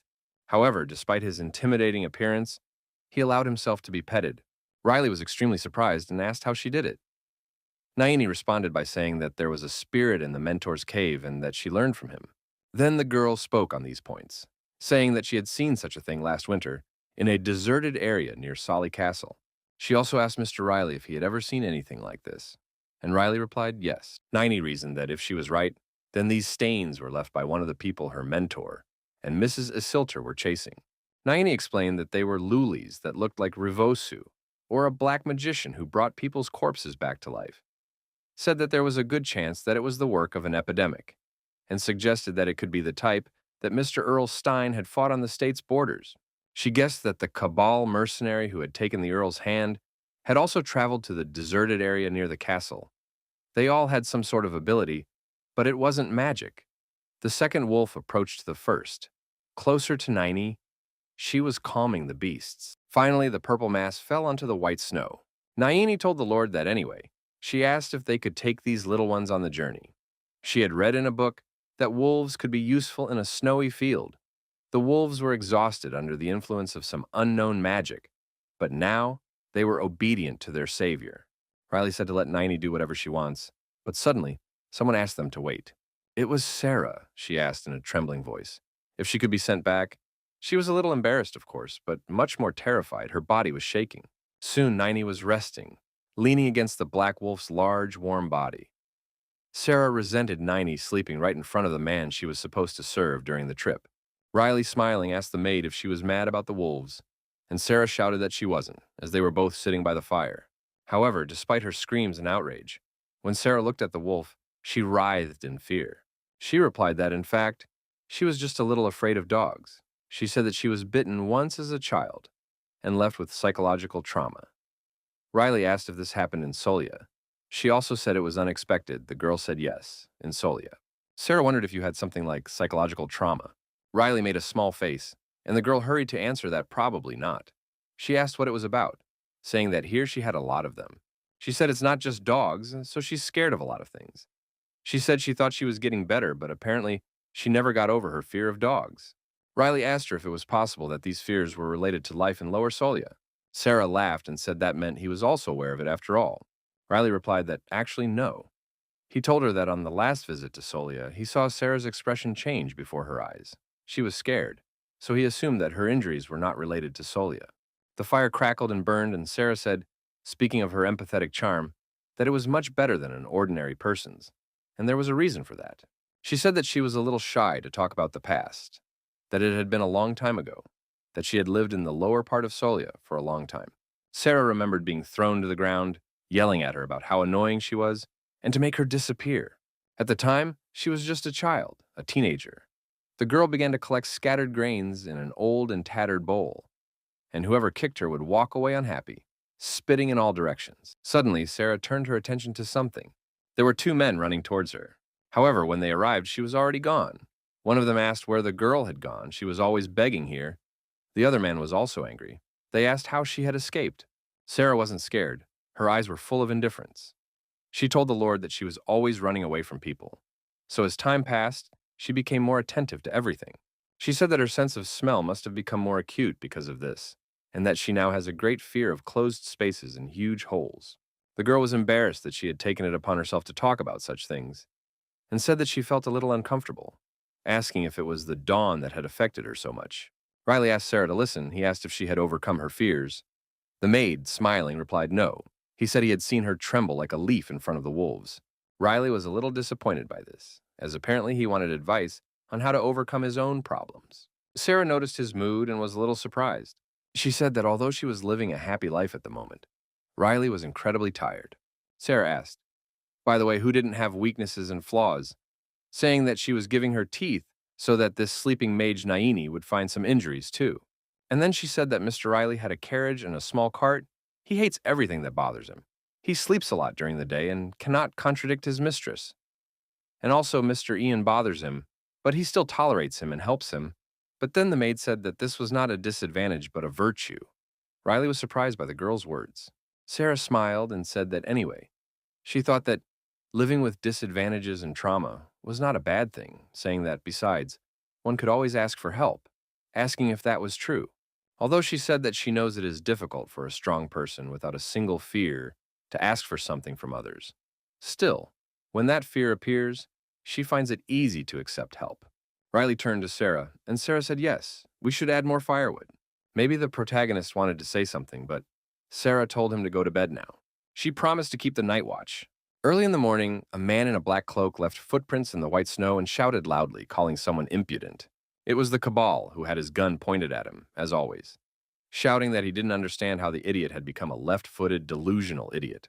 Cabal was very angry and called Euryalus a goat-eater, saying that if he had not interfered with him. Soon he arrived at an area where there was very strong dark energy. Cabal didn't realize what it was at first, and was very surprised. The unknown man turned to his left foot to the Cabal, ordering him to answer his call immediately. Cabal fell to his knees, screaming as his left leg listened. The unknown man told the man that his left arm was lost, which shocked Cabal because it wasn't what he expected. He couldn't believe that Uriali was dead. He thought it couldn't be because Rivosa could revive her corpse. The unknown was ordering him, with his right foot and head, to find someone to take the place of his left hand and go on a pilgrimage. The unknown seemed to illuminate the Kabbalah with lightning. There in the snow, Cabal found a pill or purple ball, which he seemed to know immediately what it was. The unknown man said that wounds had appeared on his heart, and that, from now on, he should be guarded like the apple of his eye. Cabal took the balloon and replied that he could not believe that even the heart had been injured. His hand shook with rage as he realized that this meant that not only Urialis was injured, but also Rivosa. Cabal was literally beside himself with rage. Despite the cold, the blood in his veins was flowing at an incredible speed. He was asking how dare he, shouting that he was going to kill. Sarah was stunned, looked up and asked Naini, which means she was not fully recovered yet. Naini replied that they were just on their way to a place where she could become fully healthy. Sarah shouted, asking the Lord if he was aware of this. Sarah laughed hysterically, guessing that since the beginning of this journey, Naini did not let Mrs. Sarah finish. She replied that yes, they had gone because of her. Now, Sarah started shaking poor Naini as hard as she could. She screamed and asked why she hadn't told her earlier. Naini replied that she thought she would be worried. The girl felt dizzy. Then she told him that she was going to keep quiet until the end in general. But the Lord said that it would be better to tell. Sarah was surprised that the Lord said that. Riley just shrugged. Sarah calmed down and thanked Naini for at least telling her. She said that was what she thought. She said that since the beginning of this journey, it seemed strange to her.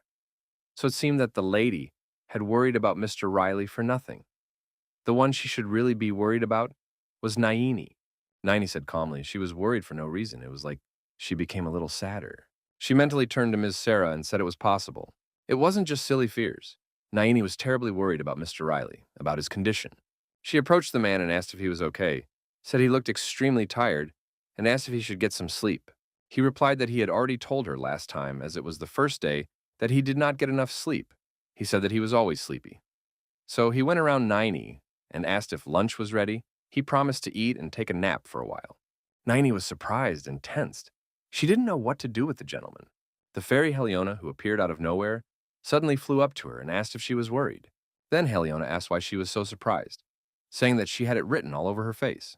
Naini turned away from her and coldly replied that yes, exactly, she was very worried. Heliona said that she would also be in that state if she were him. Neither spirits nor their masters can defeat sleep. Riley was eating a large sandwich, and Heliona was saying that although he was strong as a beast, any more and something terrible would happen, asking if Naini had any idea why he was like this. Naini replied that, well, of course it exists. But it wasn't something she could talk about so easily, as Heliona didn't like people making things so complicated. She said that in that case there was nothing to be done. Then she whispered something in Naini's ear that surprised her and made her very scared. Heliona asked if she liked it that way. And soon Riley, Naini, Sarah, and the two wolves were walking through the snowy forest. It was snowing heavily and the wind was bitterly cold, making it extremely difficult for the tired Riley to move. But he continued moving forward. Sarah shouted to the Lord that the blizzard was very heavy now, as they had already traveled a lot today. However, if Riley didn't listen to her or simply didn't listen to her, the girl had to cry out and cry out to the Lord. When Sarah realized that it was completely useless, she turned to Naini, asking her to stop him somehow. Afterwards, she shouted to the Lord that she really wanted him to continue, so perhaps she should at least conjure up a cold resistance. Sarah didn't like her words at all. She said she asked to stop him, and what was she doing? Riley finally stopped and asked about the resistance, which clearly didn't hurt now.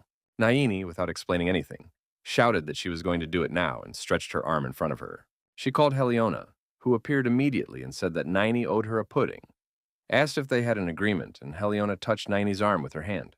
Riley watched as the magic touched him and didn't realize what it was, as he said he didn't need that kind of magic. He clearly wanted to say something more, but he began to fall, his strength abandoning him.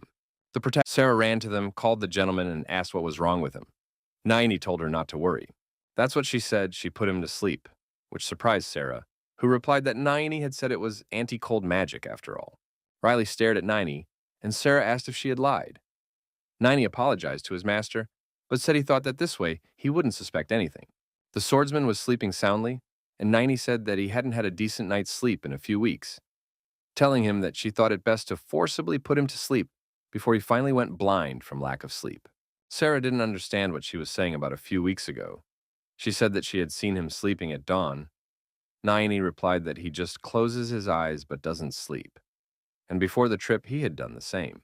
Naini built a protective dome for us. Snow was falling on it. Naini said we should go back to the cave first. A week later, Riley was lying under a blanket on the cold floor, with Sarah sitting next to him and a fire burning nearby, with food cooking on it. Riley felt extremely sick. Sweat was pouring down his face, and his forehead felt like it was on fire. Sarah said it was just a problem. She was alarmed by the fact that it had already been a week, but it didn't seem like he was getting any better. She looked straight into his face. She wondered what it would take to do that. Suddenly, the cave started to shake. Rock fragments were falling. Sarah didn't realize what was happening. This wasn't good right now.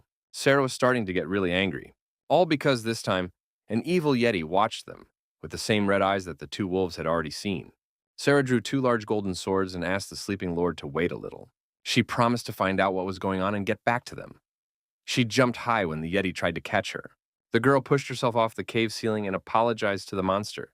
However, he said that they were the first to arrive here and that he flew the Yeti from above. Suddenly, Naini appeared, reached forward with magic, and caused an explosion. He ate it, laden with purple flames, growling loudly in pain. Mistress Sarah was also a little hurt and shouted to Naini that it was painful and hot.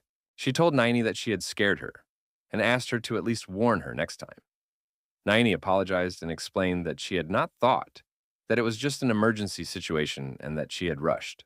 Sarah asked if she had found anything. Naini replied sadly that not only had she not found any medicine, but she had not even gotten food for them. And it was true that it was very difficult to do that in an area like that. Sarah said that the effects of the magic had long since worn off, but why wasn't he waking up? Naini replied that she had thought of that when she went to get food and medicine and blamed herself because if she hadn't used magic, none of this would have happened. Naini was panicking. She wondered what would happen if she made sure the Lord didn't wake up. Then Sarah grabbed the girl by the shoulders and shouted at her to come to her senses, telling her that, in a situation where you needed their help, they couldn't give her any slack. Naini was amazed by Madame Sarah's words and courage. Sarah picked up her backpack and said that this was not the way to go, that they had to leave immediately. Naini was more shocked by her words and asked her what she meant and where to go. Sarah replied seriously that Naini herself knew that there was no place in the neighborhood that could help them. There was only the Duchy of Felicinian.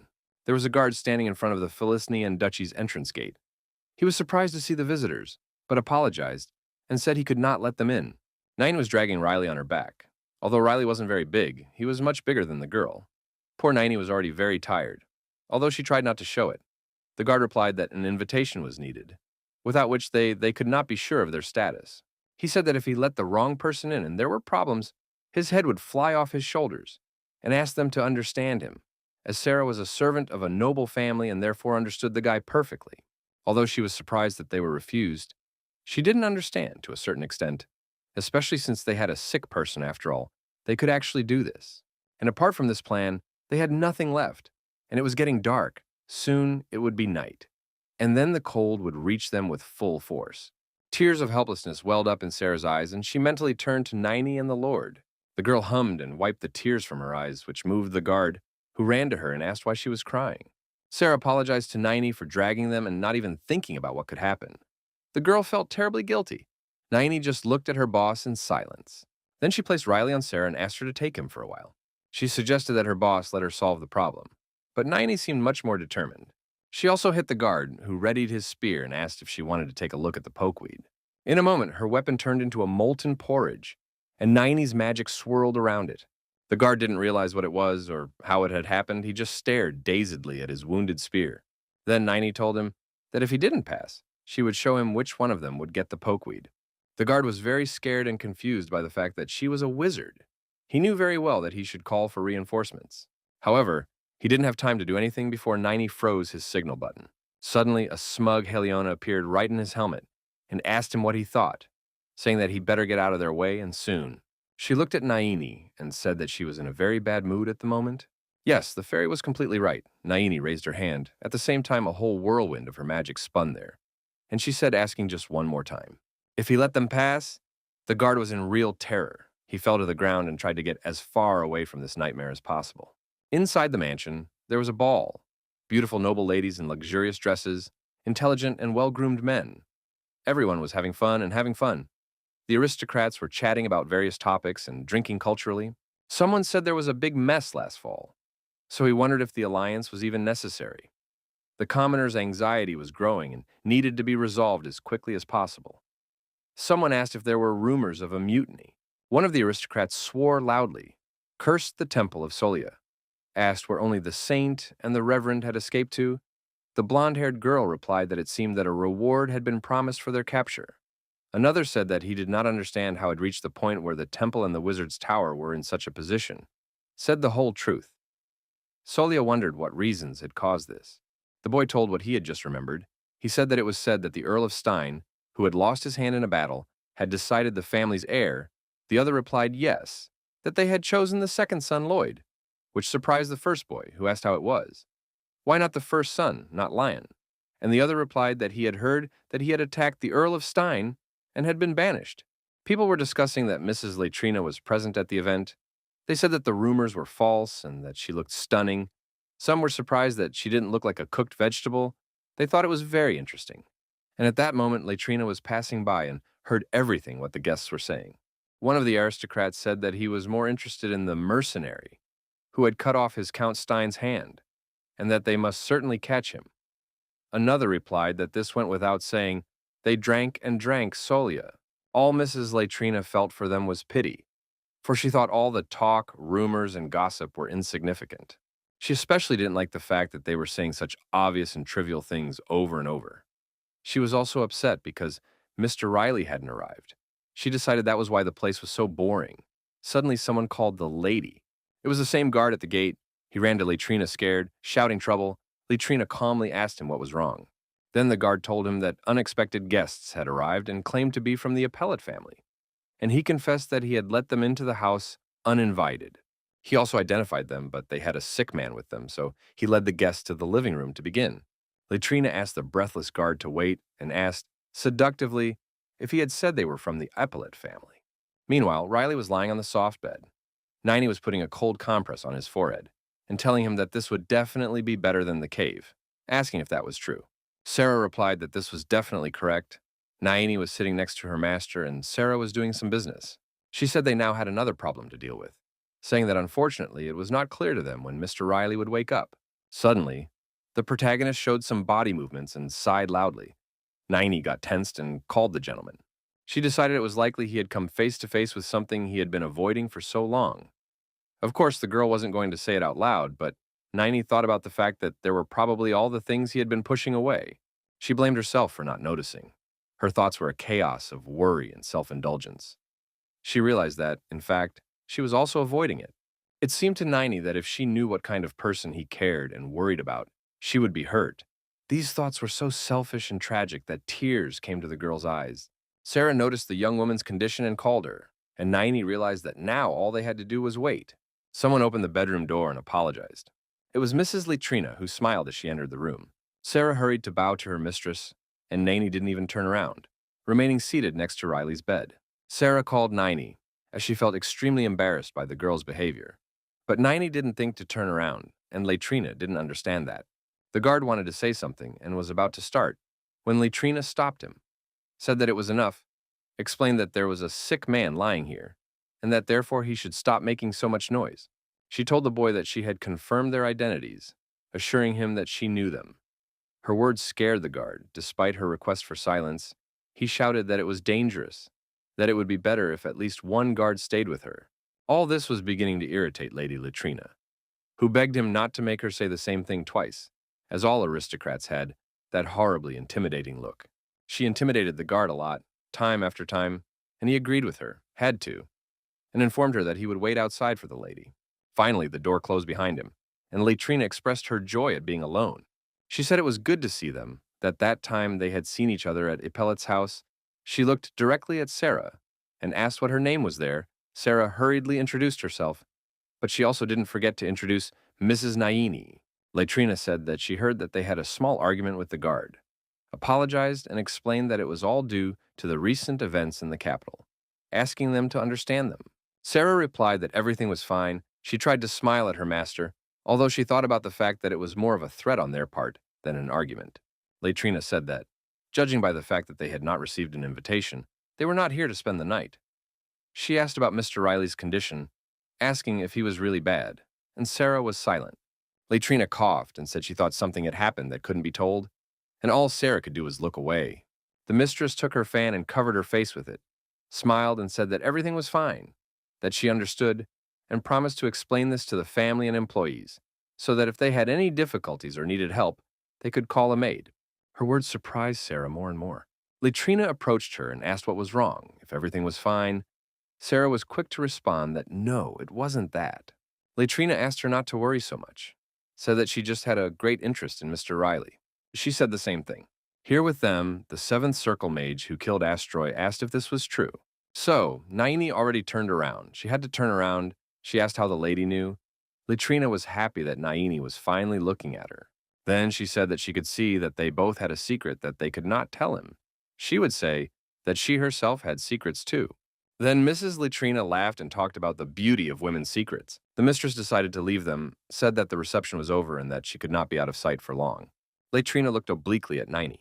Naini noticed this, and the lady wished them a good night's sleep. It was a dark, gloomy, and cold night, with the stars shining brightly in the freezing air.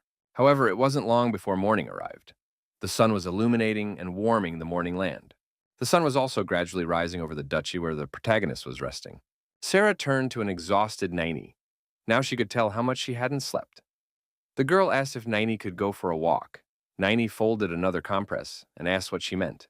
Then Sarah explained that Naini had been sitting here for 3 days, asked if she was bored. Naini said that she wasn't bored, and then the Helian fairy appeared out of nowhere and shouted that Sarah was right, said that it didn't matter if you were a spirit or a human. Sitting within 4 walls for so long could become boring. Even she couldn't take it anymore. So she suggested that Naini go out. Heliona practically pushed poor Naini out of the room with her conversation. Naini barely agreed, and Sarah wished them a safe ride. When the door closed behind them, Sarah breathed a sigh of relief, as she was very worried about Naini. However, Mr. Riley is much stronger. That night, people were discussing the fact that Mr. Riley had come here instead of Mr. Lloyd, the named heir. Someone asked if he was the one they called a lazy swordsman. Another said that there were serious discussions going on about the Solia's future. Another asked what the lazy man was doing here. The first objected that it was Mr. Riley who seemed to have a trump card up his sleeve that had turned Solia's fortunes in another direction, which interested the second nobleman, and he said that perhaps he was talking about it. Someone shouted, asking how that vile maid could be a trump card. Another told everyone to calm down to begin with and then listen to him, asked if everyone remembered the incident with the wizard Astroy. This amazed the aristocrats, who asked how this was possible. Maybe she was just lucky, but the guy stood his ground, said he was telling the truth, told them that she had survived Astroy's experiments, and that she was now a high-circle magician. And the aristocrats decided they should use it as a secret weapon. However, one of them said that if they placed such an outstanding mage at the head of the tower as a mage in such troubled times, no one would dare to approach them, and all of their conversations managed to hear Sarah from across the corner. Then a noble asked if the scar on her face was too big for such a position, saying that rumors would spread, so they better think of something else. Another said that it was true, saying that he thought they should talk to the people in the castle of Solia first. The first asked if he thought they were the only ones who were so smart, saying that there must be rows of people like them. Sarah was amazed at how much they cared about Naini's appearance.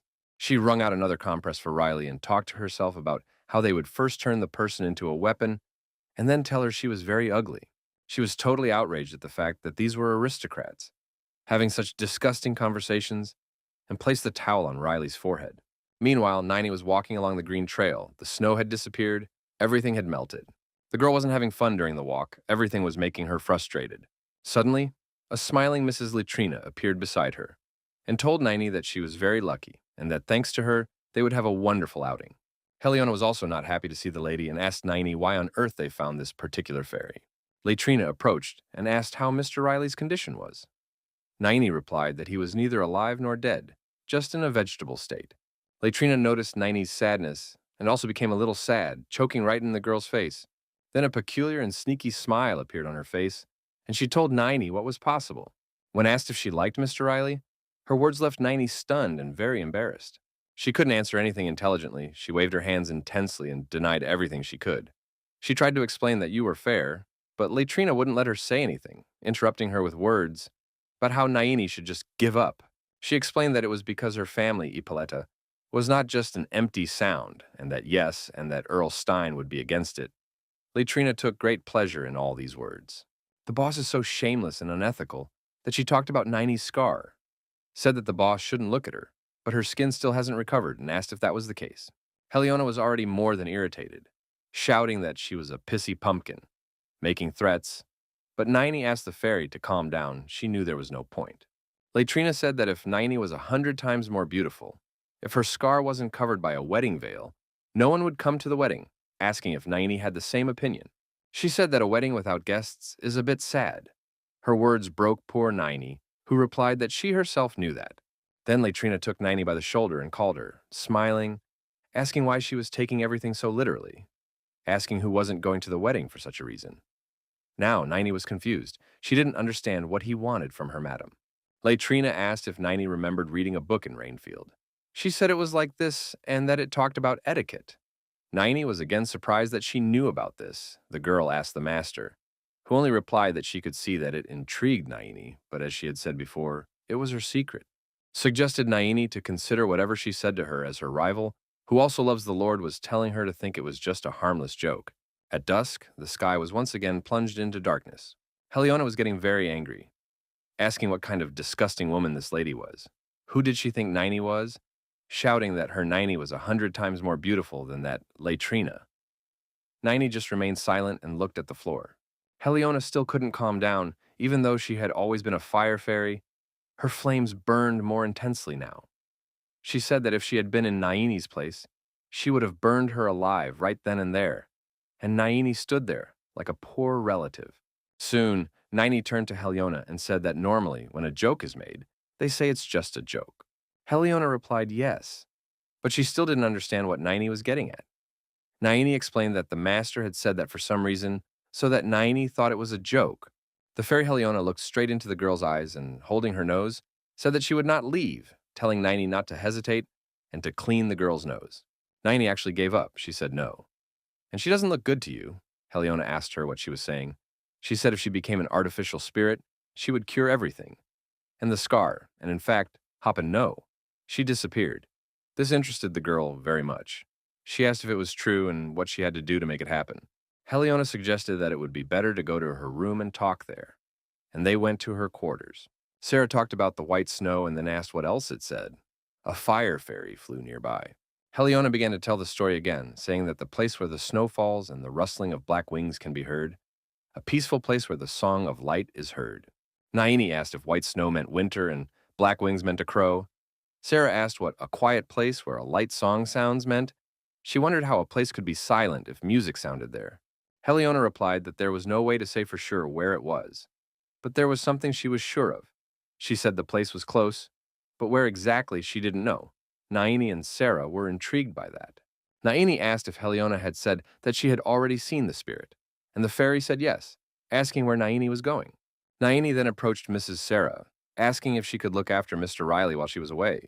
Naini told him that she intended to meet the spirit in person. Heliona was also surprised by her words, and asked if Naini knew where he was. But Naini firmly replied no. She said she would use her eye to find him. Then she asked Heliona to remember that spirit now and think of him, and to imagine him as much as possible. When asked about the beginning, Naini gave the nod. She is using this search method towards the spirit for the first time, which is a new experience for her. Naini tried to believe in herself and her strength. White butterflies fluttered around. Naini woke up somewhere in the dark in a little pain. Heliona hurriedly asked Naini if she was okay. The girl held her eye and replied that she was okay, although it hurt a little. She said she was almost finding it. There was just a little left. She saw butterflies and the silhouette of a man in a dark cloak with one sitting on his arm. Sweat was pouring down poor Naini's face, who was doing the best she could despite the horrible pain. Naini had already fallen to the ground. Sarah ran to her and told her not to exert herself, shouting that the master wouldn't want that. But now she knew where to find him. That Sarah shocked the girl and asked where. Naini pointed somewhere with her hand. She pointed at Mr. Riley, whose weight was also unconscious. The protagonist continued to feel bad, and therefore, Sarah was extremely surprised by Nine's words. Nine pointed somewhere with her hand. She pointed to Mr. Riley, whose weight was also unconscious. The protagonist continued to feel bad, and therefore, Sarah was extremely surprised by Nine's words. Sarah asked why the gentleman specifically. She didn't really understand. Heliona began to suspect something, and Nine replied yes, that you were the key. Heliona shouted that, in this case, nothing matched. No resemblance to the prophecy she spoke of. She pointed her hand at the Lord and asked where the black wings were, the peaceful place where the song resounded. Naini said that everything didn't add up precisely because the place wasn't in real life. The three of them looking at the sleeping Mr. Riley. Naini explained that not in real life, but in Riley's dreams. It was as if Riley was drowning in something deep and cold. Heliona asked why then the spirit she had met a few months ago was sitting in the Lord's dreams, and shouted that she didn't understand anything. Naini just replied that this was what they would have to find out. She got up and walked over to Riley's bed. Heliona asked if she was going there, to his dream, and Naini said yes. Heliona then asked the girl to wait, asking if she realized what that meant, as she was saying that Naini's illness could be a big problem if she came in. She told her that if she got lost in the winding and tangled paths, it would be like a maze. She will be just a vegetable left in a paralyzed state. Sarah asked her what she was talking about. If Naini was exaggerating again, Sarah was really worried. Naini replied that she wanted to make things right, as when the gentleman was feeling unwell. She couldn't do anything and just watched from afar. Sarah looked at the girl silently. She had nothing left to do but ask Naini to be careful. Her words and agreements left Heliona stunned. She asked what so, shouting that a person should be stopped at times like this. Sarah replied that she couldn't, because Naini had said that she wanted to do it alone. Heliona got very angry and said that she could go crazy with all of them. Then she told Naini that if she failed, she would become an ordinary puppet, asked if she still wanted to go, and Naini nodded, which made the thoughtful fairy horrified. Heliona asked if Naini wanted her master to kill her. Naini replied smiling that her mentor was definitely not that kind of person he would understand, as Naini Endal was indeed the kindest of beings, but not for Heliona. She had already imagined her master's murderous look when he asked her why she hadn't stopped Naini. The fairy shouted that Naini was obviously overestimating him. She wondered if they were talking about the same person. The fairy held her little head and shouted that, in fact, she would never understand what people were thinking, why they were heading straight to where danger awaited them. She actually asked Naini to think again, saying that even from the spirit's point of view, she was quite healthy now. Naini told her that she had thought a lot about it, whether it was really necessary to do such a thing. However, now it was not just about becoming a spirit, but also about saving the Lord. She said that she would become an artificial spirit since the beginning just to stand next to the Lord. She smiled widely at the fairy, asking Heliona to understand her too and to watch her a little, as Sarah didn't understand what that meant. Heliona told Naini that to enter the dream, it was necessary to completely change consciousness. She said that until she resolved her issues and returned, she would be defenseless, so she asked her to protect her. Heliona explained this to Sarah, and she listened carefully. Lady Sarah couldn't help it and hugged Naini very tightly, which surprised the girl a lot, asking her to make sure to bring the Lord back and for her to return herself, saying that she would be here to protect and take care of them. Naini closed her eyes and snuggled into Mistress's neck, she promised. Soon she took Mr. Riley's hand and said it was time to begin. She used the dream communication skill. A red aura appeared around, and Naini mentally addressed her master. Her black hair glowed with magic. She convinced herself a little more. She mentally begged for a little more time, as her strength was leaving the girl, and Sarah, realizing this, rushed to Naini's side with all her strength. It was dark outside the window. Not even the curtains needed to be closed.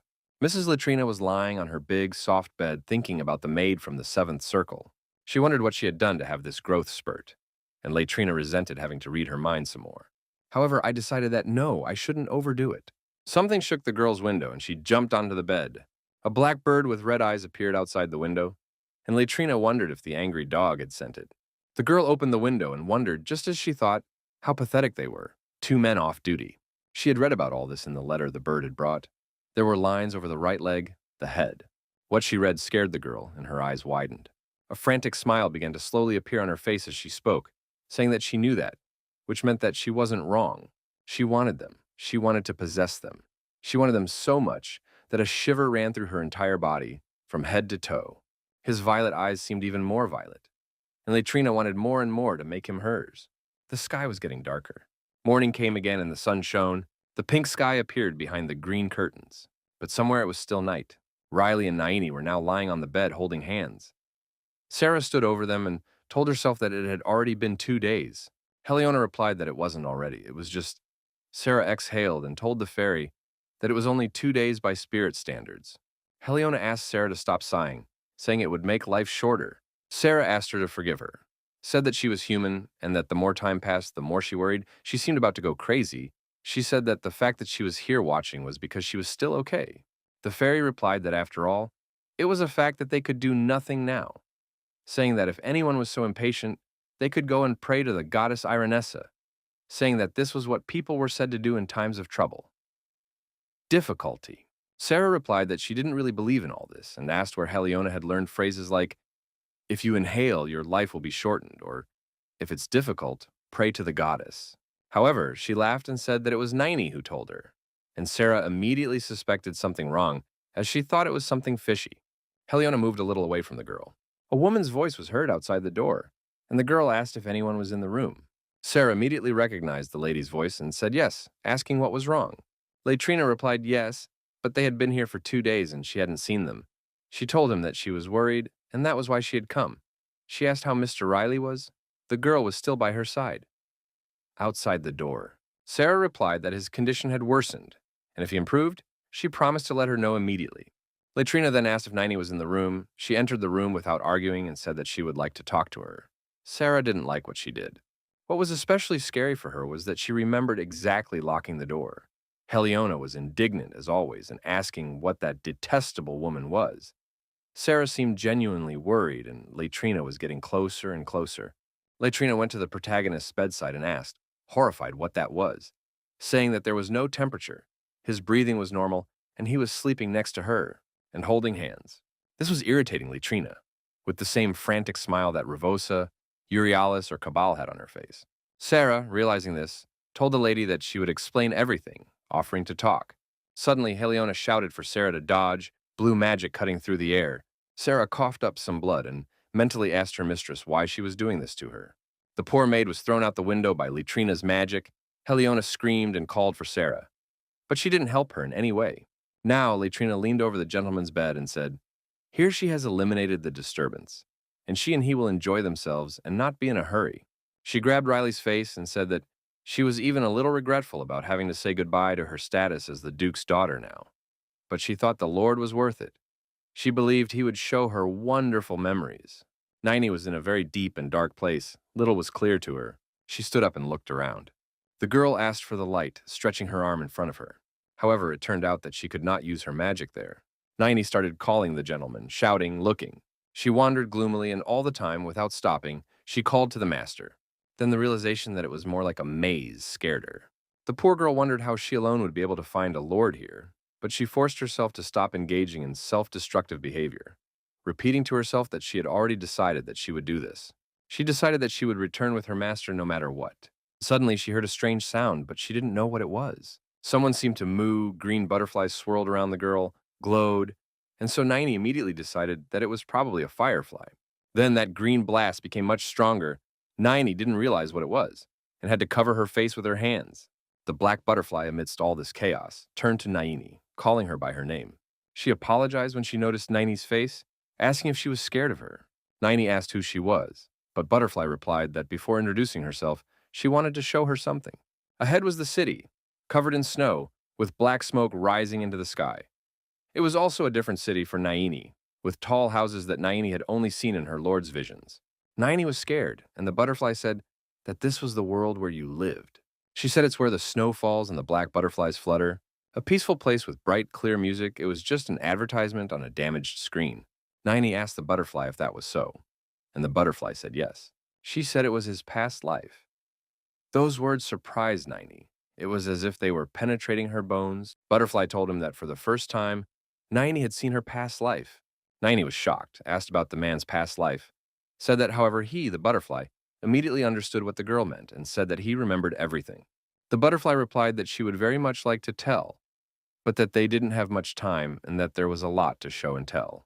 At that same time, the butterfly became more human-like, wearing a dark brown cloak. She says, Naini came here because of Mr. Riley, Asked if this was true, Naini said yes, said he was here somewhere. Asked if this was true. The butterfly just replied that it might or might not be here. Naini asked what this meant, so the butterfly, disguised as a man, held out something green and magical to her and told her to take it and see for herself. It was something that shone brightly. Naini took the object in her hand and shouted at him. She heard someone shouting that the sword, he took the sword. After all, this little boy, yes, this little boy is going to save them. Naini saw little Mr. Riley with a big sword in his hands. They were in the church, and the priest was saying to everyone to rejoice. A hero has finally appeared. Naini gently held the balloon in her hands and asked if it was the Sir's memories. And the butterfly replied yes. It was her past life memories. She said she felt guilty about it all the time, said it felt like a very heavy burden had been placed on him. This world, much darker and more dangerous than the one Naini used to live in. The butterfly asked Naini if she could see any forest around here, and does she see the sister that is present in her world?